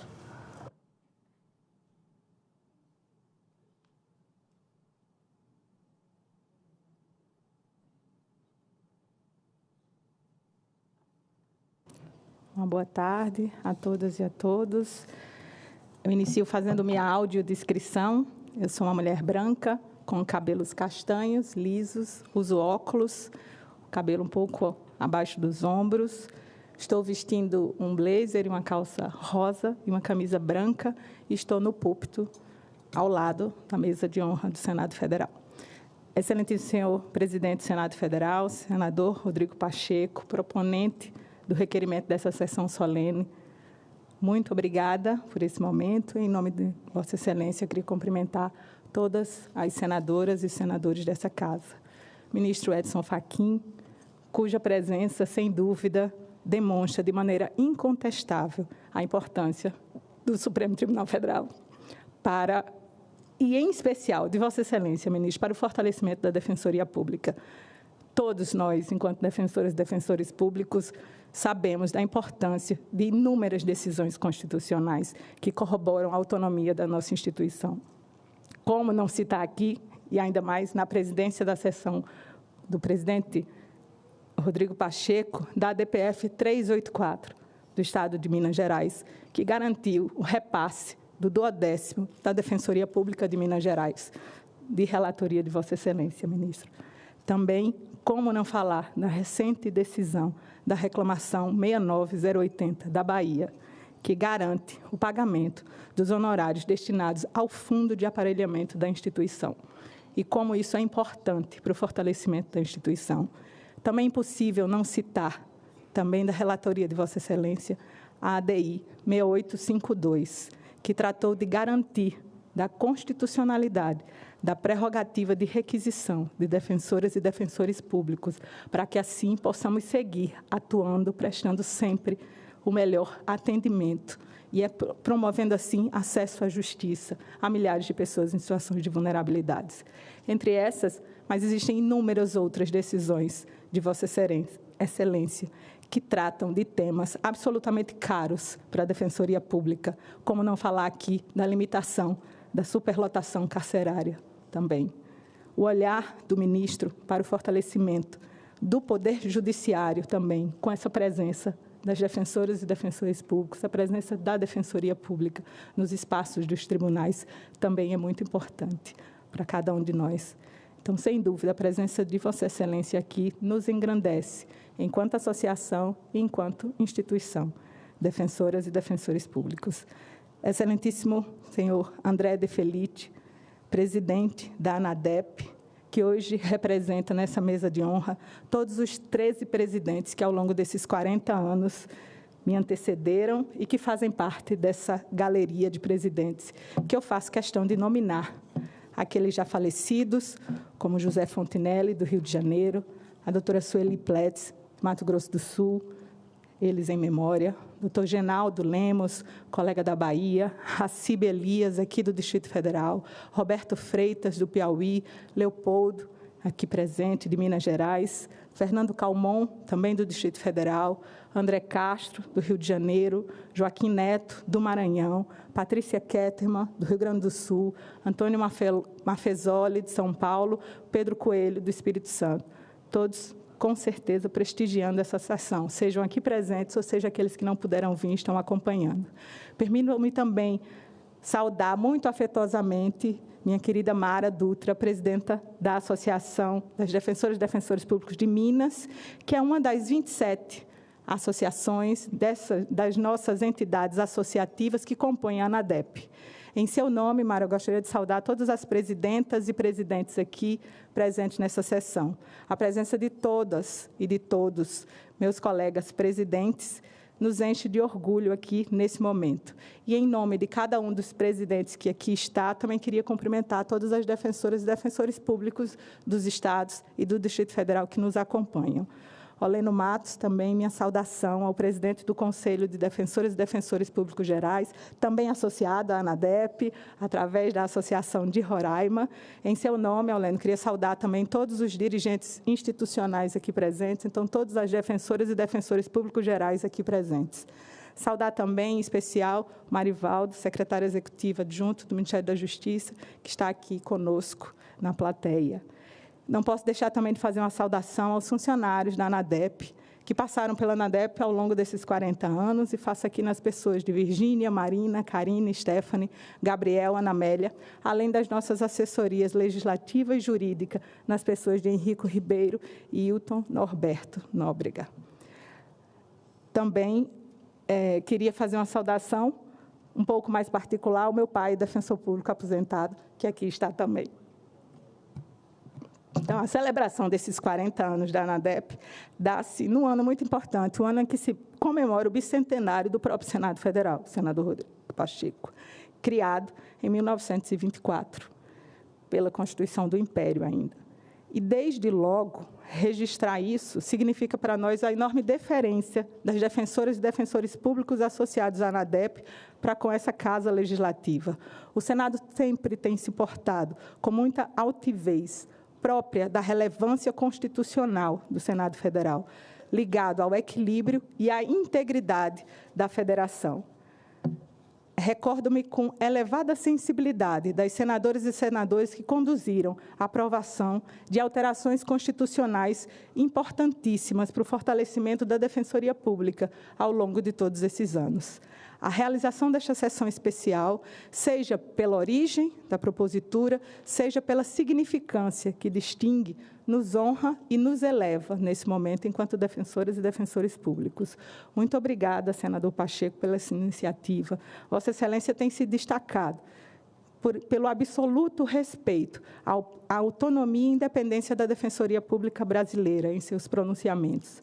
Uma instituição que é pilar para a promoção de cidadania e dignidade para milhares de pessoas em situações de vulnerabilidade, das vulnerabilidades mais diversas, que demandam por uma instituição forte, com defensoras e defensores públicos constitucionalmente valorizados, com prerrogativas e garantias para a sua atuação, para que, assim, possam produzir o que sabem fazer de melhor, o acesso à justiça de qualidade, defender direitos e sermos, cada um de nós, agentes de transformação social. Estendo esses cumprimentos que faço a Vossa Excelência, a todas as senadoras e senadores e todas as deputadas e deputados que se fazem presente aqui ao nosso deputado defensor Estélio. Registro um agradecimento especial, senador, pelo empenho de Vossa Excelência na liderança por aprovação da PEC 10 de 2023. E também estendo essa referência aos senadores Eduardo Gomes, Alan Rick, Efraim Moraes, Lucas Barreto, Fabiano Contarato, Zenaide Maia, Soraya Tronic, Nelsinho Trade, Everton Rocha, Elisiane Gama, entre outros, que também elevam a defesa da simetria constitucional da Defensoria Pública. A história da ANADEP remonta ao período de discussões da Assembleia Nacional Constituinte. Fundada em 1984, completando 40 anos, não há, como disse o ministro Edson Fachin, falar da constitucionalização da Defensoria sem ressaltar esse trabalho associativo realizado por colegas que, naquele período, se juntaram para trazer a importância de termos na Constituição Federal a Defensoria Pública. Assim nasceu o artigo 134. Passada essa primeira etapa de constitucionalização, o movimento associativo se voltou ao trabalho para a aprovação da lei orgânica, e temos aqui o presidente André De Felice, que vivenciou esse período, dando concretude àquilo que foi estabelecido na Constituição. Depois da aprovação da Lei 80, tivemos a Emenda Constitucional 45, depois a gente segue com a atuação associativa para a aprovação da Lei Complementar 132, de 2009, que regulamentou a autonomia da Defensoria, reformou nossa Lei 80, atualizou nossos institutos, nos garantiu, então, a possibilidade de atuação coletiva e que trouxe para dentro da instituição a figura da ouvidoria externa. Outro marco do trabalho associativo foi a aprovação da Emenda Constitucional 80, de 2014, que deu esse novo perfil constitucional à instituição. Constitucionalizou os nossos princípios de unidade, indivisibilidade e independência funcional. Conferiu a obrigação ao poder público de universalizar o acesso à justiça, garantiu a existência de defensoras e defensores públicos em todas as unidades da Federação, além de garantir a simetria constitucional com as carreiras do sistema de justiça. É muito importante ressaltar o exitoso trabalho da ANADEP para a aprovação do PLP 114, de 2011, que previa a alteração da Lei de Responsabilidade Fiscal, prevendo, então, um percentual para a Defensoria Pública, aprovado nessa Casa à unanimidade. É bem verdade que, ao final, houve um veto presidencial, mas isso não retira a força do trabalho associativo, de mobilização e construção da aprovação no Legislativo, e aqui não tem como não fazer referência ao André Castro no período desse trabalho, presidente André Castro. Todas as reformas do processo civil, processo penal, além de incontáveis alterações legislativas já efetivadas, regras previdenciárias, Código Penal, Código Civil, Código do Consumidor, Estatuto da Criança e Adolescente, Pessoa Idosa, Estatuto com Pessoa com Deficiência, entre muitos outros, estão permeados pelo trabalho legislativo capitaneado pela Associação Nacional, seja nos inúmeros diálogos com os parlamentares, seja nas construções de emendas, notas técnicas, seja na participação de inúmeras audiências públicas para qualificar o debate legislativo. Pautas legislativas das mais diversas seguem em andamento com o olhar do trabalho da ANADEP. No âmbito jurídico também, o espaço de respeitabilidade que a ANADEP adquiriu ao longo dos anos é pelo trabalho sério desenvolvido, seja na atuação como amicus curiae, seja na propositura de ações constitucionais, tudo em busca da defesa da autonomia administrativa e financeira da Defensoria Pública e na defesa das prerrogativas.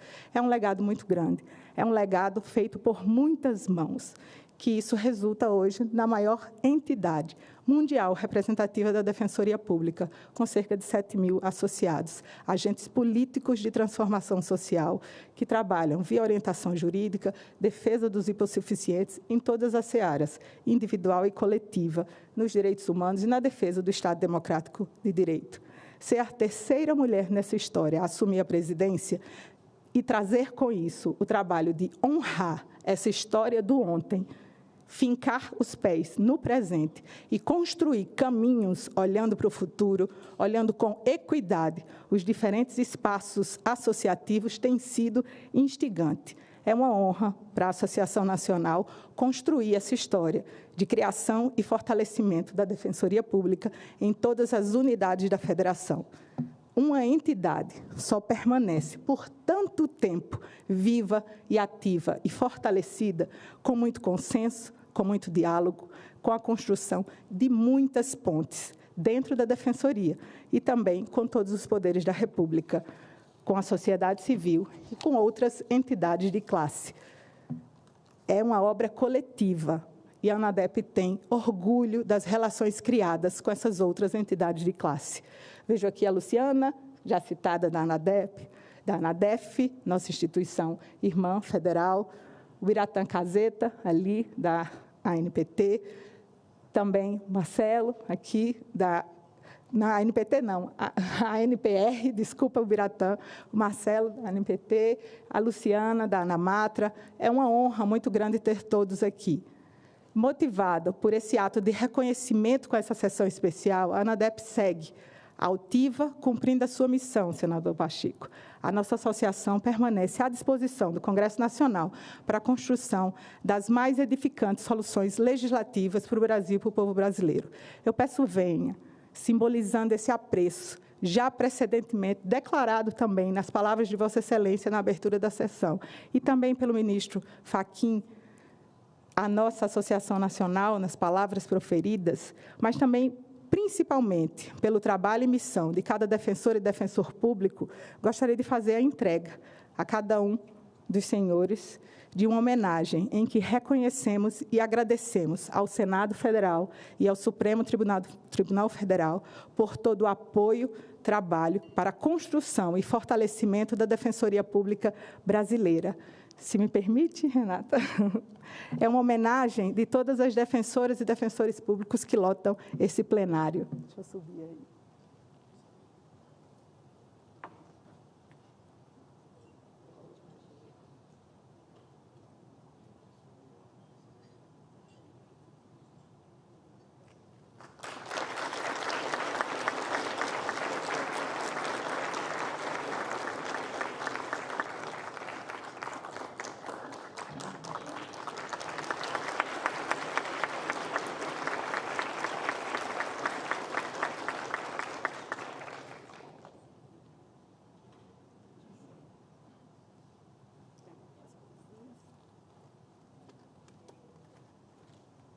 Já concluí. Eu só queria dizer que é uma homenagem de todas as defensoras e defensores que lotam esse plenário.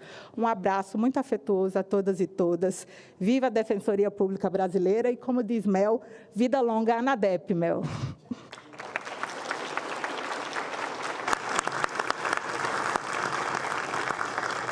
Eu cumprimento a presidente da Associação Nacional das Defensoras e Defensores Públicos, ANADEP, Rivana Barreto Ricardo de Oliveira, cumprimento pelo pronunciamento. Agradeço, em nome da presidência do Senado, essa homenagem a mim feita. Certamente o ministro Edson Fachin, igualmente honrado pela homenagem, diz a placa: excelentíssimo senhor senador Rodrigo Pacheco, no aniversário de 40 anos da Associação Nacional das Defensoras e Defensores Públicos, reconhecemos e agradecemos ao Senado Federal por todo o apoio e trabalho para a construção e fortalecimento da Defensoria Pública Brasileira. Brasília, julho de 2024. Portanto, muito obrigado a toda a Defensoria Pública Brasileira por essa homenagem ao Senado Federal. Gostaria de registrar a presença também, representando a Defensora Pública Geral do Estado de São Paulo, a primeira subdefensora pública geral, a senhora Bruna Simões. também do meu caro amigo e conterrâneo Fernando Martelletto, defensor público no nosso estado de Minas Gerais, e registrar a presença também, com muita honra, do senador Paulo Paim, representante do Rio Grande do Sul, deputado constituinte e senador da República no 3º mandato. Muito obrigado, senador Paulo Paim. Senador Paulo Paim também homenageando a Defensoria Pública Brasileira. Concedo a palavra nesse instante ao ex-presidente da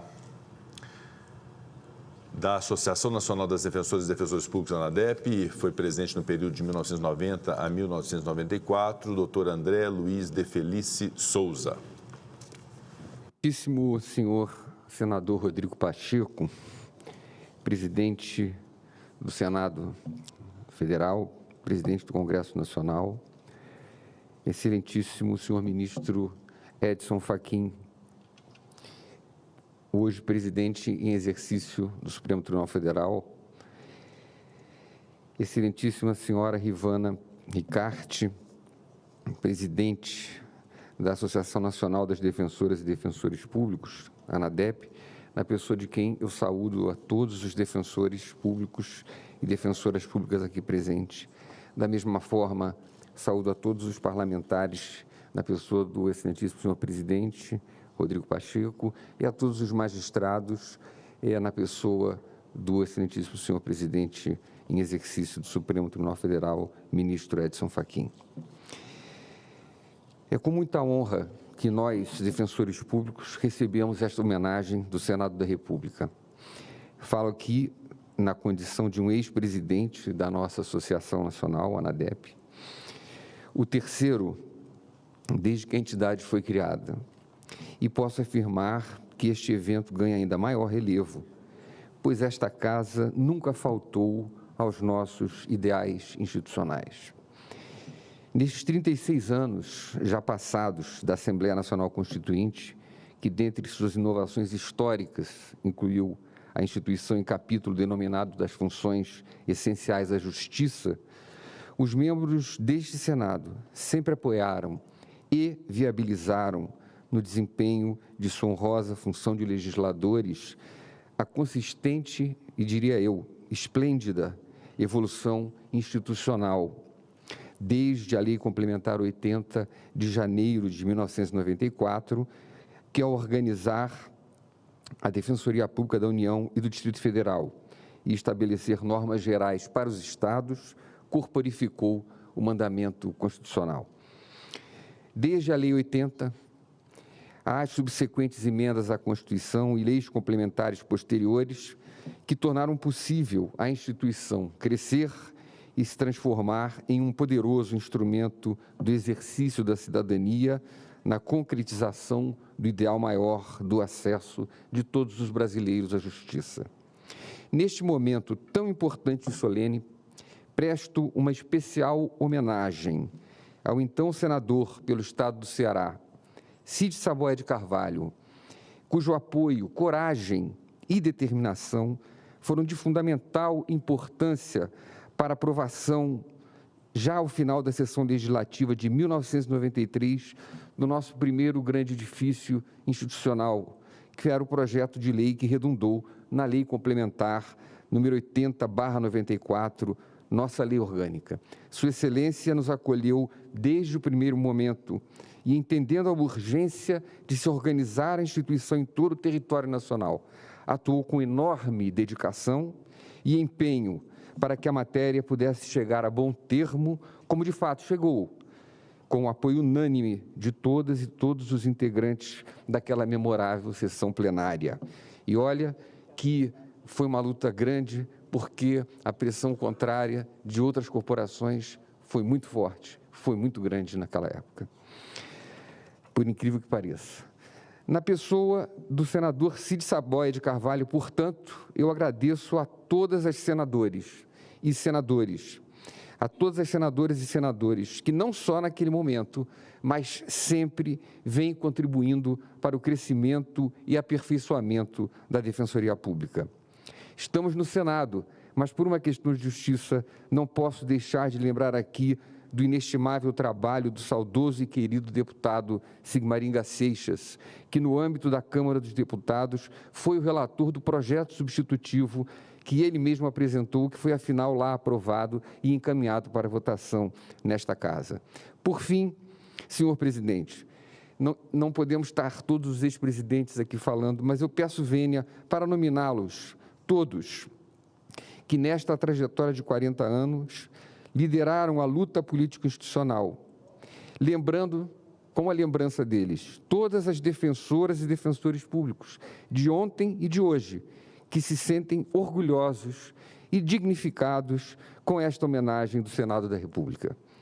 José Fontinelli Teixeira da Silva, Sueli Pletz Neder, Genaldo Lemos Couto, Racib Elias Ticli, Roberto Gonçalves de Freitas Filho, Leopoldo Portela Júnior, Fernando Antônio Calmon Reis, André Luiz Machado de Castro, Patrícia Kettermann, Joaquim Neto, Antônio Mafezoli, Pedro Paulo Coelho e a nossa atual presidente, nossa querida Rivana Barreto Ricardo de Oliveira. Senhor presidente, parabéns à ANADEP pelos seus 40 anos e estamos certos de que o Senado continuará a acolher e a apoiar a Defensoria Pública. Há muito caminho a ser percorrido, mas o que vencemos até agora nos anima a continuar na luta. Afinal, Vossas Excelências e nós, defensores públicos, temos um único e fundamental propósito, que é o de servir ao povo brasileiro. Muito obrigado.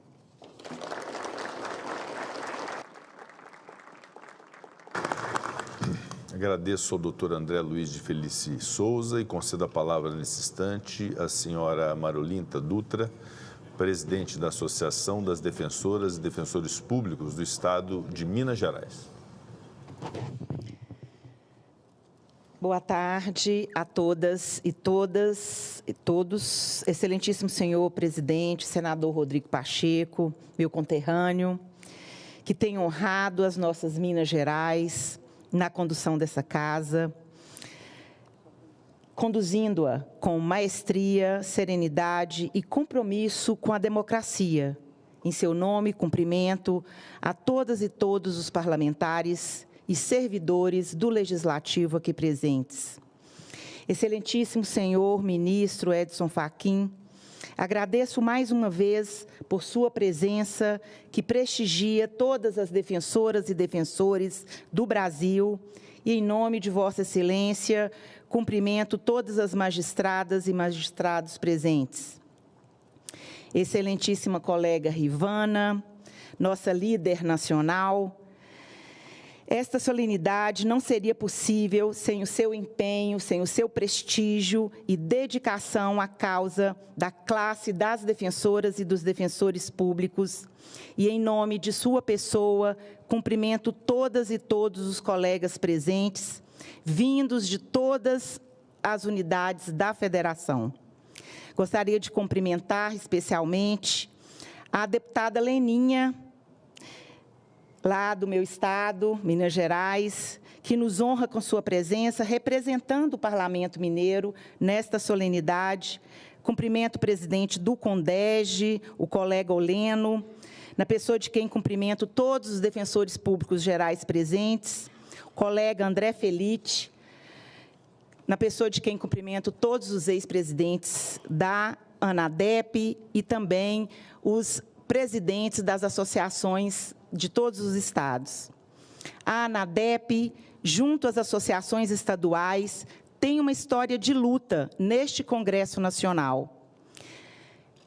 Todas essas conquistas que já foram citadas pela Rivana, pelo colega André, e não é demais repetir que as nossas conquistas legislativas no Parlamento vão desde a inclusão da Defensoria Pública no texto constitucional de 88, como instituição essencial à função jurisdicional do Estado, a Lei Complementar 80, a nossa Lei Orgânica de 1994, a inclusão da autonomia funcional e administrativa das defensorias na Emenda Constitucional 45 de 2004, a Lei 11.448, de 2007, que legitimou a Defensoria Pública para a propositura da ação civil pública, a reforma do Código de Processo Penal de 2008, que alçou o defensor público à função de garantidor dos princípios da ampla defesa e do contraditório. A Lei Complementar 132, de 2009, que reformou a nossa lei orgânica, o PL de 2011, que pretendeu incluir a Defensoria na Lei de Responsabilidade Fiscal, que foi aprovado nas duas casas legislativas e que, infelizmente, foi vetado em 2012. A paradigmática Emenda 80 de 2014, com a inclusão de dispositivos no novo Código de Processo Civil de 2015 e tantas outras importantes conquistas legislativas, ao contrário de outras associações de classe que têm pautas exclusivamente classistas. A ANADEP é responsável pelo próprio crescimento da instituição Defensoria Pública no Brasil. E é com olhos postos nessa história de lutas que precisamos olhar para o futuro e entender que somente as defensoras e os defensores públicos possuem o papel constitucional de garantir acesso à justiça às pessoas e grupos em situação de vulnerabilidade, mas também da defesa dos direitos humanos, de promoção da igualdade racial e de gênero, da inclusão de pessoas com deficiência, de proteção à população LGBTQI/APN+, de combate a todas as formas de discriminação. E as defensorias públicas de todo o Brasil vêm atuando brilhantemente também na defesa das populações atingidas por grandes desastres, sejam eles climáticos ou frutos de crime cometidos por grandes corporações. E as associações de classe estão sempre ao lado das defensoras e dos defensores em suas demandas por melhores condições de trabalho e pela valorização daqueles que são instrumentos do Estado democrático para viabilizar a realização dos seres humanos como verdadeiros cidadãos brasileiros. Parabéns à ANADEP pelos seus 40 anos.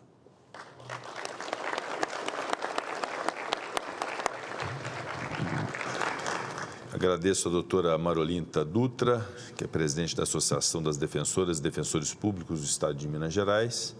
Registro a presença no plenário da ilustre senadora pelo Distrito Federal, senadora Damares Alves. Seja muito bem-vinda. Concedo a palavra nesse momento ao senhor presidente do Conselho Nacional das Defensoras e Defensores Públicos Gerais e Defensor Público Geral do Estado de Roraima, doutor Oleno Matos.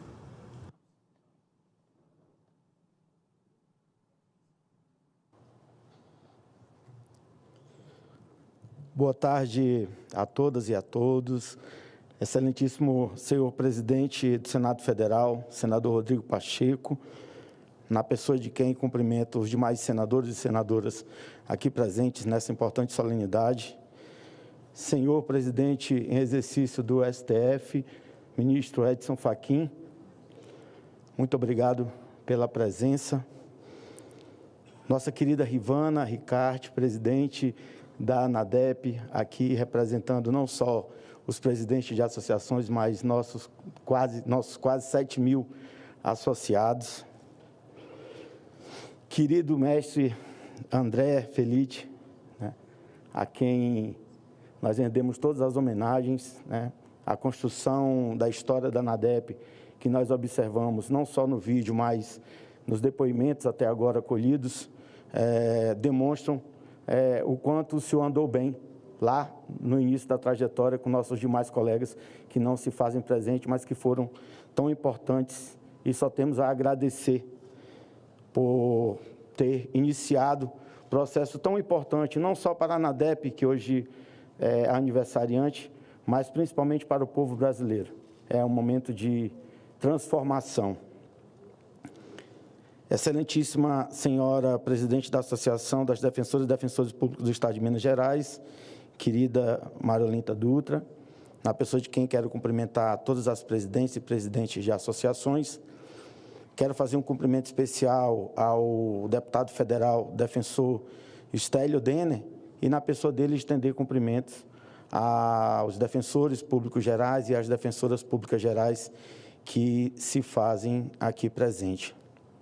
Pouco a se dizer depois do que nós ouvimos, né, do Poder Judiciário, do Poder Legislativo, dos representantes da Defensoria Pública Brasileira, mas eu queria fazer um pequeno resgate, em nome de alguns colegas que aqui estão, com relação a tudo que a ANADEP viveu nesses últimos 40 anos. E eu, com 22 anos de carreira na Defensoria Pública, pude participar um pouco dessa história, né? Eu lembro, há 21 anos atrás, Leopoldo e Calmon, né, Leopoldo? Nós éramos poucos ainda, mas já andávamos nesse congresso muito, em busca do fortalecimento, não da Defensoria Pública por si só, mas o fortalecimento do acesso à justiça. Fortalecimento para aquelas pessoas, para as minorias, para aqueles que clamavam por ter acesso à justiça, garantia de direitos e não conseguiam, né? E a luta prosseguiu, né? Prosseguiu com Antônio Felizólio, prosseguiu com André, prosseguiu com Pedro, né? Com todos aqueles que deram sua contribuição à frente dessa instituição que não cumpre só o seu papel. A ANADEP, presidente, ela não cumpre só o papel associativo, o papel corporativo. A ANADEP hoje ela se confunde com a própria Defensoria Pública. A ANADEP está presente e participante na construção e renovação de todas as políticas públicas brasileiras. Como bem dito pelo ministro Fachin, a ANADEP, não que ela somente mereça estar presente em conselhos, em comissões de ministérios ou dessa casa, mas é fundamental que ela esteja, porque, como diz a nossa amiga Patrícia, defensora pública geral do Rio de Janeiro, entende quem atende. E a Defensoria Pública tem esse papel de estar lá na ponta, de estar ouvindo os vulneráveis, ouvindo o morador de rua, ouvindo a mulher que é vítima de violência, ouvindo aquele que está cumprindo pena no sistema prisional, ouvindo aquele que não tem condição de ter uma habitação própria, ouvindo aquele ruralista que não consegue a aposentadoria dele, e a ANADEP faz isso. Porque muitas vezes há uma confusão no sentido de que a ANADEP só presta esse papel de trabalhar junto aos seus associados, da representatividade e de fortalecimento da carreira e da Defensoria Pública, mas não. A ANADEP entrega muito mais e a gente tem certeza que a ANADEP está no caminho certo. E, presidente, como hoje não é um dia de pedir, hoje é um dia de comemorar, não vou pedir, mas vou dizer que, como associado da ANADEP, né, como membro da ANADEP há 22 anos, eu queria muito que a ANADEP pudesse ganhar um presente, que é um presente que é sonhado por todos nós. A ANADEP ela é representada por 7 mil associados, aproximadamente. Mas esses 7 mil associados, assim como o senhor e essa casa, são representados por 203 milhões de brasileiros. Então, o que nós queremos é que nós não tenhamos no Brasil situações tão díspares como o que ocorre hoje. Hoje só tem uma Defensoria Pública de Roraima, do Amapá, do Tocantins, de Rondônia, que consegue alcançar todas as comarcas e muitas vezes, graças a Deus, até municípios que não têm comarca, levando o que a Carta Constitucional determina, acesso à justiça a todos. O maior dos direitos, o direito a ter direitos. Enquanto nós temos estados que não conseguem andar muito longe, por pura falta de estrutura, por pura falta de condições materiais, orçamentárias e financeiras de alcançar todos aqueles que precisam. Então, assim, eu quero aqui pedir um presente dessa casa, mais do que tudo que vocês já nos deram ao longo desses 40 anos, né? Que nós possamos transformar algumas ferramentas ainda mais, melhorar ferramentas. A Emenda Constitucional 80 deu a garantia ao povo brasileiro que ele possa ter defensoria pública em todas as comarcas. Mas ela não surtiu o efeito. tão almejado que a gente gostaria. Então, como nós temos hoje aqui a figura do governo federal, representado pelo nosso querido amigo Marivaldo, que muitas vezes se confunde também com a história da Defensoria Pública, o senhor representando o Congresso Nacional, presidindo o nosso Senado Federal, o ministro Fachin, aqui representando também o Poder Judiciário, que nós possamos aprimorar os mecanismos que hoje já existem, mas aprimorar, no sentido de que nós possamos cobrar dos governos estaduais uma maior responsabilidade para que, em período não tão longo quanto esses 40 anos que a ANADEP comemora hoje, a gente possa dizer que o Brasil realmente garante acesso à justiça a todos os brasileiros. Obrigado.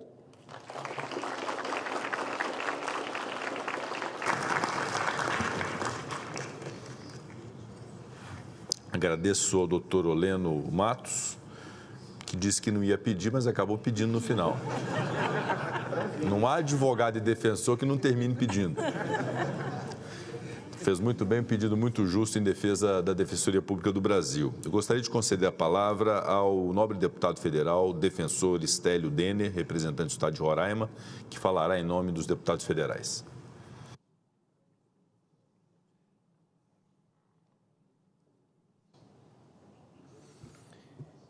Excelentíssimo presidente do Senado e do Congresso Nacional, senador Rodrigo Pacheco,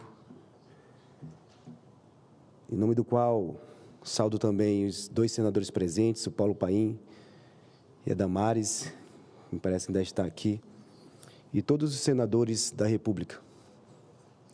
Gostaria de saudar toda a mesa também, cumprimentando o ministro Edson Fachin, na qual recebeu ontem vários deputados oriundos das diversas regiões do país e de diversos partidos políticos, sempre atento às causas mais sensíveis do Brasil. Obrigado, ministro. Cumprimentar a nossa presidenta Rivana, nosso sempre presidente André, a Mara de Minas e o Oleno, que compõe a mesa, e todos vocês, presidentes e presidentas das associações estaduais, meus colegas e minhas colegas defensoras públicas gerais e defensores públicos gerais. Eu vim mais dar um testemunho, Paulo Paim, senadora Damares, um testemunho de tão relevante que é considerada a Defensoria Pública Brasileira, André, por este Senado, na pessoa do nosso presidente Rodrigo Pacheco.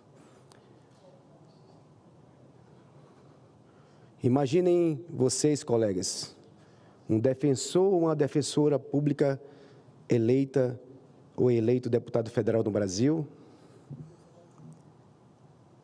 no seu primeiro mandato, iniciando com menos de um mês depois do dia 1º de fevereiro de 2023, o primeiro na história do Congresso a usar a nossa insígnia, deputado defensor ou defensora.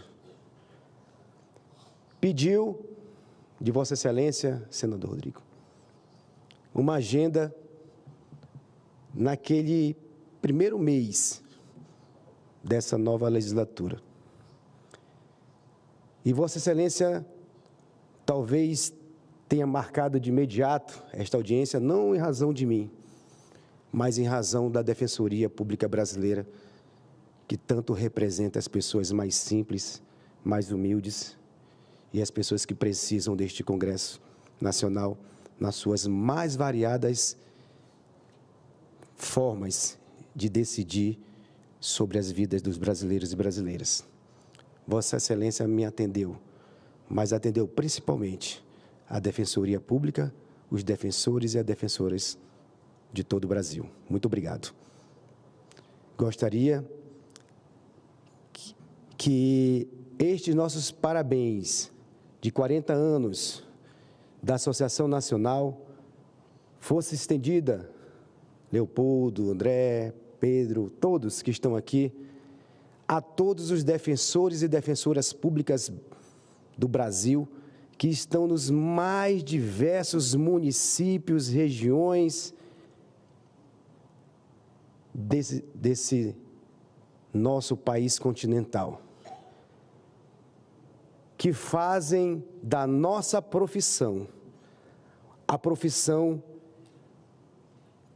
que é, sem dúvida alguma, e não desmerecendo nenhuma outra profissão da nossa República, mas aquela que, juntamente com todos os políticos, com todas as autoridades que decidem o nosso futuro, fazem também políticas públicas, porque conhece a realidade de dentro das casas, de dentro dos municípios, de dentro dos hospitais, de dentro dos presídios, de dentro das escolas, entregando à população brasileira o verdadeiro significado de todas as leis, os seus direitos.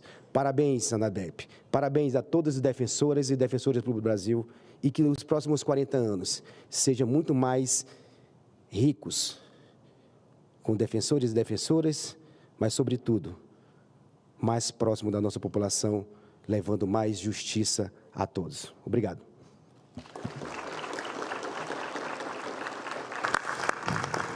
Agradeço ao deputado federal, defensor Stélio Denner. Eu gostaria, neste momento final, de agradecer uma vez mais a presença de todas as autoridades que nos honraram com suas presenças, notadamente o senhor ministro Edson Fachin, representando o Poder Judiciário, como presidente em exercício do Supremo Tribunal Federal, todos os representantes das defensorias públicas Brasil afora, em especial da nossa presidente da associação, doutora Rivana.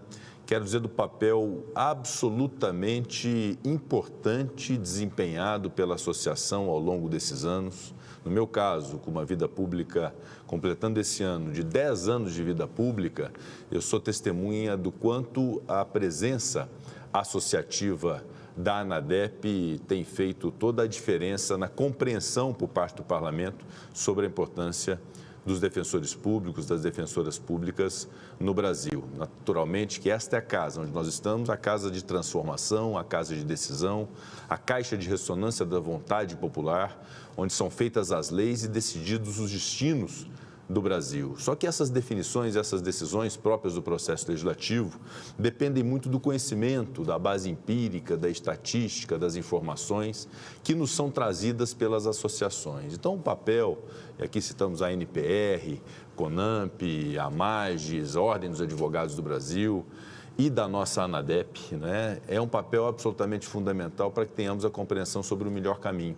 Por vezes, a decisão de definir um dispositivo num projeto de lei, suprimi-lo, modificá-lo ou mantê-lo, é uma decisão que passa necessariamente pela intervenção daqueles que estão no dia a dia. Por isso, esse papel associativo, corporativo, de defesa das instituições no âmbito do parlamento é absolutamente bem-vindo, absolutamente legítimo, republicano e recomendável até para o melhor processo legislativo. Além do que, a defesa da Defensoria Pública, promovida pela ANADEP ao longo desses 40 anos, também representa a defesa de algo muito caro para a sociedade, que é a defesa da cidadania. O defensor público é o porta-voz, no âmbito do Poder Judiciário e de outras instâncias, daqueles que não têm condição de se fazerem ouvir nas suas inúmeras demandas, às vezes as mais comezinhas, às vezes as mais óbvias e necessárias, que a Defensoria Pública, ao enxergar aquela dificuldade de promover o acesso à justiça, realmente exerce uma função de alta nobreza, de alta relevância. Por isso, defender a Defensoria Pública é, de certo modo, igualmente defender a sociedade brasileira. Por isso, toda a nossa honra e nosso reconhecimento aos 40 anos da ANADEP. Fico muito feliz, nesses 200 anos de história do Senado Federal, de presidi-lo nesse momento e ter podido promover, como autor desse requerimento, essa sessão especialíssima em comemoração aos 40 anos da ANADEP. Que mais 40 anos venham nessa defesa muito saudável, muito eficiente dos defensores públicos do Brasil. Cumprida a finalidade dessa sessão especial do Senado Federal, agradeço a todos que nos honraram com a sua participação. Está encerrada a sessão. Muito obrigado.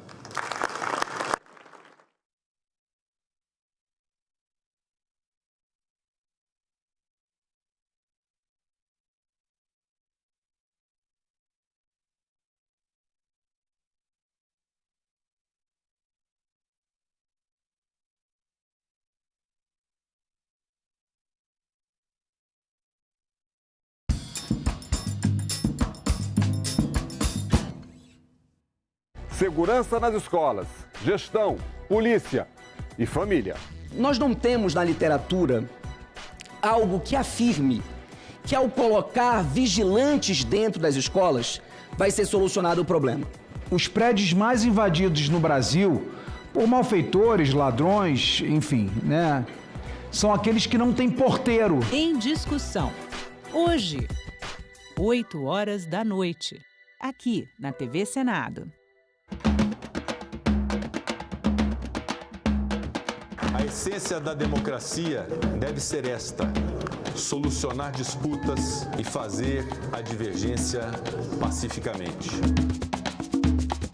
E que os três poderes, juntos, podem construir e devem construir o que é o pilar da democracia. Democracia é essa que exige convivência pacífica entre todos, mesmo com divergência de ideias. Entendemos que a democracia, mais do que um regime político, é um modo de vida. A democracia é o único regime que pode permitir o convívio das pessoas que discordam. E discordar é saudável. O conteúdo que nos ensina a Constituição é que a democracia deve ser defendida. A democracia é o melhor terreno para plantar e colher direitos. TV Senado. Democracia todo dia. Informação, fake news, liberdade de imprensa e de expressão, censura.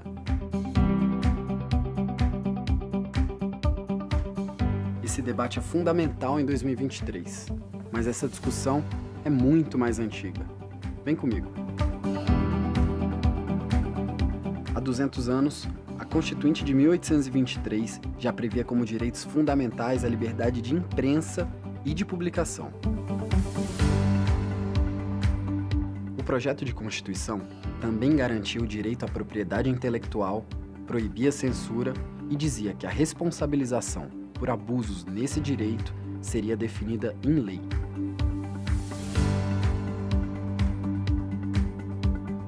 Mesmo não tendo sido aprovada, a primeira Constituinte iniciou debates como esse, que continuam super atuais.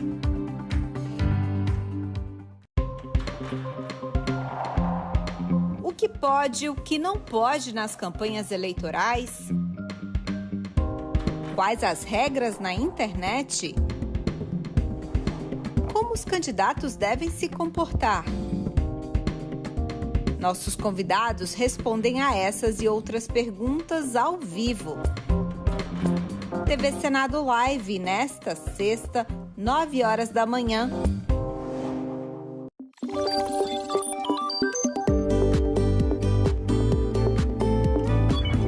A partir de 30 de junho, quem pretende concorrer a algum cargo nas eleições deste ano não pode mais apresentar ou ser comentarista de programas de rádio ou televisão.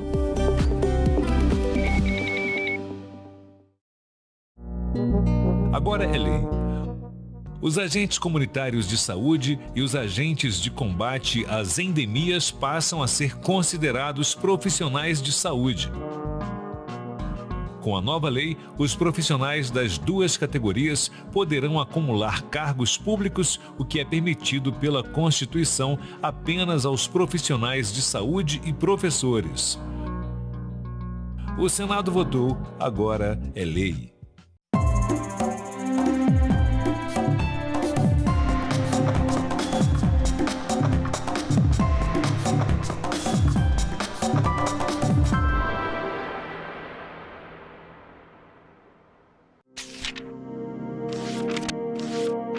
Há 200 anos, o Brasil dava seu primeiro passo na criação do Senado.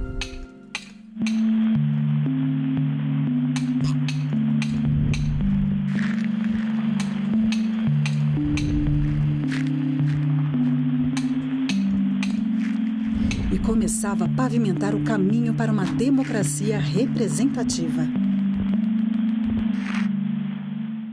O Senado teve um papel decisivo para a manutenção da estabilidade política da maior parte do período monárquico do Império Brasileiro. O maior desafio do Brasil era a manutenção da integridade territorial do país. Ao longo longo de 2 séculos, em 3 endereços diferentes, o Senado foi palco de discussões que definiram os rumos do país. O Senado está presente em todas as decisões que culminam com a aprovação de leis que vão ser decisivas para o andamento da vida brasileira ao longo do século XIX. O Senado participou dos debates e da votação das chamadas leis abolicionistas. E o Senado teve muita importância na resolução de conflitos. Ao longo de toda a República, todas as grandes crises políticas que aconteceram no Brasil foram resolvidas no parlamento. E quando o parlamento não conseguiu resolvê-las, houve a ruptura. Fundamental para a estabilidade política do Brasil, o Senado promoveu o debate, aprovou leis transformadoras, aboliu injustiças, conquistou direitos, atravessou crises, foi calado, fiscalizou, investigou, julgou, reformou, inovou. O conceito de democracia que nós temos hoje não existia no século XIX. Nas últimas décadas, o Senado começa a se transformar, porque ele passa a contar com pessoas que estão mais diretamente ligadas às condições gerais da população brasileira. Ela não deixa de ser representativa, mas vai tentando ser cada vez mais participativa. Quanto mais o tempo avança e se amplia a participação política da sociedade brasileira, mais o Senado se aproxima da real fisionomia da sociedade brasileira. Casa da Pluralidade Política. Espaço de diálogo. Berço de leis que expandiram os horizontes do Brasil. Guardião da democracia.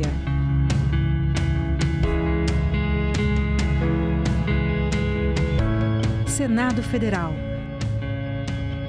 200 anos de história.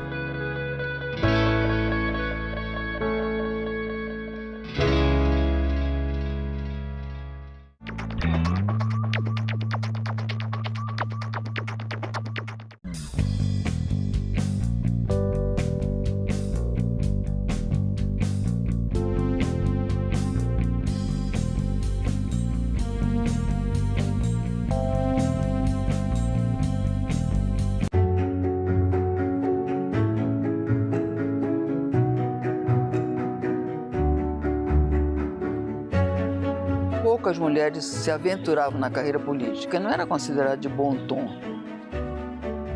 A luta da mulher não é apenas um princípio, é uma questão social. Temos os mesmos direitos, devemos também ocupar os mesmos espaços. Nós estamos chegando à conclusão que não basta reivindicar os nossos direitos, que é preciso gritar. Nós somos 52% da população e temos uma representatividade no Senado de 13%.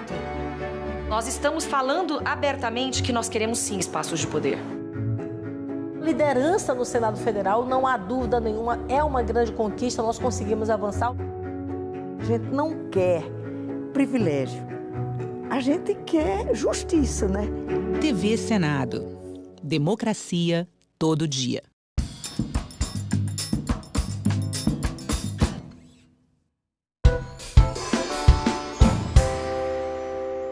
Declaro aberta a 6ª reunião da Comissão Mista Permanente sobre Mudanças Climáticas, da 2ª Sessão Legislativa Ordinária da 57ª Legislatura. A presente reunião é destinada à deliberação de requerimentos apresentados à comissão. O item 1, nós vamos passar então para a pauta deliberativa, apresentando cada um dos requerimentos e, na sequência, colocando em apreciação. O requerimento da CMCC número 8 de 2024 requer a realização de audiência pública para a apresentação da plataforma Farol Verde, no âmbito da 2ª edição da Virada Parlamentar Sustentável. Autoria, deputada Socorro Neri. O requerimento da CMCC número 9 de 2024, que requer a realização de audiência pública para debater projetos de lei que incentivam tecnologias para a redução das emissões de metano no Brasil, principal gás de efeito estufa, que deve ser mitigado para o cumprimento do Acordo de Paris. Autoria, deputada Socorro Neri.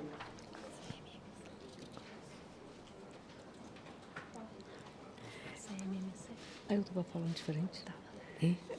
Requerimento da CMMC número 10 de 2024, que requer a realização de diligência deste colegiado no estado de Mato Grosso para visitar em loco a situação do Pantanal mato-grossense.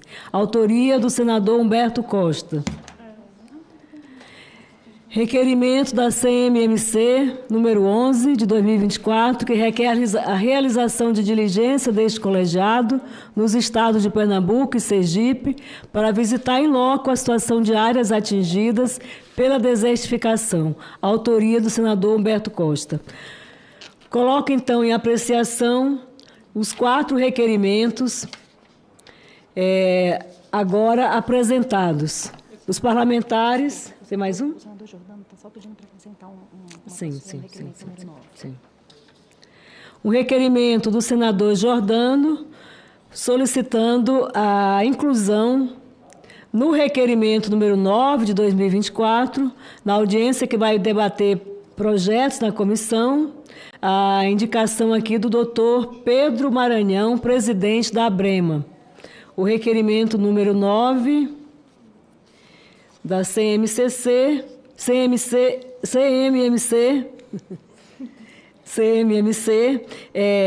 que requer exatamente aquela audiência para debater projetos de leis que incentivam tecnologias para a redução das emissões de metano no Brasil. Nós, então, faremos aqui, como autora desse requerimento, a concordância para a inclusão da solicitação formulada pelo senador Jordano, incluindo a participação do presidente da ABREMA, o doutor Edro Maranhão. Em apreciação, os 4 requerimentos apresentados. Em votação, os requerimentos. Aqueles que aprovam permaneçam como se encontram. Aprovados em bloco os 4 requerimentos.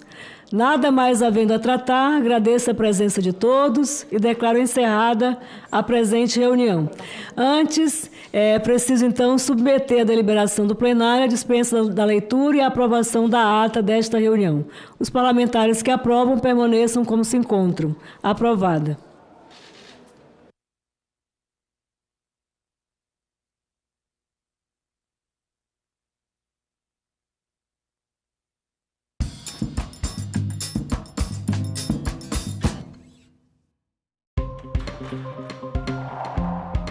O que pode e o que não pode nas campanhas eleitorais? Quais as regras na internet? Como os candidatos devem se comportar? Nossos convidados respondem a essas e outras perguntas ao vivo. TV Senado Live, nesta sexta, 9h da manhã. Um romance brutal, feito em fragmentos, onde homens depõem sobre Monique, uma mulher bela, bonita, inteligente e bem-sucedida. E isso os amedronta. Então, este tema do novo romance de Bruno Kimmer, sendo ele quem ele era... Ela aparece mais como pano de fundo, né? Das histórias que têm em comum ela. Eu diria os homens da vida dela, né? Os namorados, no final aparece o pai, aparece um vizinho que fica obcecado por ela, né? Esse traçado juntava o tema do livro, né? Que é a inadequação masculina, né? O sofrimento da insegurança e o sofrimento que é passado adiante, né? Né? existe o clichê de que o homem sofre calado, né? Ele é ensinado a calar até o momento que ele expressa, geralmente, das piores maneiras possíveis.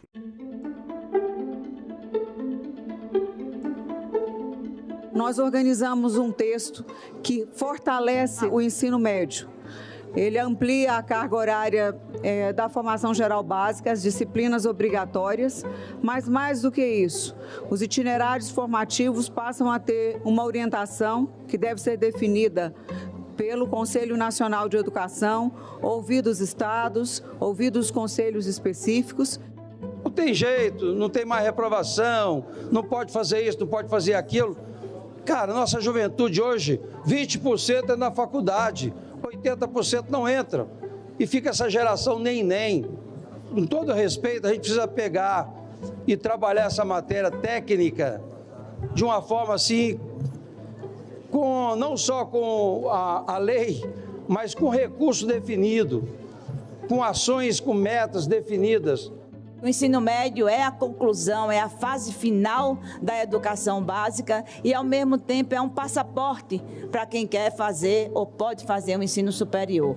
E destaco também uma questão que, para nós, é muito cara, que é tirar o ensino médio do isolamento a que ele se colocou ao longo dos anos. E agora nós temos um governo que prioriza a educação e que o ensino médio aqui vai ser prioridade, ampliação do tempo integral, ampliação da escola técnico profissionalizante. A nossa missão dentro dessa casa, de estarmos o tempo todo debatendo uma pauta que falamos de economia, falamos de pautas femininas, falamos de meio ambiente, mas sim, senhores, a educação é que vai trazer progresso, que vai trazer uma esperança, principalmente aos jovens. Bueno, a mí me interesaba mucho como un discurso, como un voltear hacia la cocina e ver que é o que sucedia dentro de ella. Eu não estou a escrever romance, estou a contar histórias. Não estou a escrever nem na minha língua nacional, estou a fazer aquilo que me apetece. Eu resolvi contar a história dessa tocaia com a estrutura... Leituras, todo sábado, 7 horas da noite, aqui na TV Senado.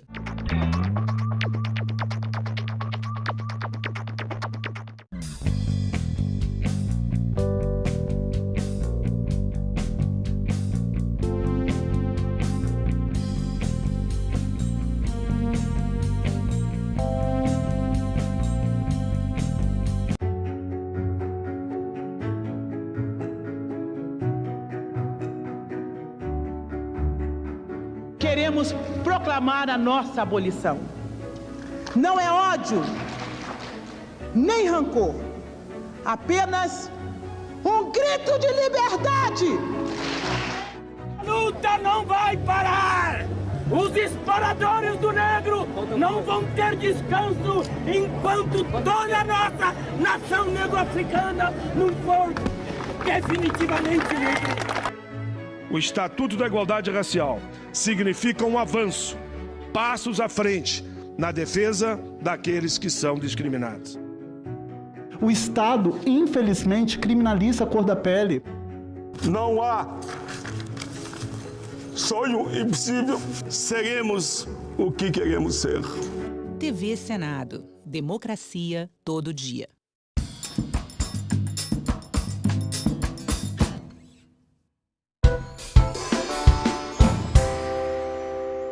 Declaro aberta a 10ª reunião da Comissão Temporária Externa, criada pelo ato do Presidente do Senado Federal, Rodrigo Pacheco, o ato número 5 de 2024, com a finalidade de acompanhar as atividades relativas ao enfrentamento da calamidade ocasionada pelas fortes chuvas que atingiram o Rio Grande do Sul e de apresentar medidas legislativas para auxiliar na superação da situação. A presente reunião destina-se à deliberação de indicação da comissão, conforme pauta já publicada. Item 1. Minuta de indicação que sugere o Poder Executivo a adoção de medidas cabíveis para a atualização e a retomada de projetos incluídos no PAC Prevenção de enchentes e consequente execução de necessárias obras de contenção na região metropolitana de Porto Alegre e nas bacias dos rios Gravataí, Sinos, Caí, bem como a inclusão de melhorias no sistema de proteção de Porto Alegre no esforço conjunto de prevenção de enchentes do estado do Rio Grande do Sul. Informo que a presente minuta tem como objetivo apresentar uma indicação como autoria desta comissão, nos termos do artigo 224 e 245 do Regimento Interno do Senado Federal. Cadê a minuta?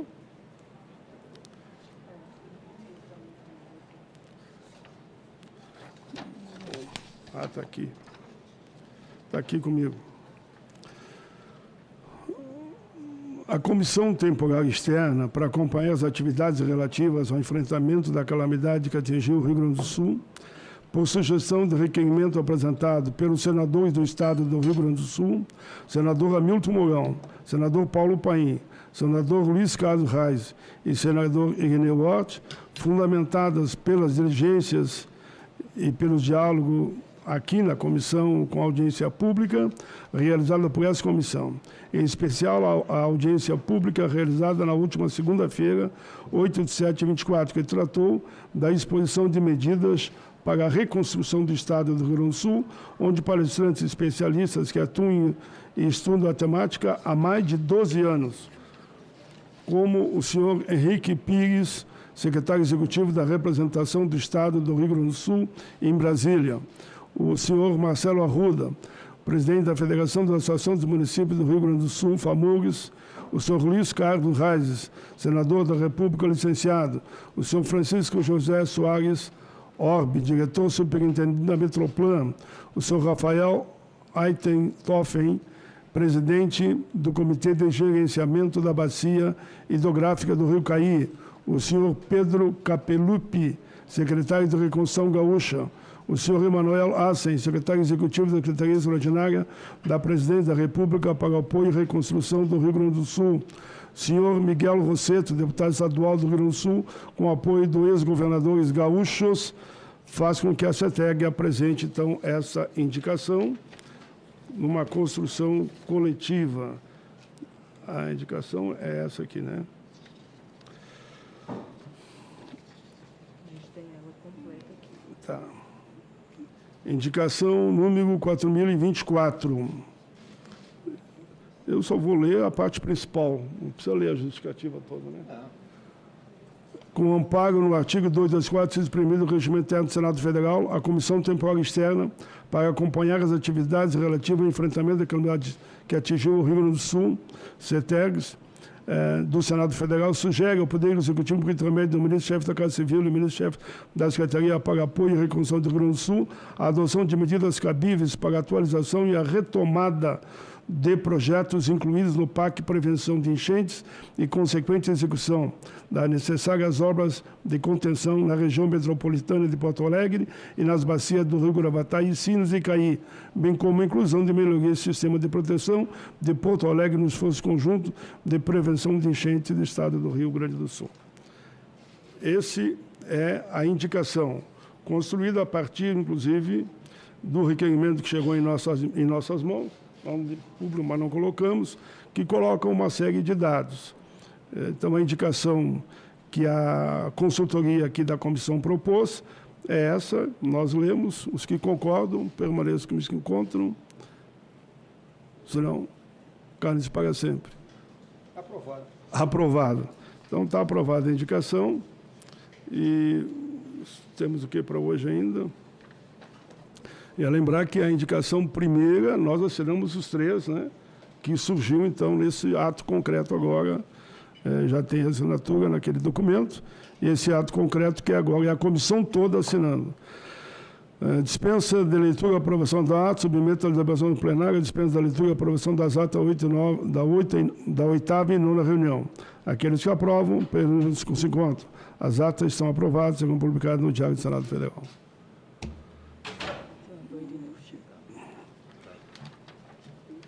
Mestre Irineu. Ô, senador, tudo bem, tudo bem? Deu presença?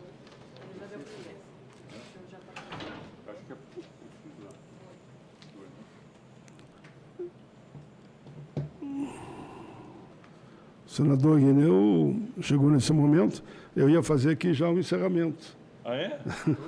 Não havendo mais nada a tratar, agradeço, mas deixo a palavra com Vossa Excelência primeiro. Se quiser falar alguma coisa. Não, na verdade, eu estava envolvido com visitas lá, mas vocês devem ter tratado os assuntos. Né? O que estava na pauta, nós voltamos, mediante aquela assinatura que fizemos, e a indicação. Eu estou na expectativa da reunião que o Mourão estava junto, o senador Mourão, do nosso presidente Pacheco, Mourão, para na terça-feira votar as questões do Rio Grande do Sul. Né? A gente tem que combinar aqui agora, os três. Isso. Acho bom do Pacheco. Nós encerramos. A reunião que eles Isso, vão conversar. está bem. Correto. Encerramento. Não havendo mais nada a tratar, agradeço para de todos. Ao tempo que informo que está convocada a 11ª reunião da comissão para o dia 15 de julho, às 10 horas, no plenário 19, da ala senador Alexandre Costa, para a realização de audiência pública, com o objetivo de conhecer o planejamento da Empresa Brasileira de Pesquisa Agropecuária Embrapa, para o apoio à recuperação do potencial agrícola do Estado do Rio Grande do Sul, no termo do requerimento do senador Hamilton Mourão. Requerimento, é isso, né, Hamilton? É isso aí. Hamilton Mourão, requerimento número 14 de 2024. Ok, encerramos o trabalho no dia de hoje.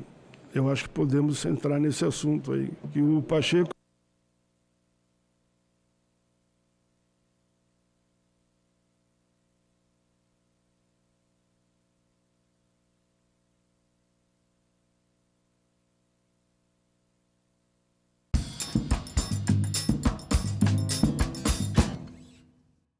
Segurança nas escolas, gestão, polícia e família.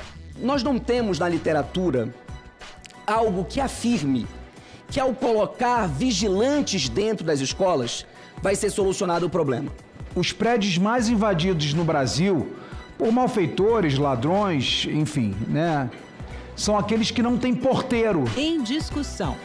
Hoje, 8 horas da noite, aqui na TV Senado.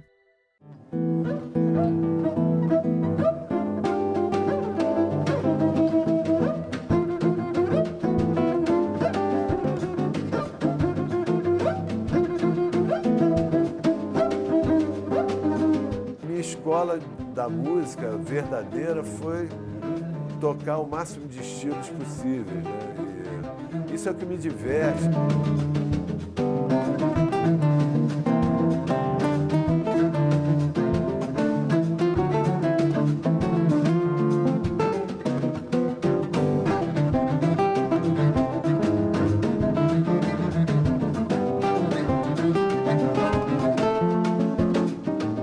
Como é que eu posso tocar samba? E eu fiz questão de insistir, e hoje em dia o meu grupo se chama Teatro Samba Trio.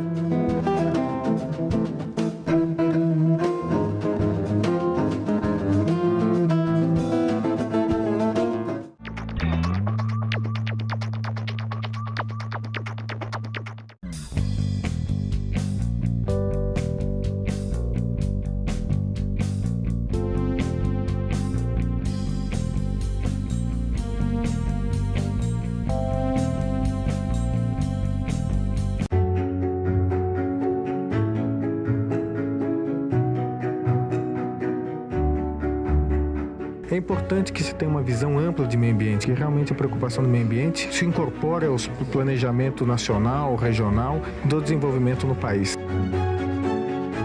Conservar a natureza também é preservar a dignidade humana.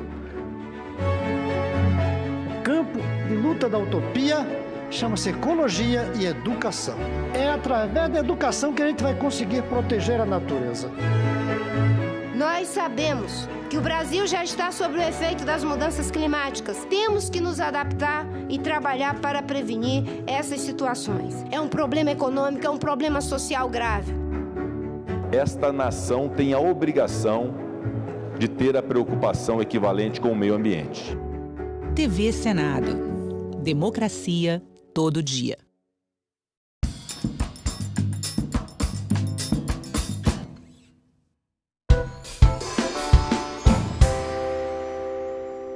Declaro aberta a 17ª reunião da Comissão de Comunicação e Direito Digital, da 2ª Legislatura Ordinária da 57ª Legislatura. A presente reunião é destinada à deliberação de projetos de decreto legislativo que serão apreciados em votação nominal.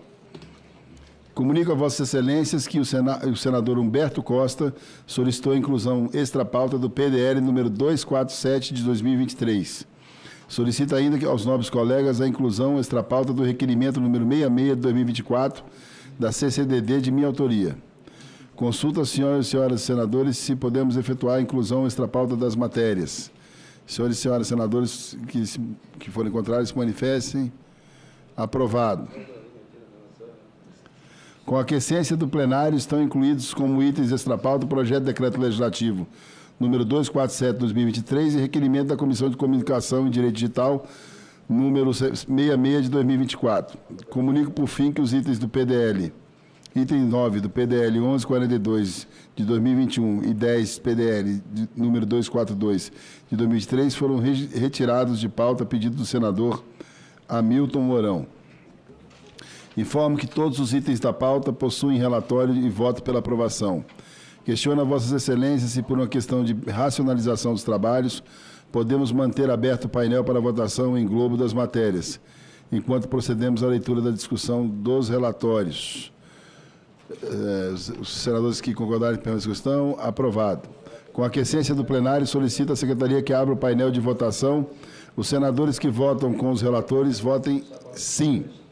Aqueles que tenham voto contrário a algum projeto, solicito que informe a Secretaria da Comissão para que o item seja retirado da votação em globo e seja feita a votação individual. Anuncio o item 1 da pauta. Projeto de Decreto Legislativo número 56, 2017, terminativo. Aprova o ato que outorga a autorização à Associação Beneficente Cultural de Radiodifusão Comunitária de Orleans, Santa Catarina, para executar o serviço de radiodifusão comunitária do município de Orleans, Estado de Santa Catarina. Relatoria do senador Espiridião Amin, relatoria DOC do senador Isalci Lucas. Relatório pela aprovação. Conceda a palavra ao senador Isalci Lucas para a leitura de seu relatório.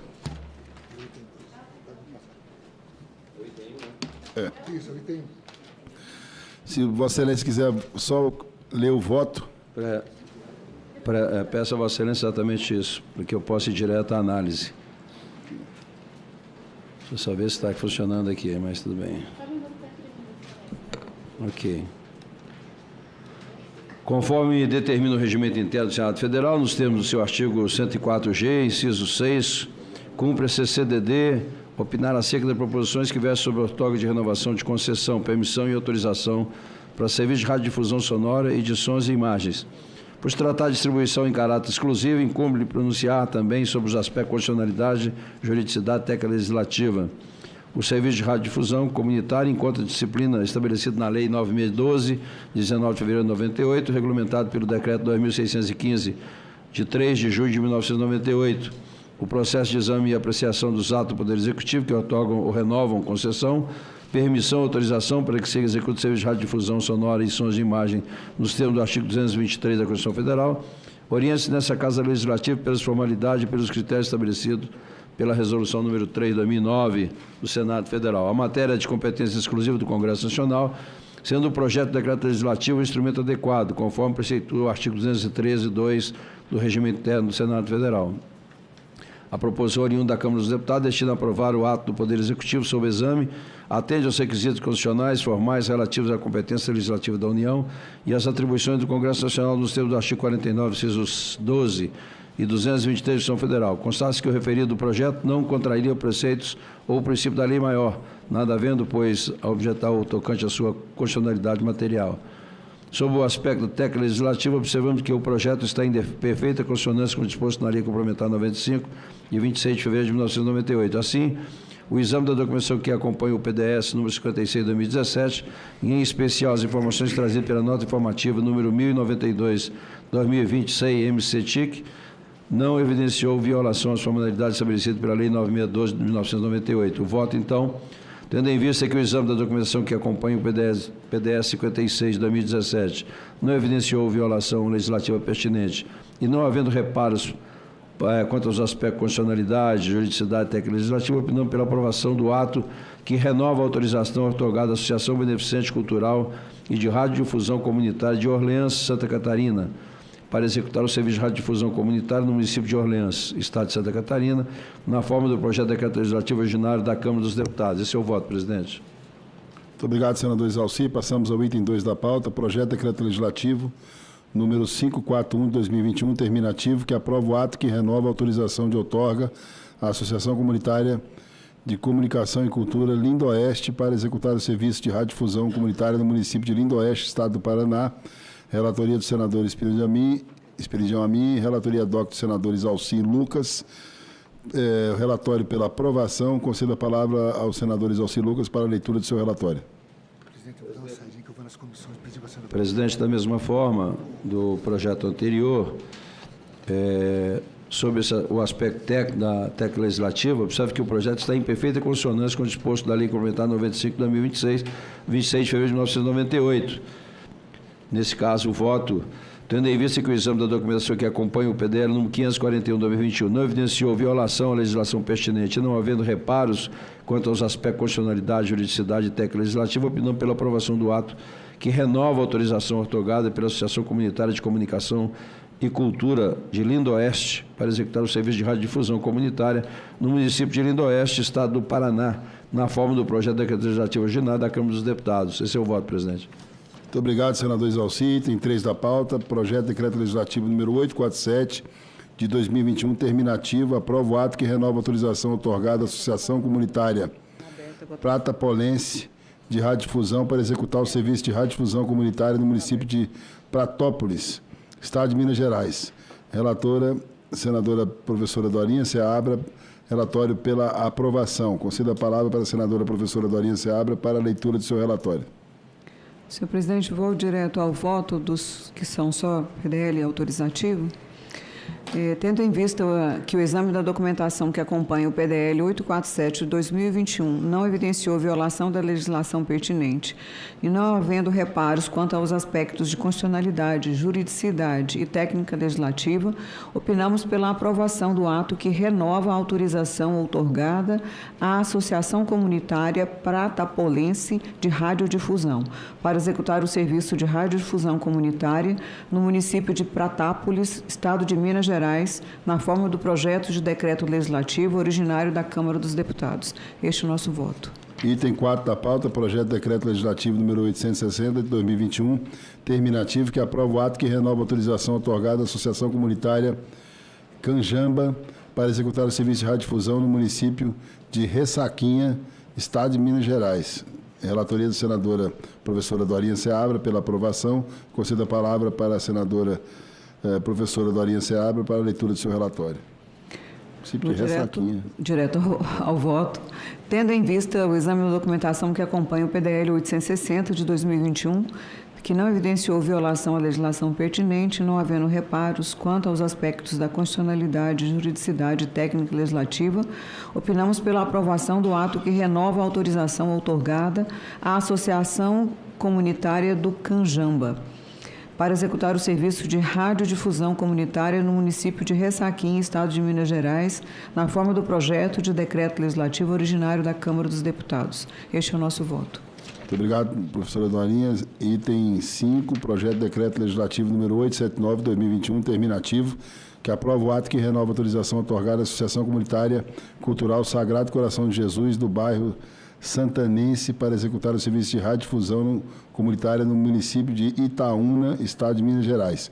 Relatoria da senadora professora Dorinha Seabra pela aprovação. Concedo a palavra à senadora professora Dorinha Seabra para a leitura do seu relatório.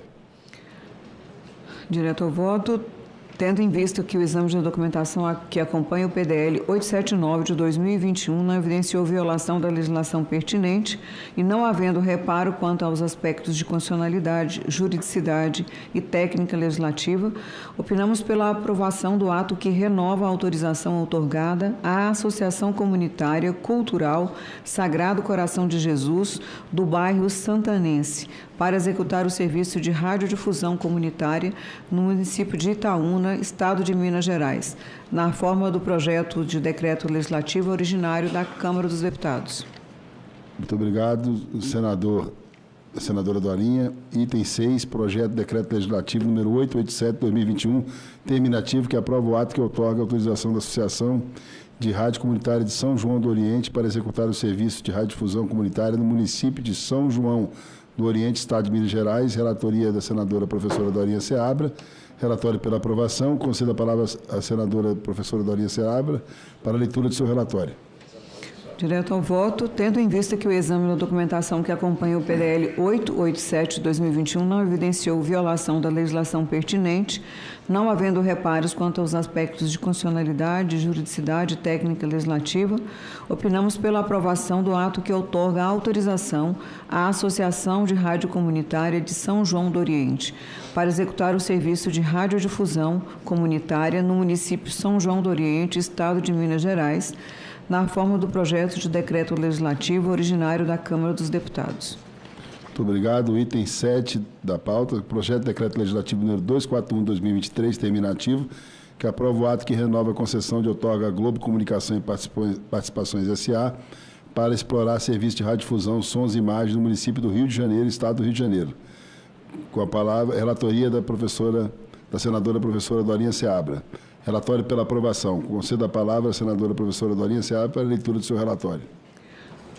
Neste caso, vou ler a análise, senhor presidente. Conforme determina o processo interno do Senado Federal, cabe a essa comissão opinar sobre os aspectos de constitucionalidade, juridicidade e técnica legislativa. O processo em exame e apreciação dos atos do Poder Executivo que outorgam ou renovam concessão de permissão ou autorização para que se executem serviços de radiodifusão sonora de sons e imagens nos termos do artigo 223 da Constituição Federal. Orienta-se que, neste caso, a Casa Legislativa, pelas formalidades, os critérios já estabelecidos na Resolução número 3 de 2009 do Senado Federal.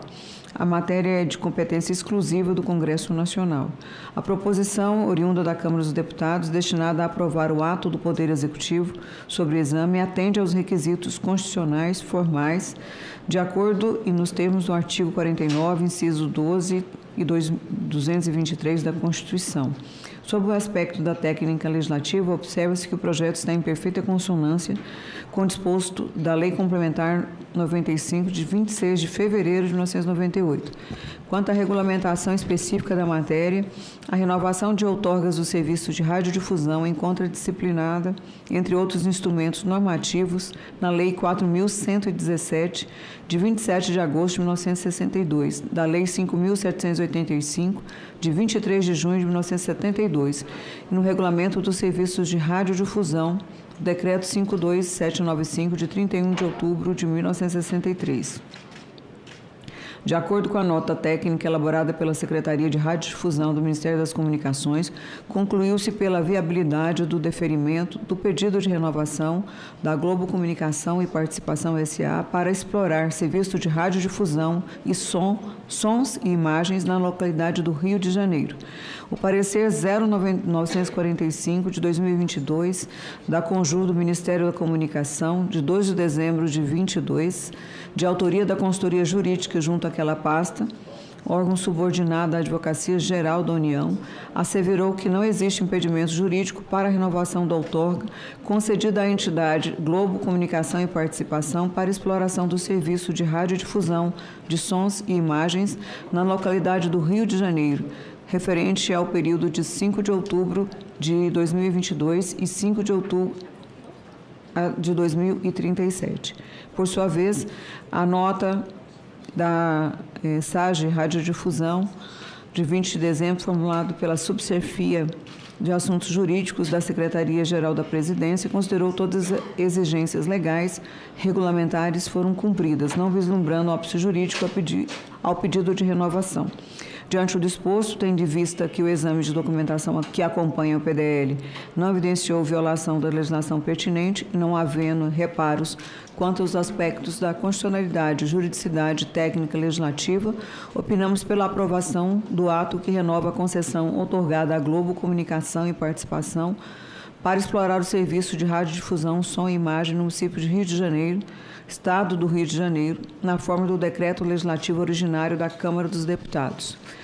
Informo que toda a documentação foi solicitada ao Ministério das Comunicações e está disponível para acompanhamento.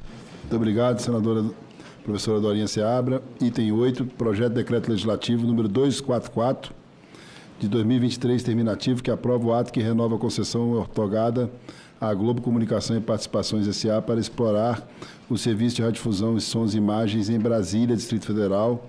Relatoria da senadora professora Dorinha Seabra. Relatório pela aprovação. Concedo a palavra para a senadora professora Dorinha Seabra para a leitura do seu relatório. Senhor presidente, eu vou direto ao voto, uma vez que toda a argumentação que eu usei no caso do Rio de Janeiro, ela também se aplica ao caso de Brasília, com os pareceres, já vem da Câmara, obviamente, parecer tanto do Ministério da Comunicação, quanto da própria presidência, da consultoria jurídica, enfim, e toda a documentação, por iniciativa nossa também, nós solicitamos toda a documentação que está disponível para consulta. Diante do exposto, tendo em vista que o exame da documentação que acompanha o PDL 244 de 2023 não evidenciou violação da legislação pertinente, não havendo reparos quanto aos aspectos da constitucionalidade, juridicidade, técnica e legislativo, opinamos pela aprovação do ato que renova a concessão outorgada à Globo Comunicação e Participação para explorar o serviço de radiodifusão, sons e imagens em Brasília, Distrito Federal, na forma do projeto de decreto legislativo originário da Câmara dos Deputados. Este é o nosso voto. Muito obrigado, senadora Dorinha Seabra. Item 11, extra pauta. Projeto de decreto legislativo número 247/2023, terminativo, que aprova o ato que outorga a permissão da Fundação Cultural Assistencial Recuperando Vidas para explorar o serviço de radiodifusão sonora em frequência modulada no município de Jaboatão dos Guararapes, estado de Pernambuco. Relatoria do senador Humberto Costa, com relatoria ad hoc do senador Isalci Lucas. Relatório pela aprovação. Concedo a palavra para o senador Isalci Lucas para a leitura do seu relatório. Presidente, como a análise são exatamente igual, toda a fundamentação, eu vou direto ao voto, tendo em vista que o exame da documentação que acompanha o PDL número 247/2023 não evidenciou violação à legislação pertinente e não havendo reparos quanto aos aspectos de constitucionalidade, juridicidade e técnica legislativa, optamos pela aprovação do ato que outorga permissão à Fundação Cultural e Assistencial Recuperando Vidas para explorar serviço de radiodifusão sonora em frequência modulada, com fins exclusivamente educativos, no município de Jaboatão dos Guararapes, estado de Pernambuco, na forma do projeto de decreto legislativo originário da Câmara dos Deputados. Esse é o voto, presidente. Muito obrigado, senador Isalci. Está aberta a discussão dos itens 1 a 8 e 11 da pauta. Item 1, PDS 56 de 2017. Item 2, PDL 541 de 2021. Item 3, PDL 847 de 2021. Item 4, PDL 860 de 2021. Item 5, PDL 879 de 2021. Item 6, PDL 887 de 2021. Item 7, PDS 241 de 2023. Item 8, PDL 244 de 2023. E item 11, PDL 247 de 2023. Não havendo que queira discutir, declaro encerrada a discussão. Encerrada a discussão. Reforço que o painel de votação se encontra aberto para a votação em grupo de todos os itens da pauta. Os senadores que votarem com o relator votam sim. Relembro também aos senadores que desejarem manifestar voto contrário a algum projeto, informe a Secretaria da Comissão para que o item seja retirado de votação em globo e seja feita por votação individual. Como não há manifestação, está encerrada a votação. Solicito à Secretaria da Comissão que faça escrutínio dos votos. Vai ser um requerimento de urgência. Tá. Aí, se o senhor quiser falar alguma coisa. Eu falo. Estão aprovados os projetos nos termos dos seus respectivos pareceres. As matérias serão encaminhadas à Secretaria-Geral da Mesa para as providências cabíveis. A votação obteve 11 votos sim, nenhum voto não e nenhuma abstenção. Item 12 da pauta, requerimento da Comissão de Comunicação e Direito Digital, número 66, 2024. Requer, nos termos dos artigos 336, inciso 4º e 338, para o inciso 4º do Regimento Interno do Senado Federal, urgência para o PRS 17/2024, que altere o Regimento Interno do Senado Federal para determinar o uso do sistema de votação virtual no exercício da competência da outorga de renovação de concessão, permissão e autorização para o serviço de radiodifusão sonora e de sons e imagem, no âmbito da Comissão de Comunicação e Direito Digital, e modificar a sigla da comissão, da nossa autoria, em votação, requerimento dos senadores e senadoras que a votação será simbólica. Em votação, requerimento, senadores e senadoras que concordarem com o requerimento permaneçam como se encontram. Aprovado o requerimento. Isso aqui é para ler? Não. Ah, tá. Antes de encerrarmos nosso trabalho, submeto a deliberação do plenário da dispensa da leitura da aprovação da ata da 14ª e da 15ª reuniões desta comissão, realizadas nos dias 19 e 27 de junho, respectivamente. Senhores senadoras e senadores que aprovarem, permaneçam como se encontram. Aprovadas. As atas estão aprovadas e serão publicadas no Diário Oficial do Senado Federal. Nada mais havendo a tratar, agradeço a presença de todos e declaro encerrada a presente reunião.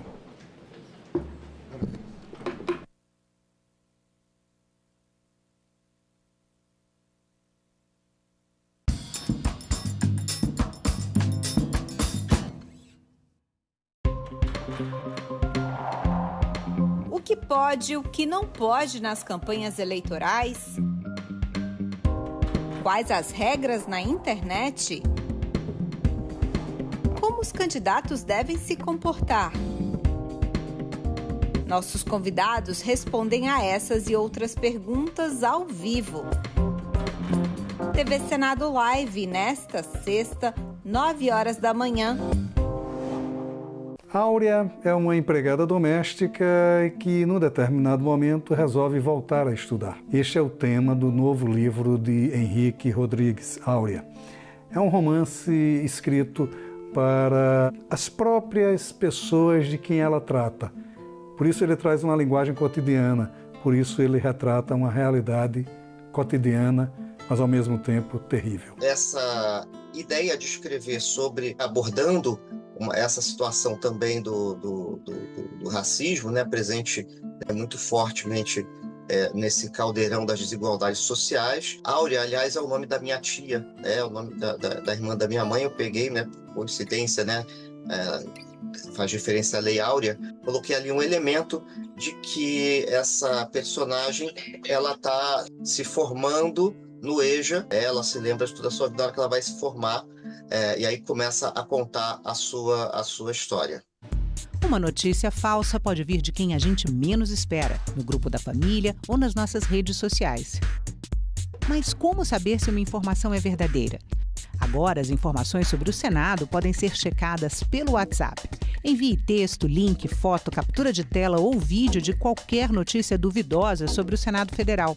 Nossa equipe vai analisar o material e responder se a informação é falsa, verdadeira ou imprecisa. Ficou na dúvida? Senado verifica.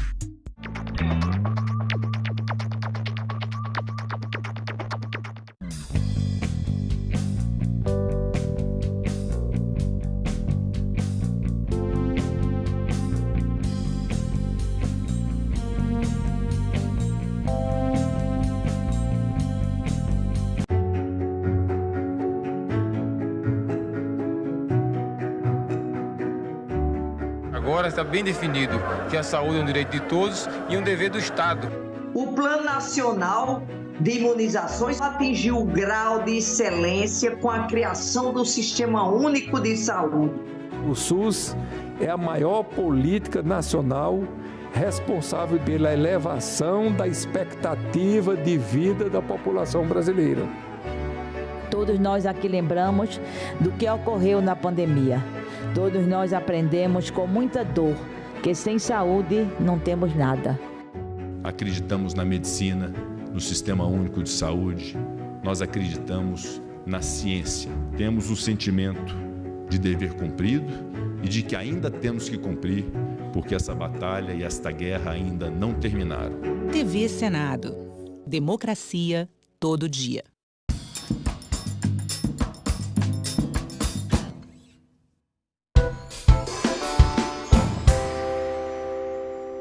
declaro aberta esta sessão solene. Essa sessão destina-se à entrega da Comenda de Direitos Humanos Dom Helder Câmara. A Comenda de Direitos Humanos Dom Helder Câmara, instituída pela Resolução número 14 de 2010, é destinada a agraciar personalidades ou instituições que tenham oferecido contribuição relevante à defesa dos direitos humanos no Brasil. Convido a todos e a todas, para imposição de respeito, acompanharmos o hino nacional, que será executado pela Banda dos Fuzileiros Navais de Brasília, sob a regência do suboficial músico André Luiz de Araújo.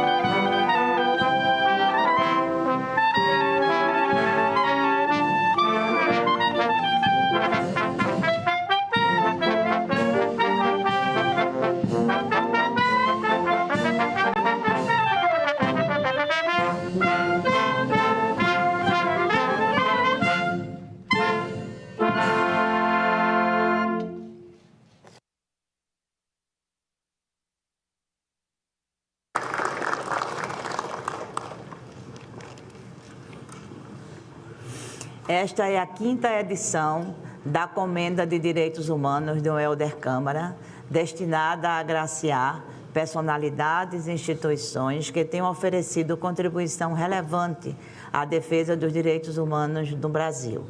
Nesta edição, serão agraciados o senador Paulo Paim, hoje presidente da Comissão de Direitos Humanos desta Casa, o Instituto Dom Helder Câmara, localizado no Recife, no estado de Pernambuco, o jurista Antônio Augusto Cansado Trindade, em memória, aqui representado pelo seu filho, o ministro dos Direitos Humanos, Silvio Almeida, e o ativista em prol das pessoas com doenças raras, Rafael Regis Azevedo.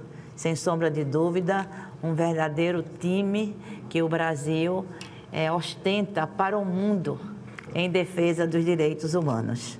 Dom Helder Câmara, o patrono desta comenda, foi um homem que prosseguem adaptando os ensinamentos de Dom Helder aos desafios dos nossos dias. Gigantes como aqueles que levaram a CNBB adiante com seu trabalho pastoral reconhecido no Brasil e no interior. Gigante como as mulheres e homens abnegados que mantêm o Instituto Dom Helder Câmara bem no centro do Recife e que também abriga a Casa de Frei Francisco com a missão de acolher crianças e adolescentes em condição de vulnerabilidade social. Dom Helder é conhecido como o dom da paz, porque a sua firmeza, as suas convicções fortes, as suas posições, às vezes até duras, nunca deixaram de lado a perspectiva do afeto, do amor e da construção da paz.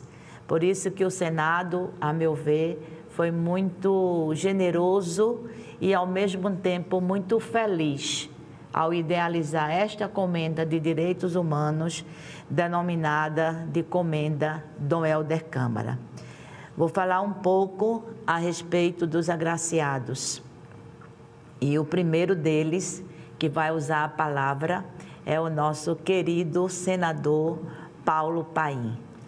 Paulo Paim é o nosso decano, é um dos decanos, não é? Aqui na nossa casa, com imensa satisfação, porque ele também é uma inspiração para todos nós que chegamos na casa agora há pouco tempo, homenageá-lo e, no meu caso pessoal, que sou correligionária, não é, do senador, coincidentemente estar presidindo essa sessão.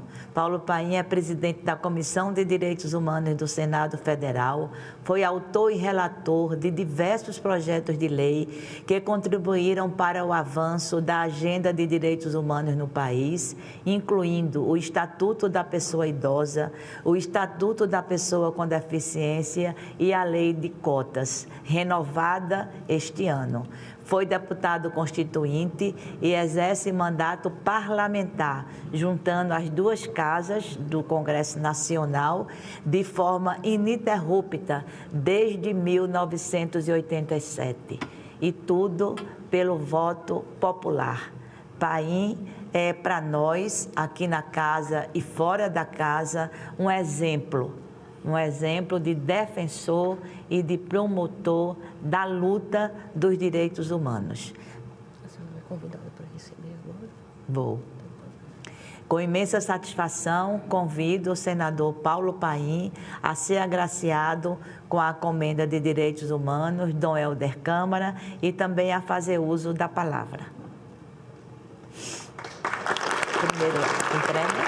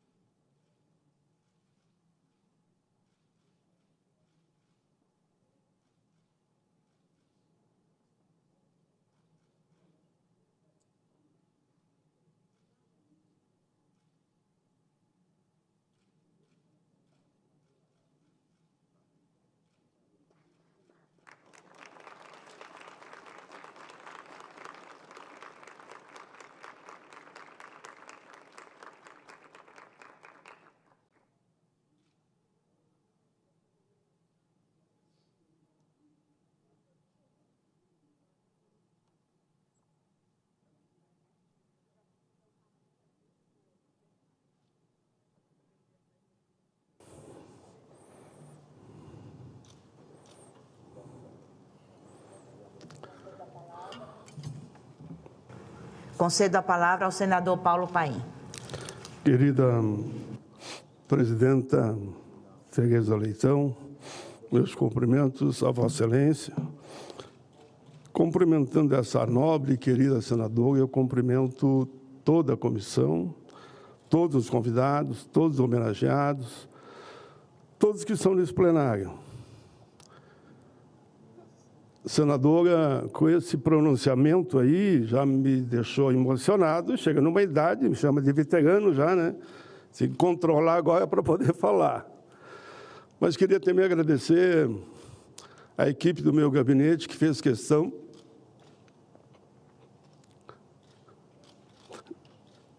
de estarem aqui.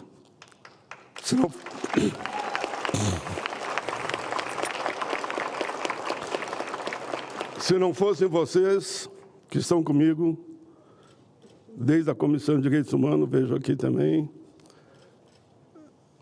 são praticamente 38 anos de Congresso, 4 de federal e 3 de senador, e vocês sempre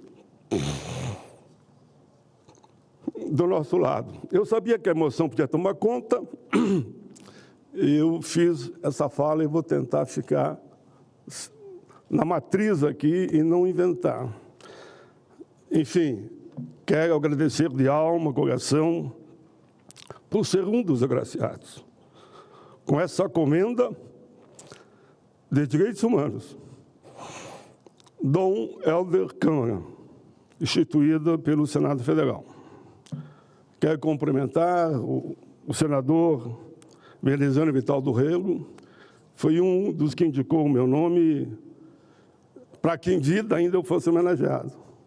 Estávamos ali lembrando há pouco tempo que a maioria dos homenageados acabam recebendo homenagem depois que já faleceram. Infelizmente, nós aqui no Senado damos essa oportunidade para homens e senhoras que estão aqui conosco. Externo meu carinho com maior profundidade aos outros agraciados. Sinto-me orgulhoso de estar ao lado de Silvio Almeida, ministro dos Direitos Humanos, de Rafael Regis Azevedo, expoente internacional em matéria de doenças raras, professor Antônio Augusto Calçado Trindade, em memória, que foi e é, porque a sua vida, a sua história fica gravada entre nós, um grande jurista. O Instituto Dom Helder Câmara, sediado em Recife. Amigos,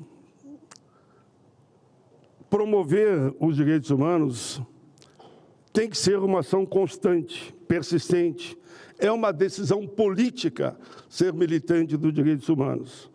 É um ato, podem crer, de fraternidade, de amor e de grandeza. Nesses anos todos de caminhada, pude compreender a percepção da população que ela tem das suas próprias angústias e as suas necessidades. Procurei estar na mesma toada com a população.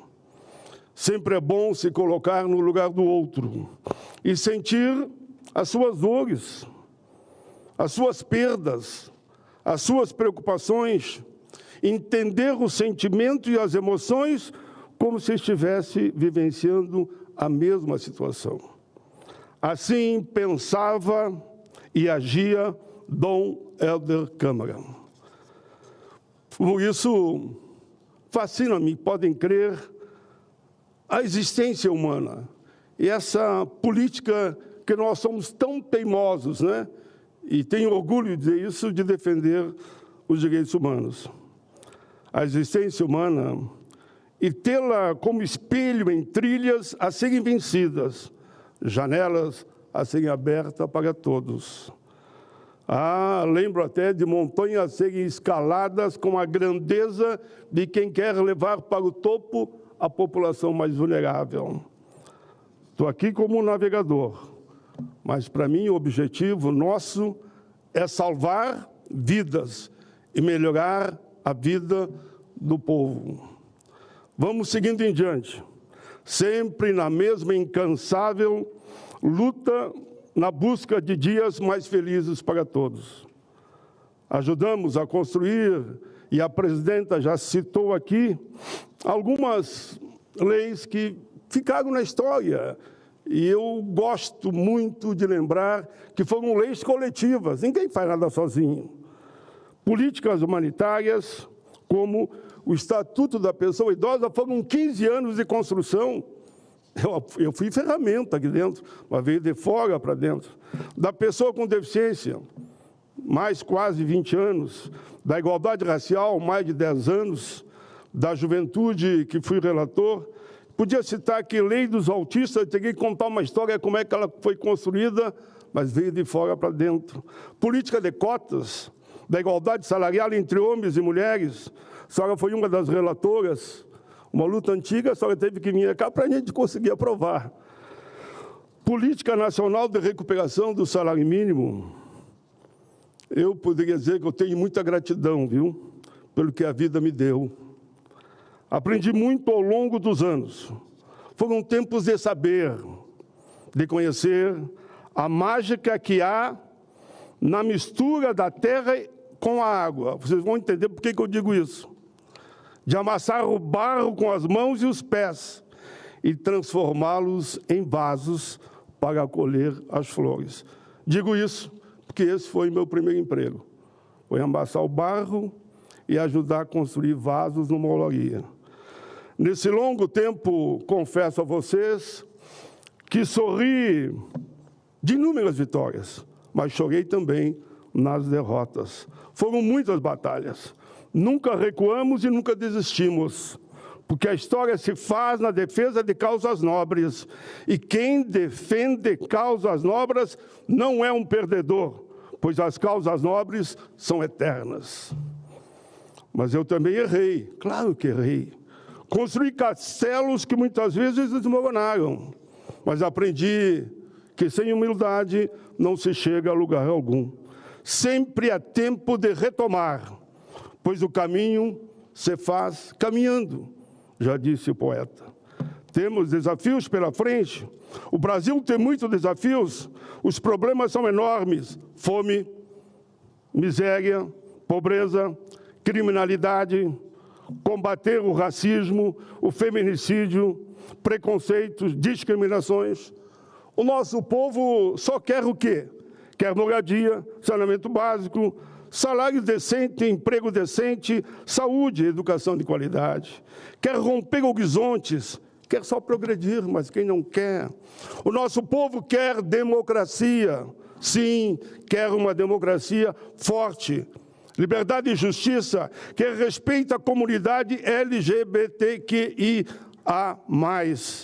Quer respeito ao meio ambiente, ou como o Rio Grande do Sul está sofrendo agora, porque o planeta no seu todo não respeita o meio ambiente. O nosso povo quer direito e ter direitos. Uma vez, há muitos anos, recebi um cartão com uma frase que guardei de Andrei Platonov. Dizia a frase do cartão que eu recebi. Pai, guarde isso.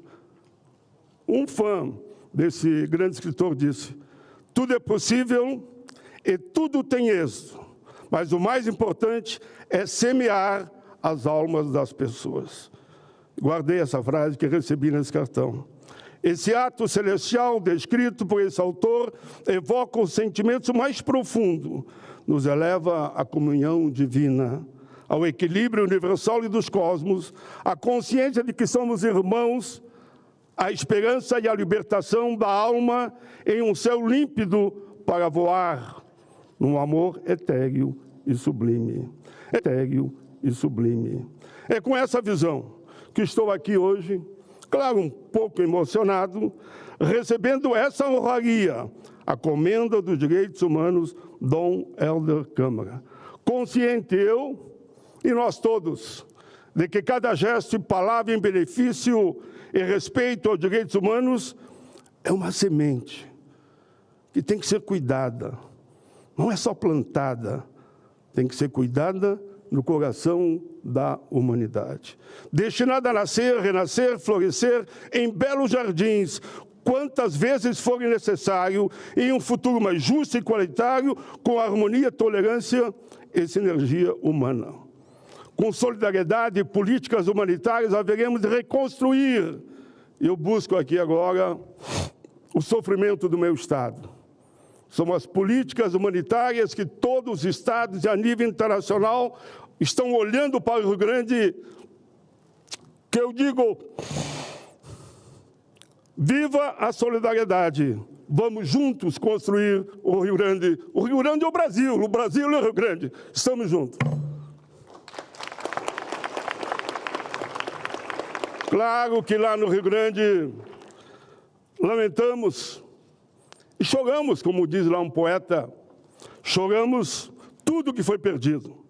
O patrimônio, por menor que fosse, as vidas ceifadas, as terras, os animais, mas não perdemos a esperança, pois direitos humanos não têm fronteiras. Nossa gratidão ao Brasil e ao mundo é permanente e será para sempre. Termino, presidenta, e tinha que falar do meu Rio Grande, até pelo abraço que os brasileiros deram ao povo gaúcho. Que, enfim, que possamos juntos continuar a trilhar esse caminho de luz, sempre com o olhar voltado para um horizonte onde todos possam ter o direito de viver em paz, ser felizes, amar e ser amado. Assim que eu creio. Vida longa às políticas humanitárias. Vida longa aos direitos humanos. Vida longa aos ideais de Dom Helder Câmara. Muito obrigado a todos. 3 minutos, falei.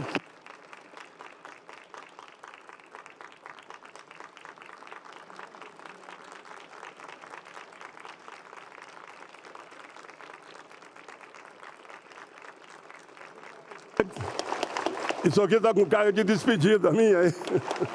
Um abraço.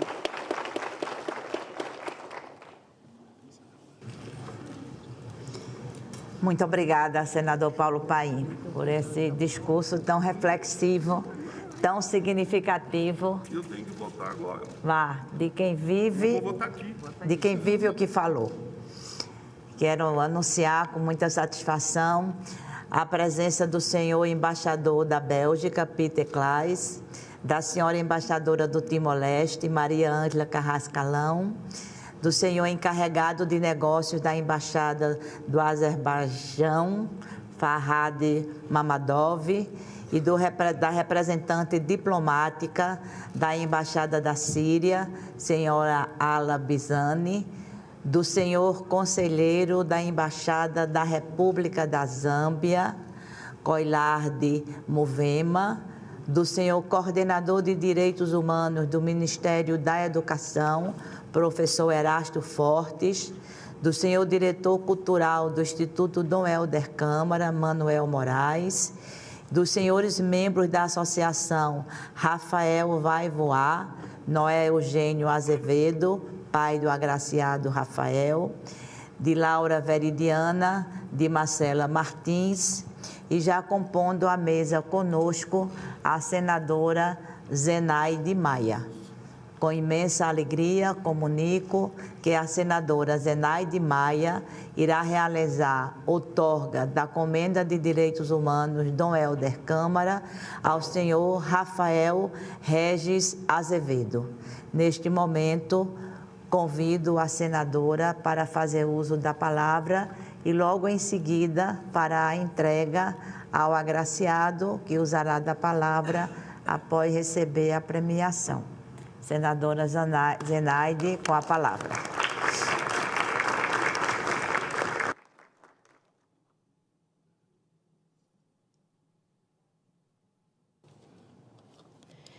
Senhora presidente, Tereza Leitão, meu colega senador e homenageado aqui, justamente Paulo Paim, e os demais presentes aqui, e a comenda de minha autoria, Rafael Regis Azevedo, e todos aqui presentes que já foram nominados. É uma imensa satisfação participar dessa cerimônia de entrega da Comenda de Direitos Humanos Dom Helder Câmara. Eu comecei meu curso de medicina em Pernambuco, e eu conheci Dom Helder Câmara, um cristão na palavra exata, um olhar, um representante eclesiástico que dizia fé com obra. Então, sabe o que é que ele dizia para nós jovens adolescentes? Dizia assim, um jovem sem espírito de rebeldia, aquela rebeldia que faz a gente lutar por aquilo que a gente acredita, está a um passo da servidão precoce. Então, Dom Helder era aquela figura grande, pequeno estatisticamente, mas muito grande, Paulo Paim. Por isso, parabéns. Gente, eu também estou aqui, o Paulo Paim está de parabéns, porque ele tem um projeto de lei que se destina a ajudar nossos irmãos do Rio Grande do Sul, que eu terminei de relatar, por isso que estou um pouco atrasada, e está sendo votado e, com certeza, é terminativo na CAIS, e a gente vai poder botar o sistema financeiro desse país também para ajudar o Rio Grande do Sul. Em primeiro lugar, penso que é o nosso dever falar, mesmo que brevemente, sobre Dom Helder. A memória de nosso Brasil é, infelizmente, muitas vezes curta, e os jovens talvez não se deem conta da dimensão de Dom Helder Câmara. Nascido em 1909, falecido em 1999, a sua vida é um exemplo de dedicação aos pobres, aos desamparados e necessitados. Cearense, de Fortaleza, destacou-se quando ocupou o posto de arcebispo de Olinda e Recife entre 1964 e 1985. Esse período coincidiu com os nossos anos de chumbo, caracterizado pela opressão e pelo mais abjeto desrespeito aos direitos humanos. Em tempos tão adversos, em tempos tão hostis, Dom Elde foi a voz que se projetou no combate à arbitrariedade e à violência. Na década de 1960, era um dos mais conhecidos brasileiros em todo o mundo. Assim, foi merecidamente indicado ao Prêmio Nobel da Paz. A sua candidatura só não foi avante porque foi boicotado pelo então governo que a gente tinha aqui no Brasil. Sua trajetória foi caracterizada pelo trabalho árduo, na promoção de valores da Igreja e na firme convicção de que ajudar mais pobres era sua missão de vida. O órgão do Vaticano, o Observatório Romano, comparou-se com a figura de São Francisco de Assis, qualificando como um homem de Deus, um homem de Cristo, um homem de pobres, dos pobres. Enfim, por tudo isso, por toda essa marcante história, Dom Elde é um exemplo que deve ser enaltecido, e um exemplo que precisa ser apresentado aos mais jovens. Todos nós temos muito o que aprender com Dom Elde. Dito isso, quero parabenizar o jovem Rafael Regis Azevedo pela premiação. A sua luta contra a neuralgia do nervo timpânico e do nervo intermédio tem servido para despertar a atenção de todos nós brasileiros para as doenças raras. Doenças, senhoras e senhores, que contam poucos casos no Brasil e no mundo e que muitas vezes são desconhecidas da maioria dos médicos. O Rafael, por exemplo, é afetado por doenças que atingem menos de 150 pessoas em todo o planeta. Rafael tem buscado o tratamento no exterior, haja vista que as doenças que o afetam são poucos conhecidas, apesar de ser algo crônico e incapacitante. Ele tem conseguido, diria que heroicamente, trazer à baila a questão das doenças raras. Ele tem sido capaz de afetar positivamente a vida de muitas pessoas, a vida de famílias que simplesmente se sentem desorientadas quando se vê frente a um caso de doença rara. Dessa forma, Rafael tem incentivado o cuidado e o apoio a muita gente em todo o nosso país. Rafael, portanto, é um porta-voz dos direitos humanos, um porta-voz dos direitos daqueles que vivem com doenças raras. A sua atuação já foi merecidamente premiada em outras ocasiões. Entendo, pois, que é justíssimo que ele receba a comenda Dom Elde Câmara. E eu diria o que é que Rafael merece ser. Rafael tem fé, ele e a família. Aquela fé que faz a gente insistir, persistir e nunca desistir de lutar por aquilo que a gente acredita. E, com certeza, era assim que Dom Elde Câmara achava que era possível, sim, ter um olhar diferenciado para os mais carentes e vulneráveis desse país. Ao premiá-lo, nós, senhoras senadoras e senhores senadores, mostramos que estamos sensibilizados com a sua luta e com a luta de milhares de brasileiros e brasileiras atingidos por algum tipo de doença rara. Rafael, obrigado pela atuação em prol dos direitos humanos. O Senado Federal está de portas abertas para ouvir o que você tem a nos falar, para que possamos ajudar a mitigar o sofrimento de muitos brasileiros. Era o que eu tinha a dizer a todos aqui e parabenizar todos que estão sendo homenageados aqui. Uma comenda Dom Elde Câmara faz com que qualquer uma brasileira ou brasileiro se sinta homenageado, honrado e justiçado. Muito obrigada.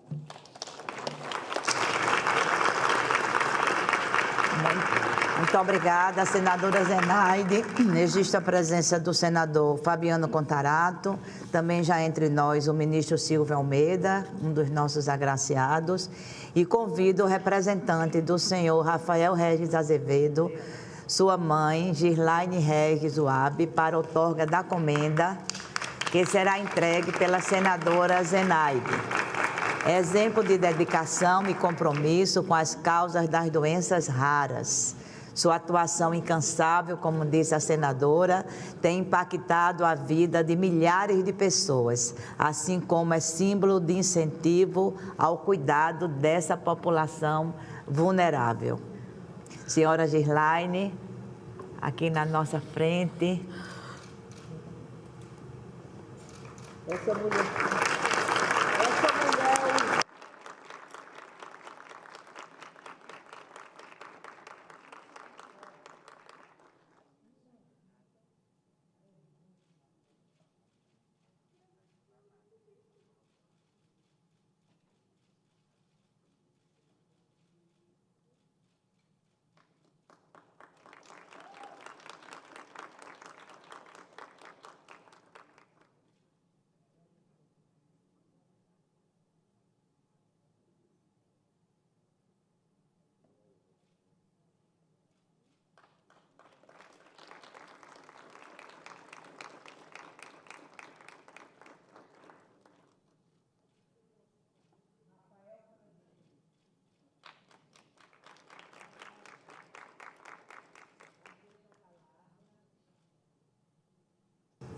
Concedo a palavra à senhora Gislaine Regis para fazer as suas considerações.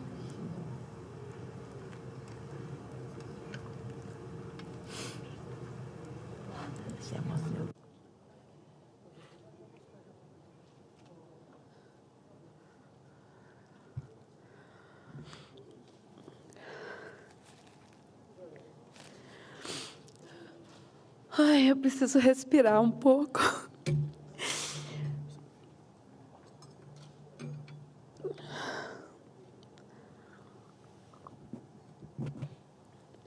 Em primeiro lugar, eu quero agradecer a todos vocês que estão aqui, senadores, todos os membros, que vocês possam sempre entender que o amor sempre é em primeiro lugar e que a vida é em primeiro lugar.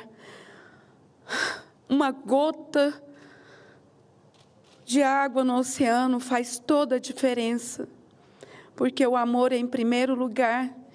E eu agradeço por tudo que está acontecendo hoje. Eu nunca imaginei estar aqui, mas se eu fui trazida aqui, eu agradeço também ao céu, a Deus e a todos vocês que fizeram eu chegar aqui através do meu filho, para agradecer a vida do meu filho e também trazer a fé e esperança ao coração daquelas pessoas que acham que a vida está no fim.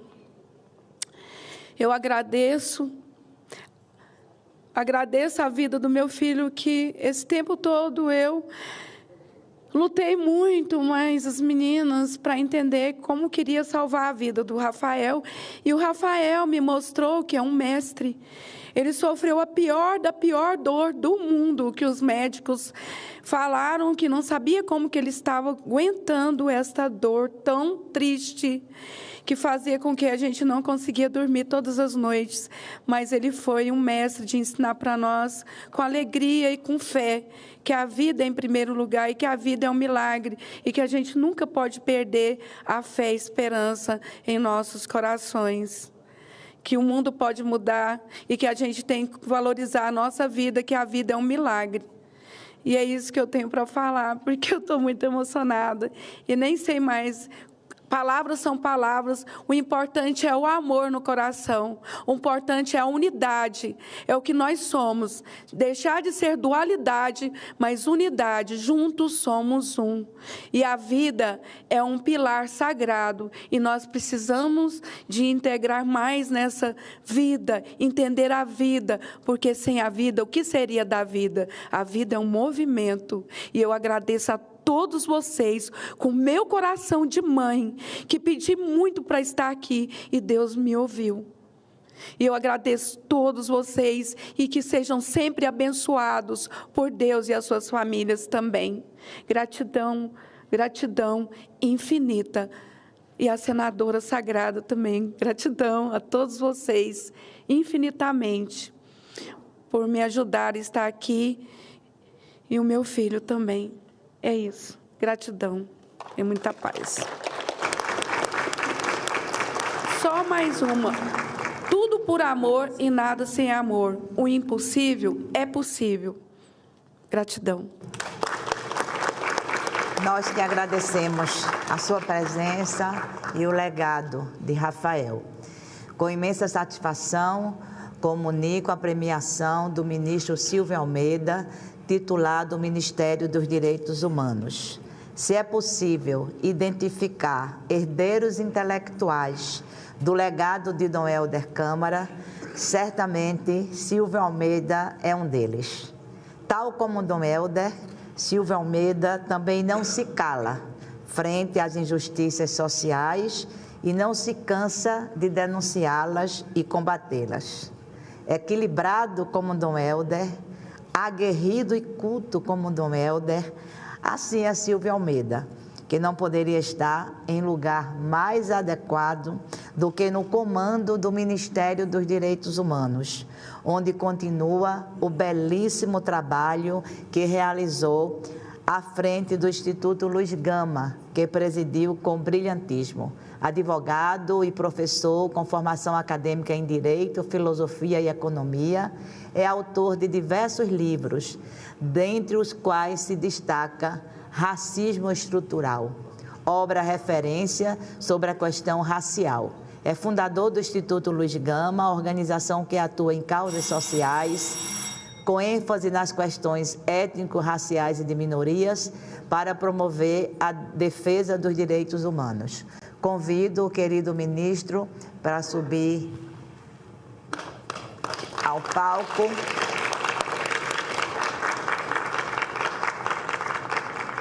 E convido o senador Paulo Paim para fazer comigo a entrega da premiação ao ministro.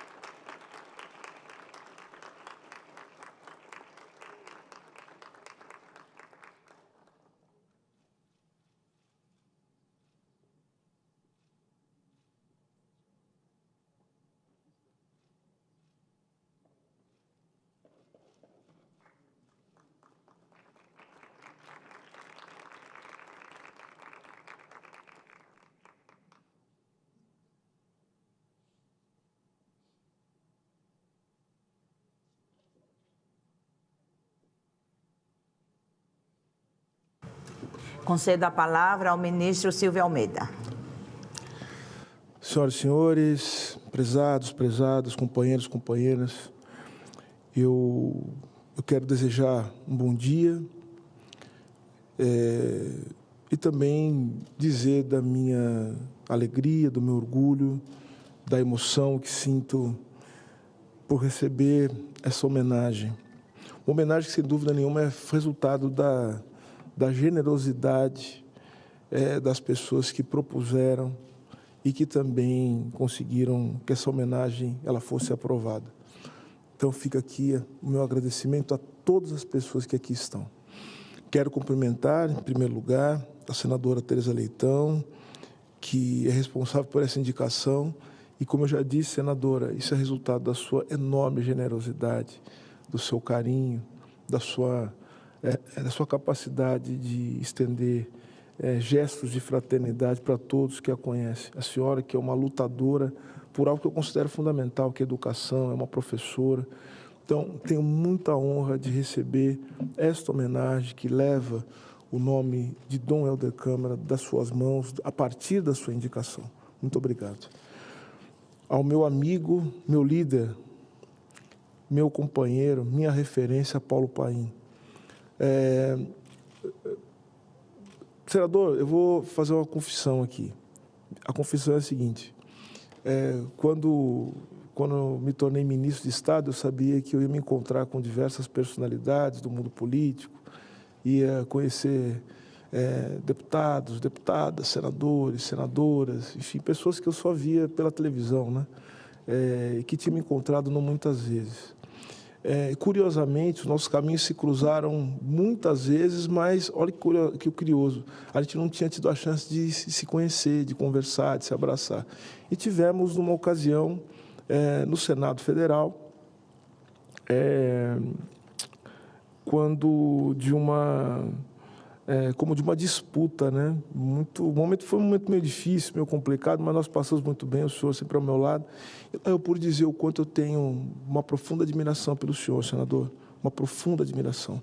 O senhor tem sido uma referência para mim, não só para mim, mas para todas as pessoas nesse país. Muito obrigado. Muito obrigado, senador. Muito obrigado. Eu quero também cumprimentar ao Adriano Drummond Cansado Trindade, que é o representante do grande professor, do mestre de todos nós, professor Antônio Augusto Cansado Trindade. Adriano sabe o seguinte, nós ouvimos o nome de Antônio Augusto Cansado Trindade praticamente todos os dias no Ministério. Ele é uma referência para diversas pessoas que hoje trabalham comigo, inclusive a minha assessora internacional foi orientando a dele, a Clara Solon. Então a gente sempre comenta. E não só comenta das lições deixadas pelo professor Antônio Augusto Cansado Trindade, mas nós nos valemos delas para nos orientar nas várias decisões que nós precisamos tomar no Ministério e dialogar com o Sistema Internacional de Direitos Humanos. Seu pai é um baluarte, seu pai ele está sempre conosco, saiba disso. Eu quero cumprimentar também a Virgínia Augusto Pimentel Rodrigues Castelar Manuel Severino de Almeida, que é representante do Instituto Dom Helder Câmara. Muito obrigado pela sua presença e estendo o meu abraço especial, fraterno, carinhoso, a Gislaine Regis Wabi, que é representante, mãe do Rafael Regis Azevedo. Fica o meu carinho, fica o meu abraço. Saiba que Rafael está conosco, está nos nossos corações. A luta dele é a nossa luta. Eu sou ministro de Direitos Humanos justamente para que nós possamos cuidar de pessoas como o Rafael e que, no final das contas, acabam cuidando de nós. Né? Essa é a verdade. Então, muito obrigado, minha cara. É um prazer ter você aqui.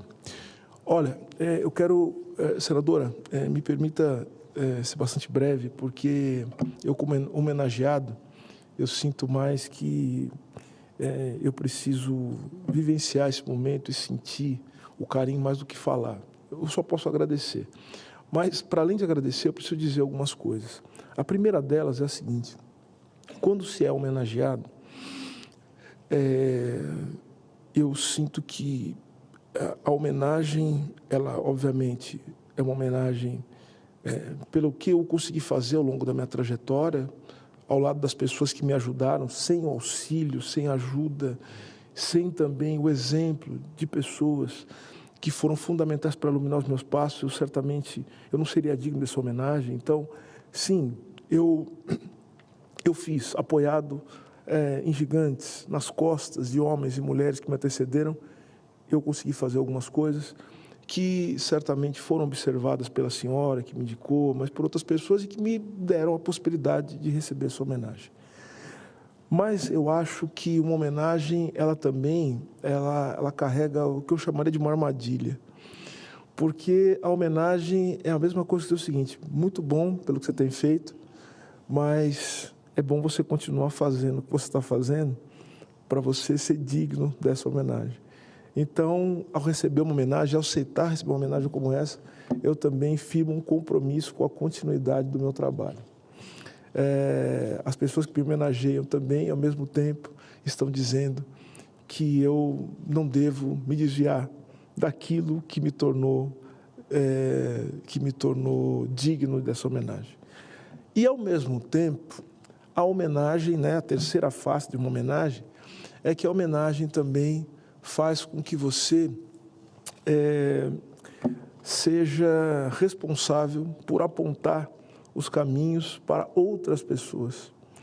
Então, ao mesmo tempo que a homenagem ela te torna homenageado, ela te torna também uma espécie de compromissário com os ideais que fizeram com que você recebesse homenagem, mas também o faz responsável por iluminar o caminho e os passos de pessoas que também olham para você. Senadora, então é por isso, mesmo sabendo de todas as responsabilidades que recebeu homenagem com o nome de Dom Helder Câmara, esse grande homem, esse grande lutador, que é exemplo para todos nós, eu a recebo. Eu recebo essa homenagem, primeiro, como uma premiação pela trajetória que consegui construir, ao lado das pessoas que tanto me ajudaram, que são responsáveis por eu conseguir fazer aquilo que venho tentando fazer, mas eu recebo também essa homenagem e recebo o peso da responsabilidade de continuar fazendo esse trabalho e, melhor ainda, e mais ainda, de melhorar o trabalho que eu tenho feito. Então, recebo essa homenagem também e firmo, nesse momento, um compromisso com as pessoas que aqui estão e as pessoas que tornaram possível o recebimento dessa comenda, desse mérito tão grande. E eu gostaria de lembrar algo que Dom Helder Câmara nos ensinou, né, a todos nós, que ele disse a todos nós, né? E falando das homenagens, né, Dom Helder Câmara disse certa vez que para que nós possamos permanecer os mesmos, a gente precisa transformar muito, a gente precisa mudar muito. E que eu posso continuar transformando o mundo com a ajuda dos meus companheiros e companheiras, dentro das minhas limitações, para que eu possa continuar a mesma pessoa digna dessa homenagem. Para que eu possa continuar sendo visto com respeito, com admiração e com carinho por cada um e cada uma que está aqui. Que os meus erros, as minhas falhas, as minhas limitações, elas sejam vistas como parte fundamental daquilo que eu quero que se projete em cada um de nós, que é a humanidade. Aquilo que muitas vezes é negado a nós negros, né, senador Paim? Ou seja, o negro é aquele que também não pode acertar, também muitas vezes porque não tem o direito de errar. Então, nesse sentido, eu quero destacar o fato de que esta homenagem feita por um dos maiores humanistas, um homem que pensou a humanidade nas suas limitações e via a beleza das limitações humanas como uma parte fundamental daquilo que o ser humano é, Dom Helder Câmara, que seja também uma celebração de toda a humanidade, com as suas limitações, mas também com as suas potencialidades. E eu, como professor, senadora, tal como a senhora, não poderia terminar esse momento, essa fala, sem lembrar também de outra fala importante de Dom Helder Câmara, de outra frase importante de Dom Helder Câmara. Dom Helder Câmara dizia o seguinte, que a melhor maneira de ajudar as pessoas é mostrar a elas que elas são capazes de pensar. Se nós somos capazes de pensar, nós somos capazes também de projetar outras possibilidades para além do tempo presente. Nós temos possibilidade de projetar o futuro. O que nos mobiliza, senador Paim, é o futuro. É o futuro, é saber que temos um futuro. E poder pensar, portanto, é poder pensar junto, poder pensar nas possibilidades de construir um mundo de dignidade, de respeito e de cuidado recíproco. Muitíssimo obrigado. Obrigado.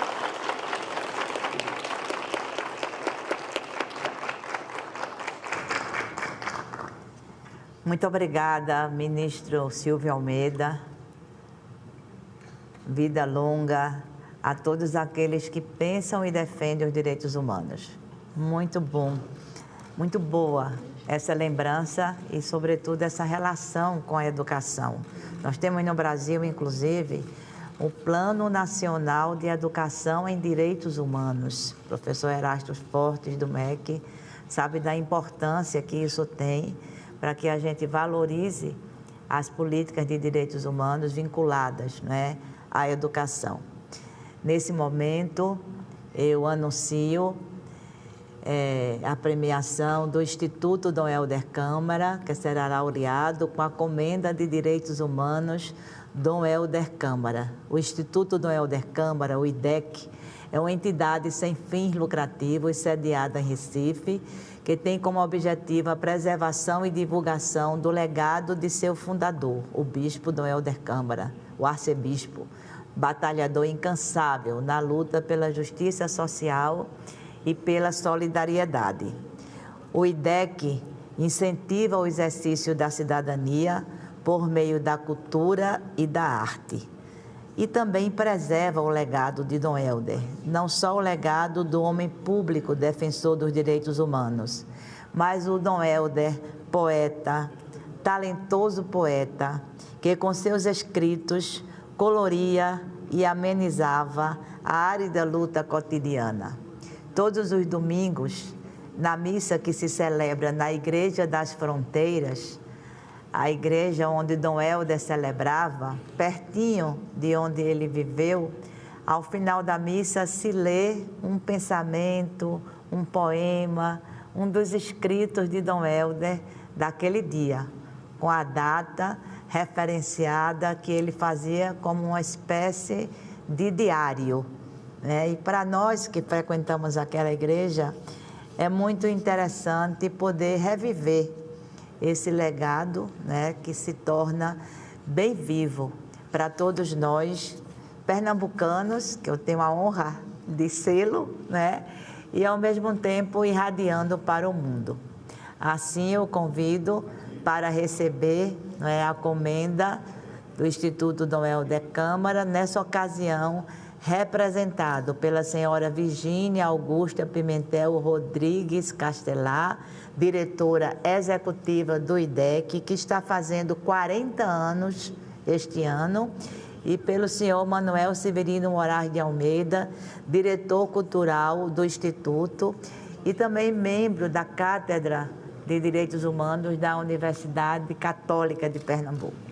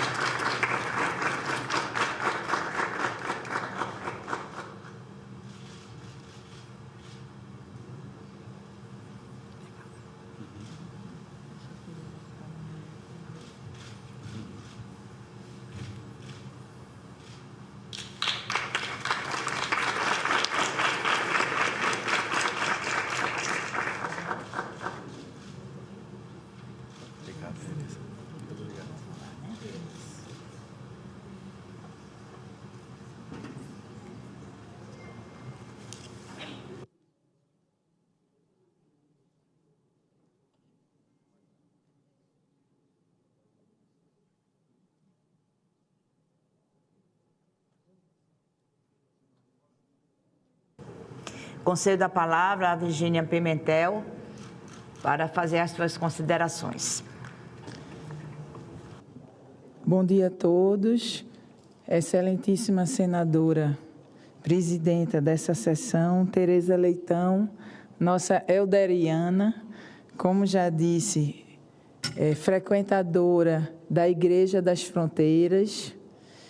Quero cumprimentar a todos os senadores presentes, a todos os presentes, a todos os homenageados, ministros, senadores, representantes de diversas entidades da sociedade civil, aos representantes dos países que aqui foram nominados.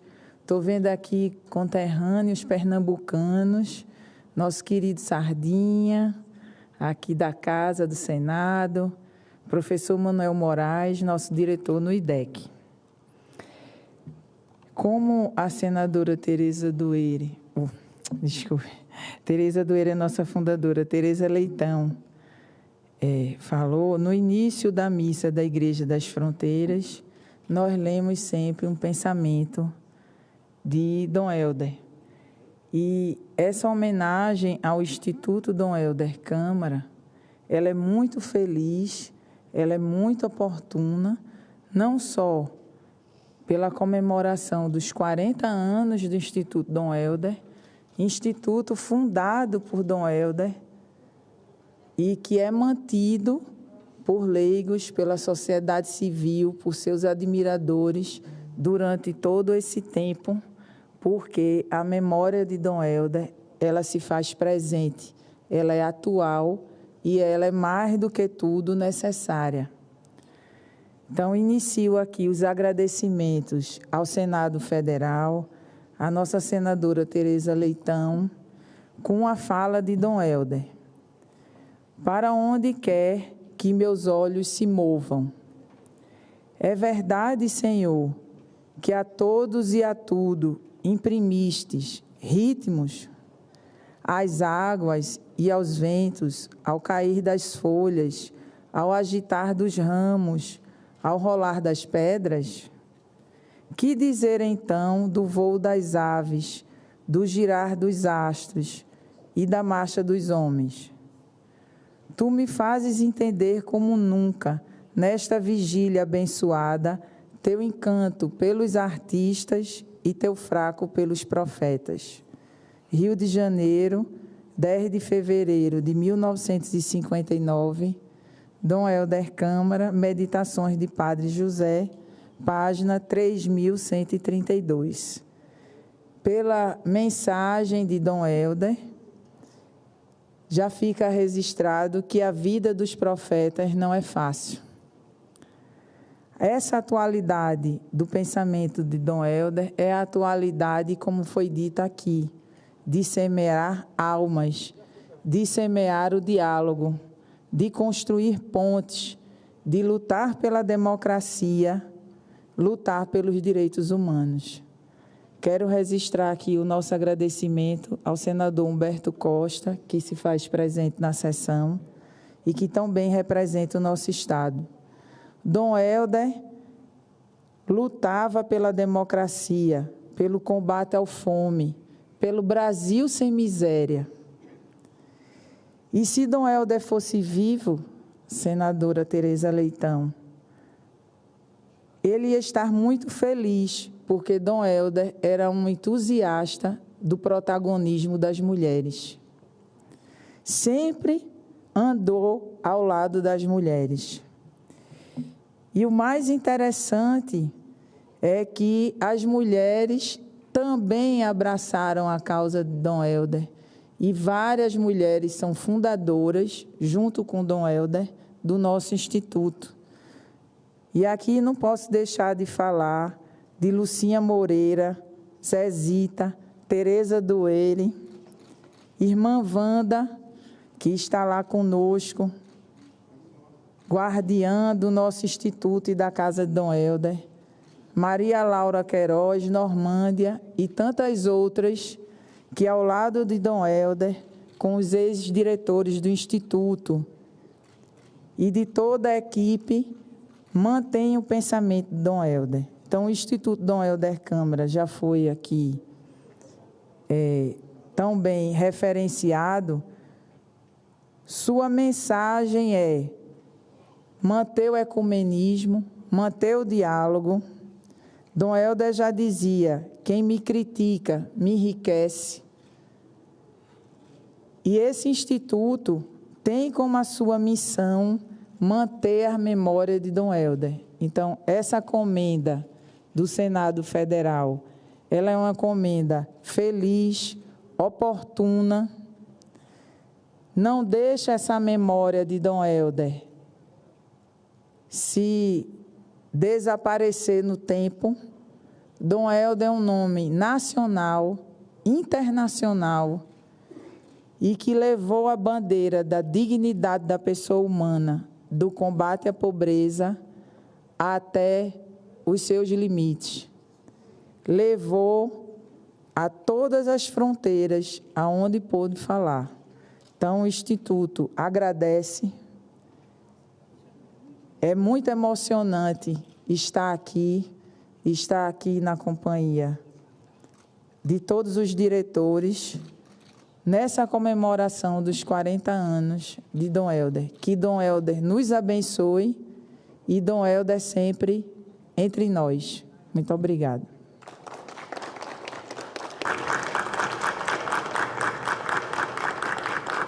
Muito obrigada, Virgínia. Também estamos comemorando este ano os 60 anos do início do arcebispado de Dom Helder Câmara, na Arquidiocese de Olinda e Recife. São essas confluências, né, da vida, essas coincidências tão importantes da vida. Nesse momento, anuncio que o professor Antônio Augusto Cansado Trindade, indicado pelo nosso presidente Rodrigo Pacheco, será agraciado com a Comenda de Direitos Humanos Dom Helder Câmara. Convido, após a sessão de fotos, convido o seu filho para subir aqui à mesa. O nome do filho dele. Professor Antônio Augusto, representado pelo seu filho Adriano Drummond Cansado Trindade, para a outorga da comenda, e convido o senador Humberto Costa para fazer a entrega da premiação. Aqui na frente.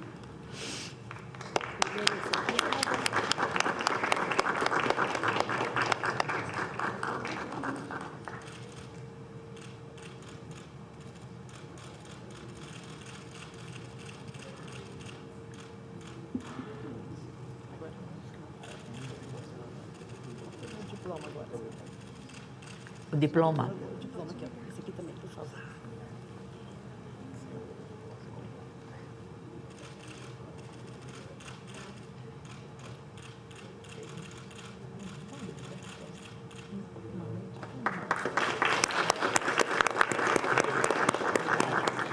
Muito obrigada, senador. Concedo agora a palavra ao senhor Adriano Drummond Cansado Trindade para fazer a sua saudação.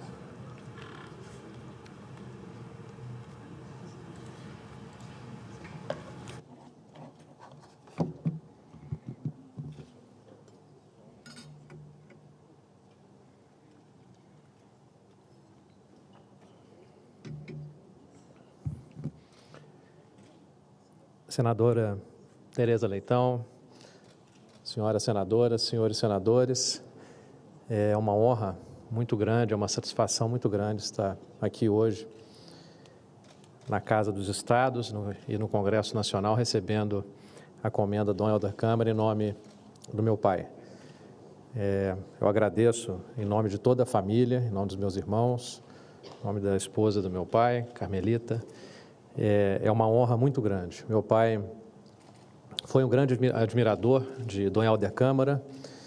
Eu mostrava agora há pouco ao diretor cultural do IDEC uma foto que foi tirada e publicada pelo jornal O Diário de Belo Horizonte, no final da década de 60, em que meu pai, com cerca de 20 e poucos anos, teve a satisfação de entrevistar Dom Helder Câmara.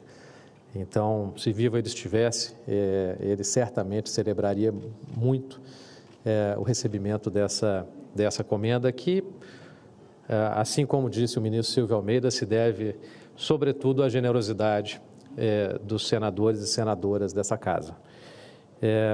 Meu pai foi professor, principalmente da Universidade de Brasília, mas de várias outras instituições. Por muitos anos, ele tinha absoluto prazer em ser professor e em conviver com os alunos. Sempre ressaltou o papel das novas gerações e, ao assim agir, ele transferia essa inspiração no que diz respeito ao direito internacional e à proteção internacional dos direitos humanos. Agora há pouco, o ministro Silvio Almeida mencionava, inclusive, que essa inspiração se traduz, por exemplo, nos bons préstimos da assessoria internacional do Ministério de Direitos Humanos, já que a assessora internacional foi sua aluna e foi orientanda do meu pai. Além de ter sido professor de várias instituições, da Universidade de Brasília e também do Instituto Rio Branco, ele colaborou com a formação de várias gerações de diplomatas, muitos deles embaixadores hoje, representando o nosso país em vários países, em vários foros internacionais. Ele foi autor de 78 livros e há uma certa divergência quanto ao número de artigos, se foi algo na casa de 780 ou 790 artigos envolvendo direito internacional e direitos humanos.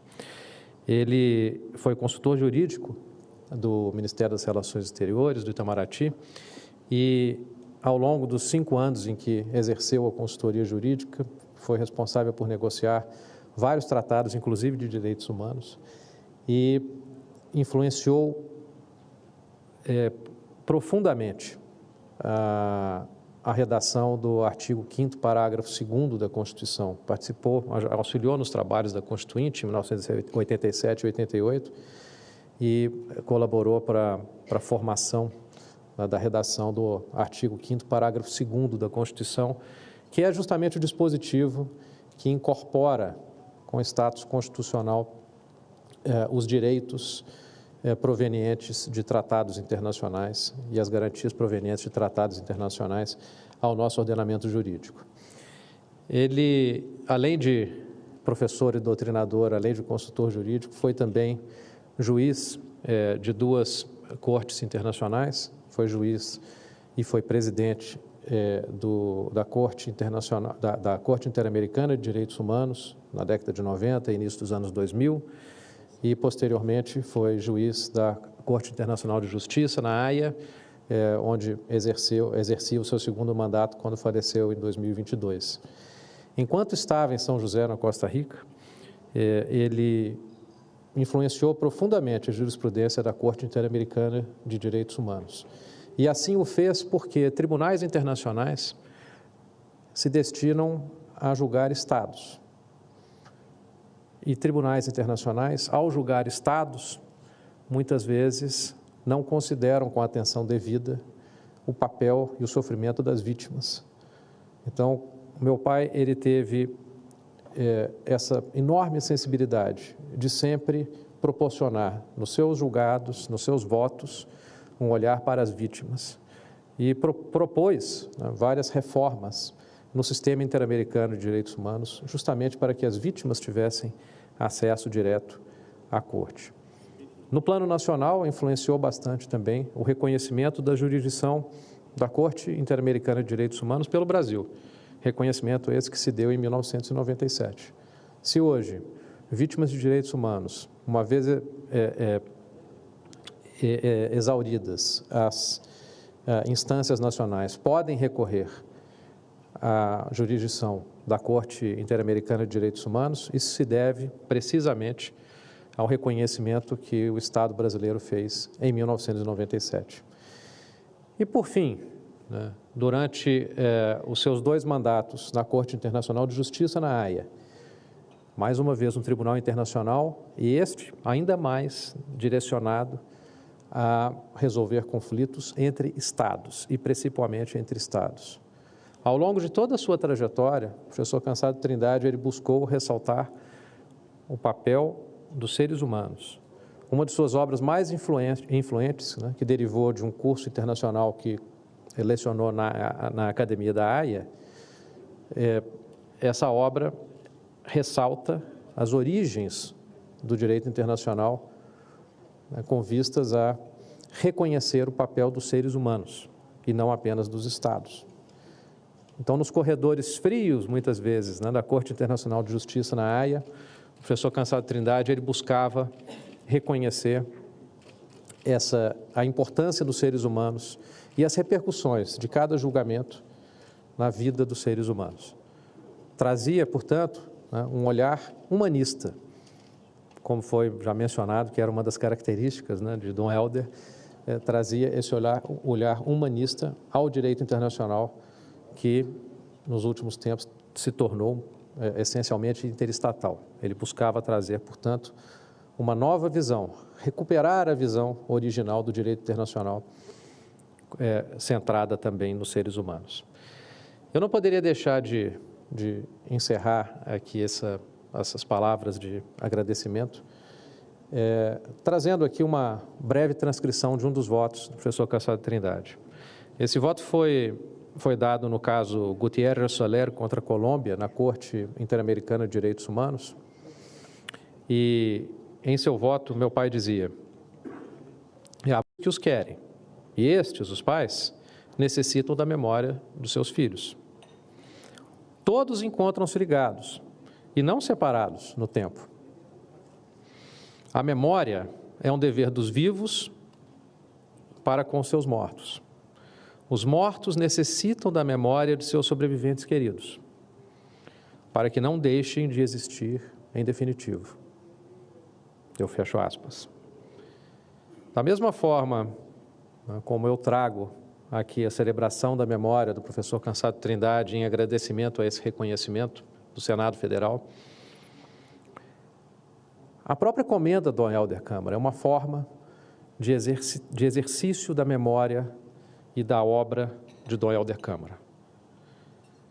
A comenda que hoje nós recebemos em memória do meu pai é uma comenda que também é hoje recebida em persona pelos demais agraciados, é uma forma de perenizar a obra de Dom Helder, a memória de Dom Helder e a sua luta pelos direitos humanos. Senhora senadora, senhoras e senhores presentes, mais uma vez, é uma honra enorme poder estar aqui e agradecer em nome do meu pai a generosidade com a qual o Senado Federal nos brinda. Muito obrigado.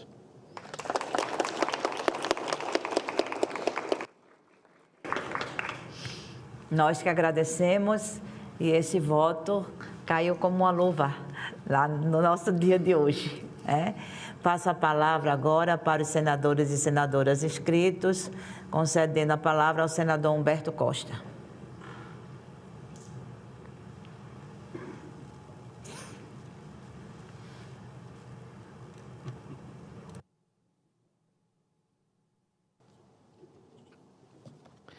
Senhora presidenta dessa sessão, senadora Tereza Leitão, nossa companheira de partido, aos agraciados no dia de hoje, aqui presentes por seus representantes ou pessoalmente, o ministro Silvio Luiz de Almeida, ministro dos Direitos Humanos e da Cidadania, o jovem Rafael Regis Azevedo, que atua na luta pela causa das pessoas que têm doenças raras, o senador Paulo Paim, presidente da Comissão de Direitos Humanos do Senado Federal, um ícone na luta pelos direitos humanos no nosso país e nesse parlamento, o Instituto Dom Helder Câmara, que é um exemplo de instituição que luta pela promoção, preservação dos direitos humanos, o senhor Antônio Augusto Cansado Trindade, aqui representado por seu filho, aqui tivemos a alegria de ouvir tantas ações importantes desenvolvidas pelo seu pai, recebendo aqui essa justa homenagem. Eu queria registrar aqui que o Senado Federal, ontem e hoje, foi espaço, de discussão, debate e comemorações em relação aos direitos humanos. Ontem, nós fizemos uma sessão da Comissão de Direitos Humanos para comemorar os 25 anos do Provita, o programa de proteção às vítimas e testemunhas ameaçadas e que cumpria um papel fundamental na política de direitos humanos, na busca do enfrentamento à impunidade. E lá tivemos várias lideranças dos movimentos de defesa dos direitos humanos, o próprio ministro também. E hoje aqui, repetindo uma ação que se realiza a cada ano de reconhecimento àquelas pessoas que deram importantes contribuições para a luta em defesa dos direitos humanos. E eu fiz questão de fazer esse registro de que o Senado está trazendo esse tema, porque é uma forma de resistência política também, nós homenagearmos aqueles que, num gesto político, num gesto de dedicação de sua vida, muitas vezes correndo o risco de vida, de morte, não é? Às vezes correndo o risco de morte, e que tem dado ao Brasil uma contribuição importante. E eu digo de resistência porque hoje no Brasil, lamentavelmente, nós temos que fazer um enfrentamento àqueles segmentos que se colocam contra a defesa dos direitos humanos, até pejorativamente a extrema-direita brasileira diz que são os direitos dos manos, não é? Na verdade, a forma em que pessoas que fazem parte de agrupamentos criminosos se tratam entre si, na verdade, querem impingir a quem defende a vida humana, quem defende os direitos humanos, a pecha de serem favoráveis aos bandidos e que os direitos humanos não são para atender a população como um todo. Isso aí é realmente parte dessa ação, não só aqui no Brasil, mas internacional por parte desses setores, e que neste final de semana tivemos a oportunidade de ver a radicalização da extrema-direita ser rejeitada, rechaçada, por exemplo, na eleição da França. Todos os analistas que procuraram fazer uma avaliação sobre o que aconteceu na França no último domingo, quando a extrema-direita que venceu o primeiro turno terminou se colocando em terceiro lugar no resultado final, e as avaliações dizem que a grande causa disso tudo foi defesa de teses como, por exemplo, o racismo, a demonização dos emigrantes, a defesa de teses que são professadas aqui também pela extrema-direita, que também foi derrotada nas eleições de 2022. Eu quero aqui parabenizar cada uma das pessoas que foram agraciadas, as instituições que foram agraciadas, e dizer que termos tantas pessoas que dedicam a sua vida à defesa da vida humana, à defesa dos direitos humanos, é para todos nós um alento importante para que aqui nós continuemos a fazer essa disputa e essa luta também, e para que na sociedade as pessoas vejam que defender os direitos humanos é defender o que de mais importante cada um de nós e cada uma de nós tem, que é a própria vida. Agradeço a Vossa Excelência por me conceder a palavra e quero aqui deixar registrado os meus parabéns pela iniciativa de Vossa Excelência de homenagear uma instituição tão importante para o nosso Estado, que é o IDEC. Muito obrigado a todos e a todas.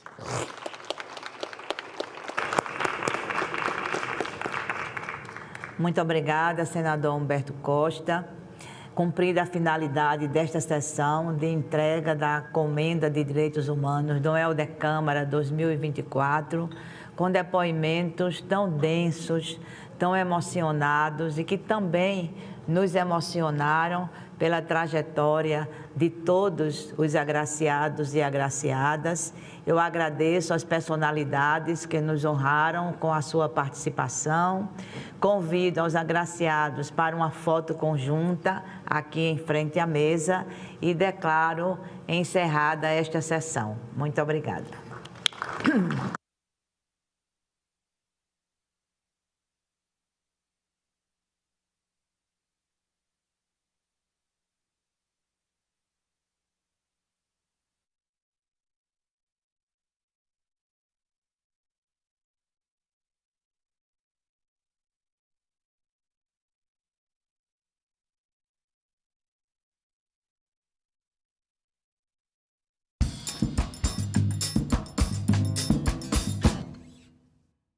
Segurança nas escolas, gestão, polícia e família. Nós não temos na literatura algo que afirme que ao colocar vigilantes dentro das escolas vai ser solucionado o problema. os prédios mais invadidos no Brasil por malfeitores, ladrões, enfim, né? São aqueles que não têm porteiro. Em discussão. Hoje, 20h, aqui na TV Senado. A essência da democracia deve ser esta: solucionar disputas e fazer a divergência pacificamente. E que os três poderes, juntos, podem construir e devem construir o que é o pilar da democracia. Democracia é essa que exige convivência pacífica entre todos, mesmo com divergência de ideias. Entendemos que a democracia, mais do que um regime político, é um modo de vida.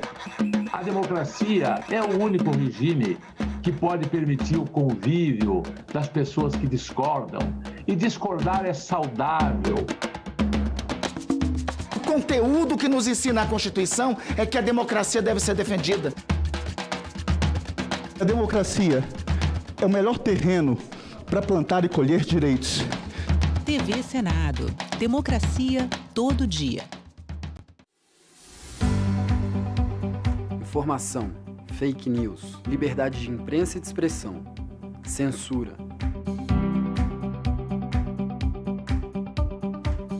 Esse debate é fundamental em 2023, mas essa discussão é muito mais antiga. Vem comigo. Há 200 anos, a Constituinte de 1823 já previa como direitos fundamentais a liberdade de imprensa e de publicação. O projeto de Constituição também garantia o direito à propriedade intelectual, proibia a censura e dizia que a responsabilização por abusos nesse direito seria definida em lei.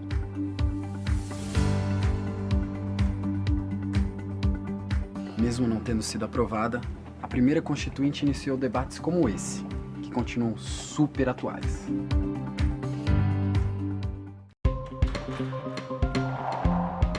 O que pode e o que não pode nas campanhas eleitorais?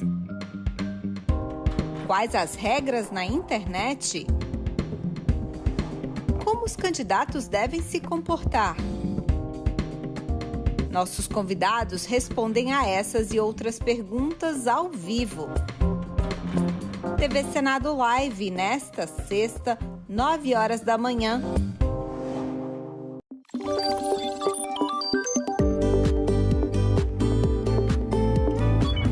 A partir de 30 de junho, quem pretende concorrer a algum cargo nas eleições deste ano não pode mais apresentar ou ser comentarista de programas de rádio ou televisão.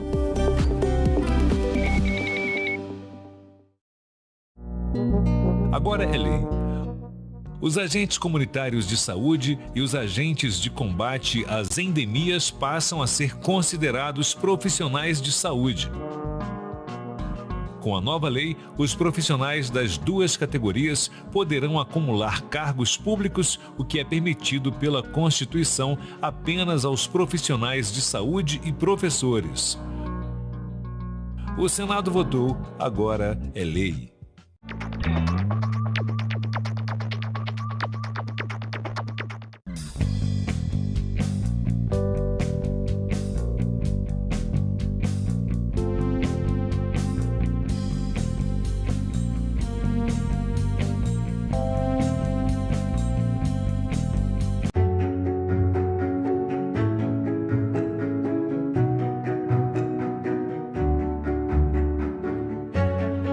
Poucas mulheres se aventuravam na carreira política, não era considerado de bom tom. A luta da mulher não é apenas um princípio, é uma questão social. Temos os mesmos direitos, devemos também ocupar os mesmos espaços. Nós estamos chegando à conclusão que não basta reivindicar os nossos direitos, que é preciso gritar. Nós somos 52% da população e temos uma representatividade no Senado de 13%. Nós estamos falando abertamente que nós queremos sim espaços de poder. Liderança no Senado Federal, não há dúvida nenhuma, é uma grande conquista, nós conseguimos avançar. A gente não quer privilégio, a gente quer justiça, né? TV Senado. Democracia todo dia.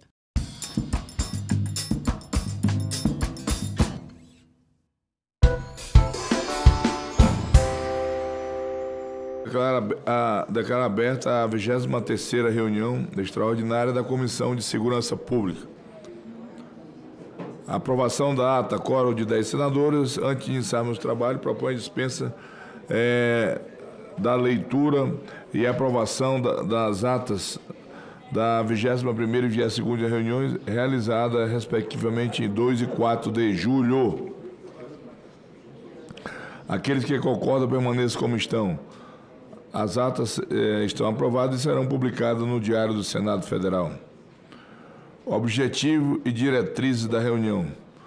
A presente reunião destina-se à deliberação dos itens constantes da pauta.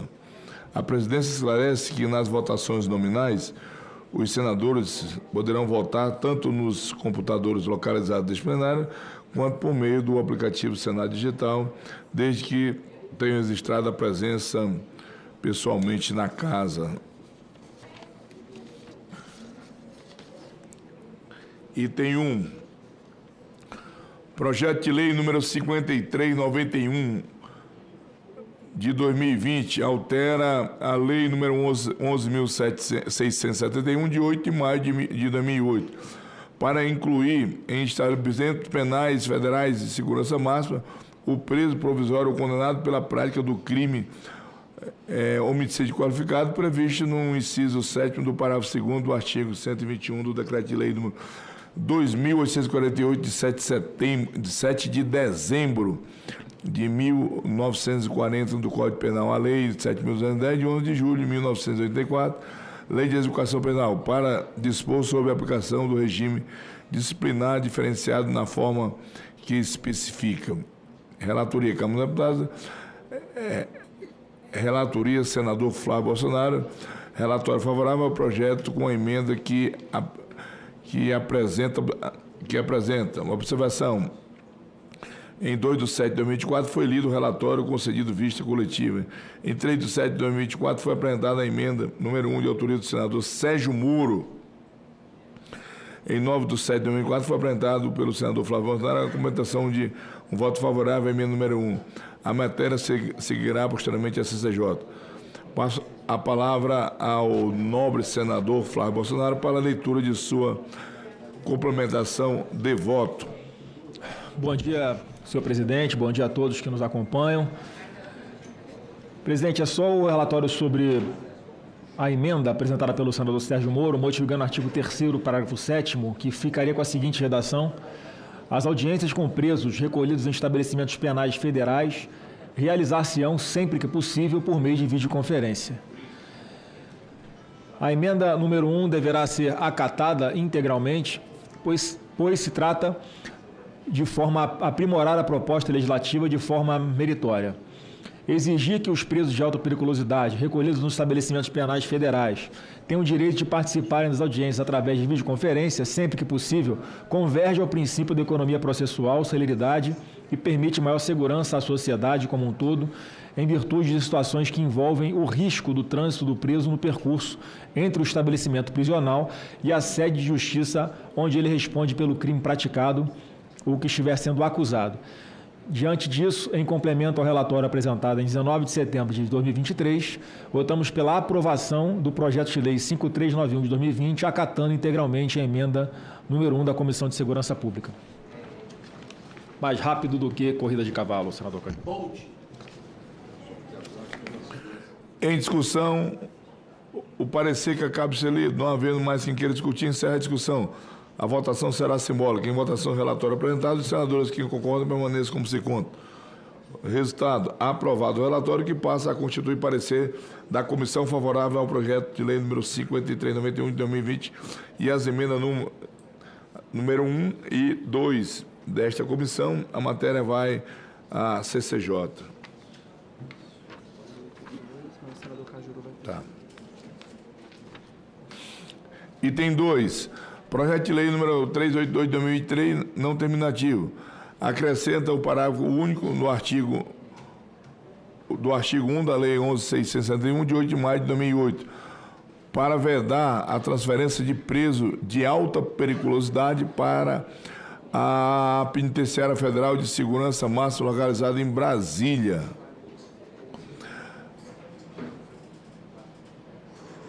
Autoria do senador Isalci, relatoria do senador Flávio Bolsonaro. Relatório favorável ao projeto. A observação em 8 de 7 de 2004 foi apresentada a emenda número 1 de autoria do senador Alessandro Vieira. A matéria seguirá posteriormente a CCJ.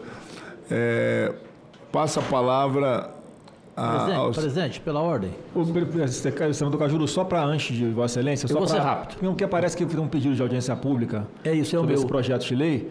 Eu acho interessante que, enfim, seja aprovada a audiência pública para tratar desse projeto de lei, porque obviamente é controverso e eu até não precisaria nem ler meu parecer agora ou parecer sobre a emenda apresentada pelo senador Alessandro Vieira, porque a audiência pública serve para instruir o relator. Então, presidente, eu sugeriria que Vossa Excelência colocasse primeiro em votação o requerimento do senador Cajuru. Não, o Cajuru, se você me permitir, claro. Já que o senador já concordou com a audiência pública, eu queria só para me entender o projeto, que eu achei tão... Presidente, você permite que ele faça... mas ele já concordou com a sua audiência pública. É só para que... É uma curiosidade. Para mim, ser? Claro, com o maior prazer. Presidente, na verdade, essa é uma demanda de parlamentares do Distrito Federal. Porque, na realidade, isso é um fato. A transferência de presos de alta periculosidade para o presídio de segurança máxima da Papuda... Os próprios órgãos de segurança do Distrito Federal já produziram provas, inclusive, de um aumento da quantidade de pessoas ligadas a facções criminosas que vêm fixar residência, fixar pontos de venda de droga, enfim, seus negócios ilícitos no entorno de Brasília. Acontece que presídios de segurança máxima foram feitos exatamente para esse tipo de perfil, né, de investigado ou de condenado. Então, o parecer aqui foi numa linha, óbvio, né, de atender aos anseios dos parlamentares aqui do Distrito Federal, em especial do autor, que é o senador Isalci. Essa é uma bandeira, acho que de 100% dos parlamentares aqui do Distrito Federal. Mas eu acho importante, sim, porque existem outros 4 presídios de segurança máxima que poderiam ser transferidos ao invés do DF. Mas, assim, o conceito do presídio de segurança máxima é esse mesmo. Então, é realmente uma faca de 2 gumes, ou de 2 legumes, né? Como falaram. O senador Flávio, acho importante fazer audiência pública. Não, porque a audiência pública, o colega Cajuru já convidou. Colega? Meu amigo. Colega não, irmão. Irmão. E como eu não sou da área, e Vossa Excelência com certeza tem muito mais conhecimento que eu, o senador Moro também. Mas quando eu li aqui, eu não entendi o projeto. Aí quer dizer que em Brasília não pode ficar. Aí lá em Rondônia, lá no Acre, pode ficar. Se Brasília, que tem todas as condições... Né? Pelo amor de Deus. Tá bom. O senhor pediu a palavra, Moura?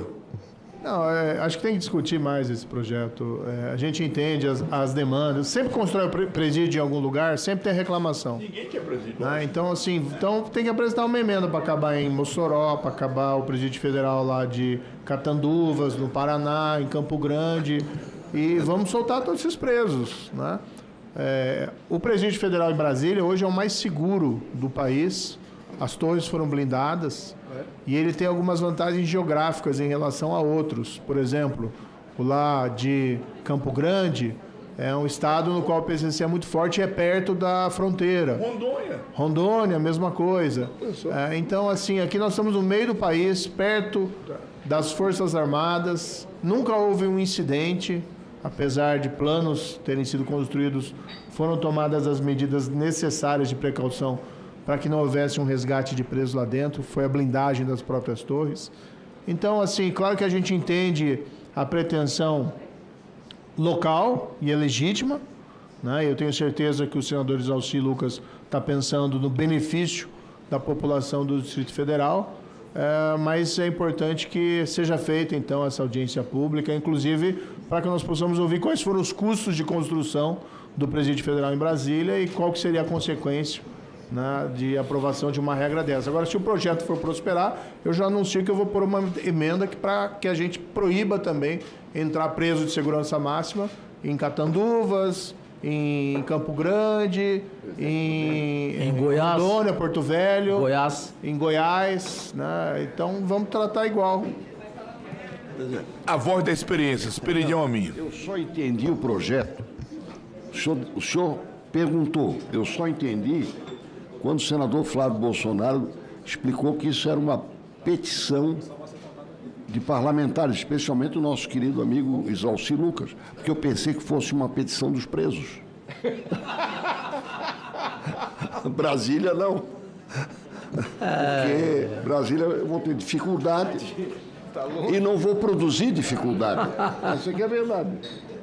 Eu, semana passada, visitei o meu coestaduano, Silvinei, e, além dos aspectos emocionais que eu poderia registrar, eu quero dizer o seguinte: se aquilo não é segurança máxima, não existe. Aquilo é segurança máxima. E, como foi falado, é equidistante. O Distrito Federal foi transferido para cá, acho que poucos sabem disso, por uma emenda constitucional à primeira Constituição brasileira, cujo primeiro subscritor foi o catarinense Lauro Miller. Foi a emenda que resultou, em 1891, dezembro de 91, na escolha de uma área de 14 milhões de metros quadrados, 7 mil léguas quadradas, algo assim, que é o Distrito Federal. Foi em 1891, foi reiterada em 46, 34, 37, e resultou naquela pergunta ao presidente Juscelino se ele ia ou não cumprir a Constituição. Então é equidistante, tem todas as sedes da segurança da República, e sem querer me alongar, do ponto de vista de aparato de poder público, de segurança pública, é insuperável no Brasil. Então, eu cheguei a pensar que o abaixo-assinado fosse dos hóspedes, digamos assim. Né? É. E ao se configurar um abaixo-assinado de natureza política, de defesa do interesse político, realmente o senador Moro tem razão. Então não pode ser no Brasil. E aí eu vou indicar um outro lugar, já que a senadora Leila elegeu. Montana, nos Estados Unidos. Montana aceita prisões porque é uma população muito rarefeita e tem até um presídio desativado lá que eles estão querendo que receba o pessoal de Guantánamo, mas não houve acordo ainda. Presidente, só para fazer justiça, me permita? Fica à vontade, Cajuru. Muito obrigado, exemplar presidente dessa comissão rara que é a de Segurança Pública. Em Goiás, o meu irmão há 35 anos, Ronaldo Caiado, maior governador da história de Goiás, além da segurança pública, saúde e educação, a questão de presídio ele revolucionou, porque era uma tragédia em Goiás, o presídio, em todos os sentidos. Então, para quem quiser ver um presídio e um exemplo em tudo, conheça o CEPAIGO em Goiás. Na verdade, a minha curiosidade tem sentido, né? É complexo o projeto, né? E aí, esse nosso breve debate aqui foi apenas para consubstanciar o pedido do colega aqui, do meu amigo Cajuru. Então, vou passar a palavra para ele para que ele possa fazer a leitura do requerimento. Bem, eu estou requerendo, primeiro Deus e saúde a todos e todas presentes e todos e todas que nos acompanham nos meios de comunicação. Nos termos do artigo 93, inciso 1 do Regimento Interno do Senado Federal, a realização de audiência pública com o objetivo de instruir o projeto de lei 382 de 2023. Proponho aqui para a audiência a presença dos seguintes convidados: o representante do Conselho Nacional de Política Criminal e Penitenciária, CNPCP, o representante da Secretaria Nacional de Políticas Penais, a Senapen, e, por fim, o senhor Sandro Torres Avelar, secretário de Segurança Pública do Distrito Federal, presidente Sérgio Petregão.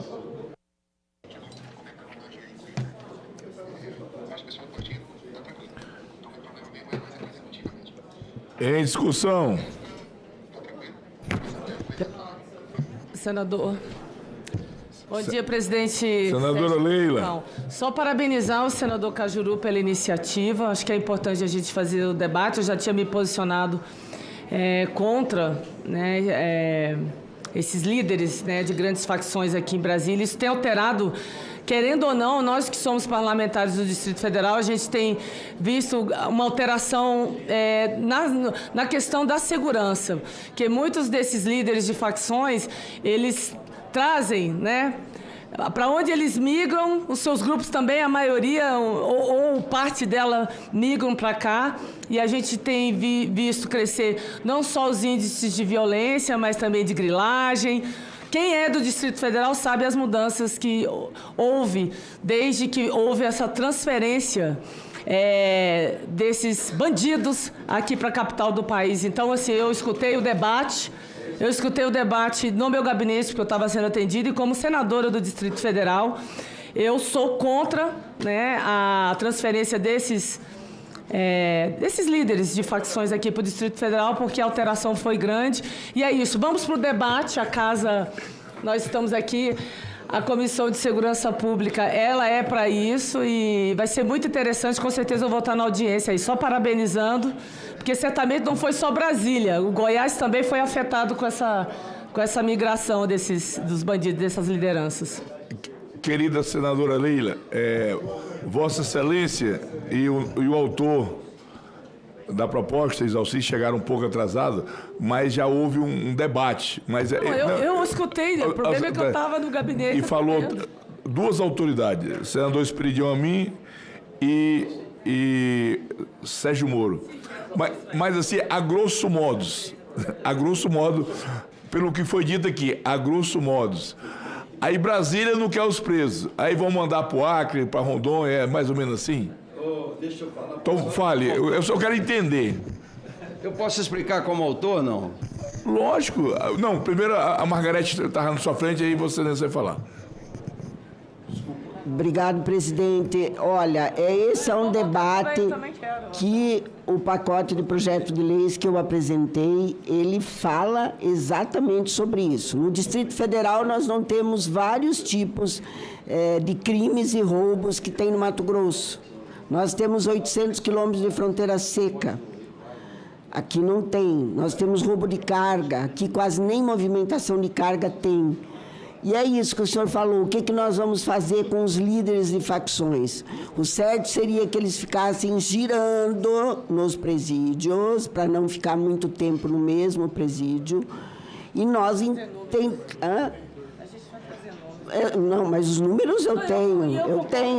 Os números eu tenho, exatamente. Porque o 839, que está aí, que está na comissão aqui, ele fala dos líderes de facções, membros de facções, e o menor. O menor fica 3 anos e ele tem uma avaliação a cada 6 meses. Aí, quando ele sai, ele fica 6 meses bonzinho, ele sai e o crime organizado está lá de braços abertos esperando ele. Gente, nós estamos perdendo o país para as facções criminosas. Estamos perdendo o país para as facções. Se nós não pensarmos em mudar o modelo, já foi, acabou. Tem muita gente grande transferindo tudo para fora. Eu não quero sair do meu país. Mas nós temos que encarar de frente esse problema, senão já foi. Obrigado. Senador Margarete, senador Exalci, que é o autor da proposta, não é isso? Exatamente. Senador Exalci, que é o autor. Essa discussão já é antiga, né? A gente tentou evitar, inclusive, a construção aqui do presídio de segurança máxima em Brasília. A coisa é muito simples, né? Aqui é a capital da República. Aqui tem todos os poderes, está aqui o Poder Judiciário, Legislativo, Governo Federal, as embaixadas, são 180 representações em Brasília. E fica aqui exatamente a 30 quilômetros, 20 quilômetros do Congresso Nacional, das embaixadas, o presídio. E quando vem o presídio, aí os especialistas podem dizer, eu não sou especialista, mas conversei com muitos especialistas sobre isso, quando você traz um beira-mar para cá, como aconteceu, né? Vem muita gente em volta. São Sebastião, que é em volta ali, a região administrativa, já existe facções ali em função disso. Vem advogados, vem a família mudando para cá, vem uma gangue toda para cá. E a capital da República, que nunca teve esses movimentos de PCC, Comando Vermelho, essas coisas todas, já começa a ter exatamente por quê? Porque veio para cá o Beira-Mar, essa turma aí que comanda o tráfico no Brasil. Então, eu vejo assim, não tem sentido trazer esses prisioneiros para cá diante dessa vulnerabilidade que nós temos por ser a capital e estarmos todos os poderes aqui. Não é? Evidente que quanto mais longe... Agora, é evidente que tem que estudar aí um sistema de mudar o sistema carcerário no Brasil, tem que mudar a forma como é hoje, porque, de fato, ninguém quer esses prisioneiros lá. Mas eu posso garantir para vocês que, após a transferência desses prisioneiros para Brasília, aqui já virou realmente, né, já começou o início desses comandos todos. Então, por estar próximo das embaixadas e dos poderes da República, eu acho que é mais vulnerável e fica mais difícil trazer esse pessoal para cá. Então, por isso é que eu fiz. O ideal era não ter feito a construção aqui, né? Conversei, inclusive, com o senador Sérgio Moro, mas é o apelo que eu faço. Eu acho que não é que Brasília seja melhor do que ninguém, não. É porque realmente aqui a vulnerabilidade é maior em função dos poderes estarem aqui. Esse é o motivo. Assim, deixa eu só falar um negócio. Esse sorrisinho um para o outro, eu sei que todo mundo aqui é especialista, é dado a ser especialista em segurança. Só que nós somos aqui senadores da cidade. Não, só um minuto, senador, só um minuto. Então, assim, todo mundo vai chorar e vai dizer dos problemas do seu estado. Nós só estamos aqui colocando a nossa posição. Então, eu gostaria que vocês respeitassem e vamos para a audiência pública. Vamos para a audiência pública sem muito... Acho que é importante estar aqui o secretário, estar aqui os representantes de conselhos e tudo de segurança, porque, assim, eu sei que tem gente aqui que entende de segurança, parabéns, mas nós entendemos o Distrito Federal e nós sabemos o impacto que foi para a cidade a transferência desses prisioneiros aqui para a cidade, é isso. Não, o que foi dito aqui, senador Orelha, não teve sorrisinho, não teve... O que foi dito aqui é que como é que nós vamos estabelecer critério? Lógico, vocês estão defendendo... Está corretíssimo. Se não dá para vedar, presidente, vamos conversar. O rodízio aqui, que a senadora Margarete Busetti está uma proposta, E o projeto está parado, engavetado aí, a gente tem que ver. É uma proposta. Eu acho que nós temos que encontrar saídas. Eu só me referi ali ao Acre, porque nós estamos na fronteira com o Peru e a Bolívia, aí onde entra toda a droga do Brasil. Aí você... Como é que justifica um presídio lá em Rondônia, ali, naquela região mais perigosa? O que foi dito aqui é que Brasília que reunia as maiores condições por conta das estruturas que nós temos aqui, né? Mas vocês estão corretos. Mas eu acho que o melhor caminho é o debate, eu acho que o Cajuru... Audiência pública. Presidente, olha, pela ordem, nós não tínhamos, há 2 anos atrás, o crime organizado no Mato Grosso, a gente não ouvia notícias. De repente ele entrou, e nós também temos fronteira seca com a Bolívia. Fronteira seca, 800 quilômetros de fronteira seca. Eles vêm por rio, eles vêm pela fronteira seca, eles vêm pelo mato, é uma coisa assim. E olha, eu me cerquei dos melhores para fazer esse projeto de lei, que são 4. Mas vai dar maior polêmica, eu sei disso. Porque até para transferir para os estados a questão da competência penitenciária, legislar sobre competência penitenciária. Gente, os estados têm que dar conta, têm que fazer. Agora, ele não pode legislar. É isso que eu digo, Mato Grosso não é igual o Distrito Federal, como não é igual, o Distrito Federal não é igual a São Paulo. Cada um tem suas necessidades e o Estado tem que dar conta. Agora, se nós não fizermos isso, e ontem eu vi um vídeo que o Sandro Louco fez para um juiz, que ele recebe R$75 mil da cantina dele lá, que ele manda na cantina do presídio. Gente, que é isso? Daqui 5 anos, se esses projetos forem aprovados, nós vamos saber se isso funcionou ou não. Mas que não está funcionando, isso é realidade, isso é sério. Tá bom. Não funciona.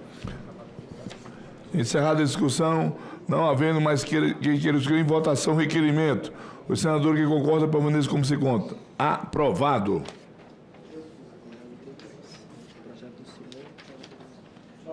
Esse é o que a Leila é relatora. Só uma informação aqui para os colegas. Senador Moro. O DEPEN já faz esse rodízio entre os presos, tá? Dos presídios federais, nas várias regiões, porque o DEPEN também tem presente que não é conveniente que um preso fique muito tempo em um único presídio federal. Tá? Então, normalmente existe sim esse rodízio, só para tranquilizar os colegas, e acho que nem é algo que precisa colocar na lei, porque isso é feito administrativamente. Ok. Item 3, projeto de lei número 1299 de 2024. Altera a lei o artigo 112 da lei número 7.210 de 11 de julho de 1984. Lei de execução penal. Para dificultar a progressão de regime de cumprimento de pena nos casos em que o preso tenha sido condenado por crime praticado com emprego de violência contra crianças. Esse é um projeto de minha autoria e a relatoria da nossa querida senadora Leila, que pediu isso para relatar, por entender que esse projeto é da maior importância. Em 2 de 7 de 2024 foi recebida uma emenda número 1 de autoria do senador Fabiano Contarato. Em dia 8 de 7 de 2024 foi apresentado pela relatora senadora Leila o relatório favorável ao projeto, com a emenda número 1. A matéria vai seguir a CCJ. Passa a palavra à querida senadora Leila Barro para a leitura do seu relatório. Obrigada, senador Sérgio Petecão, presidente da comissão, e parabenizar o senhor pela iniciativa. Relatório. Vem a apreciação da Comissão de Segurança Pública, o PL 1299 de 2024, de autoria do senador Sérgio Petecão, que altera a Lei de Execução Penal para dificultar a progressão de regime de cumprimento de pena nos casos em que o preso tenha sido condenado por crime praticado com emprego de violência contra crianças. A proposição estabelece que o condenado por esse tipo de crime só poderá progredir de regime quando tiver cumprido ao menos 50% da pena, salvo se configurada uma das hipóteses mais gravosas de progressão da pena. Em sua justificação, o autor da proposta argumenta que nos crimes cometidos com violência contra as crianças, as consequências são duríssimas para a família da vítima. Assim, a ideia é que o autor fique preso pelo maior tempo possível. O senador Fabiano Contarato apresentou emenda que amplia o alcance da medida proposta ao incluir os crimes cometidos com grave ameaça e contemplar o caso de a vítima ser adolescente. O senador argumenta que seja fundamental para assegurar uma resposta penal adequada e efetiva para os crimes que afetam diretamente os menores de idade, em conformidade com os objetivos de proteção integral preconizados pelo ECA. Após a análise da CSP, o PL seguirá ainda para a CCJ em caráter terminativo. Análise. Quanto ao mérito, verificamos que o projeto é conveniente e oportuno. Conforme defendido pelo autor, as famílias com crianças vítimas de violência têm o legítimo interesse de que o condenado fique preso pelo maior tempo possível. Nesse sentido, o objetivo primordial do PL é tornar mais rigorosa a progressão de regime de cumprimento da pena para indivíduos condenados por crimes que envolvam violência contra a criança. Esta medida é de extrema importância, considerando a vulnerabilidade dessas vítimas e a necessidade de garantir que a sociedade seja protegida contra possíveis reincidências. Portanto, o projeto visa a promoção de um ambiente mais seguro e protetivo para as crianças, classificadas pelo Estatuto da Criança e do Adolescente como pessoa com até 12 anos de idade incompletos. Ao reforçar o compromisso do Estado com o bem-estar e a proteção desses indivíduos, a proposição se mostra meritória e de necessária aprovação. Em relação à emenda número 1 da comissão, da CSP, concordamos plenamente com a posição do senador Fabiano Contarato, entendendo que a emenda aprimora o texto e fortalece a proteção às crianças e os adolescentes. Voto. Diante do exposto, o voto é pela aprovação do PL 1299 de 2024 com a emenda número 1 da comissão. Eu, como autor do projeto, quero agradecer à nossa querida senadora Leila pelo o seu relatório. Todos aqui, é um projeto bem de fácil entendimento. O que nós queremos é só proteger as nossas crianças, né?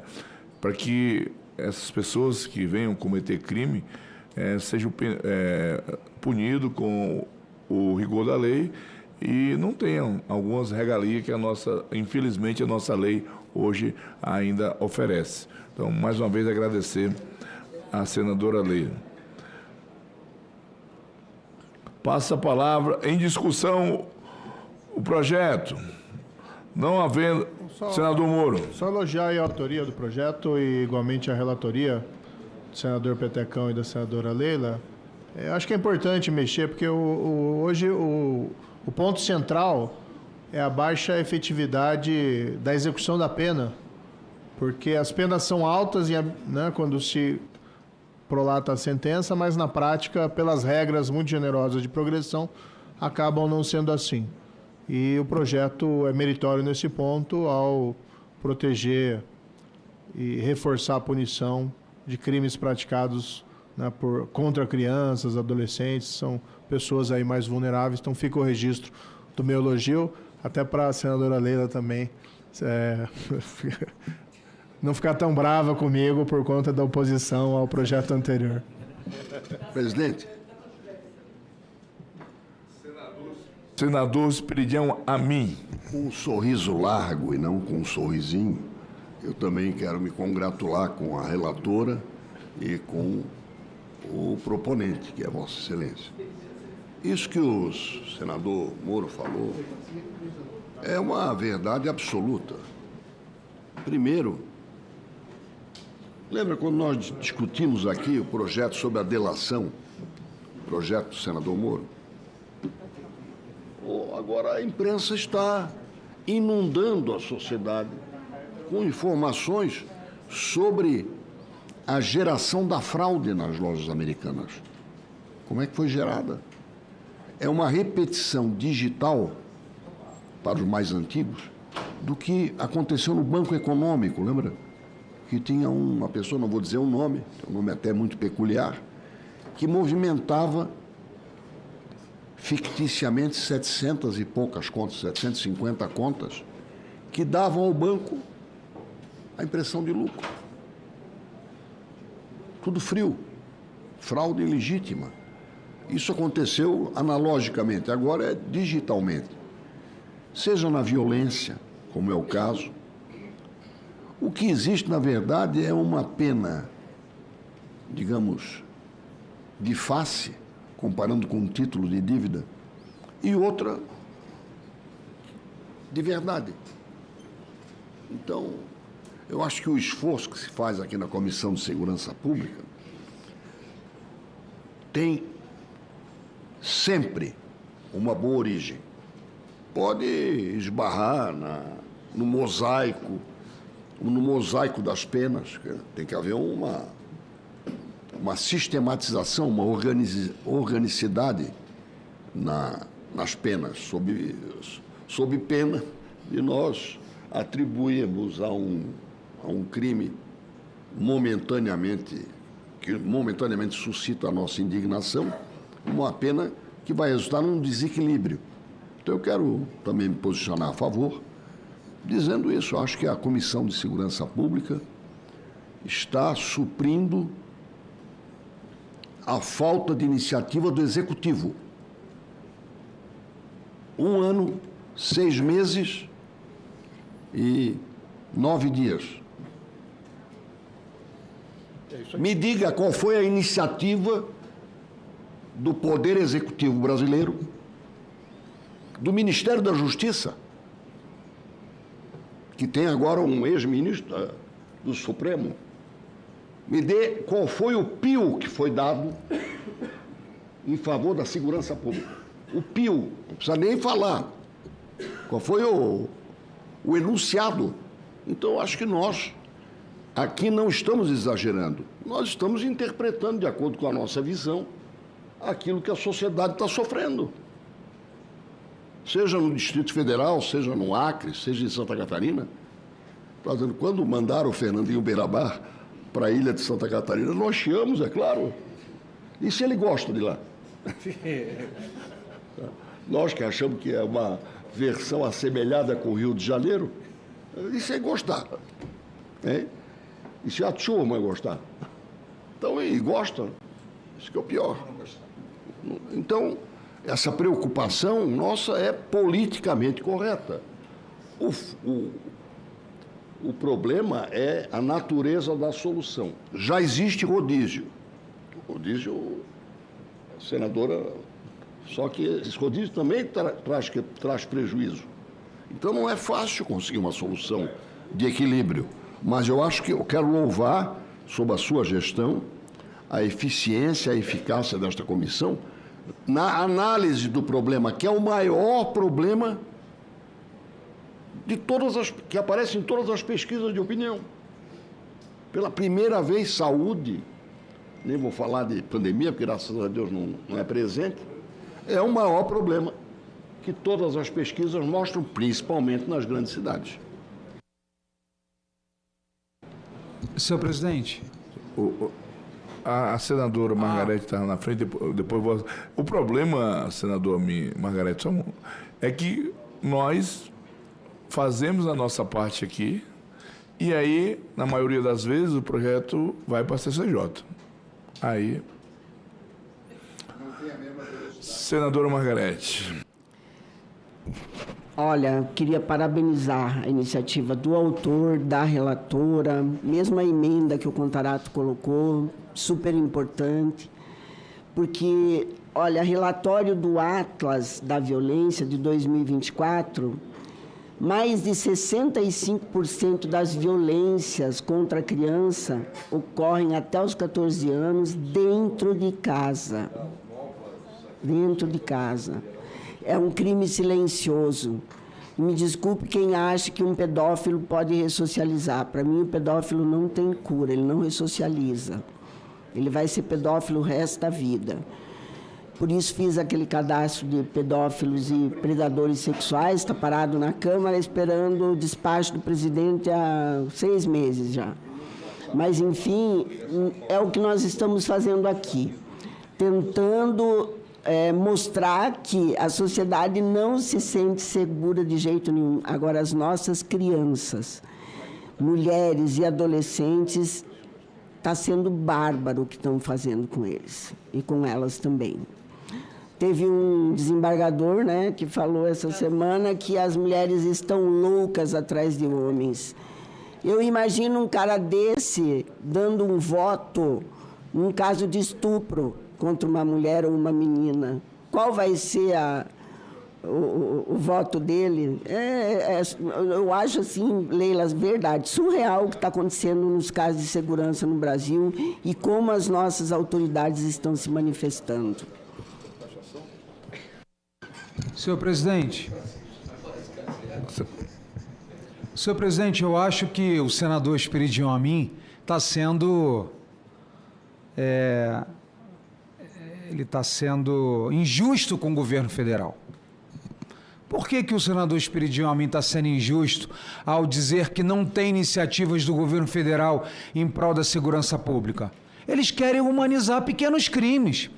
Hoje, um dos temas que mais leva a homicídio, a latrocínio, é roubo de celular. Mas isso para o atual desgoverno, que foi comemorado amplamente nas eleições, nas cadeias, quando venceu as eleições, tem que humanizar pequenos crimes. Afinal, o bandido, para esse desgoverno, é vítima da sociedade.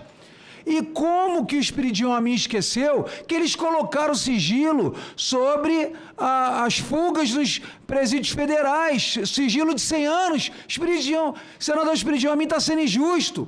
Como esquecer que existe uma portaria assinada pela ministra Nilza Trindade apoiando a liberação de cannabis no Brasil, que afeta diretamente a segurança pública? Senador Esperidião Amin, com todo o respeito que eu tenho a ele, está esquecendo. E, por último, ter aqui mais 10 itens, mas eu vou me ater a esses.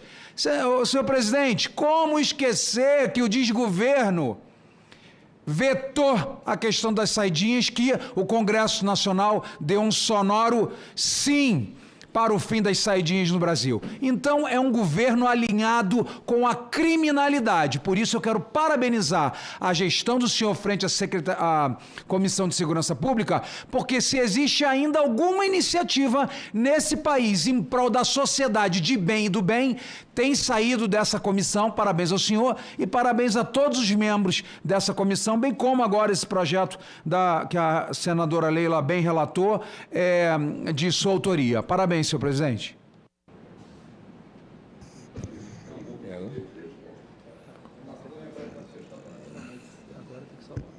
Tá.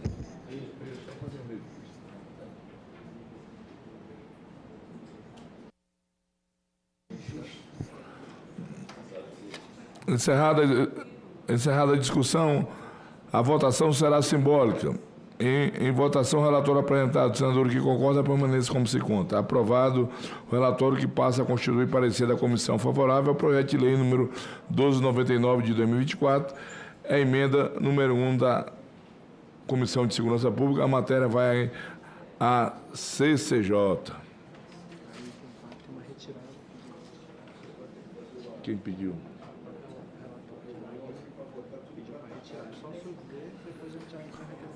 O item 4 é o projeto de lei número 4607, autora do projeto... Não, a relatora, né? A relatora é a senadora Janaína Farias, o senador, a autoria é da senadora Leila Barros, ela pediu a retirada da pauta. É isso?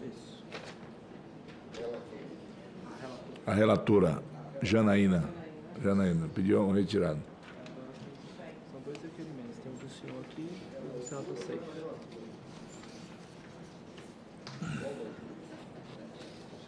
Requerimento da Comissão de Segurança Pública, número 34 de 2024, requer nos termos do artigo 58, parágrafo 2º da Constituição Federal, o artigo 93 do regimento do Senado Federal, que a audiência pública, com o objetivo do requerimento 21 de 2024, seja incluído um convidado, a autoria do senador Jorge Seif. Conceda... Essa audiência é do... Ah, tá. Concedo a palavra ao autor, o senador Jorge Seif, para a leitura do seu requerimento. Senhor presidente, muito obrigado. Bom, o desaparecimento de pessoas é uma realidade devastadora que atinge milhares de famílias no Brasil e, mais do que um problema individual, senhor presidente, trata-se de uma questão social que exige medidas urgentes e eficazes do Estado. Nesse contexto, que a Política Nacional de Busca de Pessoas Desaparecidas se torna crucial para garantir o direito à verdade, justiça e à memória das vítimas e seus familiares. O desaparecimento de pessoas, senhor presidente, muitas vezes está relacionado à violência, tráfico humano e outros crimes graves. A Polícia Nacional se configura como um instrumento fundamental para combater essa impunidade, garantindo que os responsáveis sejam penalizados e que a verdade seja revelada. Importante destacar, senhor presidente, que entre as vítimas, crianças e adolescentes representam um grupo especialmente vulnerável, respondendo por cerca de 40% do total de desaparecidos.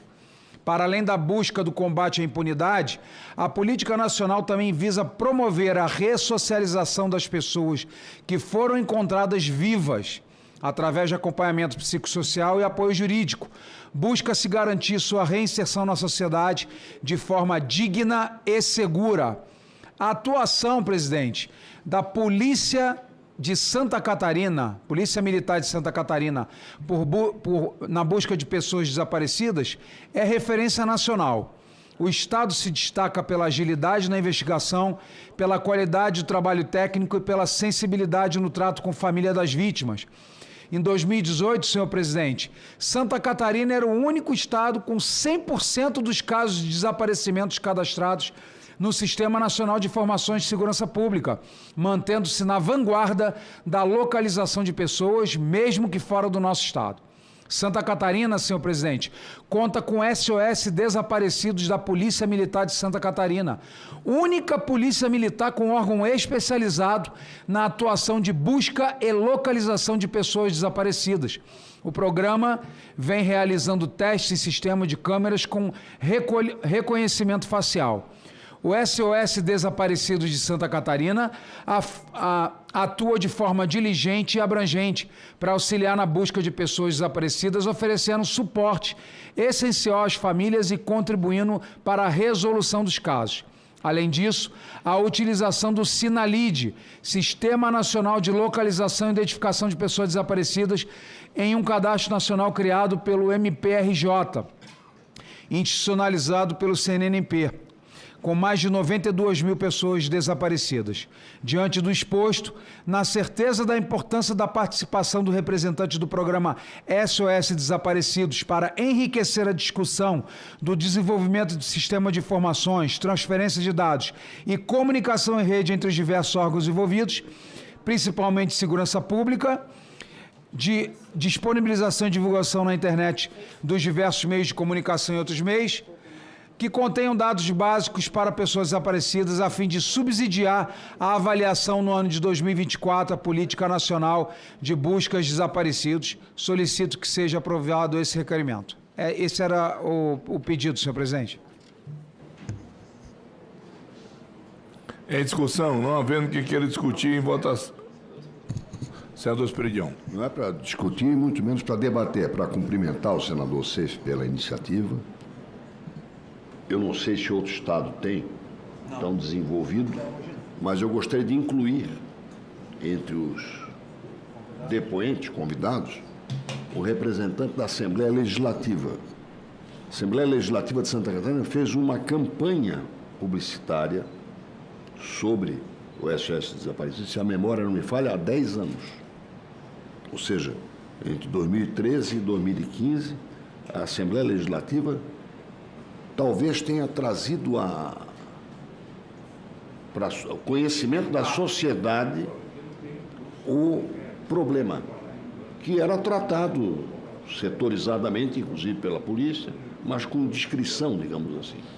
A Assembleia, com esta campanha, descortinou para a sociedade, disse, é verdade, e aquele caso, aquela família. Quer dizer, as coisas que eram conhecidas no varejo passaram a ser conhecidas no atacado. Eu entendo, graças a esta campanha da Assembleia Legislativa. Então, o pedido é institucional, que a Assembleia mande alguém que possa falar sobre essa campanha publicitária e outras medidas que a Assembleia Legislativa do Estado tenha desenvolvido. Mais uma vez, cumprimentando a Vossa Excelência pela sensibilidade iluminada, aliás, porque a fronte descoberta, arejada, e isso faz com que a inteligência se expresse mais vigorosamente. Claro exemplo disso. Não havendo mais quem queira discutir, em votação, requerimento. Senador que concorda, permaneça como se encontra. Aprovado.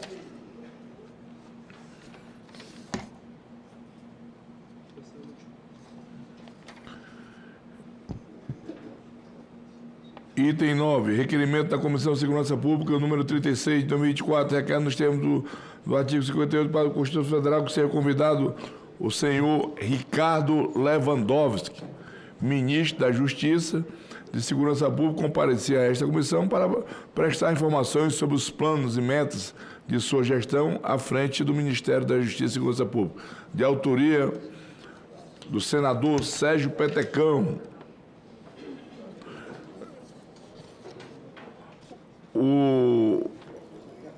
A justificativa desse requerimento, amigos, é em virtude da alteração do comando do Ministério da Justiça, esse ministério tão importante para todos nós, e até porque sempre alguns colegas citam aí o senador Jorge Seif acabou de fazer críticas duras à situação da segurança do nosso país. Então, acho que é importante que o ministro venha aqui para que a gente possa fazer um debate amplo, aberto. E eu queria que ficasse registrado que, na verdade, ele se colocou à disposição para vir aqui a esta comissão, né? E aí eu acho que é uma grande oportunidade para que esta comissão possa aí fazer alguns questionamentos que nós achamos interessantes. Então, de antemão, já queria... Tem algum tema específico? Não, como houve a mudança e ele não veio a essa comissão nenhuma vez, eu achei pertinente que a gente convidasse ele, né? Antes que... E numa conversa que tive com ele, ele se colocou à disposição. Eu poderia, pelo menos, pedir para circunstanciar um caso. Um caso não, um gênero. Claro. A fuga do Rio Grande do Norte. Não, mas eu acho que o tema é... Não. A fuga e as providências tomadas para corrigir. Porque... Tá. A minha assessoria aqui está me chamando a atenção. Inclusive, nós tivemos uma audiência secreta, né? Uma audiência secreta, onde nós tratamos desse tema. Mas eu não vejo nenhum problema... Atualizar as informações... Dos questionamentos que foram feitos lá atrás. Isso, né? Isso aí. É.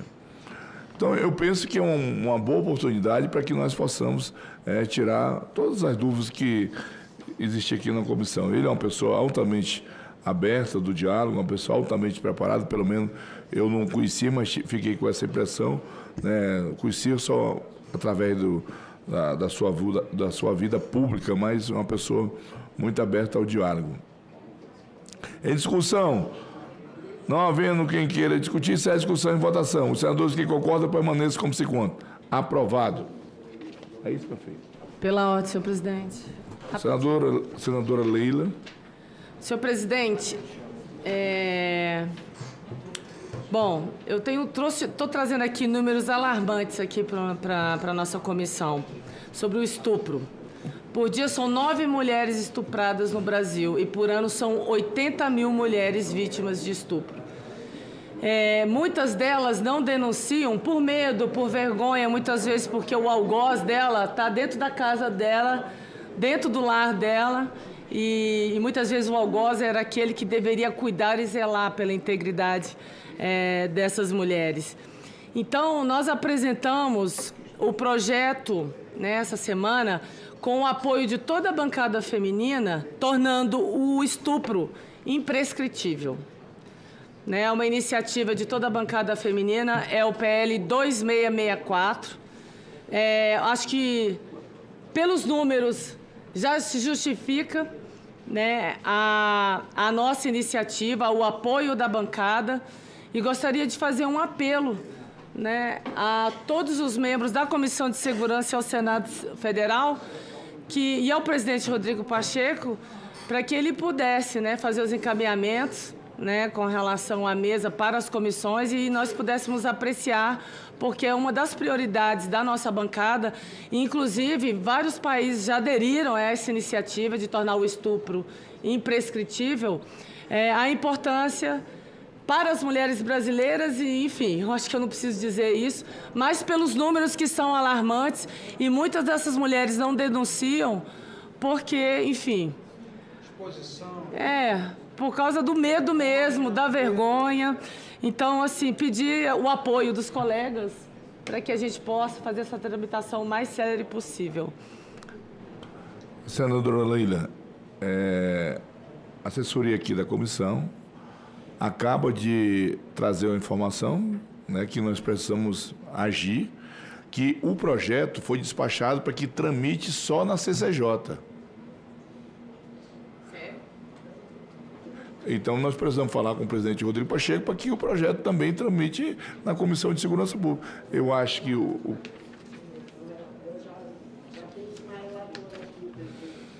Decisão da presidência, análise, tramitação sucessiva e instrução da matéria. Comissão de Constituição, Justiça e Cidadania. Felizmente. Mas pode... nós podemos. E o requerimento vota no plenário. E o requerimento pode ser da comissão. Que será votado no plenário. Ok, Lília, eu sugiro... Grata, eu agradeço. Eu vejo a sua preocupação e o nosso guru aqui, Esperidião Almi, já encontrou uma saída. Eu penso que nós temos que fazer um requerimento aqui da comissão. Eu me disponho a fazer, né? Eu agradeço, senadores. Obrigado, senador. Porque eu acho que não tem sentido. Eu acho que o projeto tem que tramitar nessa comissão. Tem tudo a ver com a nossa comissão. Inclusive, eu gostaria de falar narrar para todos vocês de quem foi a iniciativa. Foi de um servidor do Senado que teve a filha vítima de estupro. Ela hoje tem mais de 33 anos e ela não pôde, depois de muita terapia, muito trabalho desta família e desse servidor aqui da casa, ela conseguiu falar, verbalizar, mas ela não teve tempo, de se fazer justiça. E esse servidor me procurou e me pediu para que faça justiça para outras mulheres. Então é o que faremos e eu faço um apelo a todos os colegas aqui. Prepara o requerimento. Exatamente, acho que tem que ser uma oitiva, né?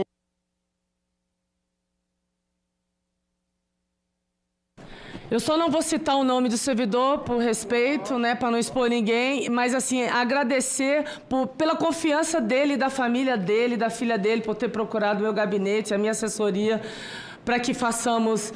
Para ela, eu acho que a grande resposta e o grande alívio na alma dela e da família é essa iniciativa de ter nos procurado e de hoje ter a adesão, o apoio de todos vocês para que tornemos o estupro imprescritível. Ok. Conte com o apoio desta presidência, senadora Leila, e eu tenho certeza que esse é o sentimento de todos os membros aqui da nossa comissão. Nada mais havendo tratar, está encerrada a presente reunião. Príncipe dos príncipes.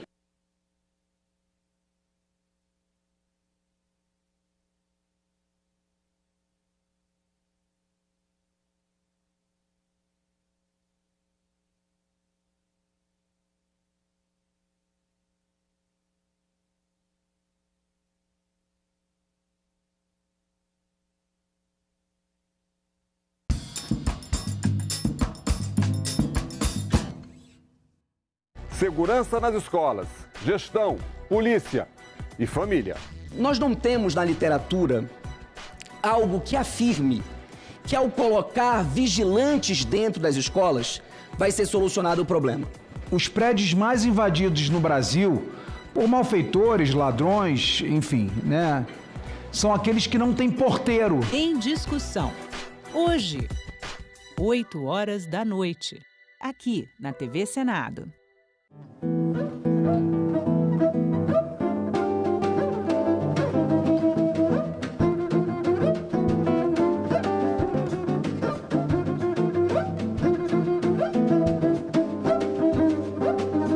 Minha escola da música verdadeira foi tocar o máximo de estilos possíveis, E isso é o que me diverte.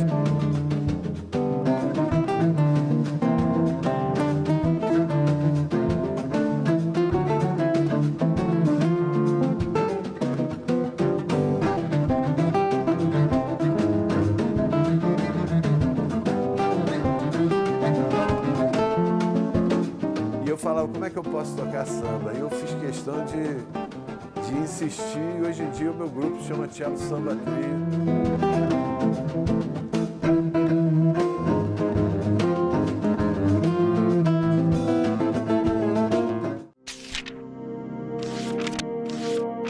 Há 200 anos, o Brasil dava seu primeiro passo na criação do Senado.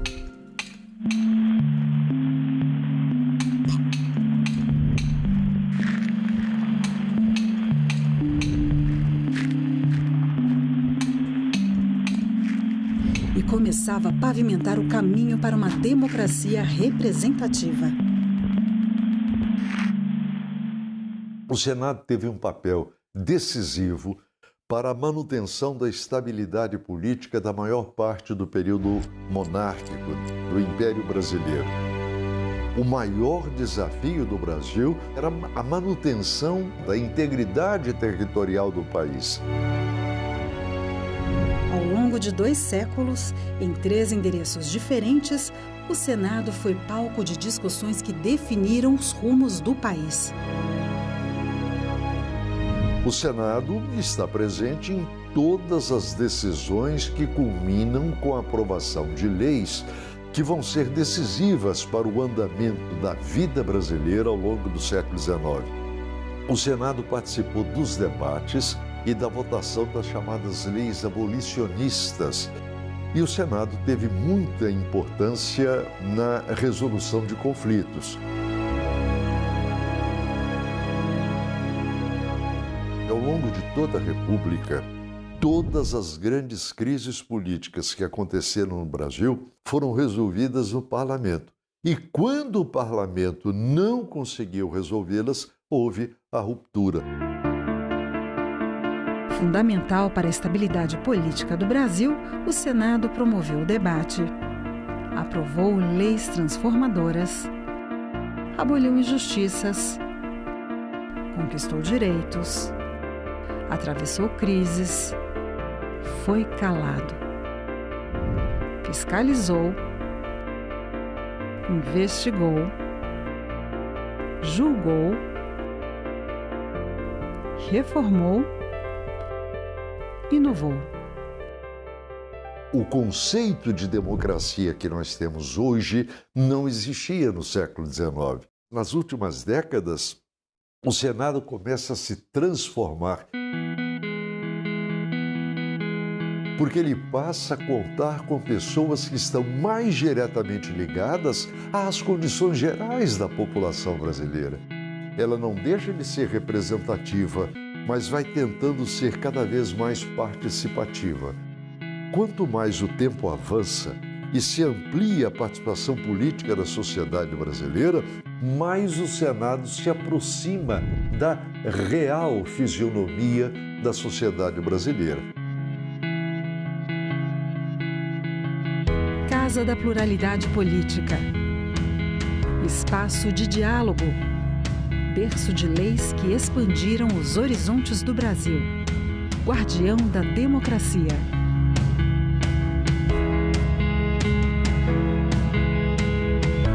Senado Federal. 200 anos de história.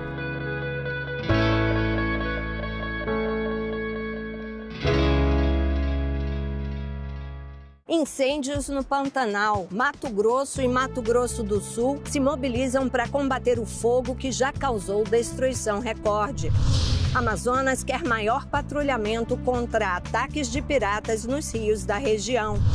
Minas Gerais busca boas práticas para minimizar impactos da seca e chuvas extremas. Tudo isso você vê no Parlamento Brasil. Parlamento Brasil, toda sexta, 8 horas da noite, aqui na TV Senado.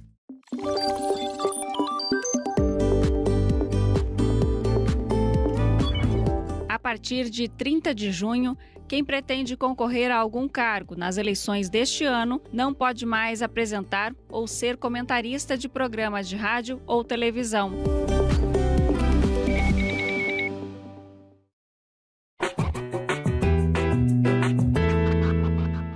O Senado brasileiro foi criado pela Constituição de 1824, mas havia um problema. Em que lugar os senadores iriam se reunir?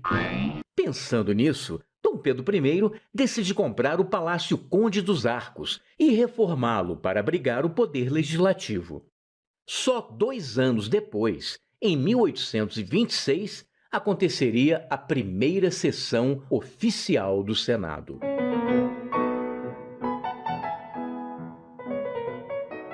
Depois de quase 100 anos, os senadores ganhariam uma nova casa, o Palácio Monroe. Construído originalmente para a Exposição Universal de 1904 nos Estados Unidos, o prédio, todo feito em estrutura metálica desmontável, foi transferido num navio para o Rio de Janeiro e remontado no local mais nobre da cidade. O Monroe acabou se tornando um cartão postal do Rio e uma referência histórica de um período político bastante conturbado. Em 1960, com a inauguração de Brasília, o Senado passou a ter um novo endereço. A cúpula côncava de Oscar Niemeyer trouxe ousadia e modernidade à tradição democrática, sugerindo ponderação e equilíbrio em suas formas. Mas nem tudo são flores. Se o Palácio Conde dos Arcos hoje é a Faculdade Nacional de Direito, o Palácio Monroe foi quase apagado da nossa memória quando o ex-presidente Ernesto Geisel mandou demolir o prédio para construir um chafariz e um estacionamento subterrâneo. Objetos históricos foram perdidos ou vendidos pela empresa demolidora, mas a memória ainda permanece nos resquícios preservados pelo Senado.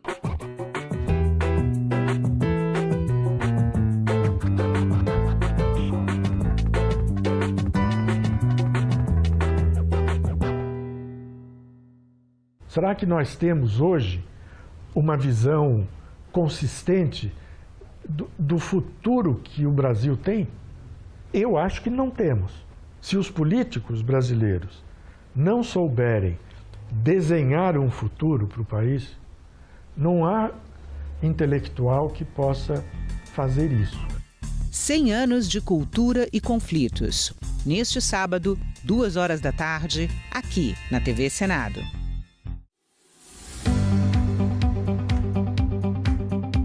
Sabia que o Brasil tem 63 universidades federais? Mas isso nem sempre foi assim. Há 200 anos não havia nenhuma universidade no Brasil inteiro. O país, que tinha acabado de se tornar independente, sabia da importância de criar essas instituições para o seu desenvolvimento.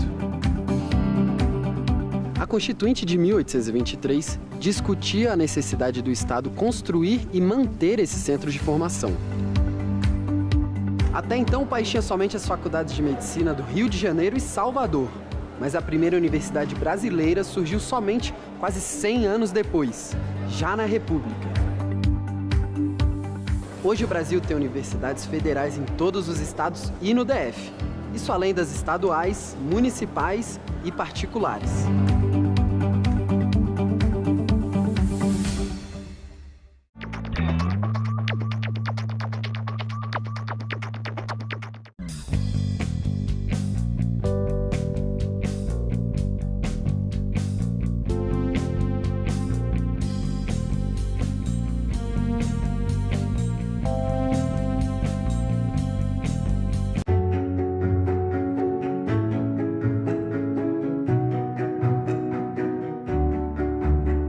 É importante que se tenha uma visão ampla de meio ambiente, que realmente a preocupação do meio ambiente se incorpore ao planejamento nacional, regional, do desenvolvimento no país. Conservar a natureza também é preservar a dignidade humana. O campo de luta da utopia chama-se ecologia e educação. É através da educação que a gente vai conseguir proteger a natureza. Nós sabemos que o Brasil já está sob o efeito das mudanças climáticas. Temos que nos adaptar e trabalhar para prevenir essas situações. É um problema econômico, é um problema social grave. Esta nação tem a obrigação de ter a preocupação equivalente com o meio ambiente. TV Senado. Democracia todo dia.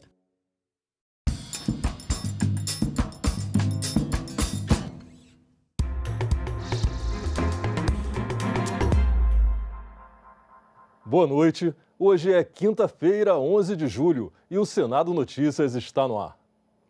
A regulamentação da reforma tributária aprovada ontem na Câmara dos Deputados vai ser relatada pelo senador Eduardo Braga na Comissão de Constituição e Justiça do Senado. O tema foi discutido hoje na reunião de líderes e no plenário.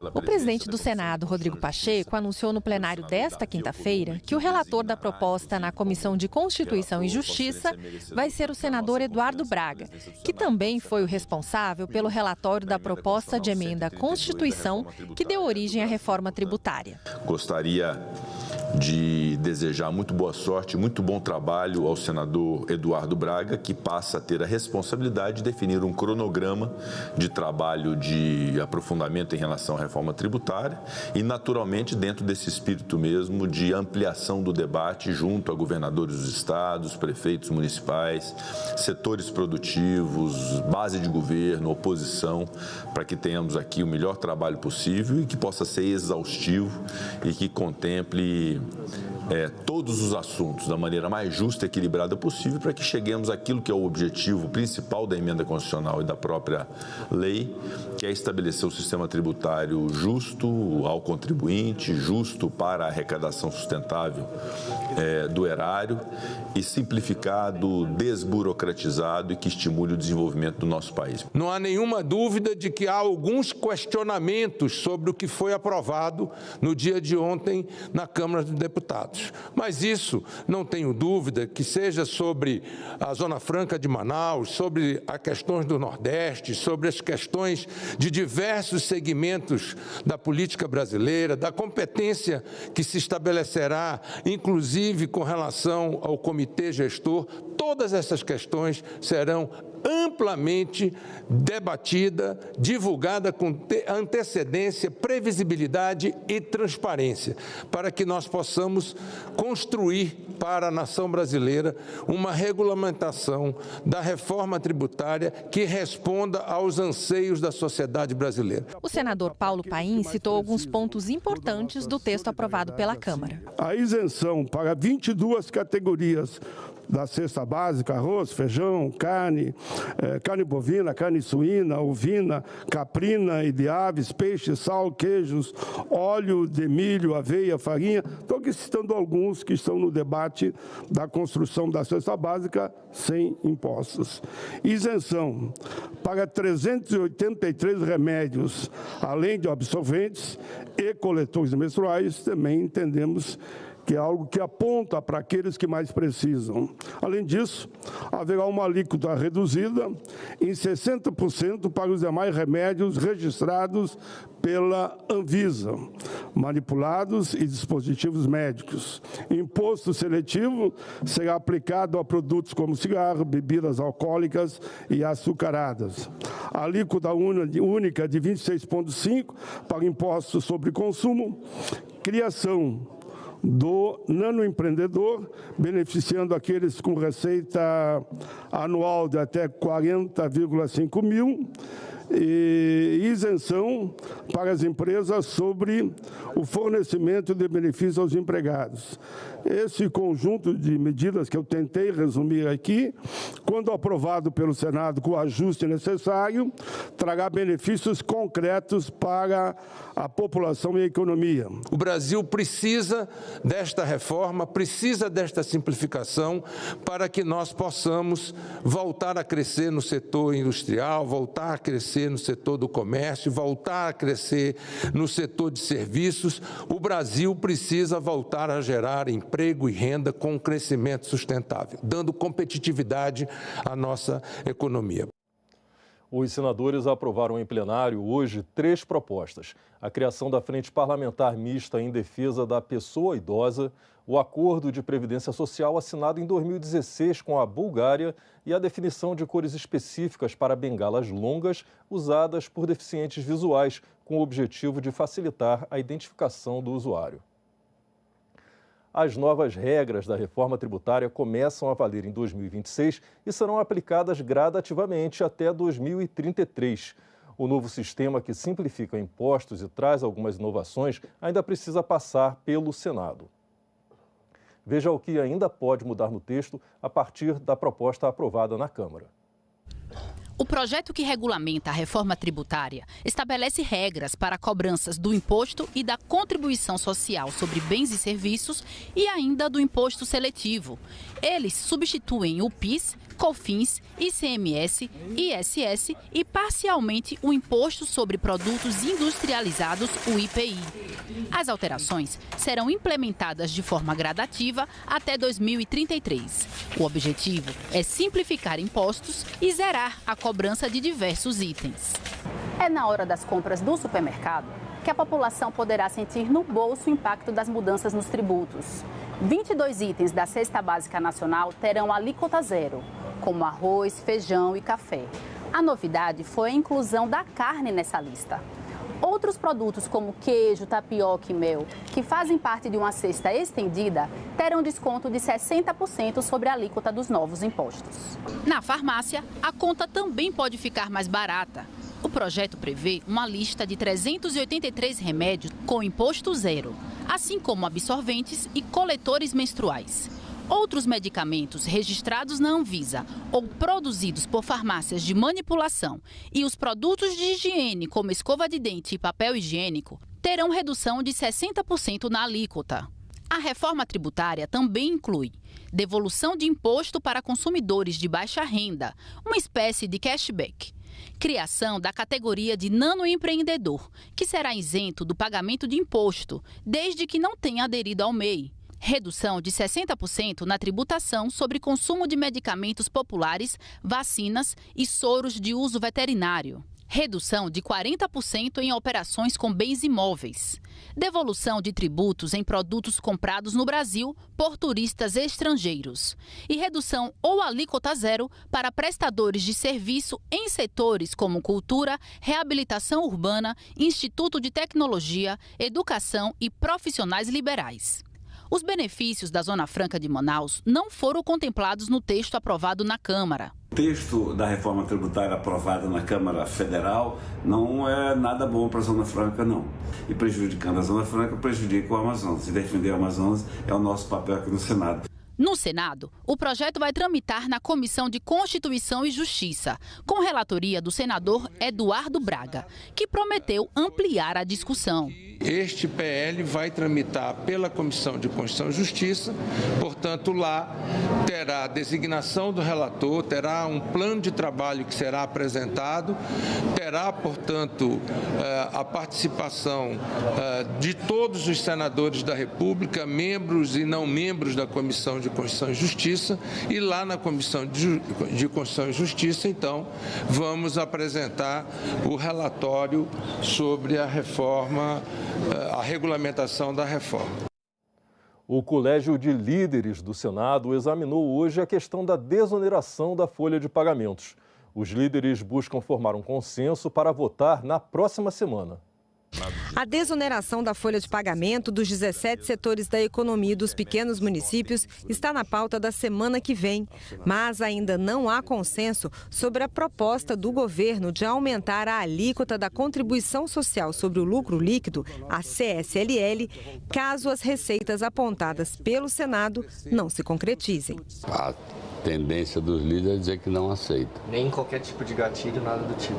Por enquanto, não. Há uma convergência com relação à necessidade de nós darmos um encaminhamento a esse tema, porque nós estamos prensados pelo tempo, né, pelo prazo. Então, o Senado tem um prazo para dar uma resposta em relação a isso, em razão do calendário estabelecido pelo Supremo Tribunal Federal. São setores importantes que geram emprego e que, nesse momento, precisam dessa resposta. Nós temos que fazer um esforço para que a compensação fiscal não seja feita com aumento de carga tributária. Agora, se tiver que ter aumento de carga tributária, aí que se discuta onde e como.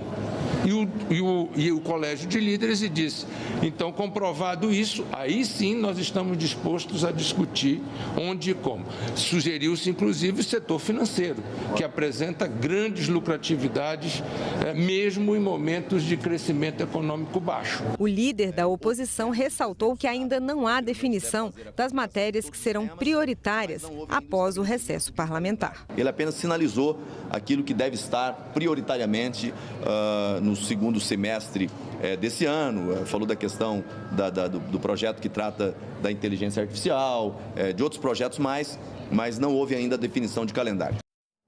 A Agência Brasileira de Inteligência foi usada para espionagem ilegal no governo Bolsonaro, segundo investigações da Polícia Federal, atingindo até integrantes da CPI da pandemia.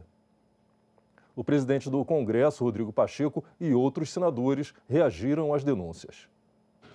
Os 3 senadores da cúpula da CPI da pandemia foram alvos do suposto esquema de espionagem ilegal da ABIN, a Agência Brasileira de Inteligência, segundo investigações da Polícia Federal divulgadas nesta quinta-feira. Omar Aziz foi presidente da CPI, Randolfo Rodrigues foi vice-presidente e Renan Calheiros foi relator.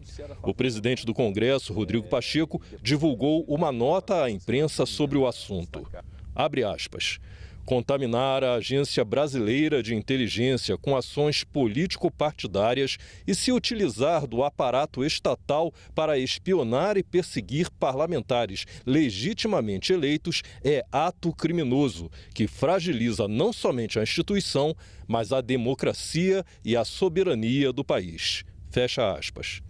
Randolfo Rodrigues falou em entrevista coletiva. O fato dos dirigentes da CPI da Covid terem sido monitorados, além de mim, dos colegas senadores Renan Calheiros e Omar Aziz, só traz também à cena um caráter trágico.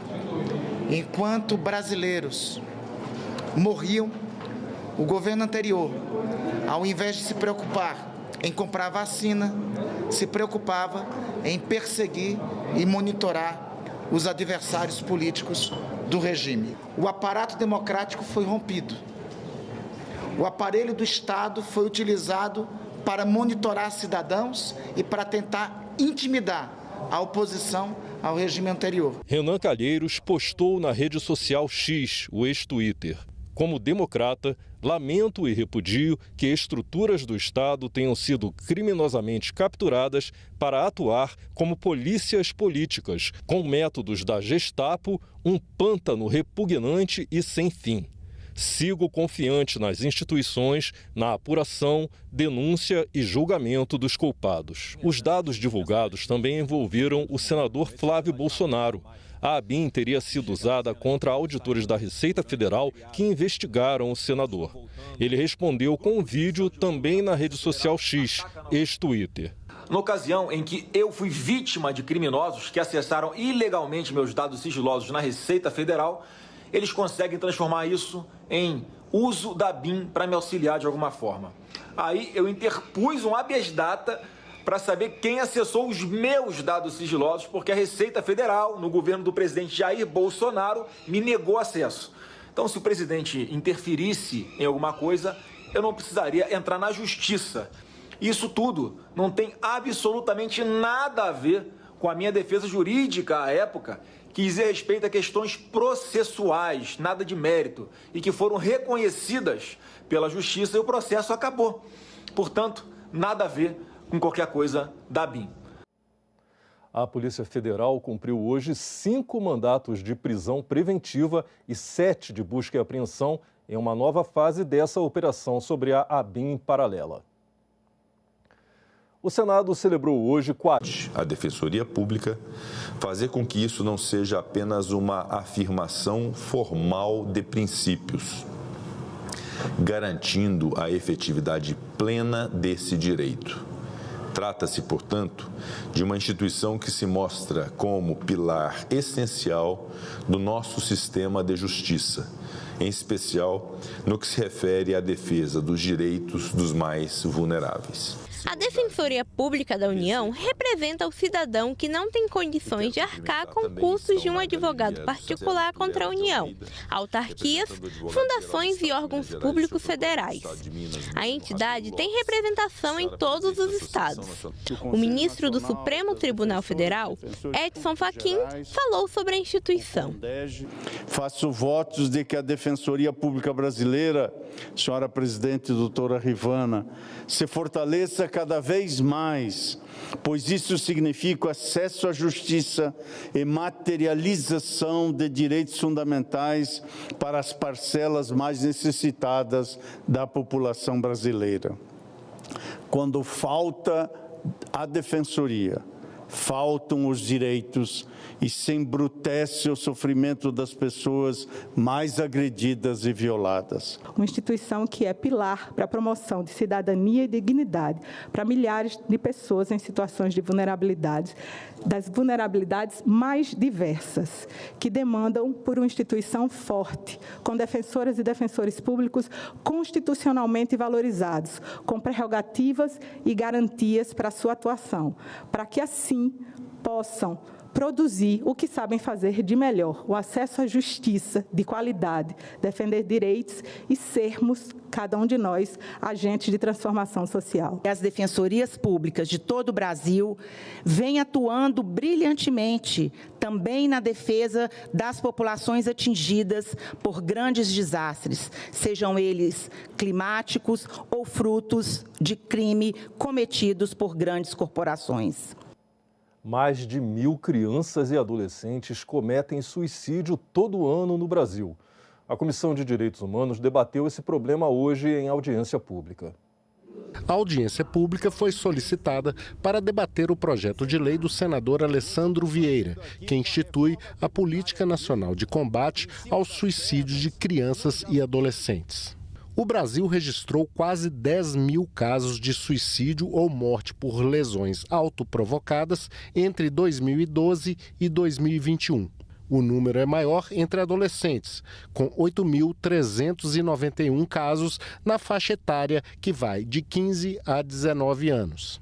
Mas é alarmante também entre crianças, com 1.563 casos entre 10 e 14 anos de idade. O suicídio ele é resultado de uma violência estrutural, de uma sociedade aí permeada de contradições, mas também de uma sociedade marcada aí pela redução de direitos sociais, do aumento da concentração de renda, do aumento da pobreza e das desigualdades sociais. Nós temos aí 1.000 crianças e adolescentes na faixa entre 10 e 19 anos de idade cometendo suicídio no Brasil por ano. São dados do próprio Ministério da Saúde. Isso é grave, isso é muito grave. Em todo o mundo, os índices de suicídio têm caído, menos na América Latina e muito especialmente no Brasil. O Brasil já tem uma Política Nacional de Prevenção da Automutilação e Suicídio instituída por lei. Mas a lei precisa ser implementada de fato, segundo alguns dos especialistas ouvidos na CDH. Já existe uma lei, inclusive, pormenorizada, explicando como a política nacional tem que acontecer. Ela é abrangente, ela é para todos. Foi uma lei de 2019 e até hoje não foi implementada. Essa lei ela foi já regulamentada pelo decreto 10.225, de 5 de fevereiro de 2020, e criou o comitê gestor. Esse comitê gestor já existe, ele só não tem reunido, ele não está funcionando. Mas a aprovação do projeto em debate foi defendida, uma vez que ele traz uma maior integração entre as ações do governo. Esse PL ele articula diversas políticas que são necessárias e essenciais para o enfrentamento do suicídio de crianças e adolescentes.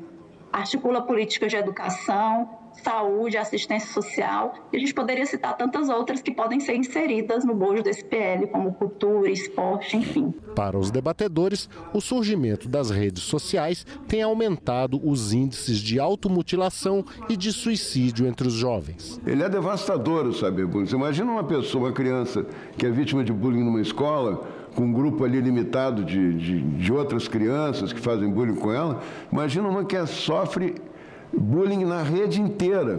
Milhares de pessoas, milhões de pessoas, às vezes, vendo o bullying, a humilhação daquela criança. Tem ganhado proporções ampliadas com o avanço das redes sociais e da existência de redes que incentivam o suicídio entre crianças e adolescentes. Tais redes também reproduzem preconceitos e violências que acabam por desencadear sofrimentos, alguns deles vividos de forma extrema, podendo levar ao suicídio. Pesquisas apontam que aproximadamente 1 em cada 10 adolescentes já se sentiu ameaçado, ofendido e humilhado em redes sociais ou aplicativos. Parabéns, que ele demonstrou que nas redes, são instrumentos de incentivo ao suicídio, e os números são alarmantes. A gente vê cada vez mais as crianças e adolescentes viciadas em telas. tem também uma depressão, muitas vezes ali, fora do contato com as pessoas, com a família, com quem ama, né? A pessoa acaba, a criança ou adolescente, ele pode estar com uma dor terrível ali, que pode estar sendo com esse isolamento do celular, sem um contato físico, sem um contato do olhar com os pais, aquele vício pode desencadear algo sério também.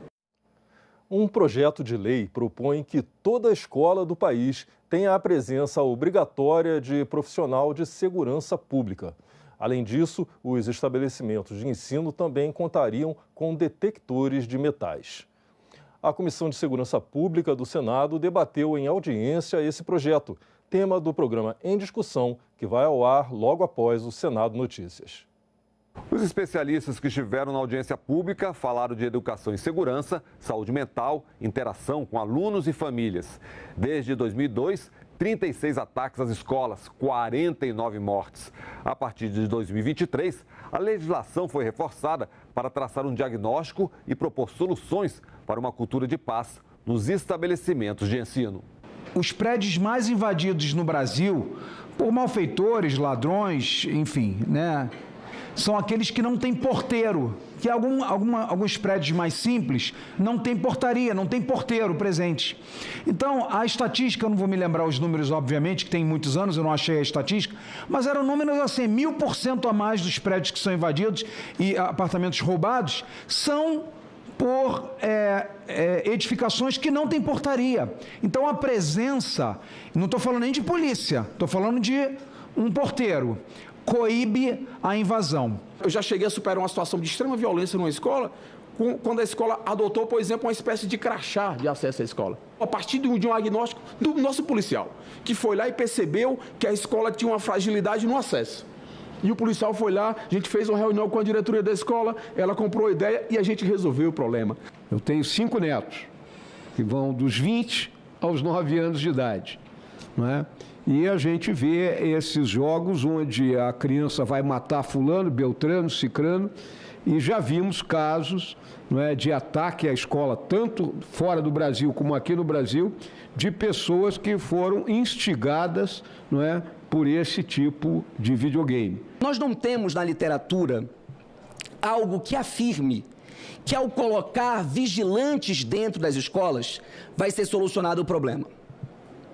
Ao tempo também que é importante que diga que algumas escolas, a partir de uma própria análise das secretarias, ter um agente de portaria é importante. Quando nós vamos olhar, inclusive o que tem de literatura no Brasil e no mundo, nós vamos ver que aonde melhorou, incluindo os Estados Unidos, que é o local onde mais se coloca sempre a lupa, aonde melhorou o desempenho educacional e aonde se enfrentou a violência foi exatamente quando a escola, o país, o Estado conseguiu colocar a família para próximo da escola, conseguiu integrar a comunidade.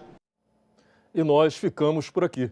Você pode rever as reportagens desta edição na nossa página na internet, senado.leg.br/tv. Muito obrigado pela sua companhia e continue sintonizado aqui, na TV Senado.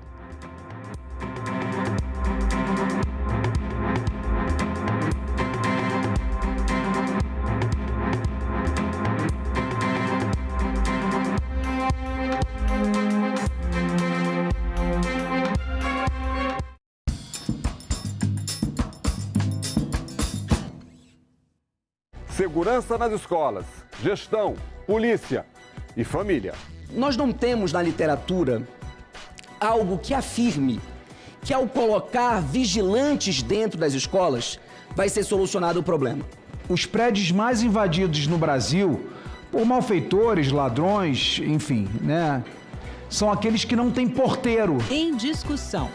Hoje, 20h, aqui na TV Senado. Um romance brutal, feito em fragmentos, onde homens depõem sobre Monique, uma mulher bela, bonita, inteligente e bem-sucedida. E isso os amedronta. Então, este tema do novo romance de Bruno Kimmer, sendo ele quem ele era... Ela aparece mais como pano de fundo, né? Das histórias que têm em comum ela. Eu diria, os homens da vida dela, né? os namorados, no final aparece o pai, aparece um vizinho que fica obcecado por ela, né? Esse traçado juntava o tema do livro, né? Que é a inadequação masculina, né? O sofrimento da insegurança e o sofrimento que é passado adiante, né? Né? Existe o clichê de que o homem sofre calado, né? Ele é ensinado a calar até o momento que ele expressa, geralmente, das piores maneiras possíveis. É fundamental compreender que a preservação não é um obstáculo ao desenvolvimento, mas sim seu alicerce. É a partir da preservação responsável que garantimos um desenvolvimento sustentável, respeitando não apenas o legado arquitetônico de Oscar Niemeyer e Lúcio Costa, mas também as características ambientais e urbanísticas que tornam Brasília uma cidade singular. A cidade precisa se modernizar, mas ela não precisa abrir mão dos seus símbolos, ela não precisa abrir mão da sua história, ela não precisa abrir mão da sua arte. Na nossa opinião, esse texto que chegou na casa em março, ele tem problemas de origem, porque ele não tratava de um plano de preservação. Tanto não tratava que foi necessário uma emenda para criar um capítulo de preservação, o que já mostra uma completa contradição do processo de debate do fruto do próprio rito. Na nossa opinião, e caracterizamos assim, era um plano de negócios pro setor da especulação imobiliária da cidade.